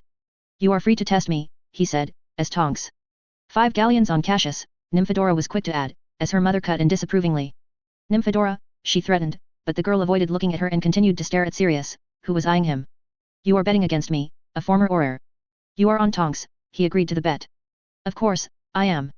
I have seen your scores, and I have dueled against him. He could match me, spell for spell, by the end of his second year, and now it has been a year since then. He is going to wipe the floor with you, she bragged. Are you going to be the duelist? Asked his aunt, as Cassius shrugged. Maybe. Truth is I have not given it much thought yet, he did not lie. Well, it's a good career. Bella always wanted to be on. Yet she stopped mid-sentence as the table drowned in silence. Yes, I heard about that, he broke the silence, and quickly followed up, knowing that he would not get an opportunity better than this. Speaking of that, there is something I must disclose to you all, and with that, he stood up and shared a glance with Ted, his lawyer, as he raised his hand. After my father took his name from me, I gained a second name. One that comes with a lot of privileges and responsibilities, and his cousin frowned at his words. What do you mean by that? She asked. And as he raised his hand for all to see, he just willed it, and the family ring appeared on his fingers, and Sirius's and Aunt Andy's eyes widened as they recognized it in an instant. The Black family ring. Back in the headmaster's office, Albus Dumbledore found himself in all too familiar conundrum as his Dada professor sat in front him with a grim expression on his face. Must you do this, Remus? He asked, and the thin man nodded gravely. I must. There is unrest within the packs, the likes of which I have not seen since the war, he finished for the man, who gulped down. And if your fears are indeed true that Voldemort might yet be alive, then this could be something worth investigating, and his former student now wore much better clothes than he had when he had begun working here. He had shared his suspicions about Tom with the man, yet he had not expected that it would all come to haunt him like this. The students had been rather satisfied with his style of teaching, and he had hoped that he would continue for more than a year, breaking the so-called proverbial curse on the seat. Yet, it had struck again. Tom's curse had struck again, and even he remained oblivious to the nature of the curse, which allowed him to cause such outcomes even as he barely clung to life. Then I am afraid you have left with a very familiar conundrum, he smiled, knowing that there was little he could do to stop a Gryffindor once they had made their mind. Now, I must once again begin my search for a defense against the dark arts professor, and doing this every year was a hassle, and he was not proud of the choices he was forced to make for the last few years. Well, I might have an idea. Chapter 36. Narcissa Malfoy. With a crack, she appeared in the all-too-familiar back alley of Spinner's End. Her heart raced in her chest as she prepared herself for the eventual meeting with her son, and the choice she had made haunted her entire being. In the end, walked towards the door hidden in the wall as he entered Severus's apartment, and the smell of plants, algae, and potions hit her nose, as she saw him sitting there sipping tea. His eyes glanced towards her as he stood up, his frustration with his new role evident in his demeanor. She slowly walked into the lounge, her heart heavy with pain. Severus backed away, motioning her to enter the lounge, and as she did, her eyes moved towards him in an instant. Her son, Cassius, sat on the sofa at the opposite end of the table, sipping a muggle beverage, a Coke, from what she could tell from the label. Their eyes met, and he did not rush towards her, as she had hoped, or prayed. He sat there, distant and dull, as he gave her a glance. I will leave you both to it now, Severus's voice cut in from behind as she gave him a smile. Thank you for doing this, Professor, his voice came out, and she had missed it more than she had thought, but she had made her choice, and she must now live for it. And Severus did not respond as he vanished into the hallway, leaving them alone with another. How have you been? And it was he who broke the silence, as he looked her in the eye. Fine, she answered a bit hopeful as she realized that he did care for her. What about you? She asked, and he shrugged as he usually did. Same, and she would have liked to know more, yet did she deserve it? I know that you are anxious to know more about why I called you here, but before I tell you that, I need you to answer a question of mine honestly, and she was surprised by those words, as his eyes narrowed. When you disclosed my role in Pettigrew's arrest to father, did he hurt you? And she was taken aback by that tone, as those grey eyes glinted, scrutinizing her from head to toe. No, she lied, refusing to tell him the truth. And if he suspected anything, it did not show, for Narcissa had learned to lie a long time ago. I see, he whispered, nodding his head. Well, then, so be it, and at that the folder placed in front of him skidded on the table to her side as her son began. As a repayment of the favor you did for me, by separating my funds, I have managed to scrap together this deal for father from the DMLE, and there were so many questions bubbling in her mind about the house of it all. How? She asked, surprised at his reach as he simply shrugged.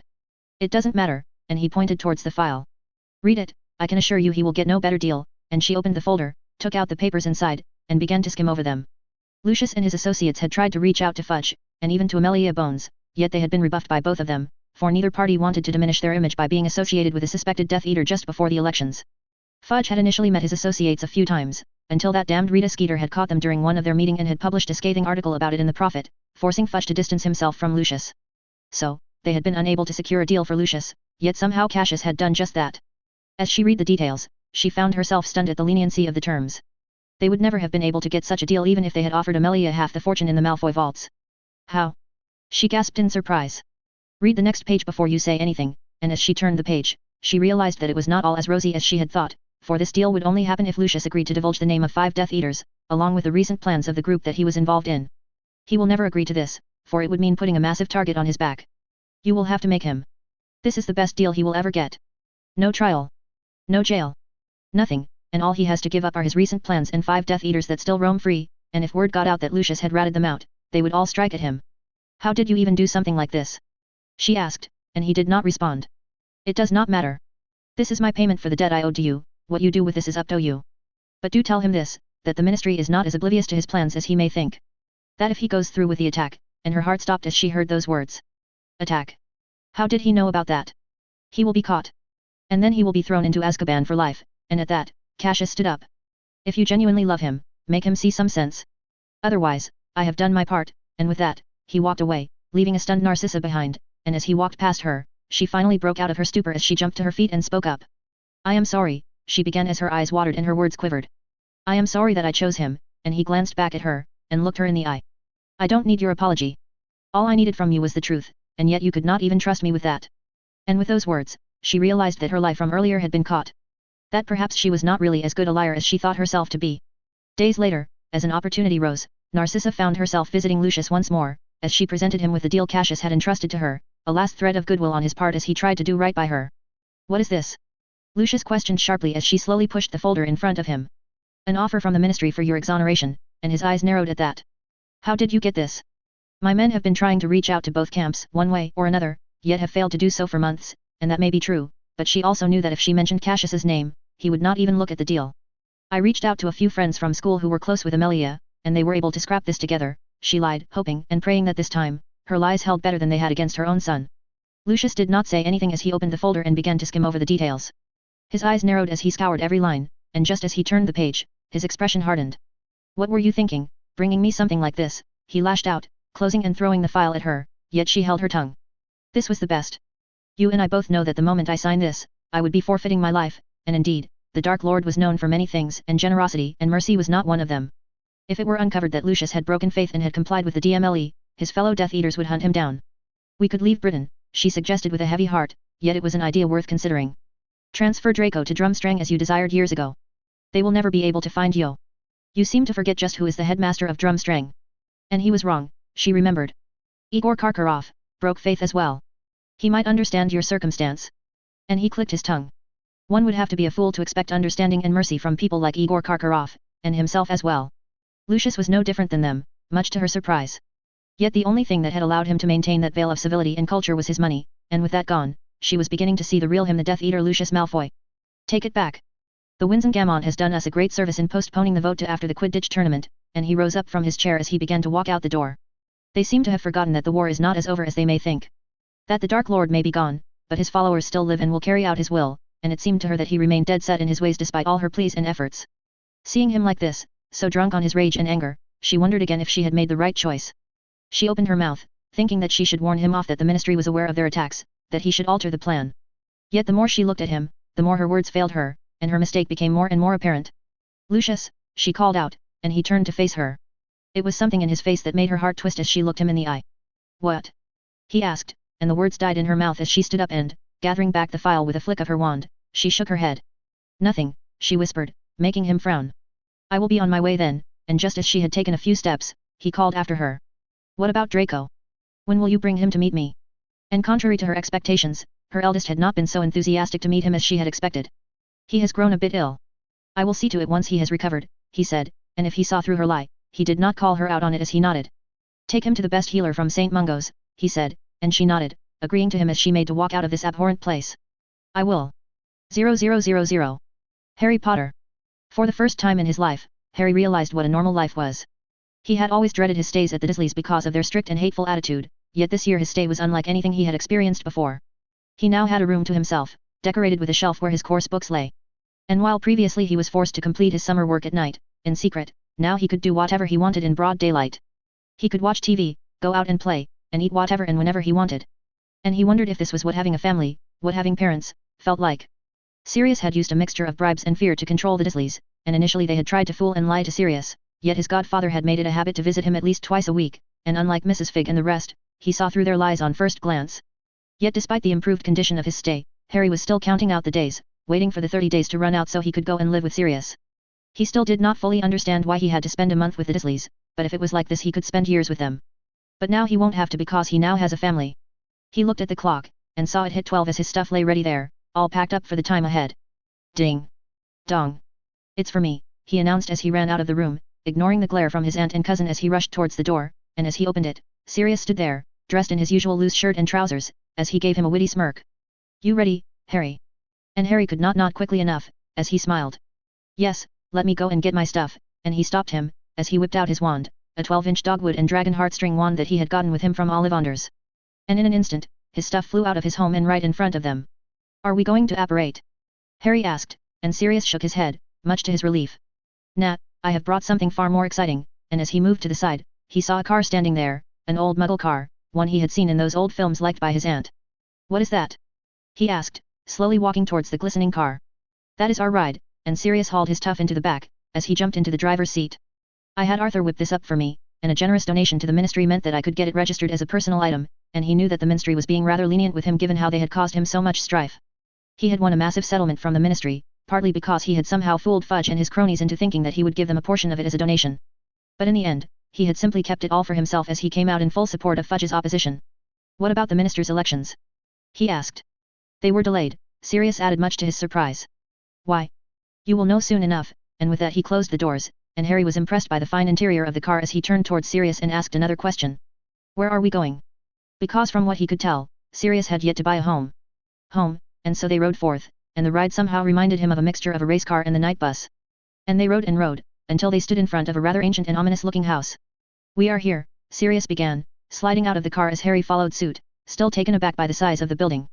Sirius pulled out his trunks and bags, as they walked to the door and turned to face.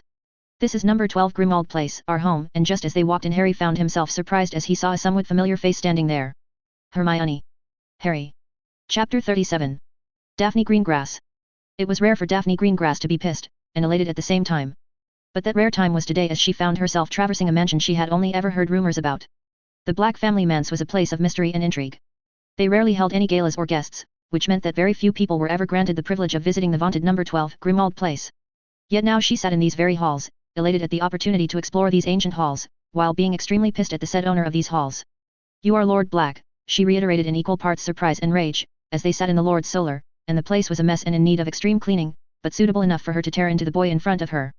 Yes, he finally accepted the truth, as she leaned back in her chair, letting her mind process the words. And when she was done, her eyes narrowed as she strongly pushed down the urge to throw a dozen hexes at the prick in front of her. Do you have any idea how worried I have been for you? She lashed out, and he did seem a bit apologetic over this, as he lowered his gaze. I have been worrying about you all this time, and here you are, the new lord of the Black family, and she shook her head in disbelief. I am sorry, he apologized, and it seemed somewhat genuine. There was too much going on, and I did not know if I should even reveal this yet or not. But in the end, I decided to reveal it to family and friends, and she could understand some reason for his hesitance. How did this happen? Because the common speculation was that Sirius Black was the heir to the family, yet those in the pure blood circles also knew that the said man had been kicked out of the family, hence removing him from the line of succession. After him, there was no paternal line, and unless the late Lord Arcturus Black made a choice, the Black family was set to vanish just like a dozen others. And Arcturus Black was said to be a bitter man who hated everyone. It was well known that Lucius Malfoy had sought to meet the man 100 times, yet had always been rebuffed as the older man saw through his intentions. In the end, he had died alone in this very home, and had been buried in secret, leaving behind no apparent heir to take up the mantle of lordship. Arcturus Black put in a condition in his will, one that made it so that I could inherit the position if I gave up on my second name, and that made sense, yet there was something there that she picked up on rather quickly. You met the man, and he nodded. Just before the summer, he died. I was able to meet him, and that would be around the time they were in their first year, and now she wondered just what he had said to the man to convince him to name him as his heir. And most importantly, it shook her as she realized that he had been expecting to be kicked out of the Malfoy family ever since he was that young. You always knew you would be kicked out, and he simply sighed. I knew of our differences in ideology, and she wondered again if any other 11-year-old even knew what that word meant. Knew that they would only continue to grow, and so I wrote to Arcturus Black and managed to convince him to a face-to-face meeting, and there were 1,000 things wrong with what he was saying, yet she focused on the biggest one. How the hell did you manage to convince Arcturus Black to name you as his heir? Because Arcturus Black's ideologies were a little different than his own father's, so what he had said to the man to convince him to name him his heir. The Black family, much like the rest of the Sacred 28, had married into other families extensively. This meant that quite a few families had a claim on the lordship, yet none would be able to use it unless the late lord included them in his will. Lucius Malfoy was not the only one who had tried to cajole the late Lord Arcturus Black into becoming the heir to the family. Others, including her own family, had tried so as well. Well, I have always had a glib tongue, he winked at her, and it was clear that he had no intention of answering her question, so she did not budge as she simply looked around the solar, and saw the dozen portraits all around the wall. Most of them are empty, she whispered, and he nodded. Yes, as the Lord, I can make it so that they cannot enter certain portraits for some time, like right now, where I am in need of some peace and quiet, and that was an interesting piece of information, and it made her wonder if her own family ring granted the lord of the family similar powers. Who else knows? She asked. Everyone in this house, excluding Potter, and that had been a surprise. She had not expected to meet Harry Potter during this summer, yet here she was under the same roof as the boy who lived. Does Granger know? She asked, and Tracy had not been able to come because she was out of the country and would only return a week before the Quidditch finals. Yes, and that was to be expected, as she nodded. It's a shame, though, she suddenly began, her tone grave and serious as she looked him in the eye. What? He asked, frowning. Now, you will never know what it means to be poor, and he seemed taken aback by her words, before he began to chuckle. Yet, you have just gone from being the second son of the Malfoy to the sole owner of the entire Black fortune, and she rolled her eyes at the unfairness of it all. What I would not give to have your fortune, and he shrugged. Still, you have caused me a lot of trouble with all your lying and secrets. What do you intend to do to make up for it? She asked, narrowing her gaze. Yes, and here comes the selfing Slytherin, and at that, he reached into a drawer of sorts and put down a key on the table. This is for you, he said, and she picked it up and began to examine it. What is this? She asked. This is the key to the Black Library, and her heart stilled as soon as she heard those words, as her head snapped towards his face. I know about the history of Astoria's curse, and if there is any library in Britain that might have something that could help her, it is the Black Library, and that was true. It was why when she had first learned of her sister's curse she had written to Arcturus Black himself, begging the man to let her see the Black Library, for they were rumored to be only family to have ever broken a Maledictu's curse. It was a desperate and thoughtless plea, especially as she would later learn that for families such as hers and the Blacks, Their libraries were a status symbol. It held their secrets, and it was almost unspoken for a noble and ancient house to give another family access to their collection. That key gives you full access to the library anytime and anywhere, and with it he clicked his fingers and a house elf appeared in the room. Master summoned Winky, and it was a female elf, wearing a rather fine rag. Yes, Winky, this is Master's friend. She has been given the key to the library. You are to bring her any book she desires anytime she wants, and the house elf turned towards her, and examined her with those round golden eyes. Is this the future, mistress? And Cassius spluttered at those words, as he shook his head, while she chuckled. No. She is a good friend, he corrected her as he clicked her fingers again. Now, go and finish cleaning up the extra rooms, and again the elf vanished with a pop, leaving her alone with Cassius. Mistress of the Black family, she whispered, raising a brow. I wouldn't really mind it, you know, she began suggestively, as he seemed a bit taken aback. Do you really want to spend your life with someone like me? And the truth was that she wouldn't mind it one bit. On second thought, I don't think I can spend my life with a blood traitor like you, and he laughed at his taunts as he slipped out of his chair. How did you even get the elf? She asked, for it was not easy to get a house elf. She is Winky, and she previously worked for Barty Crouch, and that explained much. Let's go. We have been holed up in here for quite some time. Let's hope Sirius has not burnt down the rest of the house in the meantime, and what little time she had spent together with the man had told her that Sirius Black was a man-child who could not be trusted with anything. But as Cassius walked past her, she walked up to him and wrapped her arms around him as she gave him the warmest hug, hiding her teary-eyed face in the crook of his neck, as she whispered. Thank you, and he gently wrapped his own arm around her as he whispered. What do I always say, Daphne? He began lightly. You never have to say that to me. Ever. 0000. Harry Potter. His new home was a strange and old place. The house was rather large, with several stores and other rooms that made it the perfect choice for a large family. And though Harry had no large family, the same could not be said for Sirius. He did not know much about him, much to his fault. But he was surprised to learn that Sirius had once had a brother, and 3 cousins. Though all of them were gone in one way or another, except for Andromeda Tonks, née Black. The woman reminded him of Draco's mother, for obvious reasons, and only the color of her hair stopped him from flinching any time he saw her. She was a Medwitch, working at St. Mungo's, and her husband was a barrister, the very person who had helped free Sirius. Their daughter was older than him, and a joy to be around as she entertained them all with her metamorphogai powers. It was summer vacation, but Hermione could barely stop herself as she latched onto the 2 women and began to interrogate them about their careers and education. If the 2 of them minded her intrusive nature at all, they did not show it as Harry found himself questioning whether this was how Ron felt, whether this was how having a family felt. And while the Dursley house had always been quiet and orderly, the Black family home was a right mess filled with chaos, often instigated by Sirius and Tonks. One day, he had forgotten all of his sadness from the previous month, and was looking forward to the time ahead as they all settled down for dinner. Cassius was here as well, along with a friend of hers from school, Daphne. Though she was to leave after dinner, Sirius suddenly jumped out of his chair. I believe I have an announcement to make, he said loudly, making everyone stop as he looked around the table. Ladies and gentlemen, I, Sirius Black, have secured for all of us and your dear friends, the Weasleys, he added, pointing at him, making him flinch. Top box tickets for the Quidditch World Cup final in 2 weeks.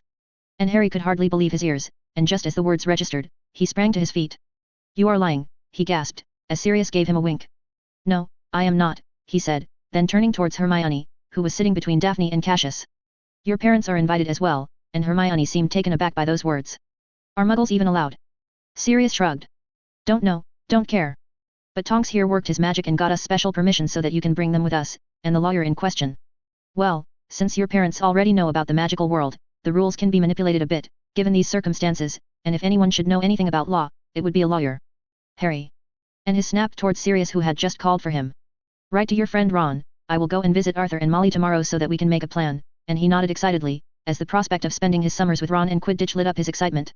How the hell did you even get those tickets? The Auror trainee cut in, as Sirius smirked. Did you waste all your money on them? Cut in Sirius's cousin, and it still surprised him seeing Sirius whittle down under that sharp gaze. Nothing like that. The thing is that I did not even have to pay for these tickets, he answered proudly, as Andromeda Tonks seemed a bit taken aback. Don't tell me, Harry cut in, seeing through that smirk. You spoofed fudge. Sirius's niece cut in, her hair turning a funky pink at the insinuation as Sirius shrugged. Yeah, and the man even fell for it. He thought he could but the black vote with a few tickets. And he broke out into a laugh, as Harry began to wonder what a black vote was. Sirius then turned towards the blonde sitting at the table. Daphne, right? He questioned, as the girl looked up from her meal. Yes, and he nodded. You and your sister are free to join us along with that friend of yours, he offered. Daphne was a quiet girl, and for some reason she intimidated him quite a lot, even without speaking a single word. Well, we do have our own tickets, but I don't think they are the top box, and he wondered just how expensive such tickets were that a family such as hers could not buy them. I will have to talk to my father, but I will be happy to take you up on that offer, and her words seemed so formal and out of place, making him wonder if there was a problem with how he talked. Good. I can write to him if you want. But she shook her head. That will not be necessary, she added, as Sirius nodded. Okay, then let's get this house a bit more full of life. Is everything ready? Lucius Malfoy asked. Yes, soon enough the world will once more remember what it means to go against the Dark Lord. Chapter 38. Amelia Bones. By her estimation, the vote for the next minister should have taken place by now. Yet here she sat in her old office at the DMLE, with the ministry still stuck in a limbo as Fudge and his cronies continued to push the inevitable. I still cannot believe Ogden sided with Fudge and his cronies, and it may have surprised Kingsley, but not her. You don't know Ogden as well as I do. He is an old and stubborn man, and has set his mind on having Albus Dumbledore run for minister, and this was not the first time the old barrister had pushed for the Hogwarts headmaster to run for minister. And she doubted if it would be the last. But Dumbledore's insistent that he has no desire to run, Kingsley added, and she knew that as well. As I said, Ogden and his ilk are old and stubborn.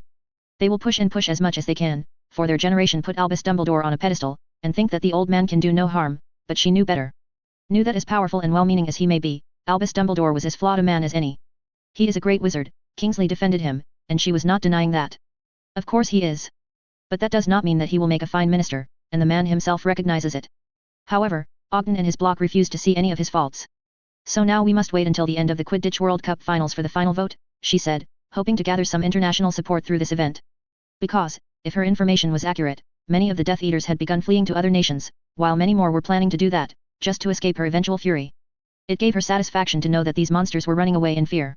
Still, now, with the World Cup final set to happen under Fudge, it would be challenging for her to gather support among foreign leaders to capture and prosecute these Death Eaters.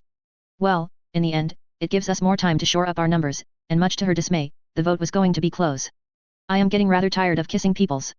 And she did not finish her sentence as Kingsley chuckled. Well, consider it practice for when you will be minister, and she was under no illusion that being the minister would be easier. Still, she hoped that it would allow her to be effective at least so that she could bring meaningful reform to their society. Well, until that time comes, we need to discuss the Quidditch World Cup final. She turned to the main reason for summoning Kingsley here, and as the head of the DMLE, it was her duty to see to the security of the tournament. I believe I have information that the Death Eaters are planning something, and that made him sit up, as Kingsley suddenly gained an alarmed look about him. Are you being serious? She wondered, and then she considered voicing the little joke that came to mind, but chose against it, adding, yes, the threat is real, and I have confirmed it, and the information comes from a very credible source. That source, she noted, was the same enigmatic stranger behind all the recent chaos in the magical world. Then we need to nip this in the bud. If anything happens during the World Cup, it would reflect badly on you, and that was her headache. Because Fudge, in his great animosity, had significantly reduced the budget of the DMLE and made it his duty to dismantle her department. We can try, but I am afraid we do not have time to locate and arrest these people beforehand. Therefore, we must develop an elaborate security plan for the World Cup final to tackle any such incident with due haste, and I believe with our reduced personnel we might need to ask other departments for help. After discussing the initial steps, Kingsley was about to leave when she remembered something rather important. Kingsley, she called out, stopping the Auror captain. Yes, he turned towards her with a raised brow. Has there been any contact with you from Lucius Malfoy's lawyers? And he shook his head. No. Not at all. 0000. Cassius Malfoy. Despite what it may seem, the chaos lasted but a few days, and soon enough, Grimmauld Place turned into the quiet and somber home of a normal family, with each person busy in their own life. He had already made it clear to Sirius that he did not need micromanaging and was fairly independent, something which, to the man's credit, he had respected. They still met during mealtimes, talked, and joked, yet he did not try to insert himself in Cassius's life. Neither did his aunt, nor Ted Tonks for that matter, and so as each of them busied themselves in their jobs. At the same time, Sirius began to show Harry the nuances and joys of the wizarding world, and Cassius found himself holed up in the library as he tried to finish his ultimate project. Learning Parseltongue and getting rid of the Horcruxes. Tom had not lied to him about Herpo, and as Cassius found himself delving into the works of the first Dark Wizard, he found himself getting closer and closer to a breakthrough. And so, he found himself a bit surprised as his cousin suddenly brought up an interesting topic. A duel, he asked, as Nymphadora Tonks nodded, giving Sirius a sidelong glance. Yeah, our former Auror here believes that he can take you on, he said, turning towards the man in question, who had raised a brow. Nymphadora. Her mother cut in from the side, casting a glance filled with disapproval at her. Will you ever stop causing trouble? And the girl in question turned her hair a funky pink as she shrugged. Nope, and then she turned towards Sirius. You still up for it, old man? She challenged as Sirius made a face and retorted. I don't want to bully children, and that was a jibe at him as Cassius put down his fork. Is that so? And the thought of testing his skills against a former Auror was tempting. He had been holed up in the library for some time now, so stretching out his dueling skills was not the worst idea. Or are you simply too scared to face me? He continued with his taunt, making the older wizard narrow his eyes. After all, you have gotten quite old, and Sirius took the bait. I was an aura kid. I could take you on in my sleep, and Cassius smiled as he rose to meet the challenge. Well, why don't we put that to the test then, and if Sirius was nervous about it, it did not show as the man rose up from his chair. Sure, and Cassius followed suit as his cousin gave a whistle, her hair turning bright red. And we are on. What is wrong with the two of you? Can't you finish your dinner in peace? And Sirius shook his head. No. Not when my honor is at stake, and she glanced between the two of them, and gave up on trying to stop them. To hell with the two of you. It's been years since I have seen a good duel or two, and with that, they began to walk out of the dinner room, just as Harry was about to enter. Where is everyone going? He asked, perplexed by the sudden end to their dinner. To the dueling room. The Black family had a fairly standard dueling room, one which was a luxury in these days, given that the ministry had essentially banned the sport for some odd reason. And Cassius planned to rectify this massive mistake as soon as the election for the next minister was done, for he found it absolutely abhorrent that they had excluded such an important discipline from both the society and the school. Are you sure you are up for it, kid? Sirius asked, and though the words were a bit scathing, his intentions were not so wrong, as Cassius spun the wand and felt its warmth arch up his arm. You should worry about yourself, Cassius added as he took his stance as Nymphadora, and even his aunt stood to the side to spectate. Harry was here as well, watching this all with a very keen gaze, as Tonks counted them down. Don't make me lose my money, Cassius, she warned him, as he nodded. She raised her hand as Sirius took his own stance, his wand aimed squarely at his face, and Cassius took a deep breath. Start, and as soon as Tonks uttered those words, Cassius whipped his wand slightly as a spell quickly raced through the air, much to Sirius's surprise. Damn. He ducked under the spell, avoiding the disarming charm by sheer inches as he looked at him with widened eyes. Chant less casting, he whispered as Cassius raised a brow, cracking his neck. Don't underestimate me, and then he launched a barrage of attacks, a few basic spell chains that he had mastered in his first year, all of them cast with no chant and minimal wand movement. Bang. Bang. Bang. Sirius's experience showed up as the wizard put up a massive shield, deflecting all his attacks, as Cassius pushed it all up a notch. Yet just as he was about to turn to transfiguration, the former aura saw through the opening and launched a spell sequence of his own. Expelliarmus, and the disarming charm raced towards him, along with a barrage of other spells, as Cassius brought down his wand in a simple line. Protego, and the golden shield shimmered in front of him, deflecting his attacks, but Sirius seemed to have anticipated this move as the man took aim once more and shouted. Bombarda. And his preference for chanted magic made it so that his spells carried more power, and as the purple orb raced towards him, Cassius knew that his shield would not hold up. And so he quickly let it dissolve as he pushed pure magical power into his wand, and just as the spell was about to hit him, he slashed at it, and felt it get torn apart as the orb divided into two and passed behind him to hit the wall. Boom. Boom. The walls behind him felt the brunt of his attack, as his move caught him by surprise, as Cassius took things to the next level. Incendio trio, he whispered as a firestorm whipped out of his wand, much to Sirius's surprise, as it rushed towards him, trying to overpower him from all sides. But he was an experienced aura who had fought in a war, and Cassius watched him whip his wand, yet not a single spell shot out of it, until suddenly he felt something racing towards him, forcing him to stop his spell and duck. Whish! And he watched a half-broken dummy whip through the air, as his spell dissolved in mid-air. Even the unforgivable are useless as long as you don't get hit, and he seemed to be getting back his instincts, as he spun his wand over his head, and the furniture and the dummies all around the room rose into the air and began to whip towards him, forcing him to blast them out. Bombarda! Bombarda! And Cassius was on the back foot, and found himself impressed by his tactic, yet he held on for dear life, knowing that he would get an opening soon. Time to end this, and suddenly all of the objects stopped and rushed towards him all at once, as Cassius took aim at Sirius and cast. Finite. And it was a gamble, one that paid off as his spell was interrupted, and Cassius found himself an opening he had been searching for. Silencio. He whispered, realizing Sirius's weakness as Sirius lost his voice, as he spun his wand and launched another barrage at him, not letting him get back his footing. Tempest. And lightning raced out of his wand, as Black tried cast a defensive protego, yet without his voice, his spell was simply too weak as Cassius's spell raced through the air, and pierced through it. Bang. And it's over. Sirius was thrown back from the platform as Nymphadora began to jump out in joy. I won. I won. And Cassius found himself impressed by Sirius's skill, for the former aura must have been quite out of practice, yet he had given him quite a hard time. Actually, I won, Cassius corrected her, as she waved him away. Yet, but I am talking about galleons. 100 galleons. And with that amount of money on the line, it was no wonder she was jumping out in such joy. What the hell were you thinking, casting a bombarda for a silly duel like this? Andromeda Tonks was there, standing above her cousin as she began to berate him. You should know how dangerous that spell is. And he seemed taken aback, as he pushed himself off of the ground. I don't know what you were watching, cousin. But I lost, he argued weakly, rubbing her abdomen, yet she was not done. I don't care about you losing. But you are the adult here. To cast such a spell against a kid, and just as Cassius was about to walk towards them, Nymphadora caught him on the shoulder and whispered. We should get out of here before she turns her attention towards us, and he agreed, and just as they were about to leave the room, they heard a screeching voice from behind. And where do you think you two are going? 0000.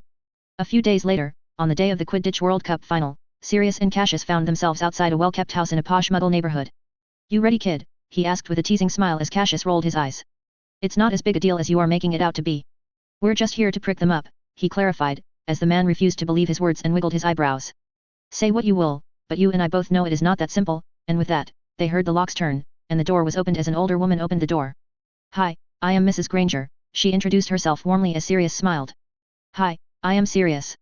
I believe I wrote to you and your husband a few days back," and her eyes widened in recognition as she nodded. "Yes. Yes, I must say there was no need for such an imposition," as Sirius shrugged. It was not an imposition at all, and at that, her gaze finally turned towards him, as Cassius saw those eyes narrow slightly. "Hi, I am Cassius. Cassius Malfoy," and there was a slight glint in those eyes as she heard his name, before she smiled and shook his hand. "It is good to see you, Cassius. Why don't you both come in and sit down? We will be ready in a few minutes." Chapter 39 Interlude. Cassius Malfoy. The atmosphere in the black tent was quite homely and cramped as the Weasleys came to visit, leaving their rather thrifty tent, to enjoy the luxuries and comfort of the place Sirius had arranged. The space inside the tent was nearly as large as a mansion, with it having 6 rooms, and a dining hall. They were placed rather close to the stadium, which had begun to get packed as the hour of the match grew nearer and nearer. Harry was busy as some mischief or another with Ron and his siblings, and Hermione sat with her parents, explaining to them the rules and history of Quidditch. They had been quite eager to meet him, though Hermione did have to intervene a few times during their meeting as their probing questions moved towards the topic of his family. So, before heading out he found himself out of the tent, observing the massive clearing and the horde of the wizards occupying it, as he examined the security condition of the venue. Despite his rage at his father and his family, he had conveyed the warning to his mother, who would definitely pass it along to Lucius Malfoy. He did not know of his intentions, but if they were anything along the line of what they had been in his visions, then it would end quite badly for him. "You don't seem very excited for the match," and he turned around and saw his cousin walking towards him. And Tonks was dressed in her aura uniform, wearing those red robes and cap, as she walked towards him. "What's there to be excited about?" he asked, as she recoiled animatedly.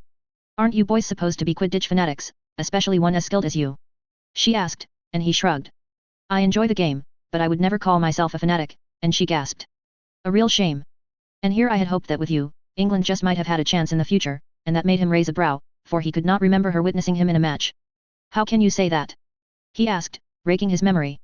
"You haven't even seen me fly," and she shook her head, as they began to walk through the crowd, and the stalls. "I have actually.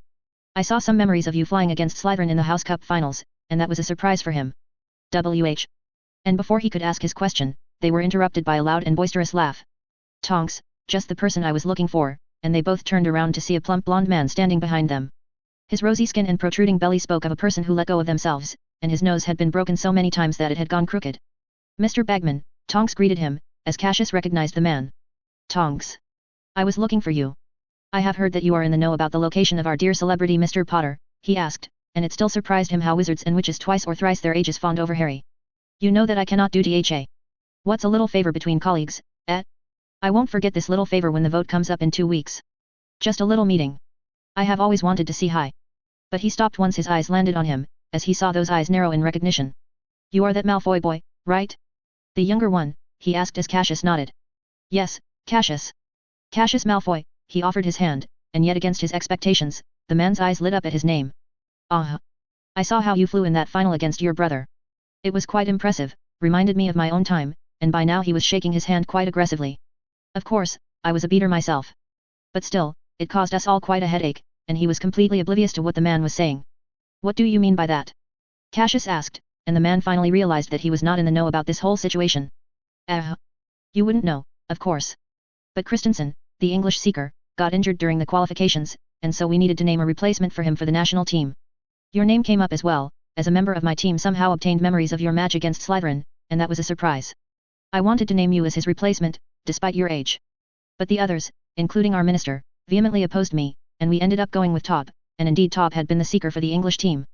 And we all know how that went," added Tonks from the side, as Bagman nodded. "Yet. A shame, if only Fudge had listened to me, it would be England in the finals today," and he had not heard about such a development at all, and so he did not know what to say. "But don't take it to heart. You have a bright future ahead of you in the sport. Next time, I promise I will get you into the team even if it costs me my job," he said, slapping him on the shoulder. "Come on, Harry, it's almost time," he heard Sirius's voice from behind, and as Bagman did a 180 and turned around to see Harry, Sirius, and Ron coming out of the tent. Sirius. How have you been, my friend?" And the man leaped towards the brown-haired man, moving in to hug him, though he stopped as Sirius backed away, as they began to talk. "Bagman, you have not answered any of my letters. Sirius asked with a rather forced smile, as the plump man began to sweat and make excuses. Was he telling the truth? He asked Tonks, who nodded. Yes, I heard about it myself a few days ago from a friend in his department. She was the one who showed me your flying as well, and though he had never considered playing Quidditch professionally, he was still a bit angry at Fudge for getting in his way. Though, don't fall for his words. Bagman's as slimy as they come, Tonks warned him, not that she really needed to, as he saw the man sweat in front of Sirius. He did not speak up for you at all against Fudge. He says that he will vote for Amelia in the upcoming election, but she has warned us all that we cannot count on his vote. The man's quite a character, and I have heard that he has built up quite a big debt, and that made him shake his head, as he heard the man whisper to Sirius, as he pulled him to the side. Perhaps I can interest you in a wager. 0000. Harry Potter. The final was as exciting as he had hoped, and he jumped up and down the stands, and watched the Irish players race through the skies, playing with a pace that the normal eye could barely process. Another goal by the Irish, who extend their lead to 130 points. If this goes on any longer, the Seekers will become entirely useless. And the commentators were right, as Harry focused on the Bulgarian Seeker with his binoculars, and could see his frustration with his team. It would not be wrong to say that Krum had carried the Bulgarian team to the finals, but even as skilled as he was, he proved no equal to a rather talented and well-prepared Irish team. No. You have to get the snitch, Krum. Ron shouted from beside him, while Hermione, beside them, remained conflicted in her choice of enjoying the match, or explaining it to her parents. Cassius Malfoy was here as well, devoid of any merchandise at all. He simply stood there watching the match with little interest, though Harry had not missed him glancing towards the box to their side, where his brother Draco stood watching the match. The adults all sat beside them, the ministers of both countries and other ministry workers, including the head of the DMLE, Amelia Bones, who seemed rather friendly with Sirius, unlike their current minister, whose face had swollen up at the sight of his godfather. And he could hardly compare his life before Sirius to the one with him, for there was such a contrast in between them. And for the first time in his life, Harry could understand what it meant to have parents in his life, as he realized that he was not alone in this world. I wouldn't say that. And it was Bagman who added as the Irish scored another point, extending their lead to 140. Say what you will, but Lynch has been involved plenty in the match. The Irishman has shown himself to be a modern Seeker with his unique tactics. And indeed, Lynch was an average Seeker on the international stage. He was good, but it was well known that he was no match for Krum and his talent. So, the Irish Seeker had taken a rather different approach, and their team had taken a page out of their Ravenclaw team and was playing as a disruptor just like Cassius Malfoy did for his team. Lynch has basically killed what little offense the Bulgarians have tried to muster. We are seeing a rout here. Goal. And now the difference was 150 points, with the Irish team at 170 and the Bulgarians at 20 only. Now the match is done and dusted unless the Bulgarian team can mount a historic comeback. Which seemed highly improbable, given that they were all quite demotivated, including Krum, who was now shouting furiously at his teammates. And he is off. Lynch has suddenly taken off. And the Irish Seeker suddenly whipped through the air, as Krum made to chase him. He has seen it. Lynch has seen the snitch. And the match ended with the favourite team taking it all. Krum, for all his brilliance, could not overcome the Irish's trickery, who lifted the World Cup, much to the dismay of his friend Ron. I cannot believe it that Ireland won, Ron complained, even though it was not really a surprise. They were the favourites and had the better team. It was just that everyone was too mesmerized by the brilliance of Victor Krum, that they thought he might be able to turn away the odds in their favour. We can, the twins chirped from the side as they danced in the tent, as noise from people shouting, chanting, and using explosions shook the entire ground. But it was Krum. They basically pushed him out the entire match, Ron complained, folding his arms. Well, their strategy was very good, similar to the one that the Ravenclaw team had used against the Slytherins. And how the hell did they use the same thing as those Ravenclaws? And he had the same question. It's 'cause of Boot, right? One of the twins asked the other, who nodded. Yeah, that was definitely him, and both he and Ron perked up at that.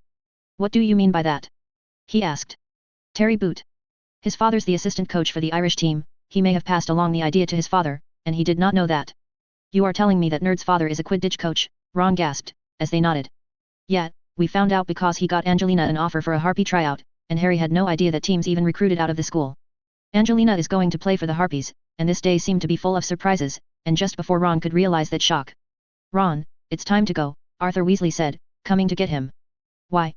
It's far nicer here than our little tent, Ron complained, and if the older Weasley minded that he did not show, as he asked. We have to pack up and go back, Ron. I have just managed to convince Dan here to help me out with my car, and Hermione's father smiled nervously, and his involvement seemed more forced than voluntary. So get ready, we are going, and Ron sighed as he pushed himself off of the couch. It seems I must go now, and with Sirius busy talking with a few of his past colleagues, and Cassius busy with his own friends, Harry realized that he might find himself all alone. Sirius, he called out as he ran towards his godfather. Sirius, can I go with Ron and Hermione, and spend the night at the Burrow? He asked, and he saw Ron's mood brighten immediately as he turned towards the Weasley matriarch. Is it fine with you? He asked. Of course. Harry's always welcome at the burrow. It wouldn't be a bother at all, she smiled, as Sirius seemed to think about it for a second. Promise me that you will be careful, and Harry smiled as he agreed. Thank you, he said, hugging Sirius as Ron jumped up in joy. Yes, with Charlie and Bill back, we can even play a full game of Quidditch. 0000. Daphne Greengrass. The final was over, and Ireland had won. It was a result that surprised no one, though the dominance of the Irish side may have come as a surprise to many, including perhaps even her best friend. Don't tell me you were rooting for the Bulgarians.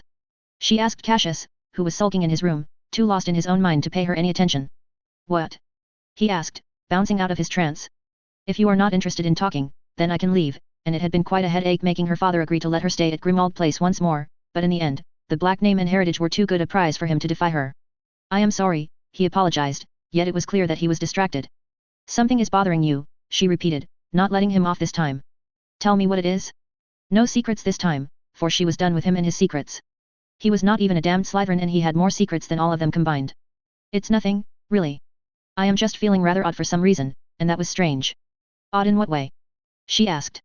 Odd in a bad way, like something bad is about to happen, and she looked around, and saw no indication to support his reasoning. The people outside were being rather loud and overt with their celebrations, and would cause a major headache for the ministry in keeping this all hidden from the muggles. I don't feel it, she whispered back, as his lips thinned. And please don't tell me that you are a seer, she chimed in, as he raised a brow. Maybe I am, and she shook her. Then I do hope. But suddenly she stopped as the shouts from outside turned to screams in an instant. What the? She gasped, and perhaps it might just have been her misconception if not for how Cassius had reacted, with him jumping to his feet and taking out his wand. Get your wand out, he told her, and she reached into her bag and summoned her wand as they both rushed out of the room. Sirius! Sirius! Cassius was shouting, and as they came to the hall, Sirius was just leaving the tent. You two stay in. I am going after Harry and the rest. And Cassius was left shouting. What's happening? He asked. I don't know, but stay put. He ordered, and suddenly she remembered one thing she had entirely forgotten. Tracy and Astoria, she whispered to Cassius as Sirius ran out of the tent, leaving them alone. Cassius gritted his teeth for a second as he rushed out of the tent and saw the chaos outside. Where were they the last time you saw them? He asked, and she pointed towards the edge of the field where Astoria and Tracy had gone to meet their friends. Stay behind me, and stay alert. We cannot get separated. And with it he broke into a stride towards the edge of the field, cutting through the rampaging crowd as he continued to look around. Look there, she whispered as she saw a spell racing into the skies, the clouds beginning to shift, and a massive green skull with a snake coiling around it beginning to take form. Impossible, she whispered, recognizing the mark at once. Daphne. Cassius called out to her, motioning for her to follow him as they reached the edge of the clearing. There is no sign of them, he shouted, as suddenly she remembered something rather crucial and reached for the necklace around her neck and pulled it out, breaking the chain. What are you doing? He asked, gasping. This necklace. Our mother left this for us. It's a pair, and the light in it shines brighter when they are close to one another, and as she opened the locket, she saw that the light was glimmering slightly, as her heart leaped with hope and joy. She is close to us, she whispered and walked in a few directions, and saw it brighten up as she moved forward. Forwards, she called out, now taking the lead as Cassius ran beside her, as they rushed into the dark and damp woods. Just her. But before she could say anything more, she felt an arm pull her back, and as she tried to scream, she felt a hand cover her face. Stop. And it was Cassius who had stopped her, and as she looked to the side where he was pointing, she saw 4 girls standing there, including Ginny, Tracy, Luna, and her younger sister, all huddled together as 4 men circled them laughing, and wagging their tongues as Tracy screamed. Get away from us! She screamed. That's Fenrir Greyback. He whispered, and her heart sank as he slid off her mouth, as she saw his grey eyes glint. A shame that we couldn't find the boy and the other girl. But we will have to make do with this one. Greyback laughed as he looked straight at Tracy. And she wondered which boy they were talking about. Silver, he whispered to her, and she saw him transfigure a few branches into silver blades as he prompted her to do the same, and she remembered their lesson from last year. I am going to make you an opening. Take Tracy and the rest and run. I will come in just behind you, and she nodded, as she transfigured a few branches into blades of silver as well, as Greyback dropped to his knees. Let's get this over with. We don't have much time to waste.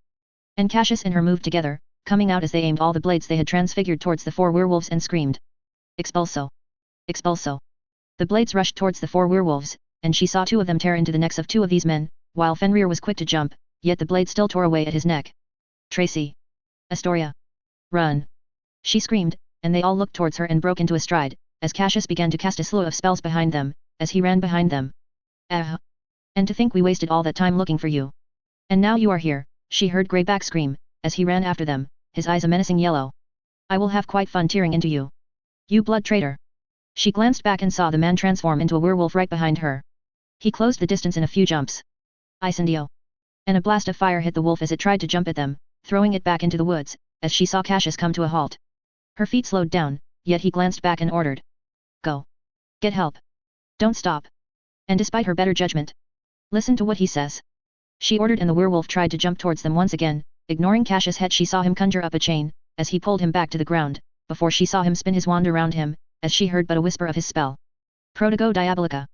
And the fire around him roared at his command, and formed a circle around him, enclosing them both in a circle of fire, as Greyback got back up and glared at him. Help! Help! She screamed as she saw the red aura robes, and as the aura turned back to face her, heart eased up. Tonks! Tonks! It's Cassius, she screamed, and it was none other than his cousin who quickly recognized her and rushed towards them. Daphne! What are you guys doing here? But she did not let her finish. Back there! Greyback and Cassius, and that was enough, as she saw her pale. Dawlish, take them away. I am going after my idiotic cousin. And another aura rushed towards them, as Tonks broke out in a stride. Tracy! Keep an eye on Astoria, and she ran after her, even as her sister and the aura screamed her name. Where do you think you are? But she was not listening as she ran towards the massive fire she had left behind, and as she came closer she stopped at the scenes in front of her, as she saw Cassius standing there with green flames coming out of his wand, as the woods were filled with the screams and screeches of a werewolf. Despite its tough and resistant hide, she saw those flames eat away at it, and she saw Fenrir turn back into a human and fall to his knees. Spare me.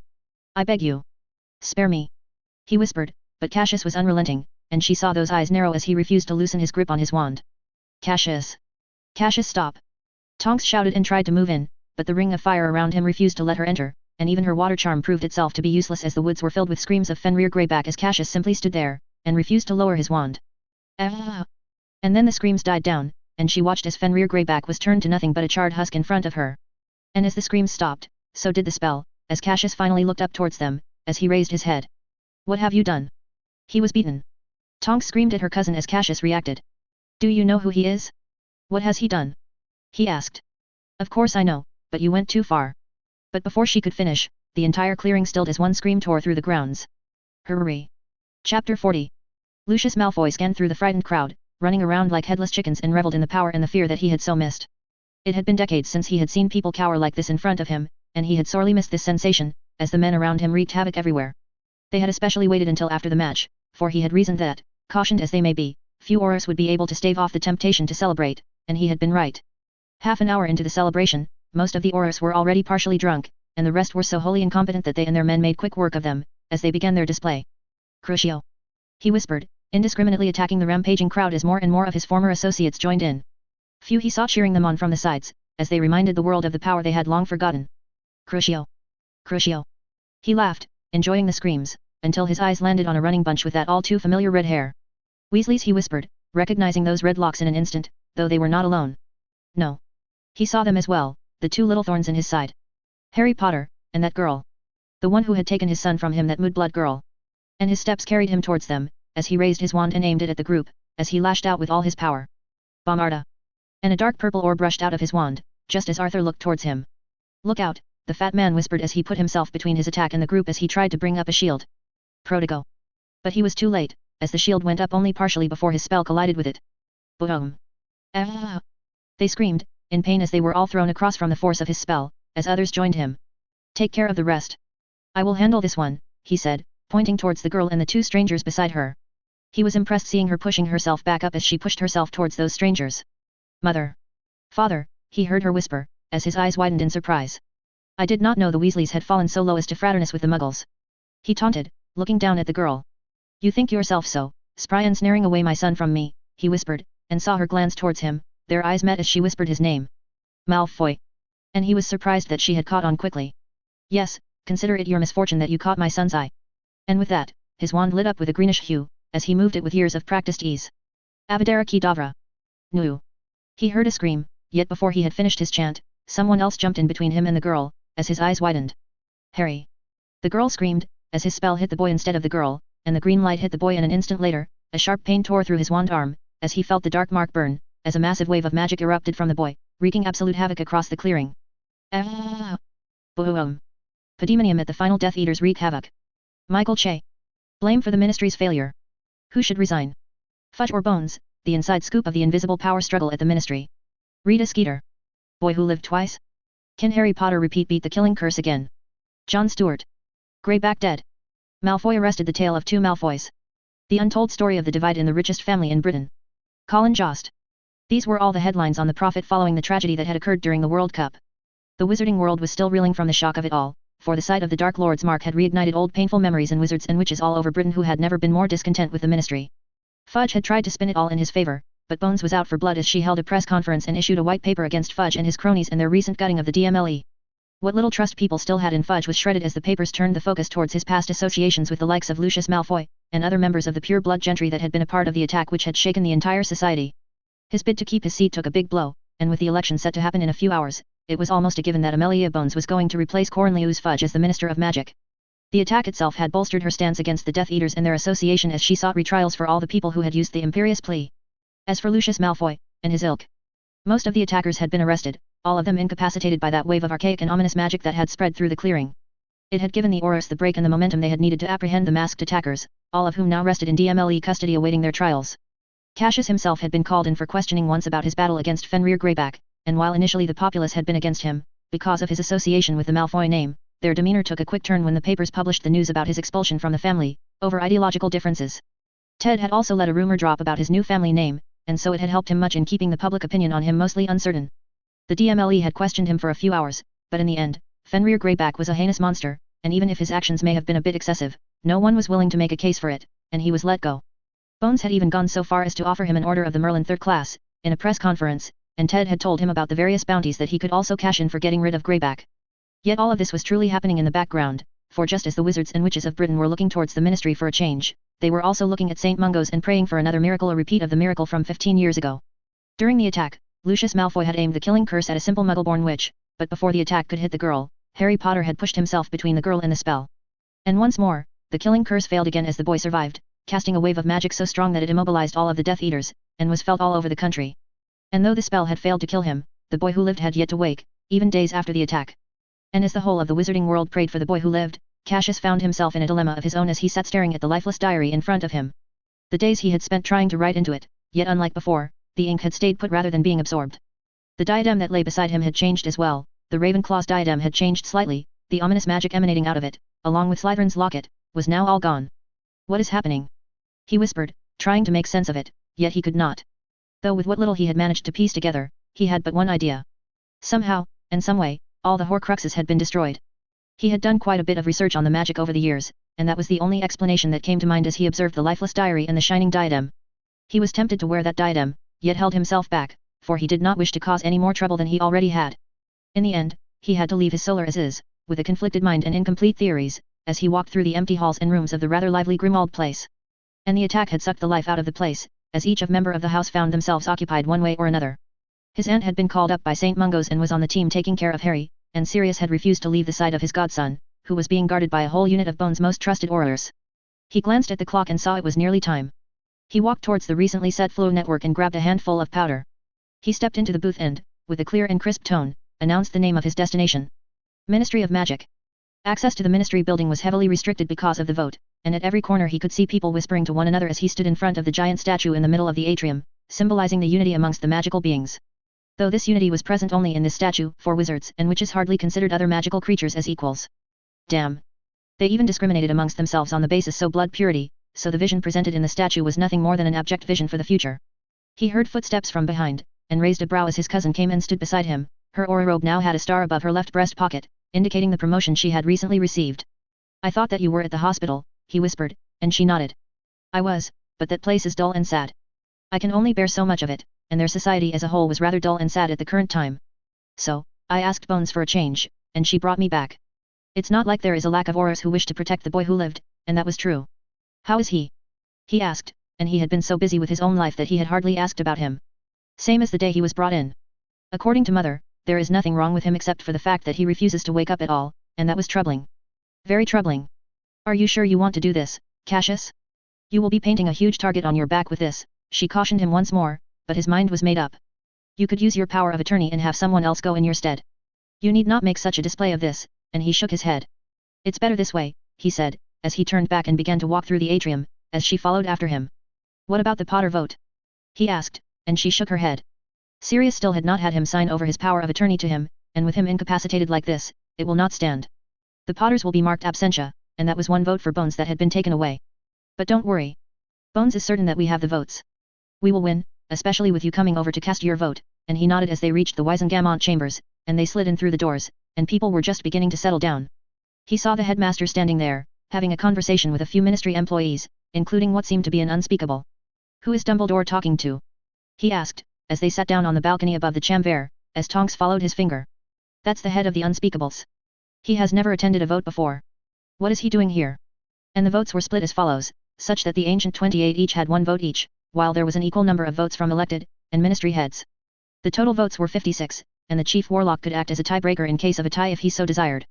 Though Dumbledore had hardly ever used his powers, as the clock rang, the man took his spot at the central dais, and all the lords settled down.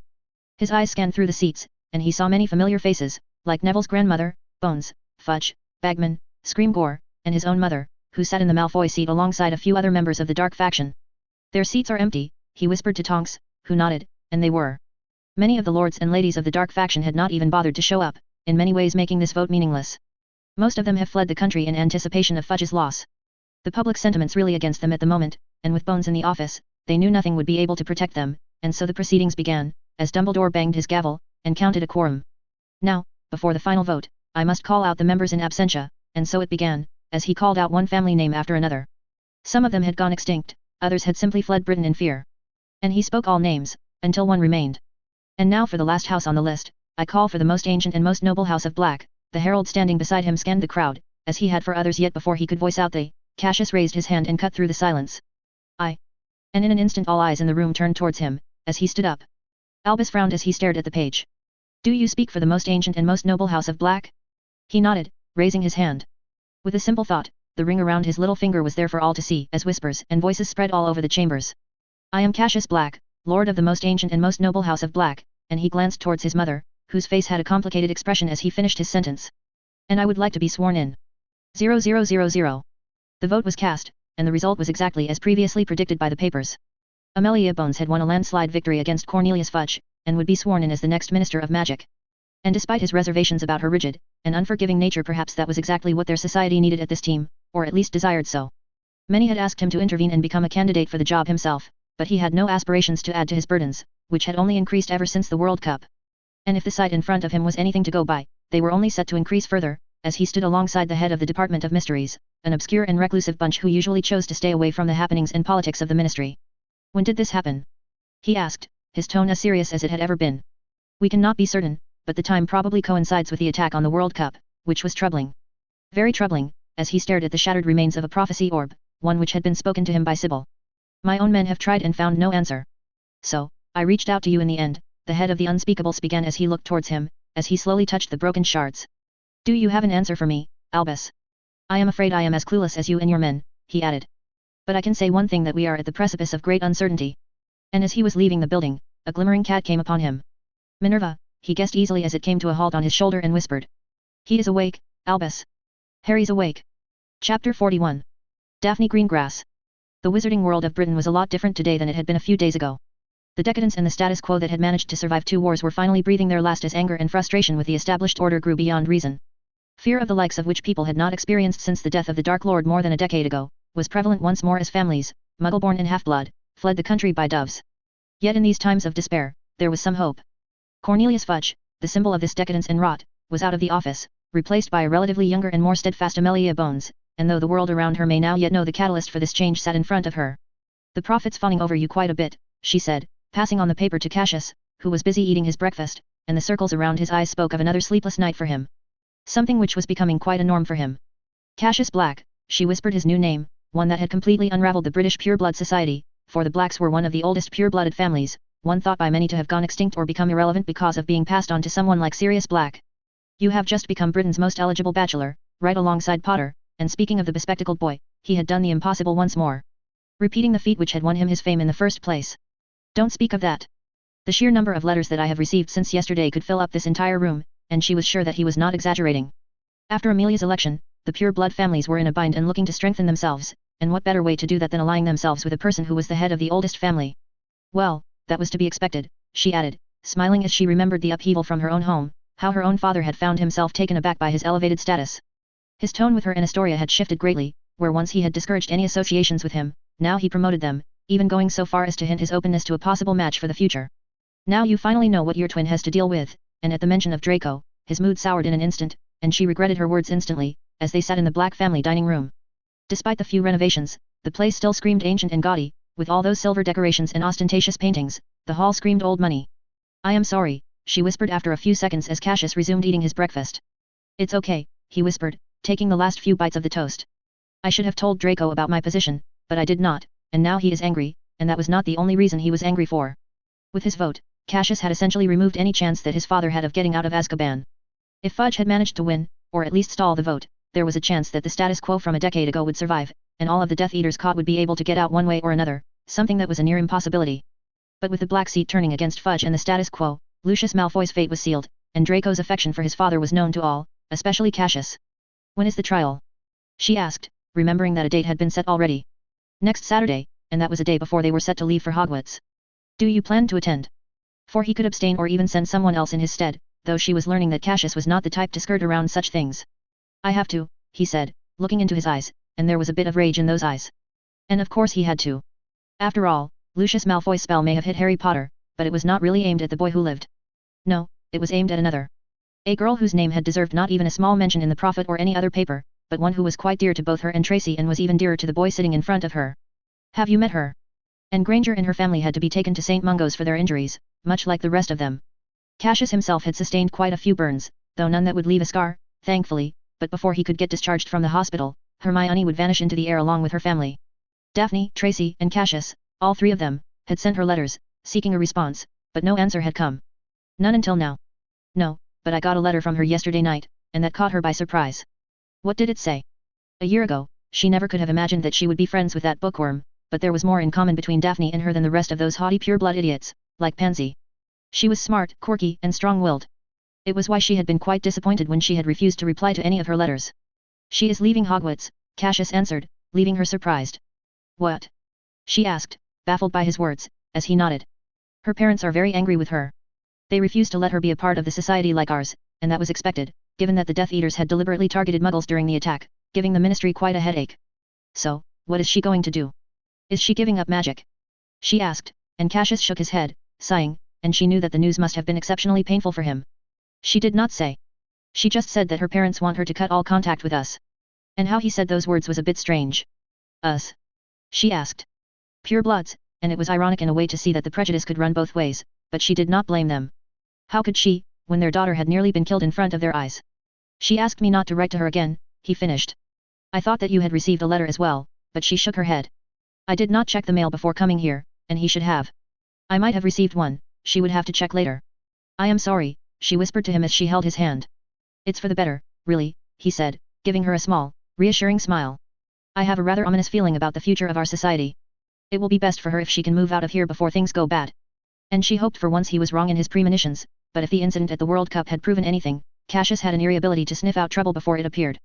I do hope you are wrong, she whispered and he nodded. So, do I, and he held her hand tightly as he said those words. Speaking of that, Astoria wanted to come and thank you for saving her, but she has been bedridden. He shook his head, quickly understanding what she was about to say. There is no need for that, and she smiled. However, the memories of that night still haunted both Astoria and Tracy, who had nearly lost their lives to Greyback and his ilk, and despite what others were saying, she was thankful that Cassius had decided to put down that rabid monster once and for all.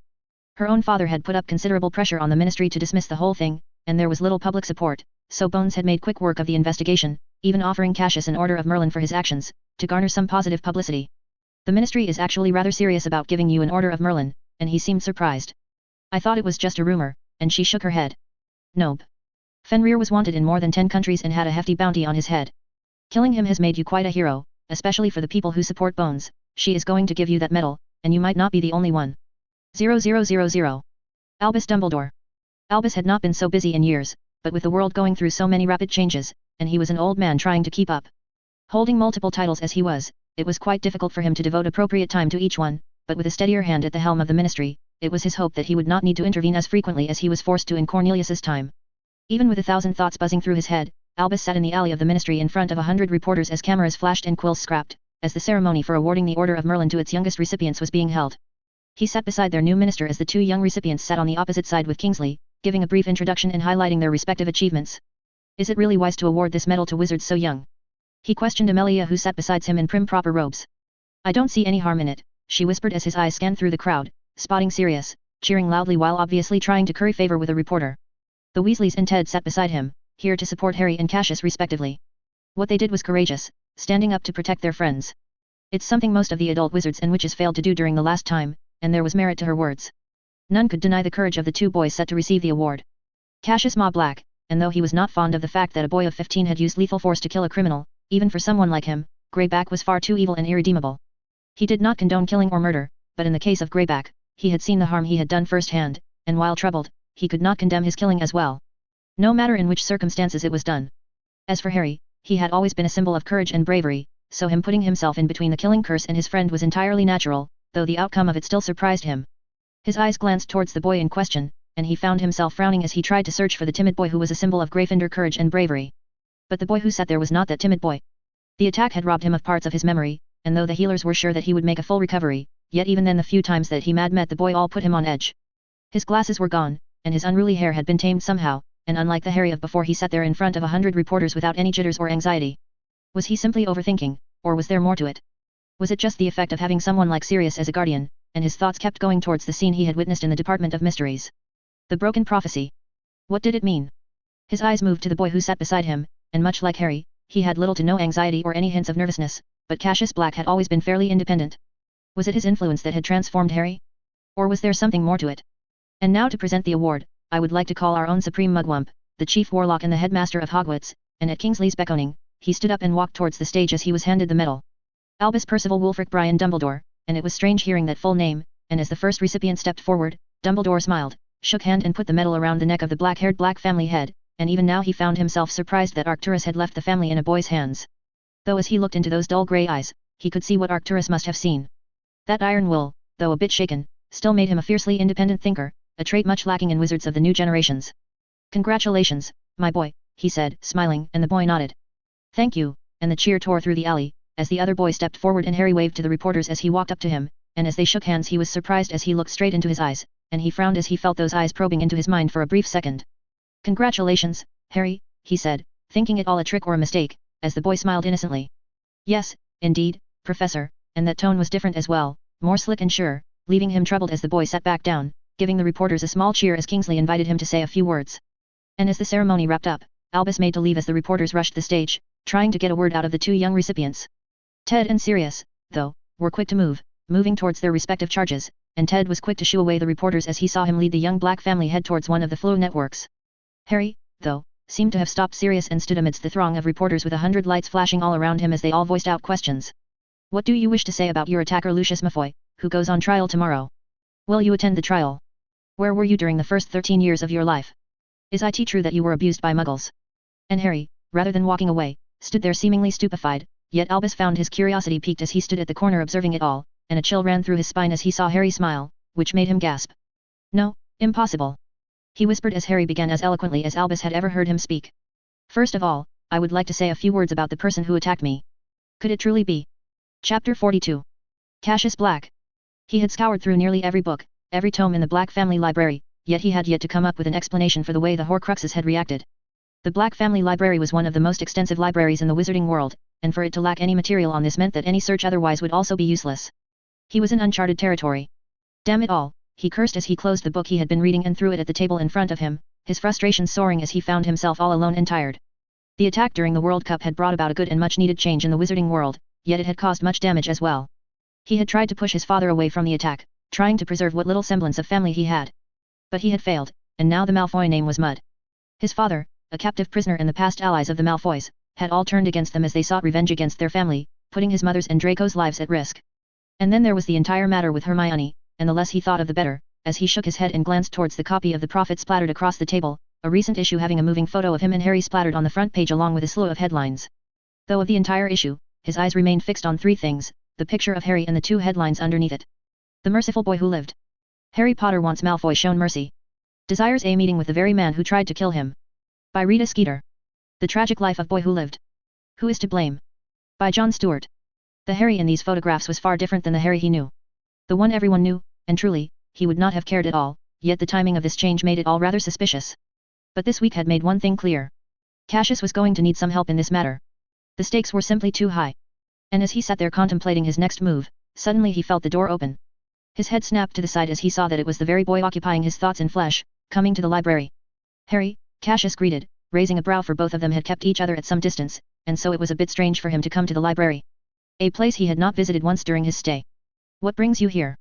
He asked as the boy entered the library, and one thought from him, and all the texts and tomes in the room became inaccessible to him, as Harry smiled and shrugged. Nothing, I just wanted to know what's been keeping you so busy, and Cassius raised a brow. Nothing, just homework, and Harry held back a scoff as he began to saunter around the room.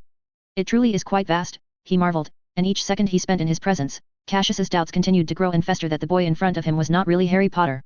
So, the trial is tomorrow, right? And Cassius nodded. Yes, it is, and if the rumors were true, Harry was going to meet his father tomorrow as well. Do you intend to go? And Cassius did not want to answer. I do, he had no choice, as Harry failed to pull out one of the books, and turned to look at him strangely.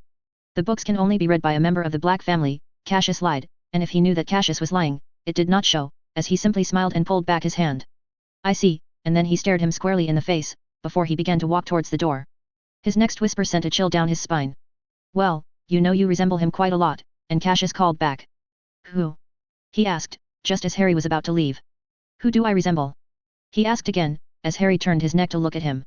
Sirius's younger brother, and that was it, as Cassius's heart sank as he pulled his hand behind his back, and took out his wand.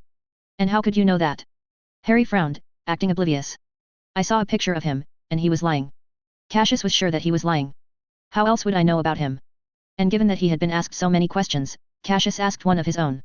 You have changed quite a lot, Harry, haven't you? Any specific reason? And in that moment, Harry gave him a smile, one that had little malice in it as he answered. Of course, I now finally know what it means to be loved. 0000. Albus Dumbledore. This had become routine for him at this point. Despite his hopes to the contrary, with the start of term but a few days later, Albus found himself in search of someone to take the professor role.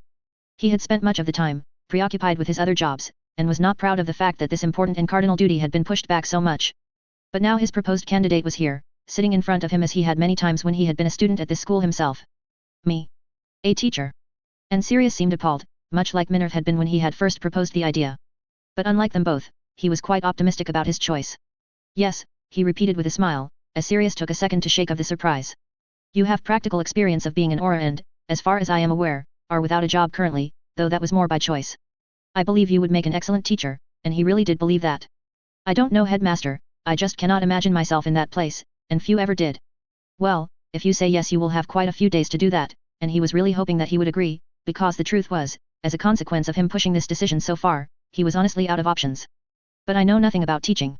I don't have a plan for the lessons, or anything of the sort, and he had already thought of that, as he reached into his drawer and a file flew out, and settled right in front of the young man. These are Remus's lesson plans. The ones he used last year. Minerva has made a few improvements to them. Otherwise, they were very well thought out. You could simply use them, make a few changes of your own, and I believe that would serve you well, and Sirius opened the file and began to skim over it. Minerva? Does she know that you are offering me a job as a teacher? He asked, smirking, and he nodded. She knows, and Albus saw him skimming over the file, and he seemed half convinced. Well, I am not asking you to take up the position permanently, he added, though he hoped otherwise.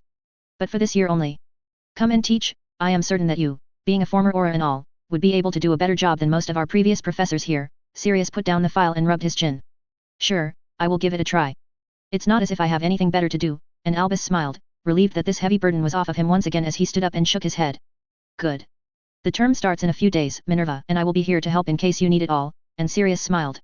Thanks, Albus. With that done, he moved on to the other dozen duties and pending tasks. With Hogwarts serving as the host for the Triwizard Tournament this year, he had much more to do than in the usual year. Yet even amidst it all, his mind continued to return to the scene he had witnessed at the Department of Mysteries. The broken prophecy and the changes he had observed in Harry continued to haunt his thoughts.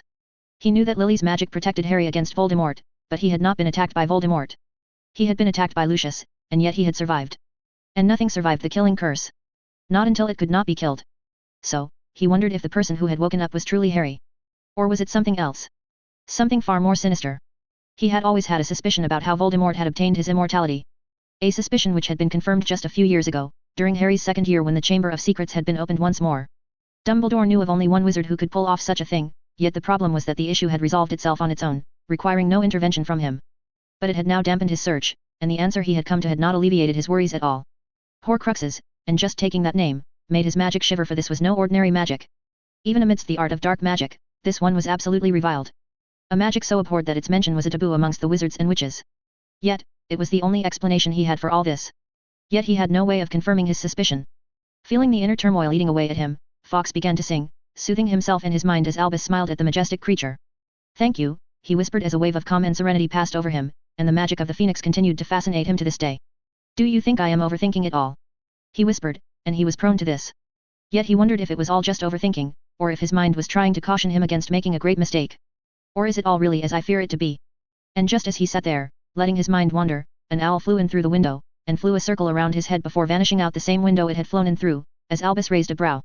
"A letter, at this hour," he whispered, looking at the piece of paper in front of him, and he slowly reached for it, and it was a regular letter, having only a simple page inside it, with but one line printed on it using a Muggle printer. "I believe it is time for us to meet." And he frowned, and the sender had mentioned no name, hinting that they knew that Albus knew of their identity. And he found it strange that they had reached out to him like this. That he had reached out to him like this. And after raking his mind, he could think of but one reason. Could it be 0000? And a despondent Lucius Malfoy sat in his cell, waiting to be taken to his trial. His entire right arm had been burnt, and even the best healers remained helpless to cure him. Not that it would matter, given that he would either be dead soon, or would spend the rest of his life in Azkaban. The attack had been successful, his men had been able to neutralize the Ministry's auras quickly, yet despite it all, the entire thing had unraveled itself because of one action. One spell. And Lucius wondered if the outcome would have been different if Potter had not simply pushed himself in between his spell and that wretched mudblood girl. There was a knock on his door, and he frowned as the door opened and an aura walked in, speaking up. "You have a visitor," and he moved to the side, and in walked a face he had not expected at all. The boy had changed since the last time he had seen him, and his glasses had shifted. But the change went beyond simple glasses and hair. No, his very demeanor was different. "Harry Potter?" he asked, and the boy smiled, as the aura gave him a nod. "I will be just outside." And the boy nodded and came and sat down opposite to him. "How are you still alive?" But that is the question, is it not?" he began, making him frown. "Am I really still alive? Am I really Harry Potter? Or am I something else?" And those eyes shifted, as he took off his glasses, as Lucius felt an all too familiar burning on his burnt arm, just where the dark mark had been before. Something different. And the eyes shifted in color, turning into that all too familiar red as Lucius fell to his knees. "My lord." Chapter 43. Lucius Malfoy stood at the center of courtroom number 10, with the minister and the whole jury seated above him. The expectations had been that the man would plead not guilty and that he would fight tooth and nail to avoid going to prison. Yet much to the surprise of everyone, Lucius Malfoy had done no such thing, and had pled guilty to all charges brought against himself, and even now as he stood there at the center of the hall, he did not have the look of a defeated man. "All those who find the defendant guilty?" asked Amelia Bones, and many hands went up, few in fear, few in trepidation, and many in rage. The most prominent one, though, was of his son, the second one who sat in the trial as representative of the House of Black. All those in favor of showing mercy. And this time again, many hands went up, many more than one might have expected, and this time the most prominent one belonged to none other than Harry Potter, the very victim of the man's attacks. Yet despite his benevolence, the Wisengamot had voted. By a vote of 28 to 20, the defendant is found guilty and sentenced to life in Azkaban. Bang! The hairless son Cassius Black. The boy who lived call for mercy goes unanswered. By John Stewart. The Grudge of a Son, a new chapter in the Black Malfoy Rift. By Rita Skeeter. Cassius Black. The result of the trial had been a bit different than his expectations, but in the end, despite the strong campaign by Harry Potter, Lucius Malfoy had been sentenced to life in Azkaban by the Ministry. Yet, the wizarding world was rather flawed, and its greatest fallacy was its worship of its heroes. In just a few weeks, they seemed to have forgotten the severity of the attack and its consequences, and were swallowing the mercy and forgiveness being paraded around by their so-called chosen one. "Why are you reading this drivel?" asked Daphne, as they sat in their compartment on Hogwarts Express. "It just caught my eye," she said, and she pulled the paper out of his hands, scanning the headlines herself. She pushed back her blonde hair and scanned the prophet, clicking her tongue. "Those idiots, calling you cold and heartless," she scoffed, as Cassius' gaze lingered on the scenery shifting outside the window as the Hogwarts Express carried them to their school for a new year. And it was not really the words that affected him, but the person instigating it all. And though it may all seem natural at first glance, if one were to focus, they could see the hand drumming up this opinion. "I don't understand Potter in all this," she added as Cassius's head snapped towards his friend, who seemed quite angry on his behalf. Hermione was a friend of his, wasn't she, and he was the one who was attacked, and that was why they called him cold and heartless. For the benevolent Harry Potter, the boy who lived twice, had chosen to forgive his attacker, yet his very own son had decided to vote against his exoneration. A sentiment that was shared by Draco, if the way he had gazed at him was any indication. Perhaps, I should confront him myself and give him an earful. But he was quick to stop her, as he responded on instinct. "Stay away from him," his words made her head snap towards him, as Daphne frowned. "From who?" She asked. Harry, he cautioned, and the frown deepened as Daphne put away the prophet and asked. Why? We are not friends per se, but we have become familiar with one another over the years, she said, and she had been a frequent visitor to Grimmauld Place, so her interaction with Potter had only grown. However, the worrying thing for him was whether that person really was Potter or not. Just listen to me on this, he said, not knowing what to say, for all he had at this point was a hunch, and though his hunches had a history of being right, that was no way for him to confirm it as of yet. What aren't you telling me, Cassius? She asked, her frustration and anger evident in her tone. I thought we were done keeping secrets from one another, and he sighed, rubbing his face. Harry's changed quite a bit, he added finally after a minute of thought. Daphne frowned. Yes, but why does that matter? She said, not understanding his apprehension.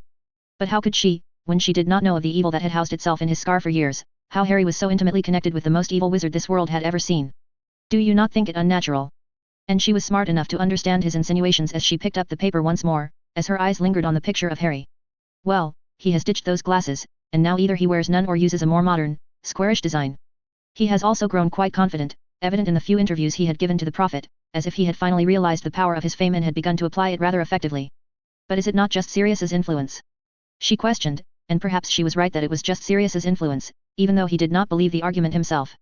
Sirius is one person, and I refuse to believe that just one person can completely change someone's personality, he defended his point of view. Then what are you insinuating? She questioned, and he did not answer at first. I just don't think that this is the Harry we know, and he kept his theory to himself, for he did not wish to alarm her any more than he already had. But he wanted to caution her as well, so that she might be on guard, for if he was right and it was indeed the Dark Lord masquerading in Harry's skin, they were in a whole lot of trouble. Then who is it? She questioned, and he shook his head. I don't know, but just be cautious. Avoid him as much as you can and tell Tracy, Astoria, and the rest of your friends to do the same, and if she doubted him, she did not speak up as she nodded. I will do as you say, and Cassius sighed as he turned towards the scenery outside once more, and the skies had begun to darken now, indicating that they were getting closer and closer to their destination. And thank you, she whispered, making him frown now. For trusting me with this, and given his rather secretive nature. You were the one who said it, no more secrets, he said, and she smiled. Any progress on Astoria's curse, and now that she had full access to perhaps the most private and prominent collection of books in Britain. Yes, and he raised a brow, for despite the good news, she seemed rather down. I was able to track down the person who may have cast this curse on our family, and that was good news. And who is it? He asked. It's an old family that has now gone extinct, she added as her shoulders. Which one? Marcellus Gaunt. The Gaunts were a family that claimed themselves to be direct descendants of Salazar Slytherin, he completed her sentence, much to her surprise. Yes, but how do you know that? Tell me more. 0000. Albus Dumbledore. After all the troubles that their world had suffered during the summer, it warmed his heart to see those bright, bubbling, and hopeful faces of his students once more. The world outside had its troubles, with politics, wars, and many other things. Despite his best efforts, there was little that he could do to spare them from the troubles of the outside world. But in here, in these halls, he had the power to give them hope, peace, and an opportunity to pursue their dreams without judgment and fear. And as the last student was sorted, his eyes lingered towards the Gryffindor table, towards the peculiar spot where sat perhaps the most popular wizard in all of Britain. And seeing Harry, his mood grew pensive as he saw him with those new square glasses, and that rather elaborate smile.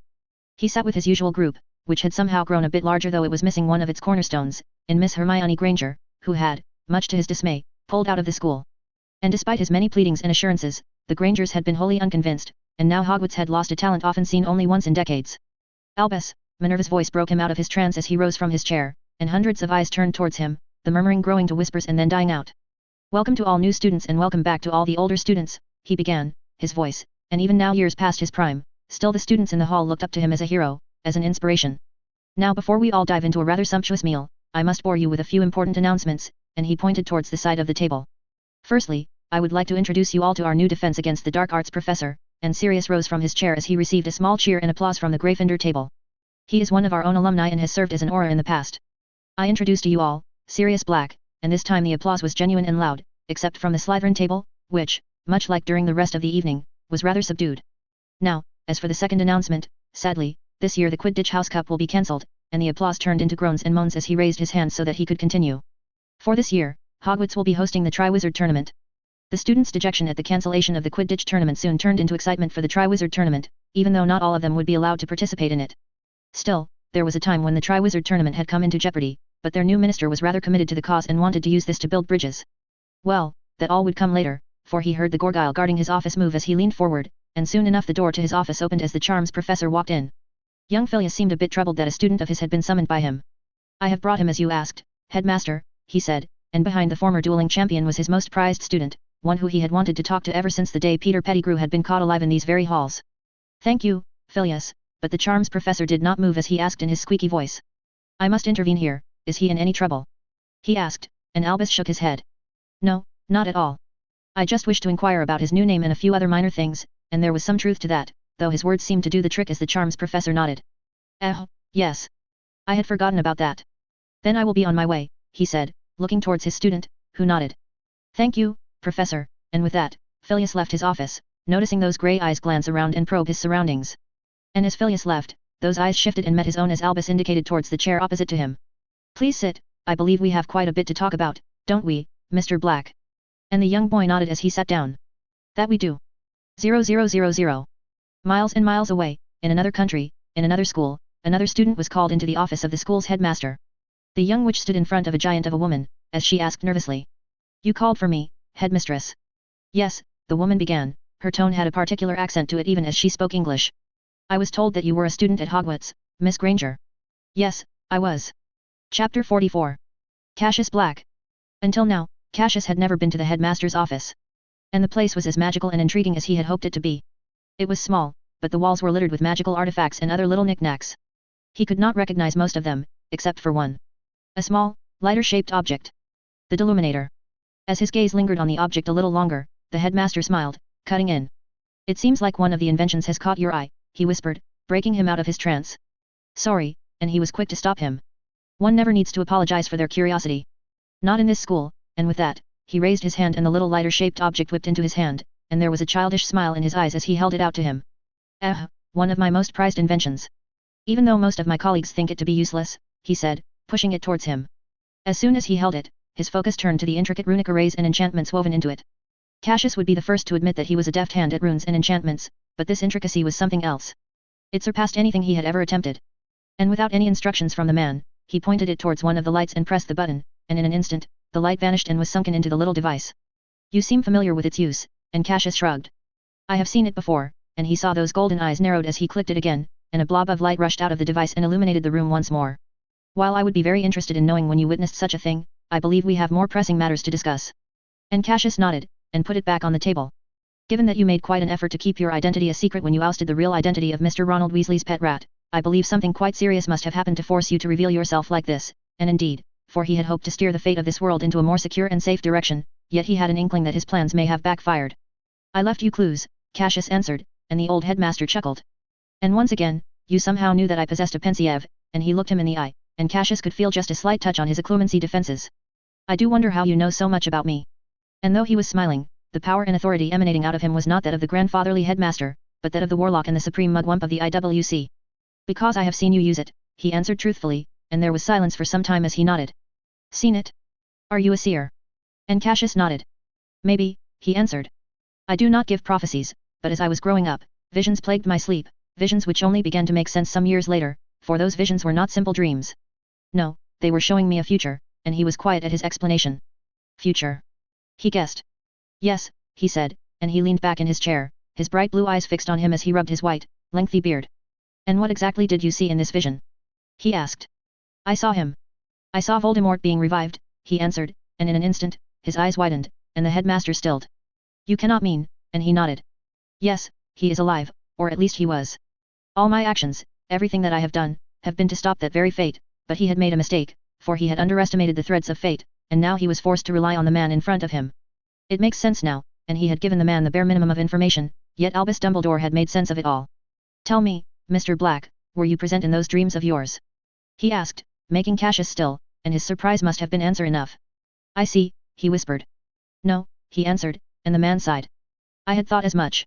But regardless, something dire must have happened that you are here in my office, and I believe that this concerns Harry, and he nodded. Yes, and with that, Cassius reached into his pocket and took out his wand as he put it above the magical pouch. Oxio, he whispered, and in an instant, the diadem of Ravenclaw flew into his hands. This, and Dumbledore gasped in surprise as he placed the relic on the table. Yes, this is the real diadem of Ravenclaw, he said, and the headmaster's gaze remained fixed on the ornament, as if he were eyeing it as the most precious thing in the world. And just a few weeks ago, it also housed a piece of Tom Riddle's soul. And his excitement dimmed at once as those eyes turned towards him. What do you mean? He asked, and by then, he had also taken out the diary and Slytherin's locket and placed them beside the diadem. This was the secret of his immortality, as you may already suspect, he answered. Horcruxes. He whispered, and the sheer mention of that magic shook the air in the room, and Cassius nodded.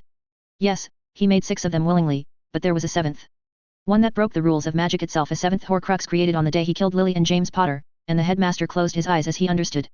So, it truly was as I feared, and indeed. Harry Potter had a Horcrux in his scar, and the old man closed his eyes and took off his glasses. His grief and weariness began to show for the first time as the old man rubbed his eyes. Merlin. I had feared as much for years, yet I lacked the proof for this, and he then gazed at the table, and reached for the diary. Tom's diary, he whispered. I believe this was our culprit for the events of your 2nd year, and he was smart. Yes, Cassius nodded. The remnants remained awake and could wield quite an influence if handled without care, and he nodded. Yes, and you seem to have built quite a robust defense, and it was twice now that he had tested his occlumency barriers. Your occlumency shields are better than what most adult wizards can muster, but still keeping these artifacts with you was quite risky, he chastised him, his frustration obvious in his tone. I know, but there was no one I could trust. Cassius refused to back down, and the headmaster was silenced. And yet now you sit in my office, showing me all of this, he asked, and he bit his lip before he answered. Because, as much as I mistrust you, I know that you are the only wizard with the means and the knowledge to make sense of what I am about to tell you. These things, these Horcruxes, I only found them because I saw you and Harry search for them, that was until you did. And he stopped himself, but he had already said enough as the headmaster finished his sentence. Died. And he said it with such nonchalance that it surprised him. Yes, Cassius whispered. You entrusted the task to Harry and his friends, but because of your secrecy and actions, too many people suffered. Too many people died because of your inaction, Cassius retorted, and the man had withered now and had a forlorn look on his face. But that is all in the past now. I made contact because something very serious happened a few weeks ago after the attack on the World Cup, he began, getting a bit tired of veering off topic. The Horcruxes, they became empty, whispered the headmaster, and Cassius nodded. I would not have been so concerned if not for the changes in Harry, and at this, the old man perked up. So, you have noticed them as well, he whispered, putting back his glasses. Yes. The changes are too profound, as if he is a completely different person, as if he has become Tom, Dumbledore finished. I have noticed it as well, and having taught the young Tom Riddle, the resemblance in their behavior is quite uncanny, and so he was right. Harry had changed, and for some reason, a part of him had hoped that he had been overthinking this, that he had been wrong. That is why I made contact, because if it really is Tom Riddle masquerading as Harry Potter, then we need to do something, and Albus Dumbledore was quiet as he examined the 3 objects in front of him. You said that you intended to destroy these objects, he asked and Cassius nodded. Yes, and he looked him in the eye. How? He asked. Well, I had a few ideas about that. There is a spell that can destroy them, the Fiend Fire spell. I have been trying to learn it for some time, and then there was Basilisk Venom if that did not work out, and he stopped, and blinked a few times. Basilisk Venom. And Cassius nodded. And how did you plan on getting this venom? Cassius was nervous, but he answered truthfully. Here from Hogwarts, and it took him a few seconds to figure it out. The Chamber of Secrets, and Cassius nodded. Yes, and the man leaned forward. You know of its entrance, and again, Cassius nodded. I do, but the knowledge is useless for it can only be opened by a Parselmouth, and that seemed to lessen in his excitement and alarm. For a Ravenclaw, you have a Gryffindor's heart, he whispered as Cassius shrugged. But are you a Parselmouth? He asked, and Cassius shook his head. No, but I was trying to learn it, and the old man smiled. I believe that endeavor is far more dangerous than you think. However, you won't need to learn it now, and he raised the Slytherin's locket. Do you know what this is? And Cassius nodded. Slytherin's locket, he answered, and the older wizard agreed. Indeed, yes. And though it is not known to many, but Salazar Slytherin made this locket for a very special person in his life, a woman he had fallen in love with, and he wished to share his gift with her, and Cassius's eyes widened as he realized what he was trying to say. You mean? And the headmaster nodded. Yes, the locket, much like all the other founders' treasures, has a special ability. It can grant its wearer the ability to read and speak Parseltongue, and he had not known that, though he had done very little research on the topic. The man eyed the locket. There are oath. I believe I have heard enough secrets for a day, Cassius said, and the old man sighed, his age showing as he smiled at him. I know that you had your reasons for mistrusting me. However, I shall endeavor to earn that trust, and Cassius truly hoped that he had not made a mistake in sharing it all with the man. The diadem of Ravenclaw is a great treasure for this school, and you deserve a reward for bringing it to me.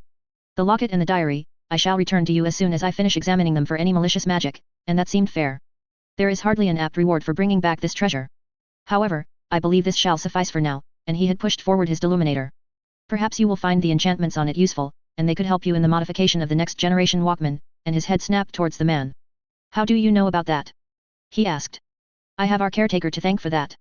He confiscated the device from the young Miss Greengrass, who was quite energetic and forceful in trying to get it back. Most of the staff did not understand it, and so it landed in my office, and neither Daphne nor Astoria had told him anything of the sort. I was quite intrigued by the design and ingenuity and found myself inquiring about the creator of the device, and he was pretty proud of his work. Thank you, Cassius said. Now I believe it's late enough.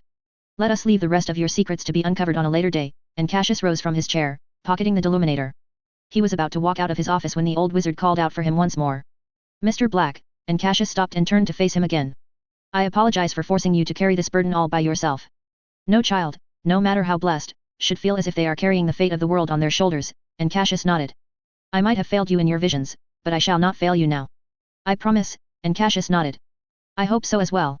And with that he left the office, a bit more hopeful than he had entered it. Behind him, the old wizard sighed as he gazed at the empty seat and the three objects in front of him. To think that there would be another one like her, he whispered, before raising his hand, and a piece of paper appeared in front of him. I believe I am in need of your help once more. And his hand moved with practiced ease as he wrote a single line, before writing the name of an old friend on the envelope. Nicholas. Chapter 45. Cassius Black. Life at Hogwarts remained fairly unchanged for him, even though he became Cassius Black from Cassius Malfoy. Unlike him, the school's atmosphere underwent a subtle change, for the attack on the World Cup had turned the wizarding world on its head. The once mighty and haughty Slytherins were now all much quieter and fewer, as nearly half a dozen students either dropped out or transferred out as the Ministry of Magic saw Amelia Bones take charge as the Minister of Magic. She wasted little time in exercising her agenda, and now all the former Death Eaters were either trying to flee the country or trying to put up an innocent image. This all had took a major toll on the House of Slytherin. The classes continued, and soon enough, he found himself back in his usual rhythm, with the exception of a brown-haired girl. His group of four turned into a trio again as he continued to work on his spells and other little projects. Though one little thing was added to his busy life, and it was a bit of spying. He still had the Marauder map with him, and he would use it often to spy on the movements of one Harry Potter. Though he remained fairly unsuspicious in his movements, his behavior otherwise during the few initial weeks of the term only fueled his fears. Any word about Astoria? His best friend's little sister had collapsed in her dormitory a few days back, her condition worsening such that she had to be taken to St. Mungo's. Daphne had been worried sick about her sister, and one look at her face told him that she had been crying consistently, while barely getting any sleep. Not much, she answered from the opposite side of the library table. Unlike the two Greengrass sisters, the relationship between him and Draco had completely collapsed as his twin refused to acknowledge him at all. Daphne, he called out slowly, knowing that she was lying. What happened? He asked, taking away the book she was trying to cover her face with, and he saw her eyes brimming with tears. I thought that you were close to a cure, he asked, and she had been much hopeful the last time they had talked, for she had found the name of the caster of the Maledictu's curse, a gaunt of all people. It's nothing, she lied, trying to push him away and hide her face once more behind that book of hers, but he did not let her as he pulled it back. You are crying, so it is clearly something, he cut in and put down her book rather forcefully. There is little, very little that we cannot solve if we put our heads together, and though he did not like to talk about it. So, tell me what is going on. And she looked into his eyes, as her lips quivered. It's over, she whispered, and he saw the dam break as she began to sob. Daphne was perhaps the strongest girl he knew. Her crying like this surprised him, as he rose up and walked beside her, casting a silencing ward around them. She clung to him and began to bawl out. It's all over, she whispered again, nearly tearing off his shirt with her nails. What happened? Will you tell me anything? He asked. It's Astoria, she whispered, tears still dripping down her face. They were able to find the cure for her, and that shocked him quite a bit. Oftentimes, the greatest hurdle in breaking a curse would be the identity of its caster. Well, then, why are you crying? He asked, pushing her away as he looked her in the eye. You should be happy. Astoria is finally going to be cured, but her lips thinned as she shook her head. No, the cure it is nearly impossible to obtain, and he frowned. Your family has enough gold, and your business allows you to procure nearly any item in the world. If you need, I could help you out as well, he added. As bad a father Cyrus Greengrass was, Cassius doubted that he would hesitate to spend some gold to lift a curse on his daughter. No. It's not about money. It is simply impossible, she whispered, looking him in the eye. Why? He asked again. Because the cure needs the eyes of a 100-year-old basilisk, and it can only be brewed by a Parselmouth, and that was indeed a troubling situation. Even if we get permission from the ministry to try and birth a basilisk, by the time it will be 100 years old, Astoria will be long dead, and in her case, the typical life of a Greengrass afflicted with the curse was 30 at most, if not even less. And with the political climate as it is, there is no hope for us to get permission from the ministry, she whispered, giving him a broken look. I cannot save her. I cannot save my sister, she whispered as she clung to him like never before, as his mind raced as he hit upon an idea. Stop crying, he whispered as he caressed her head in his hands. But he did not let her speak. I can get you both of these things, he said, a plan forming in his head, as Daphne frowned. What? She gasped, as Cassius nodded. Yes, eyes from a 100-year-old basilisk, and someone who can use Parseltongue. I can get you both of these things, he repeated, as her eyes widened. You are lying. Why do you have to be so cruel? I am not lying, Daphne, he repeated, and she realized that he was being serious. But there are no basilisks alive that have lived for so long, she argued. We tried, and even if you could find one in the black market somehow, the Gaunts were the last descendants of Salazar Slytherin who could use parcel magic, but they are all extinct, she repeated, and he already knew all that. Just leave the details to me, he said. I will get you both of these things. I promise. 0000. Albus Dumbledore. Even for an old friend such as him, it was not easy to make contact with the likes of Nicholas Flamel. The ancient alchemist had taken to living in seclusion as he tried to wind up his affairs before he undertook the ultimate journey. But Albus was an old friend, and so, after repeated requests, he was granted an audience for one last time as he met with Nicholas in his little refuge down at Devon. Age had made Nicholas a brittle man, and with his wife, the dear Pernell, departing early, the little light in his eyes had begun to diminish, as Nicholas asked him in his sharp girlish voice. It is rare of you to be so insistent about a meeting, Nicholas whispered, his tone as jovial and childish, and Albus shrugged.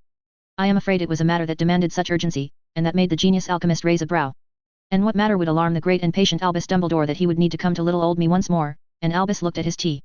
I believe I have found myself another one who bears the same gifts as your wife, and it would have been better if Pernell was still alive, yet she had went on ahead in this little travel of theirs, and so he had no choice but to depend on Nicholas, whose head snapped towards him with vigor that had no place in a man aged more than 600 years. It cannot be, Nicholas gasped, and Albus knew but the gist of this strange power, for while Nicholas was the creator of the Philosopher's Stone, the truth was that Pernell had played an equal part in it.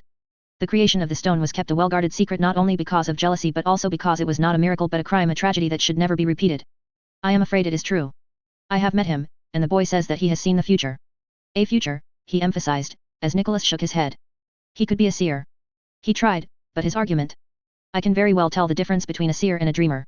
The boy has the same gift as Pernell, and I must know what it means to be a dreamer, and Nicholas was silent. For 600 years, we searched for another like her, he whispered, looking towards the fire burning through wood in the fireplace. Hoping to repent for our crimes, yet only we find them with Pernella long gone, while my own life nears its end, and the man sighed. Who is it? He asked, facing him as he answered. A boy at the school. Descendants of the Blacks and Malfoys, and Nicholas. Malfoys, he whispered, rubbing his chin. I thought they were French, he said, and it was difficult for him to keep track of things.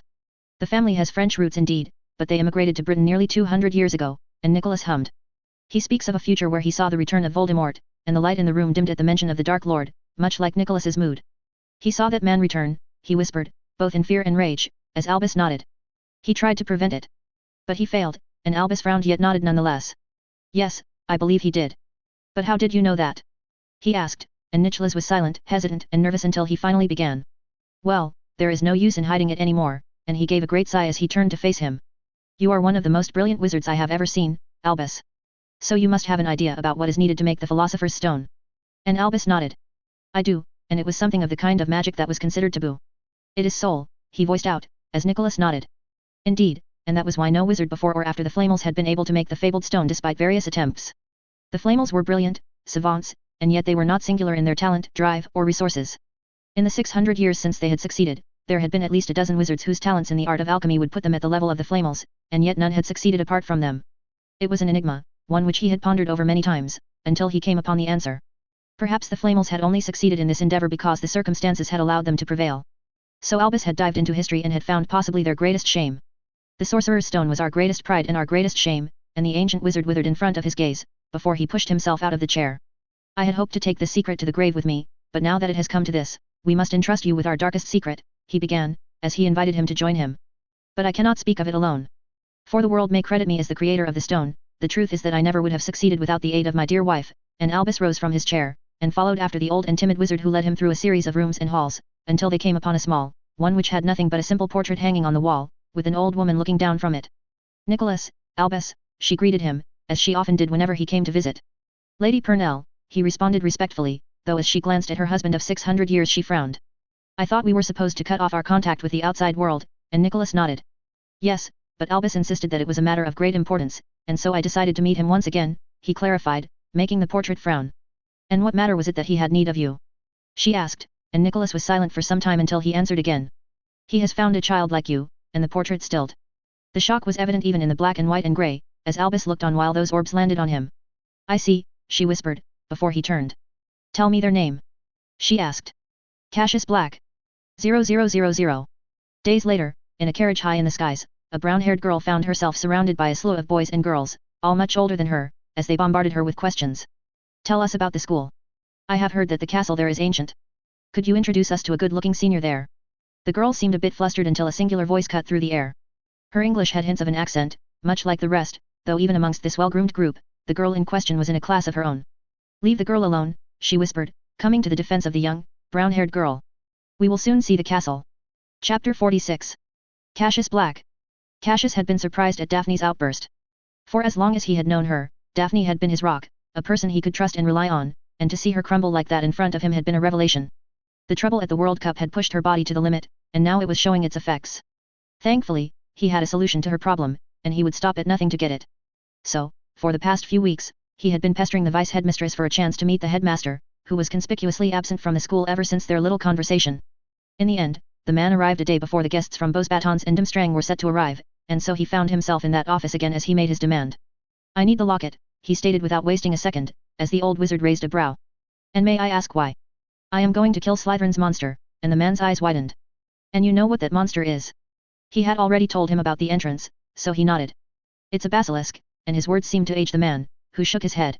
I see, he whispered, his lips turned up in a slight smile as he added. It seems like my guess was right, and then he looked straight at him, and was silent for some time before he added. And may I ask why? I need a few of its organs to brew a cure for my friend's sister, Astoria, and his smile widened. Yes, I have heard of Miss Greengrass's curse. A male Dictu's curse of the worst kind, but as far as I was aware, there was no cure for the curse, and he was wrong. A cure is possible, as long as you can find out the name of the caster and the essence used, and at that he reached into his pocket and gave him all that they had pieced together. The Black family is obsessed with history, so we were able to track down the caster of the curse, and Dumbledore eyed the papers with great interest as Cassius continued. The person who cast the curse was a Gaunt. He finished, and Cassius was fairly surprised by his quick reading skills. Yes, and since the Gaunts are all descendants of Salazar Slytherin, and the wizard in front of him was able to piece together the rest easily. You believe that ingredients from Salazar's basilisk would be most effective against it, and Cassius nodded. And it is the only 100-year-old basilisk I know of, and Astoria does not have much time. The healers believe that the curse has begun acting up, and if they cannot give her the cure within a year, it will be too late, and he would not let that happen. Never.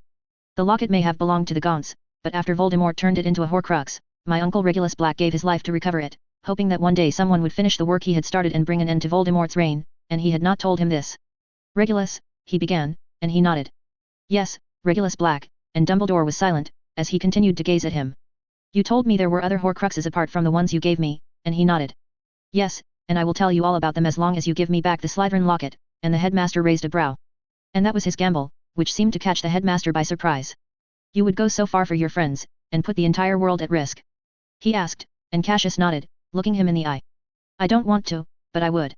Daphne has been by my side since we were toddlers, and I will do anything to help her, he asserted, and the room was silent before the headmaster smiled. Such fierce loyalty, I wonder why you aren't a Gryffindor? He asked, as they both turned towards the sorting hat, watching them from atop a cabinet. I wanted to send him there, it began. He was meant for Godric's house, that or Salazar's given his ambition, but he was rather adamant about being sorted into Ravenclaw, and with that it clicked its tongue. Stubborn fool threatened to burn me if I didn't listen to him, so I did as I was told, and much like Potter, he had been a hat's tall, and his sorting had taken a few minutes rather than the average, which was in seconds. Really? Asked the headmaster, and Cassius nodded. I see, he whispered, still gazing at him with a complicated expression. Well, then let us be off, he said, and with that, the man stood up, making him frown. What do you mean? Cassius asked, standing up himself. You are a powerful wizard, but I am not about to let a fourth-year student take on a basilisk, and given that our school shall be a host to students from Buxbatons and Drumstrange from tomorrow, I think tonight is the best opportunity we will have to take care of this, and with that, he slightly twisted his hand, as an object whipped towards him from the cabinet, and Cassius caught it on reflex and saw that it was Slytherin's locket. Now, let me lead you to the entrance. I have always wanted to know if my own guess was right or wrong, and so Cassius followed after the man as he led him through the school halls, before they were standing outside the broken second-floor girls' lavatories. Was I right? Asked the headmaster, like a beaming child, as Cassius nodded. Yes, and the headmaster. But I have always wondered how. And Cassius now moved ahead, as he entered the stalls, and he had been here a few times before, years ago, to glimpse a bushy, blonde-haired girl brewing up a pot of polyjuice potion. The spots of it were still visible in one of the stalls, as he touched the tap with the snake markings, before he reached into his pocket and put on the locket, and immediately he felt it glow, and as he opened his mouth to speak, the voice that came out surprised him. Open, and everything around them began to move. As the stalls moved, they revealed an entrance to a cave, and Cassius hit upon an idea. Stairs, and the ground moved again, as a rough but usable enough staircase appeared, leading them to the chamber. 5 points to Ravenclaw for inspired thinking, came the voice from behind, as the headmaster stepped forward, the tip of his wand was lit now with illumos as he turned towards him. Now, tell me Mr. Black, what is the weakness of a basilisk? He asked. The cry of a rooster, he answered, and the man nodded. 5 more points to Ravenclaw, and with that, they began to descend, as he gave him instructions. Now, I must make one thing very clear, that you must do exactly as I say. I have brought you here because I believe you to be responsible enough, do not make me regret my decision, Mr. Black, and he nodded, as they descended the stairs and came upon the chamber. The place was damp, and dark, and as Dumbledore raised his wand, orbs of light spread all over the room and illuminated it all, even though his own eyes remained focused on the massive structure in the front. He had always wondered what the Chamber of Secrets might look like and what exactly it might hold. The place was as majestic as he had thought it would be. So, it really is true, the headmaster gasped, as he looked towards the wall ahead. What is? He asked, and the man pointed towards the face on the wall. Do you know whose face this is? He asked, and Cassius shrugged, given that it was a female face, it could not be Salazar. Salazar's daughter, he guessed, and the man shook his head. No, this is the face of his wife, and that was a surprise.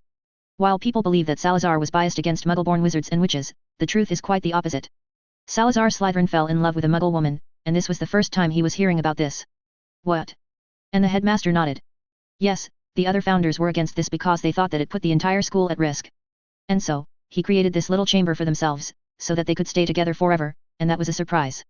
It was why he created that locket in the first place, and that made some sense, given that the Parseltongue was passed through blood, why would he need to create a necklace that would grant someone this ability? So that this Muggle-born girl could come and go from this place as per her need. I had always thought this to be a rumor, but now seeing this, I believe it all, and with that he turned towards him. Now, I want you to stand beside me and close your eyes. Leave the rest to me, and Cassius nodded as the man began to wave his wand and cast what seemed to be a few magical spells. Now, he said, and Cassius gulped as he began. Open, and the statue in the wall began to move, as Cassius heard a voice. Master. Master, have you come back? And he could understand the snake. Yes, I have. He answered. Has the danger passed? Is it time to hunt again? It asked, as Cassius answered, as he heard a rooster cry, as the snake began to slither and scream. No. It is time for you to rest. N-O-O-O. N-O-O-O. You are not my master. You. And he heard several loud thuds as screeches and screams filled his ears, and it took a few seconds as the roosters continued to cry, before the cave turned silent once more as another voice came in. You can open your eyes now, and this time it was the headmaster's voice, and as Cassius opened his eyes, he found himself staring at the massive body of the basilisk, lying there lifelessly. Its body was so thick that it was larger than his own height in its sheer breadth, as the headmaster conjured a cloth over its eyes. Such a majestic creature, he whispered as he touched its scales, and the man seemed genuinely sad at this. Oddment. Take this to the forest, and tell Severus to meet me in my office, and a few seconds later, the entire body of the basilisk vanished, as the headmaster turned towards him. To harvest the body of a creature so valuable and ancient requires an expertise that only a few wizards have. The potions master and I shall harvest what we can. I will give you the eyes and whatever else you may need. And by the law, since the two of us were involved in the slaying, the money from it will be divided equally among us, and that was fine enough, he did not really care for the money. I will have some of the venom as well, and the hide he added. This was all too valuable to simply give away, and basilisk venom was useful in its own ways, and the man nodded. Come, you must see this, and with the entrance to the statue open, the man led them through it, his wand still lit, and as they walked forward, they came upon a cave, one much more livable than the chamber behind them, and even now, a warm light was spread all over the room. The ground had marks from the basilisk's scales. And the marks were coiled around 2 graves, placed in the center of the room. The stone had long lost its luster, yet the engravings upon it were still legible, as Cassius read the 2 names on them. Salazar Slytherin 891,009 AD, and the headmaster moved his wand to the second grave, and the engravings on it had been cracked and destroyed, halfway, making it impossible for one to read the second part. Tom's work, probably, the man gasped, as he continued. It is written that Salazar vanished in 993 AD, leaving the school in the hands of his friends, but the truth is that he came here to this place and retired with the love of his life, whose name he read out. Miriopgaunt, he whispered, as the headmaster nodded. Magic works in mysterious ways, and with that, the man waved his wand, and the damage done by Voldemort was repaired, as the stone repaired itself and the full name of Salazar's love was put on display. Let us go now, and Cassius followed him out of the cave and gave him the note. This is the list of the rest of the Horcruxes and their location. Though you can only reach one of them, and the man took the paper, and schemed over it, and Cassius saw how he stopped as soon as he read the paper. The ring is cursed, Professor, he whispered as the headmaster's eyes whipped towards him. If you touch it, you will die. Do not touch it, and the man had paled, as the realization dawned on him that Cassius knew more than he had let on at first, that it was not just Voldemort's secrets that he knew. So, you know about that as well, he began, weakly, and Cassius nodded as they stood in the outside chamber. Yes, he answered, and the man's lips thinned as Cassius eyed his wand, the Elder Wand, one of the deadliest and most powerful wands ever made. Now it makes sense. He added with a resigned expression. Why couldn't you trust me? 0000. And as the two of them came out of the chamber and went their separate ways, another pair of footsteps entered the broken lavatory and snarled in rage as they eyed the retreating backs of the two men who had just walked out. You will suffer for this. Chapter 47. Daphne Greengrass. It was the day of the arrival of the foreign students, and the main hall had been decorated to welcome them as all of the students gathered together, wearing their best uniforms as they waited for the students from Bosbatons and Drmstrang to be introduced. They had both arrived already, with Drmstrang opting to travel using a massive ship, while Bosbatons had used carriages driven by winged horses. It was a spectacle, but one that she did not care about. What? She gasped as she found herself sitting on the Ravenclaw table, as a weary Cassius rubbed his eyes. I said I have arranged the ingredients, he whispered, taking a sip of the juice, as if speaking of nothing.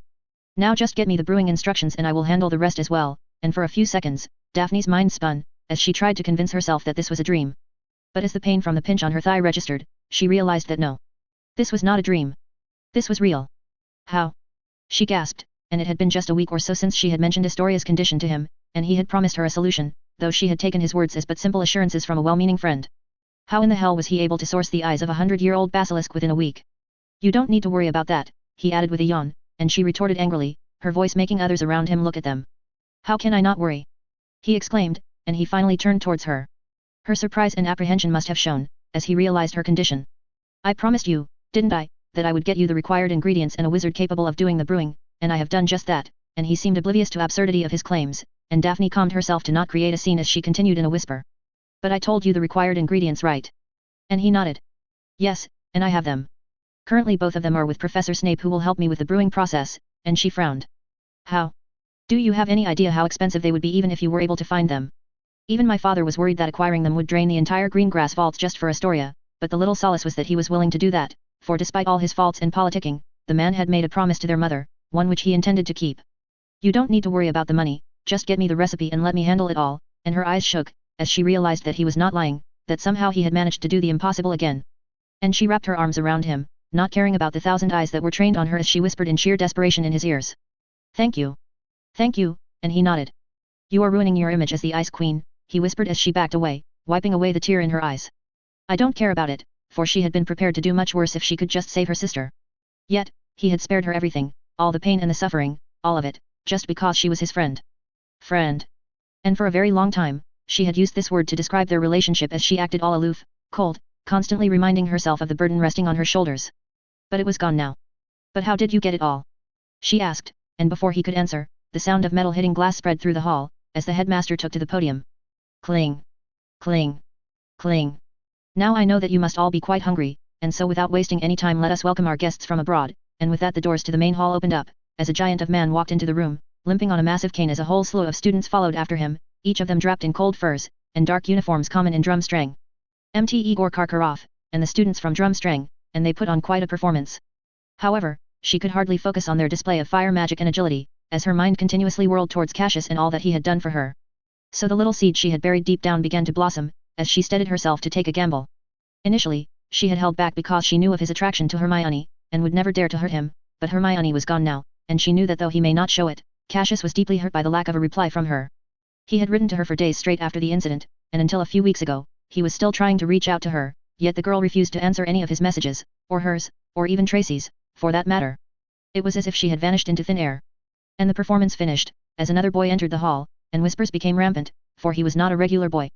No, he was the Bulgarian national team seeker, Victor Krum. Albus. The yellow-toothed headmaster hugged Hogwarts headmaster, and after a brief conversation, he was led to one of the seats beside Dumbledore, who raised his voice once again. And now for our guests from France, the Bosbatons Academy of Magic, and the students that entered were as if part of Beauty Pageant, as the girls strode into the hall like fairies, their silk skirts and elegant movements attracted all of the boys' gazes, as a giantess entered the hall behind the performers, the rest of the students behind her in a group. Madame Maxime, the headmaster greeted, and he barely reached up to her legs, as the woman gave him an awkward kiss on the cheeks. Do make sure that my horses are cared for, Dumbledore, her voice reached the table, as her students gave a final greeting, and Albus nodded. Of course, our gamekeeper will be delighted to care for them, and the woman eyed Hagrid before moving towards her chair. Now all of you settle down, and fill your bellies, we will cover the details about the tournament after the meal, and as the Drmstrang and Bosbaton students began to file in, she suddenly stilled as she spotted a brown-haired girl approaching them hesitantly. She saw her face as the girls in front of her sat down, and Daphne herself felt her heart turn cold, for she had just been thinking about her, and now she was in front of her. It was Hermione, and the girl seemed nervous as she walked up to them, and it was not just her who was following her, and she noticed how Cassius's eyes remained rooted on the girl. Hi, she greeted, and the 2 other Ravenclaw girls politely skidded away giving her space, as she nervously looked towards Cassius. Do you mind if I? But he said nothing, as he rose up from the bench. Excuse me, and she saw Hermione's face pale as she saw Cassius heading towards the door. Cassius, way. But he was not listening, as he walked out of the hall, as she turned towards her. Daphne, you have to list. But she remained silent as well, her mind whirring as she cut in. I need to go, and she pushed away the plate as well, and made to leave the hall but was stopped by their charms professor. Miss Greengrass, he called out from behind, making her turn around. Yes, Professor? She asked, and the man raised a brow. Is everything fine, dear? He asked. Yes, Professor. Cassius was not feeling well, so I am just going to check up on him, and the man nodded. Of course, but please try to be back before the announcement. And she nodded and rushed out of the hall, and as she traveled through the halls she had an inkling just where Cassius would be, and as per her expectation she found him near the little garden, sitting on the stairs as he eyed the statue of Merlin in the middle. You are going to miss the feast, he whispered before turning around, and she plopped down beside him. I don't care. 0000. Tracy Davis. Of all the things Tracy had expected today, meeting Hermione was not one of them. Not at all. The girl had vanished into thin air after the incident at the World Cup, refusing to reply to any of their letters. In the end, they had given up hope, but that was until today, when she appeared out of thin air. Their friendship had blossomed during the past year, but losing her as a friend had primarily been inconsequential for her and Daphne, even though it had pained them both that she had even deigned to reply to them. Cassius, though, was another matter entirely.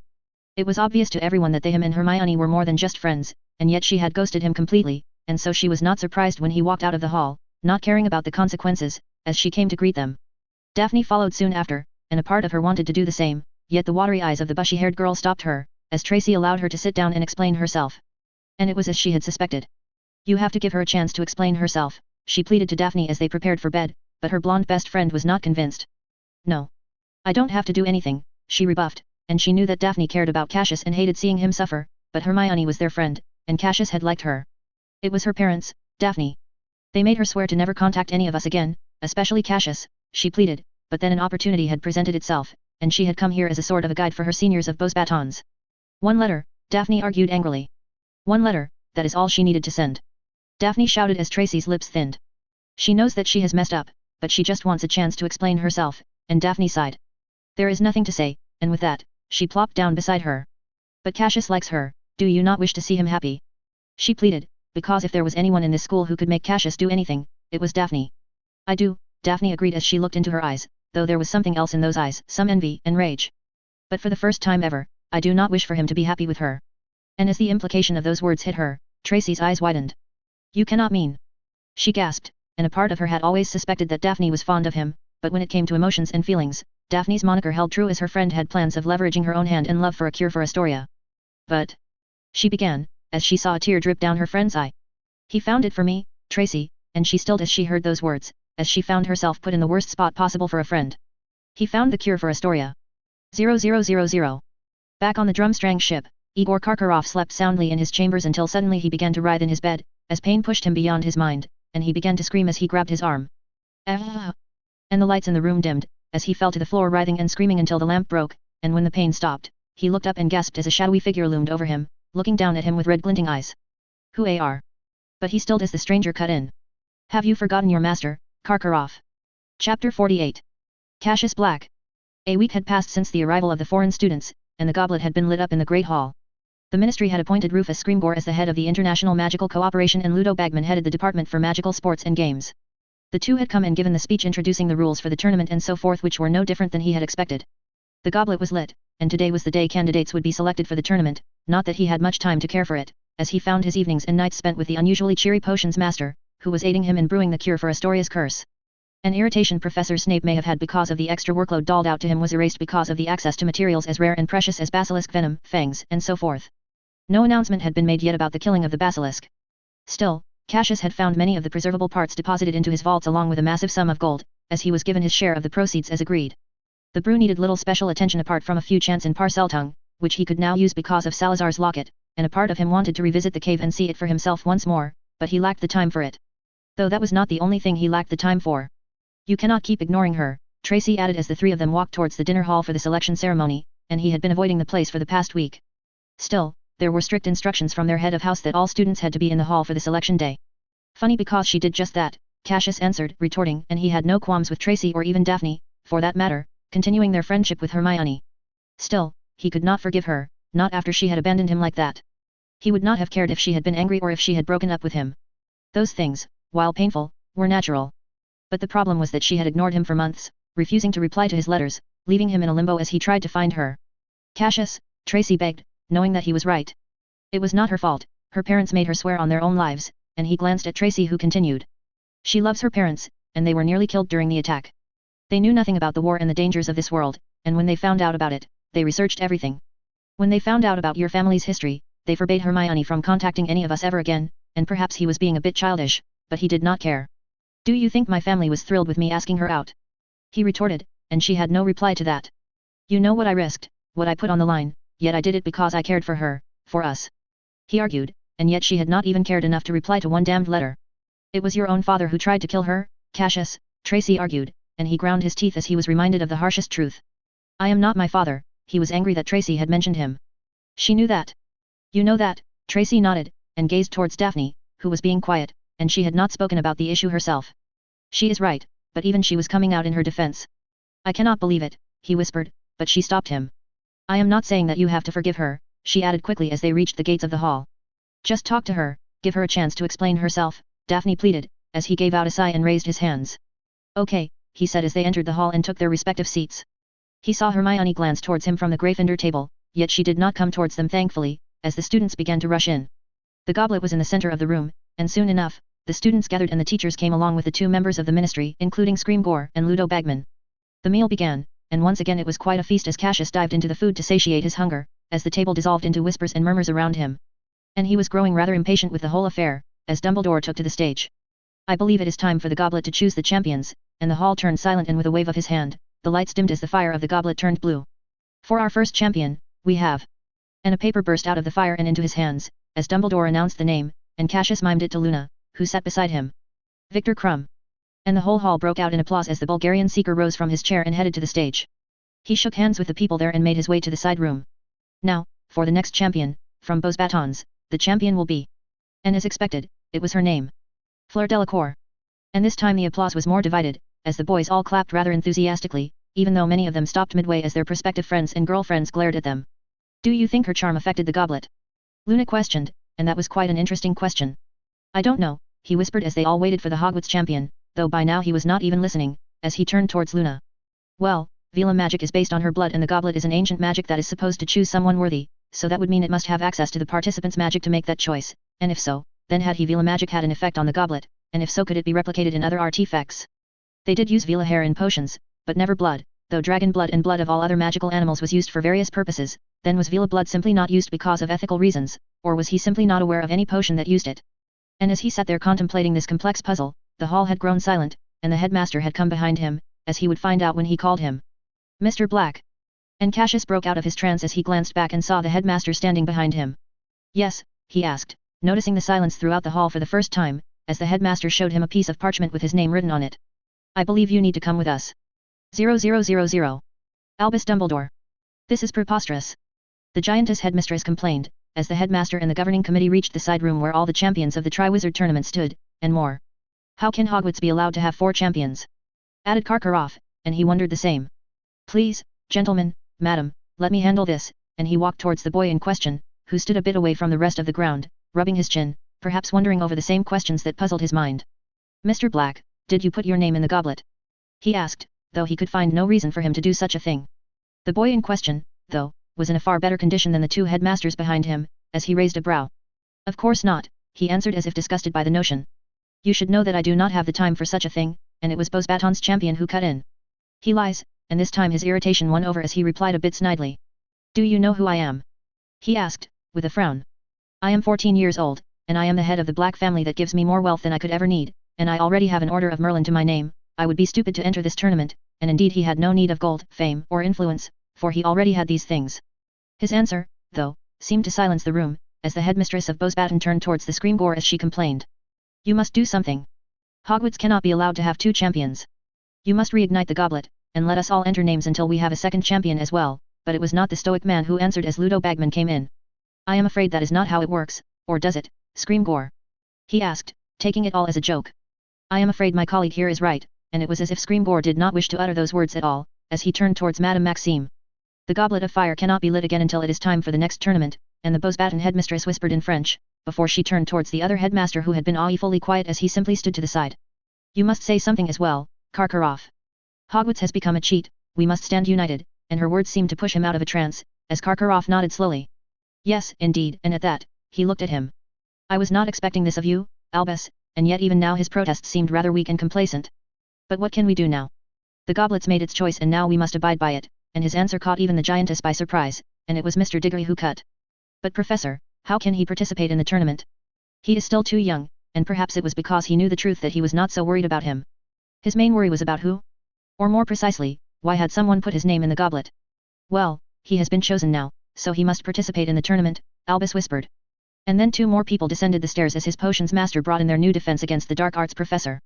He is here, Albus, added Severus, and he had asked for him to confirm one suspicion. Thank you, Severus, he whispered as he turned towards Sirius. Sirius, I must ask you a question. And the former Auror nodded. Of course, what is it? Did you by any chance try to put your name in the goblet? And the man balked. Of course not, and he had to know, given his past penchant for mischief, he had wondered if all of this was a result of an elaborate prank gone wrong. But if he was telling the truth, then this was no prank. No, this was a conspiracy. One headed by an unknown face, having nefarious intentions. We have wasted too much time here, Albus, Karkaroff cut in, getting in his face as he stood behind his school's champion. The boy's name has come out, and we must accept it, and that seemed a far more pragmatic and sane opinion from a man who had been a Death Eater. Karkaroff, the Frenchwoman was angry at the betrayal, but the man looked him in the eye. Let us be done with this already. And what could he say to that, as Madame Maxime shook her head in disapproval? Be sure that I will not let this be the end of it. And so, Ludo Bagman stepped forward. Well, then let me explain the first task. 0000. Back in the hallways of Hogwarts, the Golden Trio walked together once more as the redhead added in lamentation. I still can't believe that he was able to get through the age line, and he seemed to be genuine in this opinion, as he shook his head. Ron, you know he would never do such a thing, right? Hermione spoke up in defense of the absent Black Scion. Then how do you explain this? Why would someone put his name in the tournament, hey? He argued. He is a Ravenclaw. His house must have helped him figure out a way to break the age line. They have been getting quite arrogant ever since they won the House Cup last year, and the brown-haired girl did not believe him. Please, we know Cassius. He is not the one to chase after glory, and this time it was the boy with glasses who answered. Perhaps we don't really know him at all, he whispered, much to the shock of the rest of the trio. After all, he is rather fond of secrets, isn't he? Chapter 49. Cassius Black. The reaction of the rest of the school to his nomination was as expected. The Slytherins had loathed him already, and his becoming a champion only further fueled their hatred, and the Gryffindors were having trouble reconciling with the fact that for the first time in their lives, their 2 houses were in agreement over something. The Hufflepuffs were the worst, and the Badger House all glared and gnawed at him as they crossed paths in the hallways and classes, as they felt that he had tried to take away the spotlight from their champion. Not that he was bothered much by their attitude, as he tried to figure out just who had conspired against him, and why. The who seemed obvious at first, but he had asked around and found no trace of Harry ever being near the goblet himself, so he must have used an intermediary. So, Cassius turned his attention to finding out about that person. He had a few names in mind, though there was nothing concrete to connect it all. His own house, though, had a very mixed reaction, and after his return from the office, they had all inquired about how he had no intention of participating in the tournament, and that all of it was the result of either an elaborate prank or conspiracy. They had believed him. Though that had not stopped them from using up all the weed and psychedelic plants they had arranged for the part, and the common room smelled like weed for a week after the selection. Are you really going to continue like this? Tracy asked, as Cassius raised a brow. Continue what? He asked, acting all innocent and naive as she ground her teeth, as they headed towards their training room, for some spell practice. Like you are not a champion. You have been handed an opportunity of a lifetime, and you intend to squander it, she balked, and he had thought that she was talking about Hermione, and despite his agreement, he had not been able to meet up with the girl for various reasons. Please, I thought you were talking about Hermione, and it was a mistake to remind her of that, as she quickly added. And that as well. I thought that you agreed to talk with her, and he sighed. I will, and as for the Triwizard Tournament, my plan is simple. I plan to do nothing, and he meant exactly that. He had thought of competing, and since he had an inkling about the nature of the tasks as well, it was not entirely impossible for him to dominate the tournament, but with the brewing of Astoria's cure, and his Voldemort problem, he did not really want to devote much time to this useless venture. You have to be joking. You could rewrite history if you became a champion, and he had already wasted quite a bit of time last year by letting Clearwater rope him into the Quidditch team, but this was 100 times worse. 1,000 galleons. 1,000, she added, hoping to convince him, as he raised a brow. You do know I am a black, and if the ledgers sent to him by Gringotts were anything to go by, he might be the richest Black Lord in a few centuries. I have 1,000 problems, but money is not one of them, and she rolled her eyes at his dialogue. Okay. You bourgeois bastard, still there is the fame and influence that comes with winning such a thing, and indeed there was that, but whoever had put his name in the tournament had done so with a clear intention of harming him. By not participating in the matches, he would destroy their plan and force them to reveal their true nature, and if it was as he and Dumbledore feared, then they could plan against it. I have plenty of fame and influence already, and so that was not his plan. Daphne, make him see some sense. She turned towards her tried and tested method, but this time, the blonde did not support Tracy's agenda. He is right, and Tracy pouted as she hit Daphne on the arm. Hey! But Daphne simply shrugged. Whomever put his name in the goblet wanted to endanger his life, and by not playing this game of chicken and mouse, he destroys their whole agenda, and that was his plan, but Tracy groaned and threw a tantrum. But he is a man, and we all know he is capable of dominating the competition. Why doesn't he just dominate the matches and show whoever put his name in that he can bugger off? And so the pleadings continued as they turned the final corner, and lo and behold outside the classroom someone was waiting for them. She was wearing the blue silks of Beau's batons, and even now, weeks after he had first seen her in them he found them strange on her. Both Tracy and Daphne eyed him, as his feet stopped and a part of him whispered to him to run away, to leave. But he knew better. He had let his anger and frustrations consume him for some time now, but what was done was done. He could not change the past. Change the betrayal. The abandonment. He was more mature than this, and he had to act that way. Hi, she greeted both Daphne and Tracy, who waved cautiously as Cassius sighed and walked towards her, and saw her eyes widen, as tears began to gather in them. Hi, it is good to see you, he whispered, and her feet moved in an instant as she threw herself into his arms. Yeah, it is, and his arms took a few seconds to react, and the actions that had once been so instinctive were a bit slow, but he still hugged her as she nestled her face on his chest. I am sorry, he whispered into her ear as she shook her head. No. I am the one who should be sorry, she whispered, as she pulled herself away. No. I was blindsided by your appearance and let my anger consume me, he whispered, and despite it all he had missed her greatly. Ach. And before she could say anything else, Tracy groaned from the side and pretended to barf, as she threw open the doors. I cannot stand this anymore. It hurts my bachelor heart too much, and she pulled Daphne along with her into the room. Only come in after you two are done with this lovey-dovey shit. 0000. Hermione Granger. Regret and relief both filled her heart as she sat beside Cassius on the garden stairs, a few paces away from the corridor of the abandoned classroom they would use for training. This was the place where they would have snowball fights during last year's Christmas, where they would walk and talk for hours on end, as her mind would begin painting a future for her. One that went beyond her passion and career, one that involved a family. But now, even if both of them sat here and talked as they did years ago, the realization had set in that the future she had dreamt of for years was now gone and would never be hers. I know that I have written this before, but I must say again. I am sorry for what happened to you and your parents, he added, and she shook her head. You bear no blame for that, yet her parents refused to see reason, and see beyond his long-dead name and blood. You are not your father. Otherwise, she would not be in so much pain right now. I should be the one apologizing for my behavior, for abandoning you like that, and bad enough as it was made even worse by the fact that she knew the damage their relationship had done to him, and the risk he had taken by revealing it to the world. Yet when the tides were turned on her, she became helpless. For all her courage and affection for Cassius, Hermione loved her parents. She loved them more than anything, and so when they forced her to make a choice, it broke her heart that she chose them over Cassius. She knew that doing so would break his heart, that this was both cruel and wrong, but her parents had left her no choice as they forced her to cut all ties with Britain's twisted and crazy magical world. So, you intend on staying in France? He asked, and she nodded, knowing well that there was more to this question than simple words.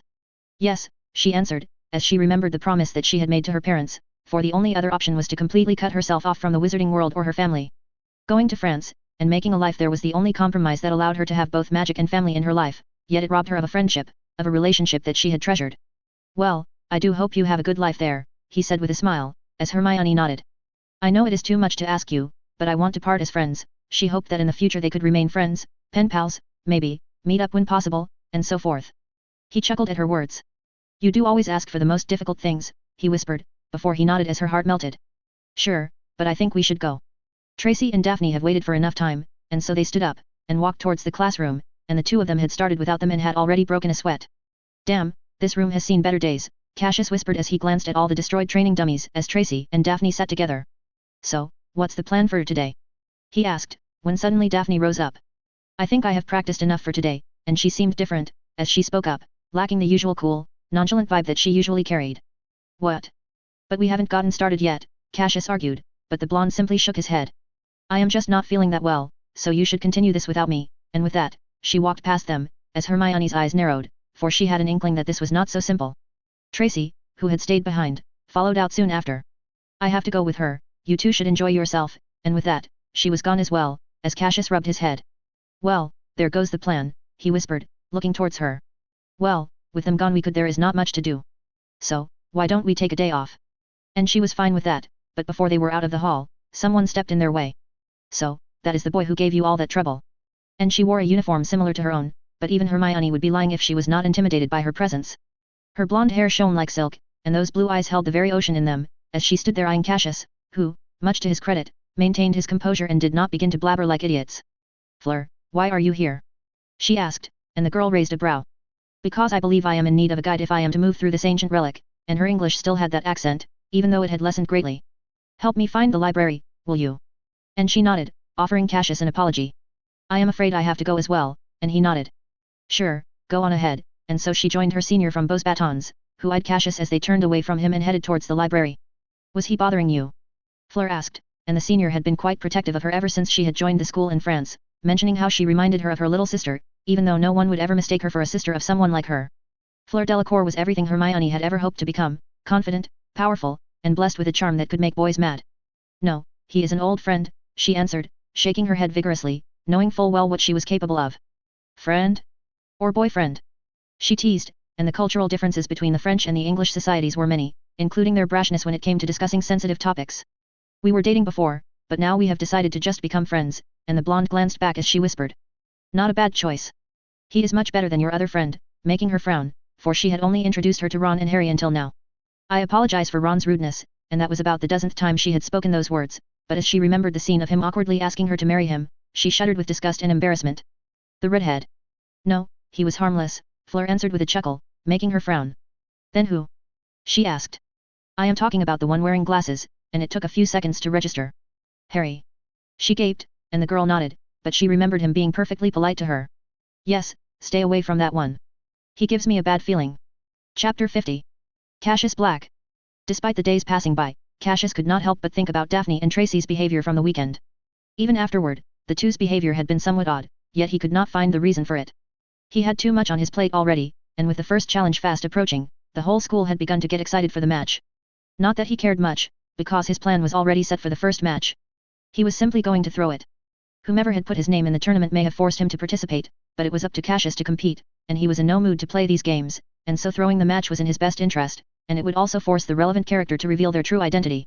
The classes, though, were a mess, especially given that House Ravenclaw shared most of their classes with the Hufflepuffs, and Helga's house was rather unfond of him at the moment because many of them blamed him for stealing away their champion's thunder. And so, he sat quietly at the back playing with a quill when suddenly a chalk hit him on his head, breaking him out of his trance. And it's a hit. He looked up, and saw their new Dada professor raise his hands animatedly as the class all laughed around him, as Cassius rubbed his head and apologized quickly for getting lost in his head. I am sorry, Professor, he replied, and he had no idea when he had lost himself to his thoughts, forgetting even what they were discussing. I do hope your thoughts were more important than our lesson, Mr. Black, and having Sirius as a teacher was quite an experience, and despite his jolly and boisterous nature, the man was a good teacher, and was rather well liked by the students because of his no homework approach. And the man pointed towards the board as Cassius realized the lesson for today. The patroness charm, and the topic was fairly advanced for 4th year, and was often discussed at the Newt level. Yes, we have discussed the theory of course, and I am seeking a volunteer to take the stage and give us a show, and the man raised a brow as he added. And for the victor, there will be a very special prize of a guaranteed pass on their finals, and that was a tempting proposition. Even if they leave the paper empty? He asked, as Sirius nodded. Indeed, I would even allow them to skip the class for the entire year if they can pull this off, and either he had forgotten about his power, or this was a challenge for him, but Cassius was never going to say no to offered free time. I will take it up, he said, standing up from his bench as the man clapped his hands enthusiastically, and the whole classroom began to murmur as Cassius walked to the front of the room. We have our first volunteer, give it up for Cassius, and as he reached the stage, the man came in and whispered.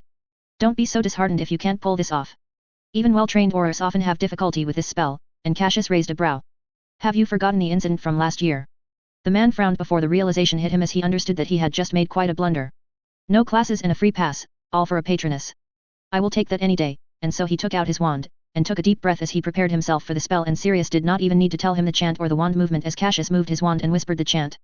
Expecto Patronum, and a wave of light rushed off of him, as a massive white shadow shot out of the tip of his wand, and galloped across the classroom, as the rest of the students admired the white beautiful unicorn which made a round of the class before it stopped in front of him, and because of its sheer presence he began to feel lighter and much more calmer as it tried to rub his head on his hand, as Cassius as if he was touching water, yet his hand was not wet. And then, with a final sound and jump, it vanished into thin air, as Cassius turned towards the Dada professor and gave a mock bow. Thank you for the grade and the opportunity. Adios. And with that, he summoned his bag with a quick oxio, and ran out of the classroom as Sirius tried to run after him. Wait. Wait. But Cassius was in no mood to listen as he ran away, yet just as he was about to turn the corner, he hit another student. Ouch! He rubbed his head, and looked up to see that it was none other than the resident vampire look-alike, Cedric Diggory. He stopped himself as he saw just who had hit into. Cassius, just the person I was looking for, added the Hufflepuff heartthrob.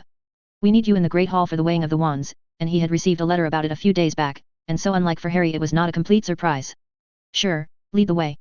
There was not much to talk between him and Cedric, and the ceremony itself was fairly mundane, as the wandmaker Ollivander was summoned by the school for the ceremony. Each champion was called one by one, as the aged wizard tested their wands, until it was his turn. Cassius, and he stepped forward and presented the man his wand, and those steely grey eyes widened. Yes, one of mine again, he whispered as he carefully took the wand from his hand, and began to examine it. Quite a troublesome customer if I recall, and indeed much like his sorting it had taken him quite some time to get a wand, and of the people gathered he noticed how the headmaster leaned in and questioned. How, if I may ask? We tested quite a few wands. Hundreds of my creations yet none were a perfect match, and the man twisted the wand in his hand, before he raised it into the air, and fire erupted from its tip. Until I was forced to use my grandfather's stores, and only then did we find a suitable wand. Aspen, 13 inches with a hair from the largest and most powerful unicorn my grandfather had ever seen, and with that, he presented it back to him. You have taken good care of it, continue to do that and it shall be your most trusted ally, and with that, the ceremony was over, and before he could leave, a very enthusiastic Ludo bagman assaulted them. Just a second, and so all of them stopped, as the man rubbed his hands. Now, before you all leave, I have a few reporters here from a few newspapers who want to take some pictures, get a few questions in, and Cassius was quick to turn it down. I am not doing that, and everyone turned towards him, as he bowed out of the entire hassle. Why? You are a champion, asked Ludo before adding in sneakily. And I can say with certainty that ladies sure love a man who is in the papers, and Cassius had no plans of making a spectacle of himself, even though he could easily control Rita Skeeter. I will be just fine, he said, not taking the bait. Plus, it's called the Triwizard Tournament, and I have no intention of becoming a champion, and that surprised everyone. But your name came out of the goblet. You have to participate, Bagman balked, and he shrugged. I have to participate, yes. But I don't have to compete. 0000. Albus Dumbledore. Albus had been fairly surprised by the attitude of their young champion, and while many would have salivated at the chance of obtaining fame and riches, Cassius Black had no intention of participating in the tournament at all. It was a surprise, and given the nature of the tasks a risk, but he was stubborn in his decision as he refused to let himself become a plaything for the shadowy hand who had put his name in the goblet. And to this day, Albus remained oblivious to the identity of this secret hand, but with every passing day he grew more and more dejected that it may indeed be the cursed hand of Voldemort behind all his troubles again. What the hell were you thinking, asking me to teach 4th years the Patroness? Balked his Dada professor, and to further solidify his reasoning, Albus had reached out to the man and nudged him slightly to show the 4th years the magnificent Patroness charm. I made a whole spectacle of it and found myself offering quite an unreasonable reward if anyone was able to cast it, and that was troubling, and it showed as the tall man ran his hand across his face. 3 students, Albus. 3, he argued as he found himself surprised as well. Now, because of my stupidity, they shall pass the Dada class even if they submit no assignments, no schoolwork, and that was quite a prize. Though if 3 students had been able to cast the spell, it would have given him some hope. But you must have remembered the incident from last year. You must have known that Cassius could use it, and Sirius's shoulders sagged in embarrassment as he answered with a small voice. I forgot about him. I only remembered Remus's mention of Harry using it, and so I already planned on not letting him participate in the challenge, and if one of the 3 winners was Cassius Black, there was a chance that Harry was indeed amongst the other 2. Am I to believe that Harry was able to cast the spell as well? He asked, his interest not entirely academic, as the grey-eyed man frowned and shook his head while Albus's heart sank. Incidentally, no, and though this was no litmus test, it was another nail in the proverbial coffin, leaving him no choice but to accept the ugly truth staring him in the face. I was surprised myself, he was behaving quite oddly during the whole class and even asked to leave early, Sirius continued, making him frown, as Albus's mind began to race. I gave him quite a few chances, but he just couldn't do the spell, and as a headmaster, he was to speak against this favoritism, but this time it worked in his favor. Could I have your memory from this class? And the man hesitated as he posed a question of his own. Why? Just for curiosity's sake. I would love to see the achievements of the young students of this school, and if he found his reasoning flawed, he did no object as Sirius put the wand to his temple and drew out a memory strand as Albus preserved it in a vial. Who were the other 2 students who were able to use the spell apart from Mr. Black? He asked, and was surprised by the answer. It was Daphne Greengrass and her friend Tracy Davis, and he was not surprised, being already aware of the little dueling club formed by the 3 of them. Well, I am not surprised. Cassius formed a sort of study group that focused on dueling in his first year, with those 2. So, he must have helped them learn the spell, and that seemed to surprise. A dueling club? Sirius asked with piqued interest. Not officially. They do not have enough members to be an official club, but they are a study group of sorts. Flitwick used to monitor their earlier lessons, until he deemed them too responsible enough to carry forward on their own, and Sirius brought his hand to his chin. Interesting, Perhaps I might be able to do a bit about that, and that was for later. Still, have you talked to Cassius about the tournament? And he nodded again. Yes, and I offered him my help as you suggested, but he has no intention of competing. He plans on simply throwing the matches, and so he was set in his way. Can he do that? Sirius asked as Albus shrugged. He can, and Sirius sighed. Well, he could win the tournament if he wanted to, so I just don't understand why he would throw matches like this, and he knew why, and he agreed with his actions.